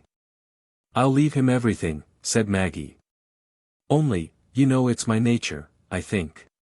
It's your nature to think too much, Fanny Assingham a trifle coarsely risked. This but quickened, however, in the princess the act she reprobated. That may be. But if I hadn't thought. You wouldn't, you mean, have been where you are. Yes, because they, on their side, thought of everything but that. They thought of everything but that I might think. Or even, her friend too superficially concurred, that your father might. As to this, at all events, Maggie discriminated. No, that wouldn't have prevented them, for they knew that his first care would be not to make me do so. As it is, Maggie added, that has had to become his last. Fanny Assingham took it in deeper, for what it immediately made her give out louder. He's splendid then. She sounded it almost aggressively, it was what she was reduced to, she had positively to place it. Ah, that as much as you please. Maggie said this and left it, but the tone of it had the next moment determined in her friend a fresh reaction. You think, both of you, so abysmally and yet so quietly. But it's what will have saved you. Oh, Maggie returned, it's what, from the moment they discovered we could think at all, will have saved them. For they're the ones who are saved, she went on. We're the ones who are lost. Lost? Lost to each other, father and I. And then as her friend appeared to demur, oh yes, Maggie quite lucidly declared, lost to each other much more, really, than Amerigo and Charlotte are. Since for them it's just, it's right, it's deserved, while for us it's only sad and strange and not caused by our fault. But I don't know, she went on, why I talk about myself, for it's on father it really comes. I let him go, said Maggie. You let him, but you don't make him. I take it from him, she answered. But what else can you do? I take it from him, the princess repeated. I do what I knew from the first I should do. I get off by giving him up. But if he gives you? Mrs. Assingham presumed to object. Doesn't it moreover then, she asked, complete the very purpose with which he married, that of making you and leaving you more free? Maggie looked at her long. Yes, I help him to do that. Mrs. Assingham hesitated, but at last her bravery flared. Why not call it then frankly his complete success? Well, said Maggie, that's all that's left me to do. It's a success, her friend ingeniously developed, with which you've simply not interfered. And as if to show that she spoke without levity, Mrs. Assingham went further. He has made it a success for them. Ah, there you are. Maggie responsively mused. Yes, she said the next moment, that's why Amerigo stays. Let alone it's why Charlotte goes, that Mrs. Assingham, and emboldened, smiled, so he knows. But Maggie hung back. Amerigo? After which, however, she blushed, to her companion's recognition. Your father. He knows what you know. I mean, Fanny faltered, well, how much does he know? Maggie's silence and Maggie's eyes had in fact arrested the push of the question, which, for a decent consistency, she couldn't yet quite abandon. What I should rather say is, does he know how much? She found it still awkward. How much, I mean, they did. How far, she touched it up, they went. Maggie had waited, but only with a question. Do you think he does? Know at least something? Oh, about him I can't think. He's beyond me, said Fanny Assingham. Then do you yourself know? How much? How much? How far? How far? Fanny had appeared to wish to make sure, but there was something she remembered in time and even with a smile. I've told you before that I know absolutely nothing. Well, that's what I know, said the princess. Her friend again hesitated. Then nobody knows? I mean, Mrs. Assingham explained, how much your father does. Oh, Maggie showed that she understood. Nobody. Not, a little, Charlotte. A little, the princess echoed. To know anything would be, for her, to know enough. And she doesn't know anything. If she did, Maggie answered, Amerigo would. And that's just it, that he doesn't. That's just it, said the princess profoundly. On which Mrs. Assingham reflected. Then how is Charlotte so held? Just by that. By her ignorance. By her ignorance. Fanny wondered. A torment? A torment, said Maggie with tears in her eyes. Her companion a moment watched them. But the prince then? How is he held? Maggie asked. How is he held? Oh, I can't tell you that. And the princess again broke off. Chapter 41. A telegram, in Charlotte's name, arrived early, we shall come and ask you for tea at 5, if convenient to you. Am wiring for the Assinghams to lunch. This document, into which meanings were to be read, Maggie promptly placed before her husband, adding the remark that her father and his wife, who would have come up the previous night or that morning, had evidently gone to an hotel. The prince was in his own room, where he often sat now alone, half a dozen open newspapers, the Figaro notably, as well as the Times, were scattered about him. But, with a cigar in his teeth and a visible cloud on his brow, he appeared actually to be engaged in walking to and fro. Never yet, on thus approaching him, for she had done it of late, under one necessity or another, several times, had a particular impression so greeted her, supremely strong, for some reason, as he turned quickly round on her entrance. The reason was partly the look in his face, a suffusion like the flush of fever, which brought back to her Fanny Assingham's charge, recently uttered under that roof, of her thinking too impenetrably. The word had remained with her and made her think still more, so that, at first, as she stood there, she felt responsible for provoking on his part an irritation of suspense at which she had not aimed. She had been going about him these 3 months, she perfectly knew, with a maintained idea, of which she had never spoken to him. But what had at last happened was that his way of looking at her, on occasion, seemed a perception of the presence not of one idea, but of 50, variously prepared for uses with which he somehow must reckon. She knew herself suddenly, almost strangely, glad to be coming to him, at this hour, with nothing more abstract than a telegram. But even after she had stepped into his prison under her pretext, while her eyes took in his face and then embraced the 4 walls that enclosed his restlessness, she recognized the virtual identity of his condition with that aspect of Charlotte's situation for which, early in the summer and in all the amplitude of a great residence, she had found, with so little seeking, the similitude of the locked cage. He struck her as caged, the man who couldn't now without an instant effect on her sensibility give an instinctive push to the door she had not completely closed behind her. He had been turning 20 ways, for impatiences all his own, and when she was once shut in with him it was yet again as if she had come to him in his more than monastic cell to offer him light or food. There was a difference none the less, between his captivity and Charlotte's, the difference, as it might be, of his lurking there by his own act and his own choice. The admission of which had indeed virtually been in his starting, on her entrance, as if even this were in its degree an interference. That was what betrayed for her, practically, his fear of her 50 ideas, and what had begun, after a minute, to make her wish to repudiate or explain. It was more wonderful than she could have told. It was for all the world as if she was succeeding with him beyond her intention. She had, for these instants, the sense that he exaggerated, that the imputation of purpose had fairly risen too high in him. She had begun, a year ago, by asking herself how she could make him think more of her, but what was it, after all, he was thinking now? He kept his eyes on her telegram. He read it more than once, easy as it was, in spite of its conveyed deprecation, to understand. During which she found herself almost awestruck with yearning, almost on the point of marking somehow what she had marked in the garden at Fawn's with Charlotte, that she had truly come unarmed. She didn't bristle with intentions, she scarce knew, as he at this juncture affected her, what had become of the only intention she had come with.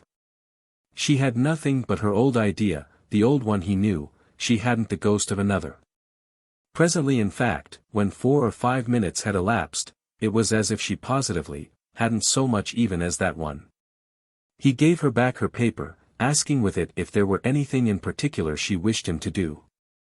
She stood there with her eyes on him, doubling the telegram together as if it had been a precious thing and yet all the while holding her breath. Of a sudden, somehow, and quite as by the action of their merely having between them these few written words, an extraordinary fact came up. He was with her as if he were hers in a degree and on a scale, with an intensity and an intimacy, that were a new and a strange quantity. That were like the eruption of a tide loosening them where they had stuck and making them feel they floated. What was it that, with the rush of this, just kept her from putting out her hands to him, from catching at him as, in the other time, with the superficial impetus he and Charlotte had privately conspired to impart, she had so often Her breath failing her, known the impulse to catch at her father. She did, however, just yet, nothing inconsequent, though she couldn't immediately have said what saved her, and by the time she had neatly folded her telegram she was doing something merely needful. I wanted you simply to know, so that you mayn't by accident miss them. For it's the last, said Maggie. The last? I take it as their goodbye. And she smiled as she could always smile. They come in state, to take formal leave. They do everything that's proper. Tomorrow, she said, they go to Southampton. If they do everything that's proper, the prince presently asked, why don't they at least come to dine? She hesitated, yet she lightly enough provided her answer. That we must certainly ask them. It will be easy for you. But of course they're immensely taken. He wondered. So immensely taken that they can't, that your father can't, give you his last evening in England? This, for Maggie, was more difficult to meet, yet she was still not without her stopgap. That may be what they'll propose, that we shall go somewhere together, the four of us, for a celebration, except that, to round it thoroughly off, we ought also to have Fanny and the Colonel. They don't want them at tea, she quite sufficiently expresses, they polish them off, poor dears, they get rid of them, beforehand. They want only us together. And if they cut us down to tea, she continued, as they cut Fanny and the Colonel down to luncheon, perhaps it's for the fancy, after all, of their keeping their last night in London for each other. She said these things as they came to her. She was unable to keep them back, even though, as she heard herself, she might have been throwing everything to the winds. But wasn't that the right way, for sharing his last day of captivity with the man one adored?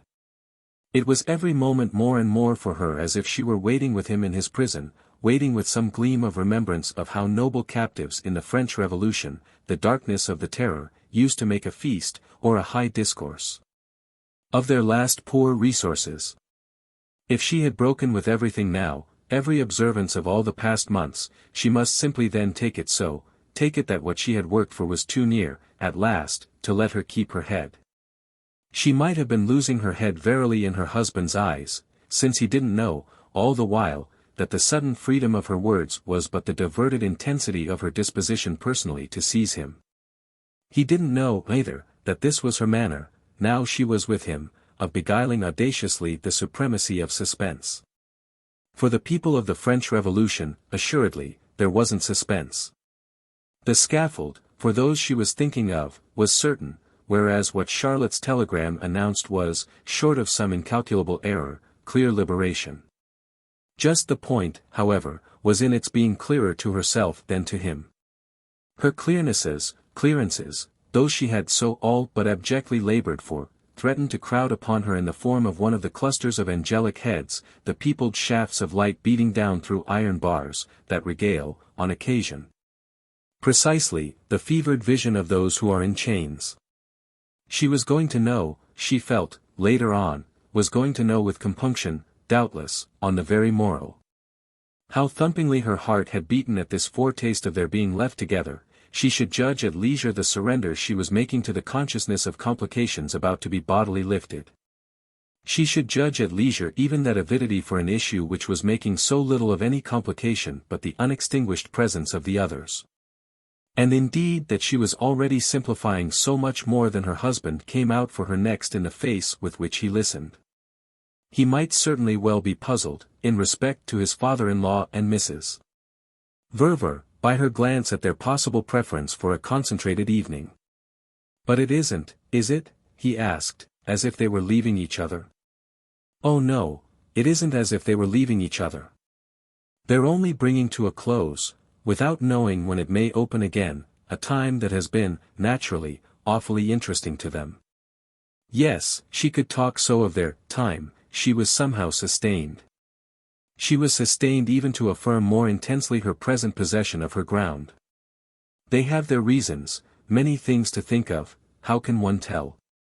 But there's always, also, the chance of his proposing to me that we shall have our last hours together, I mean that he and I shall. He may wish to take me off to dine with him somewhere alone, and to do it in memory of old days. I mean, the princess went on, the real old days. Before my grand husband was invented and, much more, before his grand wife was, the wonderful times of his first great interest in what he has since done, his first great plans and opportunities, discoveries and bargains. The way we've sat together late, ever so late, in foreign restaurants, which he used to like. The way that, in every city in Europe, we've stayed on and on, with our elbows on the table and most of the lights put out, to talk over things he had that day seen or heard of or made his offer for, the things he had secured or refused or lost. There were places he took me to, you wouldn't believe. For often he could only have left me with servants. If he should carry me off with him tonight, for old Sake's sake, to the Earl's Court exhibition, it will be a little, just a very, very little, like our young adventures. After which while Amerigo watched her, and in fact quite because of it, she had an inspiration, to which she presently yielded. If he was wondering what she would say next, she had found exactly the thing. In that case he will leave you Charlotte to take care of in our absence. You'll have to carry her off somewhere for your last evening, unless you may prefer to spend it with her here. I shall then see that you dine, that you have everything, quite beautifully. You'll be able to do as you like. She couldn't have been sure beforehand, and had really not been. But the most immediate result of this speech was his letting her see that he took it for no cheap extravagance either of irony or of oblivion. Nothing in the world, of a truth, had ever been so sweet to her, as his look of trying to be serious enough to make no mistake about it. She troubled him, which hadn't been at all her purpose. She mystified him, which she couldn't help and, comparatively, didn't mind. Then it came over her that he had, after all, a simplicity, very considerable, on which she had never dared to presume. It was a discovery, not like the other discoveries she had once made, but giving out a freshness, and she recognized again in the light of it the number of the ideas of which he thought her capable. They were all, apparently, queer for him, but she had at least, with the lapse of the months, created the perception that there might be something in them, whereby he stared there, beautiful and somber, at what she was at present providing him with. There was something of his own in his mind, to which, she was sure, he referred everything for a measure and a meaning. He had never let go of it, from the evening, weeks before, when, in her room, after his encounter with the Bloomsbury cup, she had planted it there by flinging it at him, on the question of her father's view of him. Her determined "find out for yourself."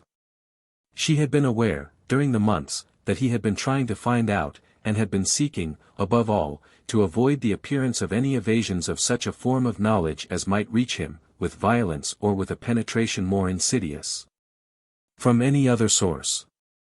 Nothing, however, had reached him, nothing he could at all conveniently reckon with had disengaged itself for him even from the announcement, sufficiently sudden, of the final secession of their companions.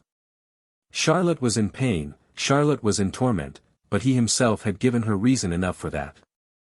And, in respect to the rest of the whole matter of her obligation to follow her husband, that personage and she, Maggie, had so shuffled away every link between consequence and cause, that the intention remained, like some famous poetic line in a dead language, subject to varieties of interpretation. What renewed the obscurity was her strange image of their common offer to him, her father's and her own, of an opportunity to separate from Mrs. Verver with the due amount of form, and all the more that he was, in so pathetic a way, unable to treat himself to a quarrel with it on the score of taste. Taste, in him, as a touchstone, was now all at sea.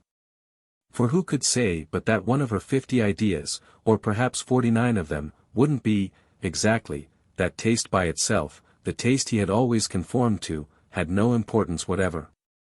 If meanwhile, at all events, he felt her as serious, this made the greater reason for her profiting by it as she perhaps might never be able to profit again.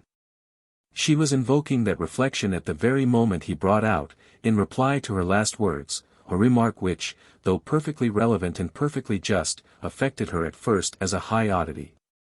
"They're doing the wisest thing, you know.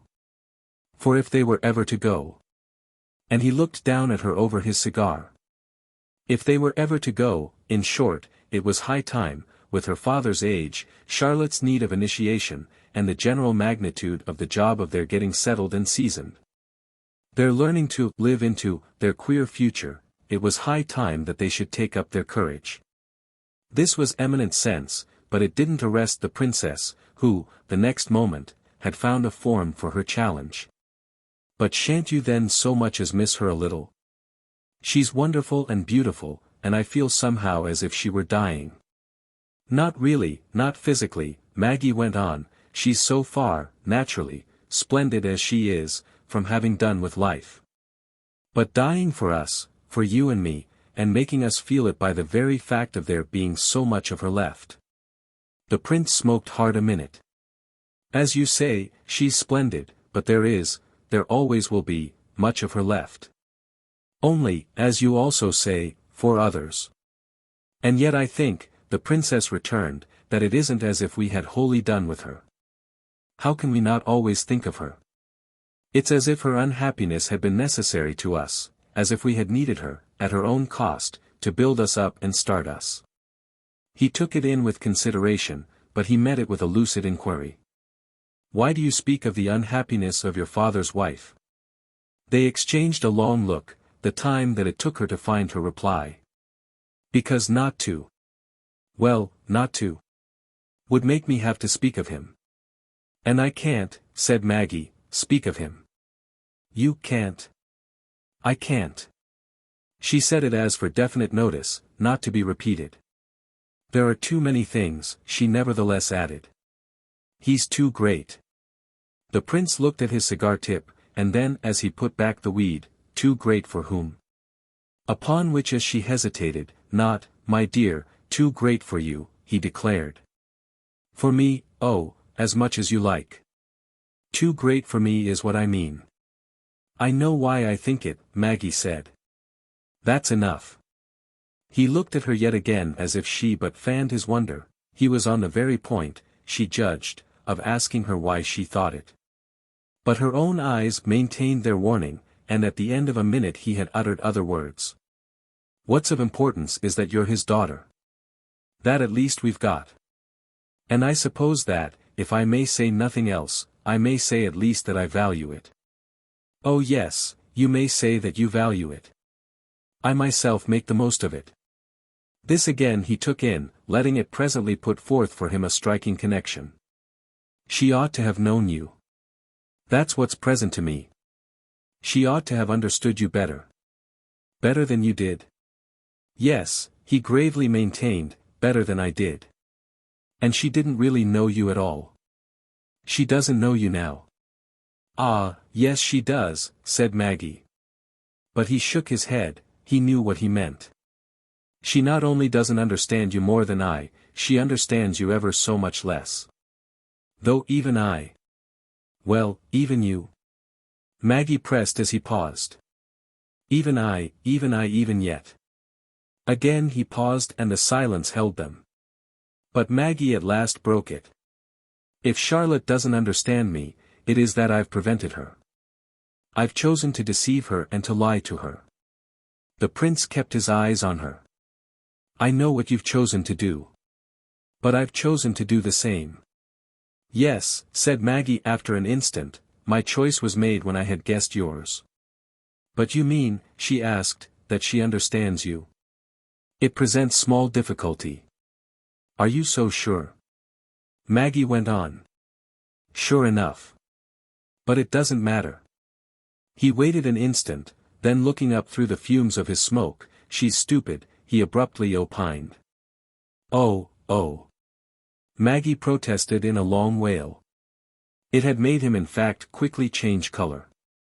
What I mean is that she's not, as you pronounce her, unhappy. And he recovered, with this, all his logic. Why is she unhappy if she doesn't know? Doesn't know. She tried to make his logic difficult. Doesn't know that you know. It came from him in such a way that she was conscious, instantly, of 3 or 4 things to answer. But what she said first was, do you think that's all it need take? And before he could reply, she knows. Maggie proclaimed. Well then, what? But she threw back her head, she turned impatiently away from him. Oh, I needn't tell you. She knows enough. Besides, she went on, she doesn't believe us. It made the prince stare a little. Ah, she asks too much. That drew, however, from his wife another moan of objection, which determined in him a judgment. She won't let you take her for unhappy. Oh, I know better than anyone else what she won't let me take her for. Very well, said Amerigo, you'll see. I shall see wonders, I know. I've already seen them, and I'm prepared for them. Maggie recalled, she had memories enough. It's terrible, her memories prompted her to speak. I see it's always terrible for women. The prince looked down in his gravity. Everything's terrible, Cara, in the heart of man. She's making her life, he said. She'll make it. His wife turned back upon him, she had wandered to a table, vaguely setting objects straight. A little by the way then too, while she's about it, she's making ours. At this he raised his eyes, which met her own, and she held him while she delivered herself of something that had been with her these last minutes. You spoke just now of Charlotte's not having learned from you that I know. Am I to take from you then that you accept and recognize my knowledge? He did the inquiry all the honors, visibly weighed its importance and weighed his response. You think I might have been showing you that a little more handsomely? It isn't a question of any beauty, said Maggie, it's only a question of the quantity of truth. Oh, the quantity of truth, the prince richly, though ambiguously, murmured. That's a thing by itself, yes. But there are also such things, all the same, as questions of good faith. Of course there are, the prince hastened to reply. After which he brought up more slowly, if ever a man, since the beginning of time, acted in good faith. But he dropped it, offering it simply for that. For that then, when it had had time somewhat to settle, like some handful of gold dust thrown into the air, for that then Maggie showed herself, as deeply and strangely taking it. I see. And she even wished this form to be as complete as she could make it. I see. The completeness, clearly, after an instant, had struck him as divine. Ah, my dear, my dear, my dear. It was all he could say. She wasn't talking, however, at large. You've kept up for so long a silence. Yes, yes, I know what I've kept up. But will you do, he asked, still one thing more for me? It was as if, for an instant, with her new exposure, it had made her turn pale. Is there even one thing left? Ah, my dear, my dear, my dear. It had pressed again in him the fine spring of the unspeakable. There was nothing, however, that the princess herself couldn't say. I'll do anything, if you'll tell me what. Then wait. And his raised Italian hand, with its play of admonitory fingers, had never made gesture more expressive. His voice itself dropped to a tone. Wait, he repeated. Wait. She understood, but it was as if she wished to have it from him. Till they've been here, you mean? Yes, till they've gone. Till they're away. She kept it up. Till they've left the country. She had her eyes on him for clearness, these were the conditions of a promise, so that he put the promise, practically, into his response. Till we've ceased to see them, for as long as God may grant. Till we're really alone. Oh, if it's only that. When she had drawn from him thus then, as she could feel, the thick breath of the definite, which was the intimate, the immediate, the familiar, as she hadn't had them for so long, she turned away again, she put her hand on the knob of the door. But her hand rested at first without a grasp, she had another effort to make, the effort of leaving him, of which everything that had just passed between them, his presence, irresistible, overcharged with it, doubled the difficulty.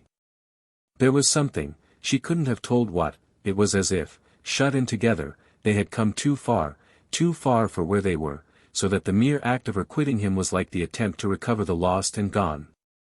She had taken in with her something that, within the 10 minutes, and especially within the last 3 or 4, had slipped away from her, which it was vain now, wasn't it? To try to appear to clutch or to pick up.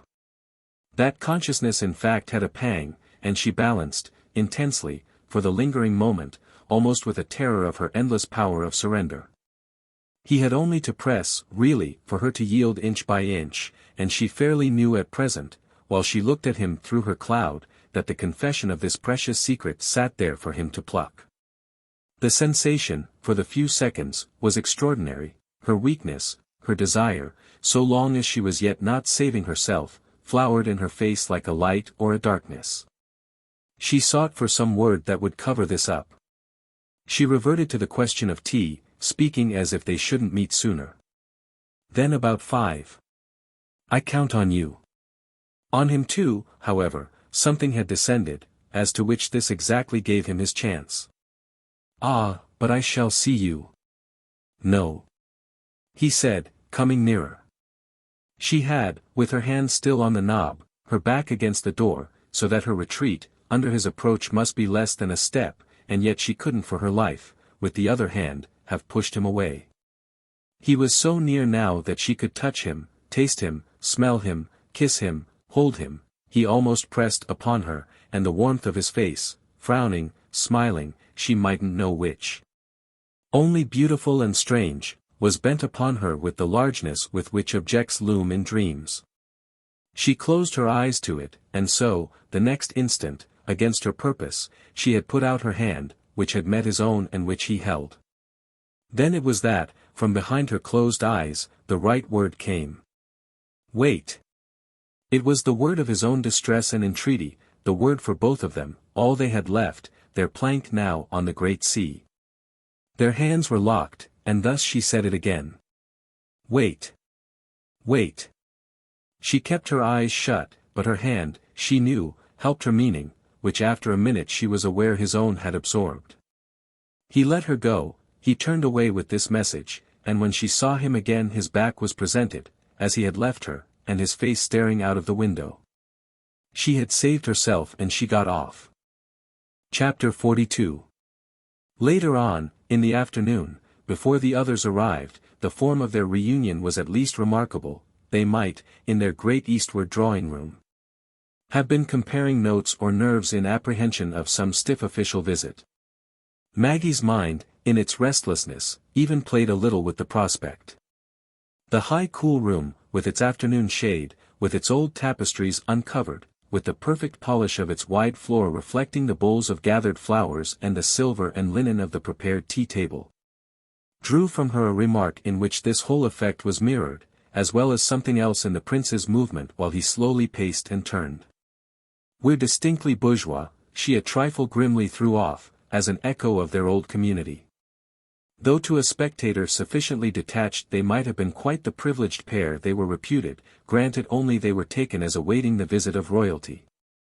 They might have been ready, on the word passed up in advance, to repair together to the foot of the staircase, the prince somewhat in front, advancing indeed to the open doors and even going down, for all his princedom, to meet, on the stopping of the chariot, the august emergence. The time was stale, it was to be admitted, for incidents of magnitude.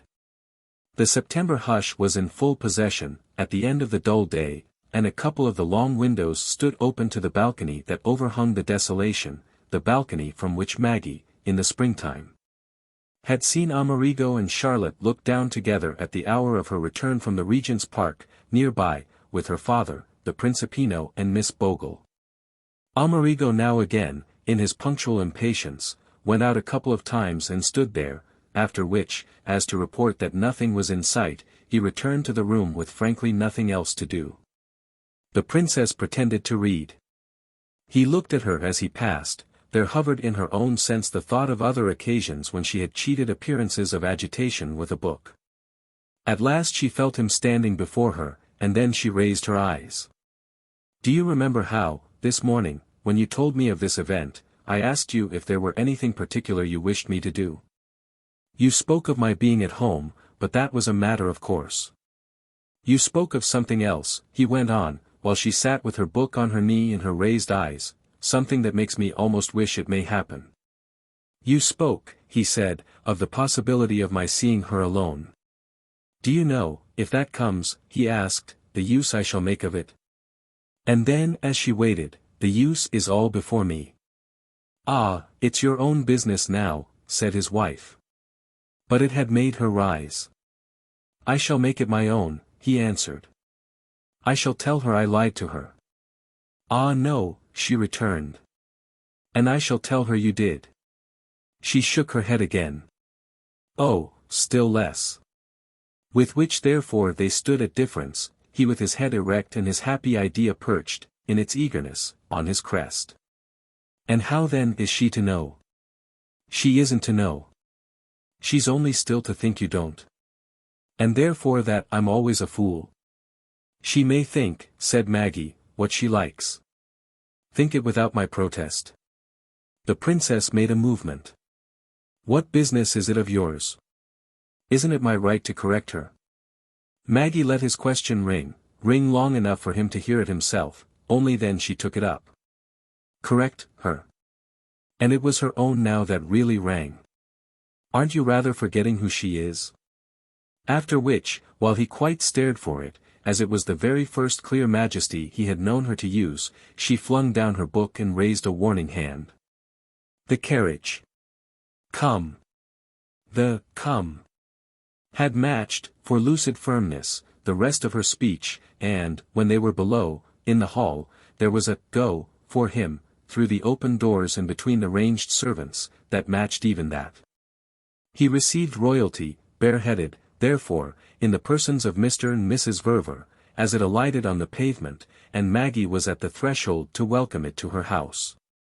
Later on, upstairs again, she even herself felt still more the force of the limit of which she had just reminded him, at tea, in Charlotte's affirmed presence, as Charlotte affirmed it, she drew a long breath of richer relief. It was the strangest, once more, of all impressions, but what she most felt, for the half-hour, was that Mr. and Mrs. Verver were making the occasion easy. They were somehow conjoined in it, conjoined for a present effect as Maggie had absolutely never yet seen them, and there occurred, before long, a moment in which Amerigo's look met her own in recognitions that he couldn't suppress. The question of the amount of correction to which Charlotte had laid herself open rose and hovered, for the instant, only to sink, conspicuously, by its own weight. So high a pitch she seemed to give to the unconsciousness of questions, so resplendent a show of serenity she succeeded in making. The shade of the official, in her beauty and security, never for a moment dropped. It was a cool, high refuge, like the deep, arched recess of some colored and gilded image, in which she sat and smiled and waited, drank her tea, referred to her husband and remembered her mission. Her mission had quite taken form, it was but another name for the interest of her great opportunity, that of representing the arts and the graces to a people languishing, afar off, in ignorance. Maggie had sufficiently intimated to the prince, 10 minutes before, that she needed no showing as to what their friend wouldn't consent to be taken for. But the difficulty now indeed was to choose, for explicit tribute of admiration, between the varieties of her nobler aspects.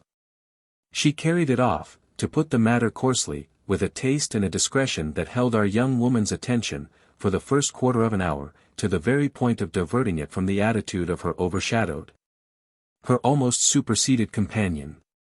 But Adam Verver profited indeed at this time, even with his daughter, by his so marked peculiarity of seeming on no occasion to have an attitude. And so long as they were in the room together she felt him still simply weave his web and play out his long fine cord, knew herself in presence of this tacit process very much as she had known herself at Fawn's. He had a way, the dear man, wherever he was, of moving about the room, noiselessly, to see what it might contain.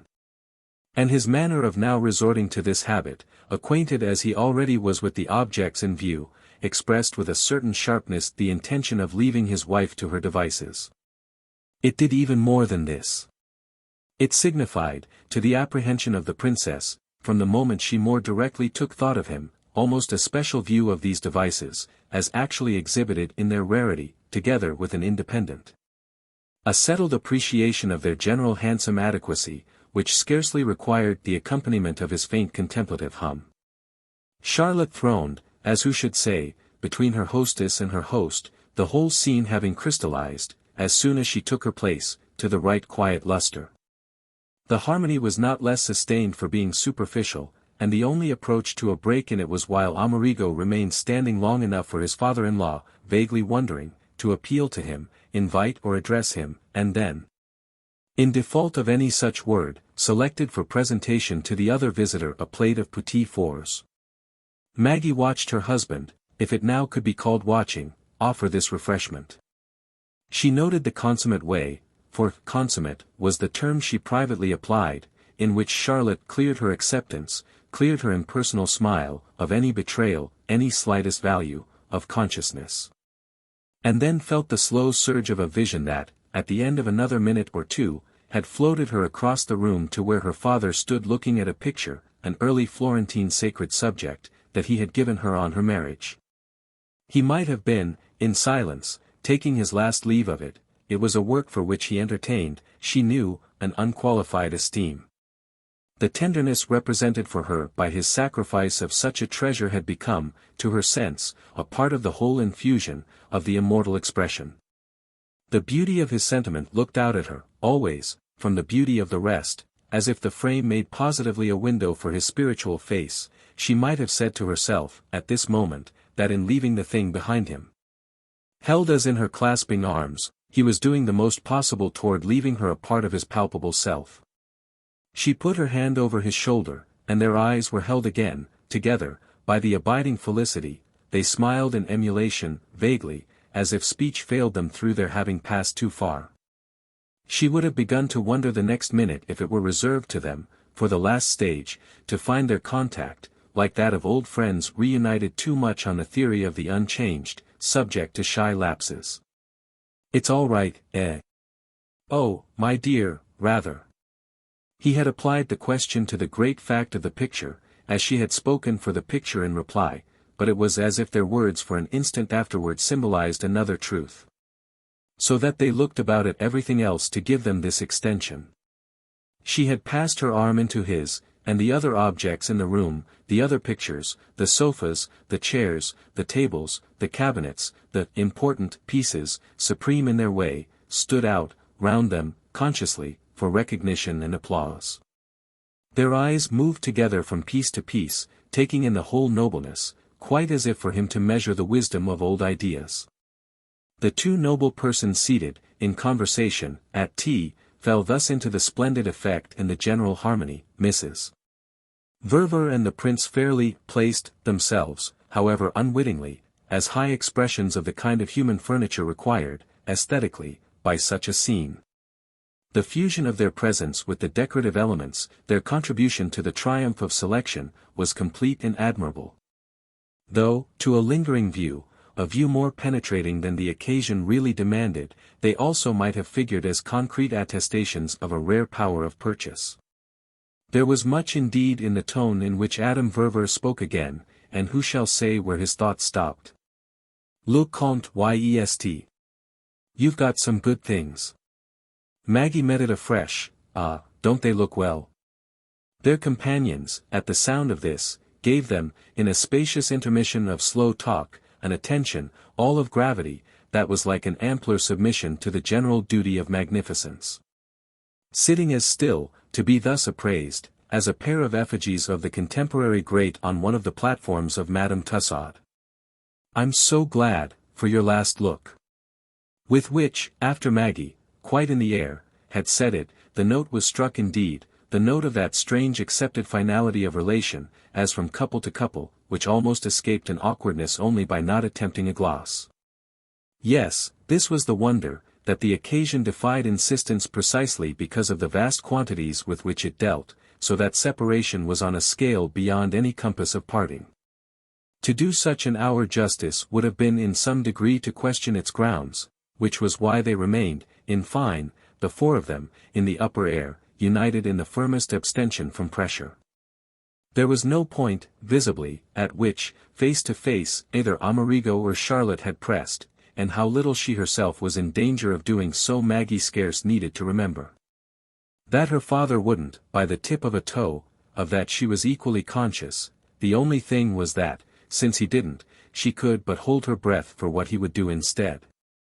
When, at the end of 3 minutes more, he had said, with an effect of suddenness, "Well, Mag, and the Principino?" it was quite as if that were, by contrast, the hard, the truer voice.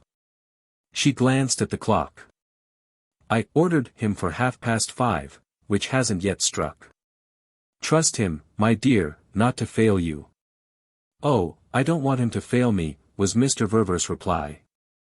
Yet uttered in so explicitly jocose a relation to the possibilities of failure that even when, just afterwards, he wandered in his impatience to one of the long windows and passed out to the balcony. She asked herself but for a few seconds if reality, should she follow him, would overtake or meet her there. She followed him of necessity. It came, absolutely, so near to his inviting her, by stepping off into temporary detachment, to give the others something of the chance that she and her husband had so fantastically discussed. Beside him then, while they hung over the great dull place, clear and almost colored now, colored with the odd, sad, pictured, old-fashioned look that empty London streets take on in waning afternoons of the summer's end. She felt once more how impossible such a passage would have been to them, how it would have torn them to pieces, if they had so much as suffered its suppressed relations to peep out of their eyes.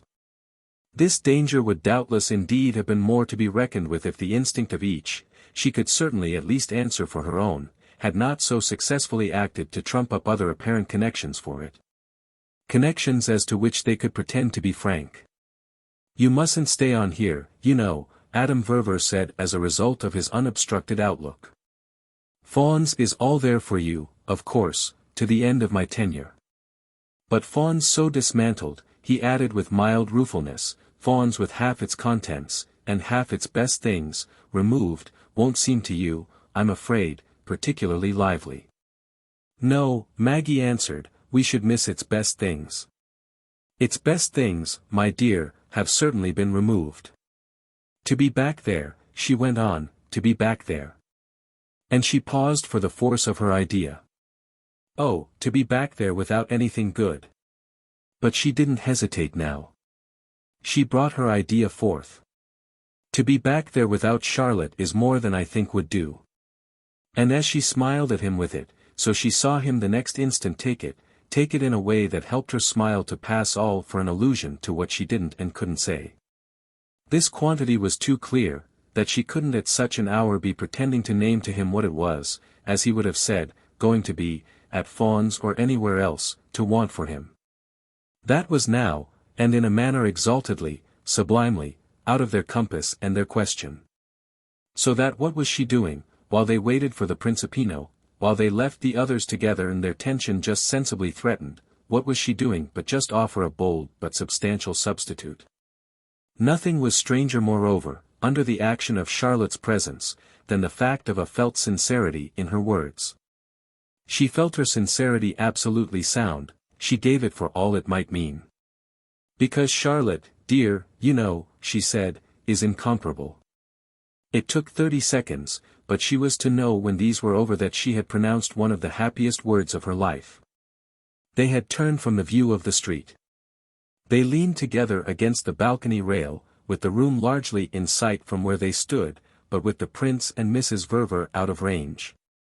Nothing he could try, she immediately saw, was to keep his eyes from lighting. Not even his taking out his cigarette case and saying before he said anything else, "May I smoke?" She met it, for encouragement, with her, "My dear." Again, and then, while he struck his match, she had just another minute to be nervous, a minute that she made use of, however, not in the least to falter, but to reiterate with a high ring, a ring that might, for all she cared, reach the pair inside. Father, Charlotte's great. It was not till after he had begun to smoke that he looked at her. Charlotte's great. They could close upon it, such a basis as they might immediately feel it make. And so they stood together over it, quite gratefully, each recording to the other's eyes that it was firm under their feet. They had even thus a renewed weight, as for proof of it. Much as if he were letting her see, while the minutes lapsed for their concealed companions, that this was finally just why, but just why. You see, he presently added, how right I was. Right, I mean, to do it for you. Ah, rather. She murmured with her smile.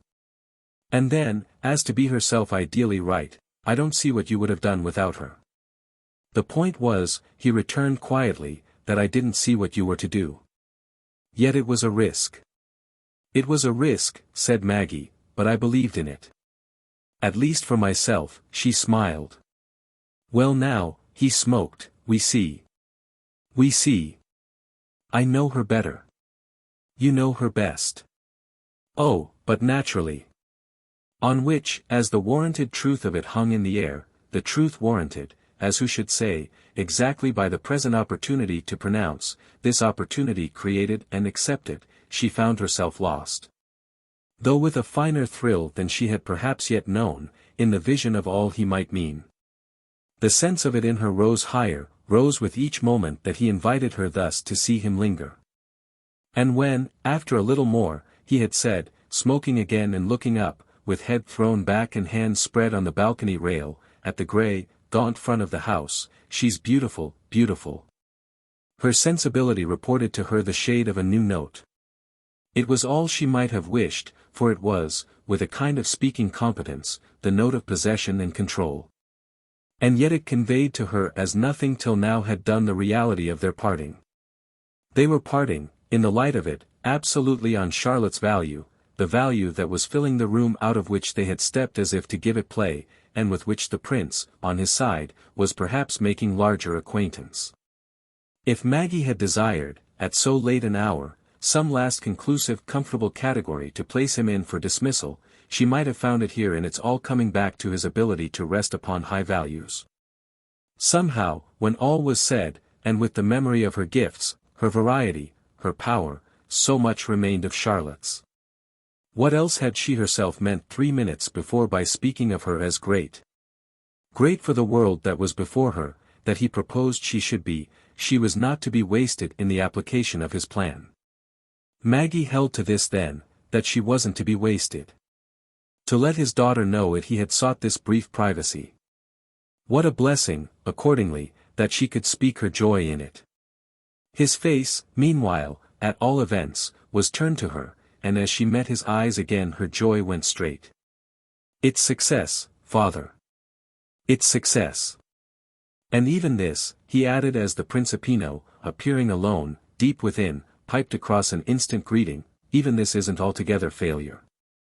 They went in to receive the boy, upon whose introduction to the room by Miss Bogle Charlotte and the prince got up, seemingly with an impressiveness that had caused Miss Bogle not to give further effect to her own entrance.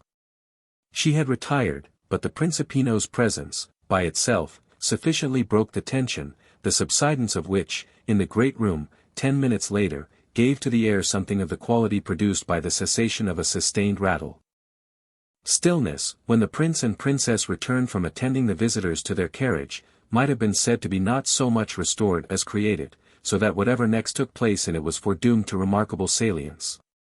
That would have been the case even with so natural, though so futile, a movement as Maggie's going out to the balcony again to follow with her eyes her father's departure. The carriage was out of sight, it had taken her too long solemnly to reascend, and she looked a while only at the great grey space, on which, as on the room still more, the shadow of dusk had fallen. Here, at first, her husband had not rejoined her. He had come up with the boy, who, clutching his hand, abounded, as usual, in remarks worthy of the family archives, but the two appeared then to have proceeded to report to Miss Bogle. It meant something for the princess that her husband had thus got their son out of the way, not bringing him back to his mother, but everything now, as she vaguely moved about, struck her as meaning so much that the unheard chorus swelled.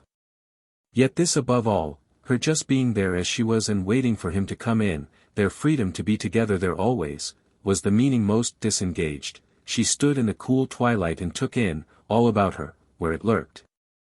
Her reason for what she had done. She knew at last really why, and how she had been inspired and guided, how she had been persistently able, how, to her soul, all the while, it had been for the sake of this end. Here it was, then, the moment, the golden fruit that had shone from afar, only, what were these things, in the fact, for the hand and for the lips, when tested, when tasted, what were they as a reward? Closer than she had ever been to the measure of her course and the full face of her act, she had an instant of the terror that, when there has been suspense, always precedes, on the part of the creature to be paid, the certification of the amount. Amerigo knew it, the amount, he still held it, and the delay in his return, making her heart beat too fast to go on, was like a sudden blinding light on a wild speculation. She had thrown the dice, but his hand was over her cast.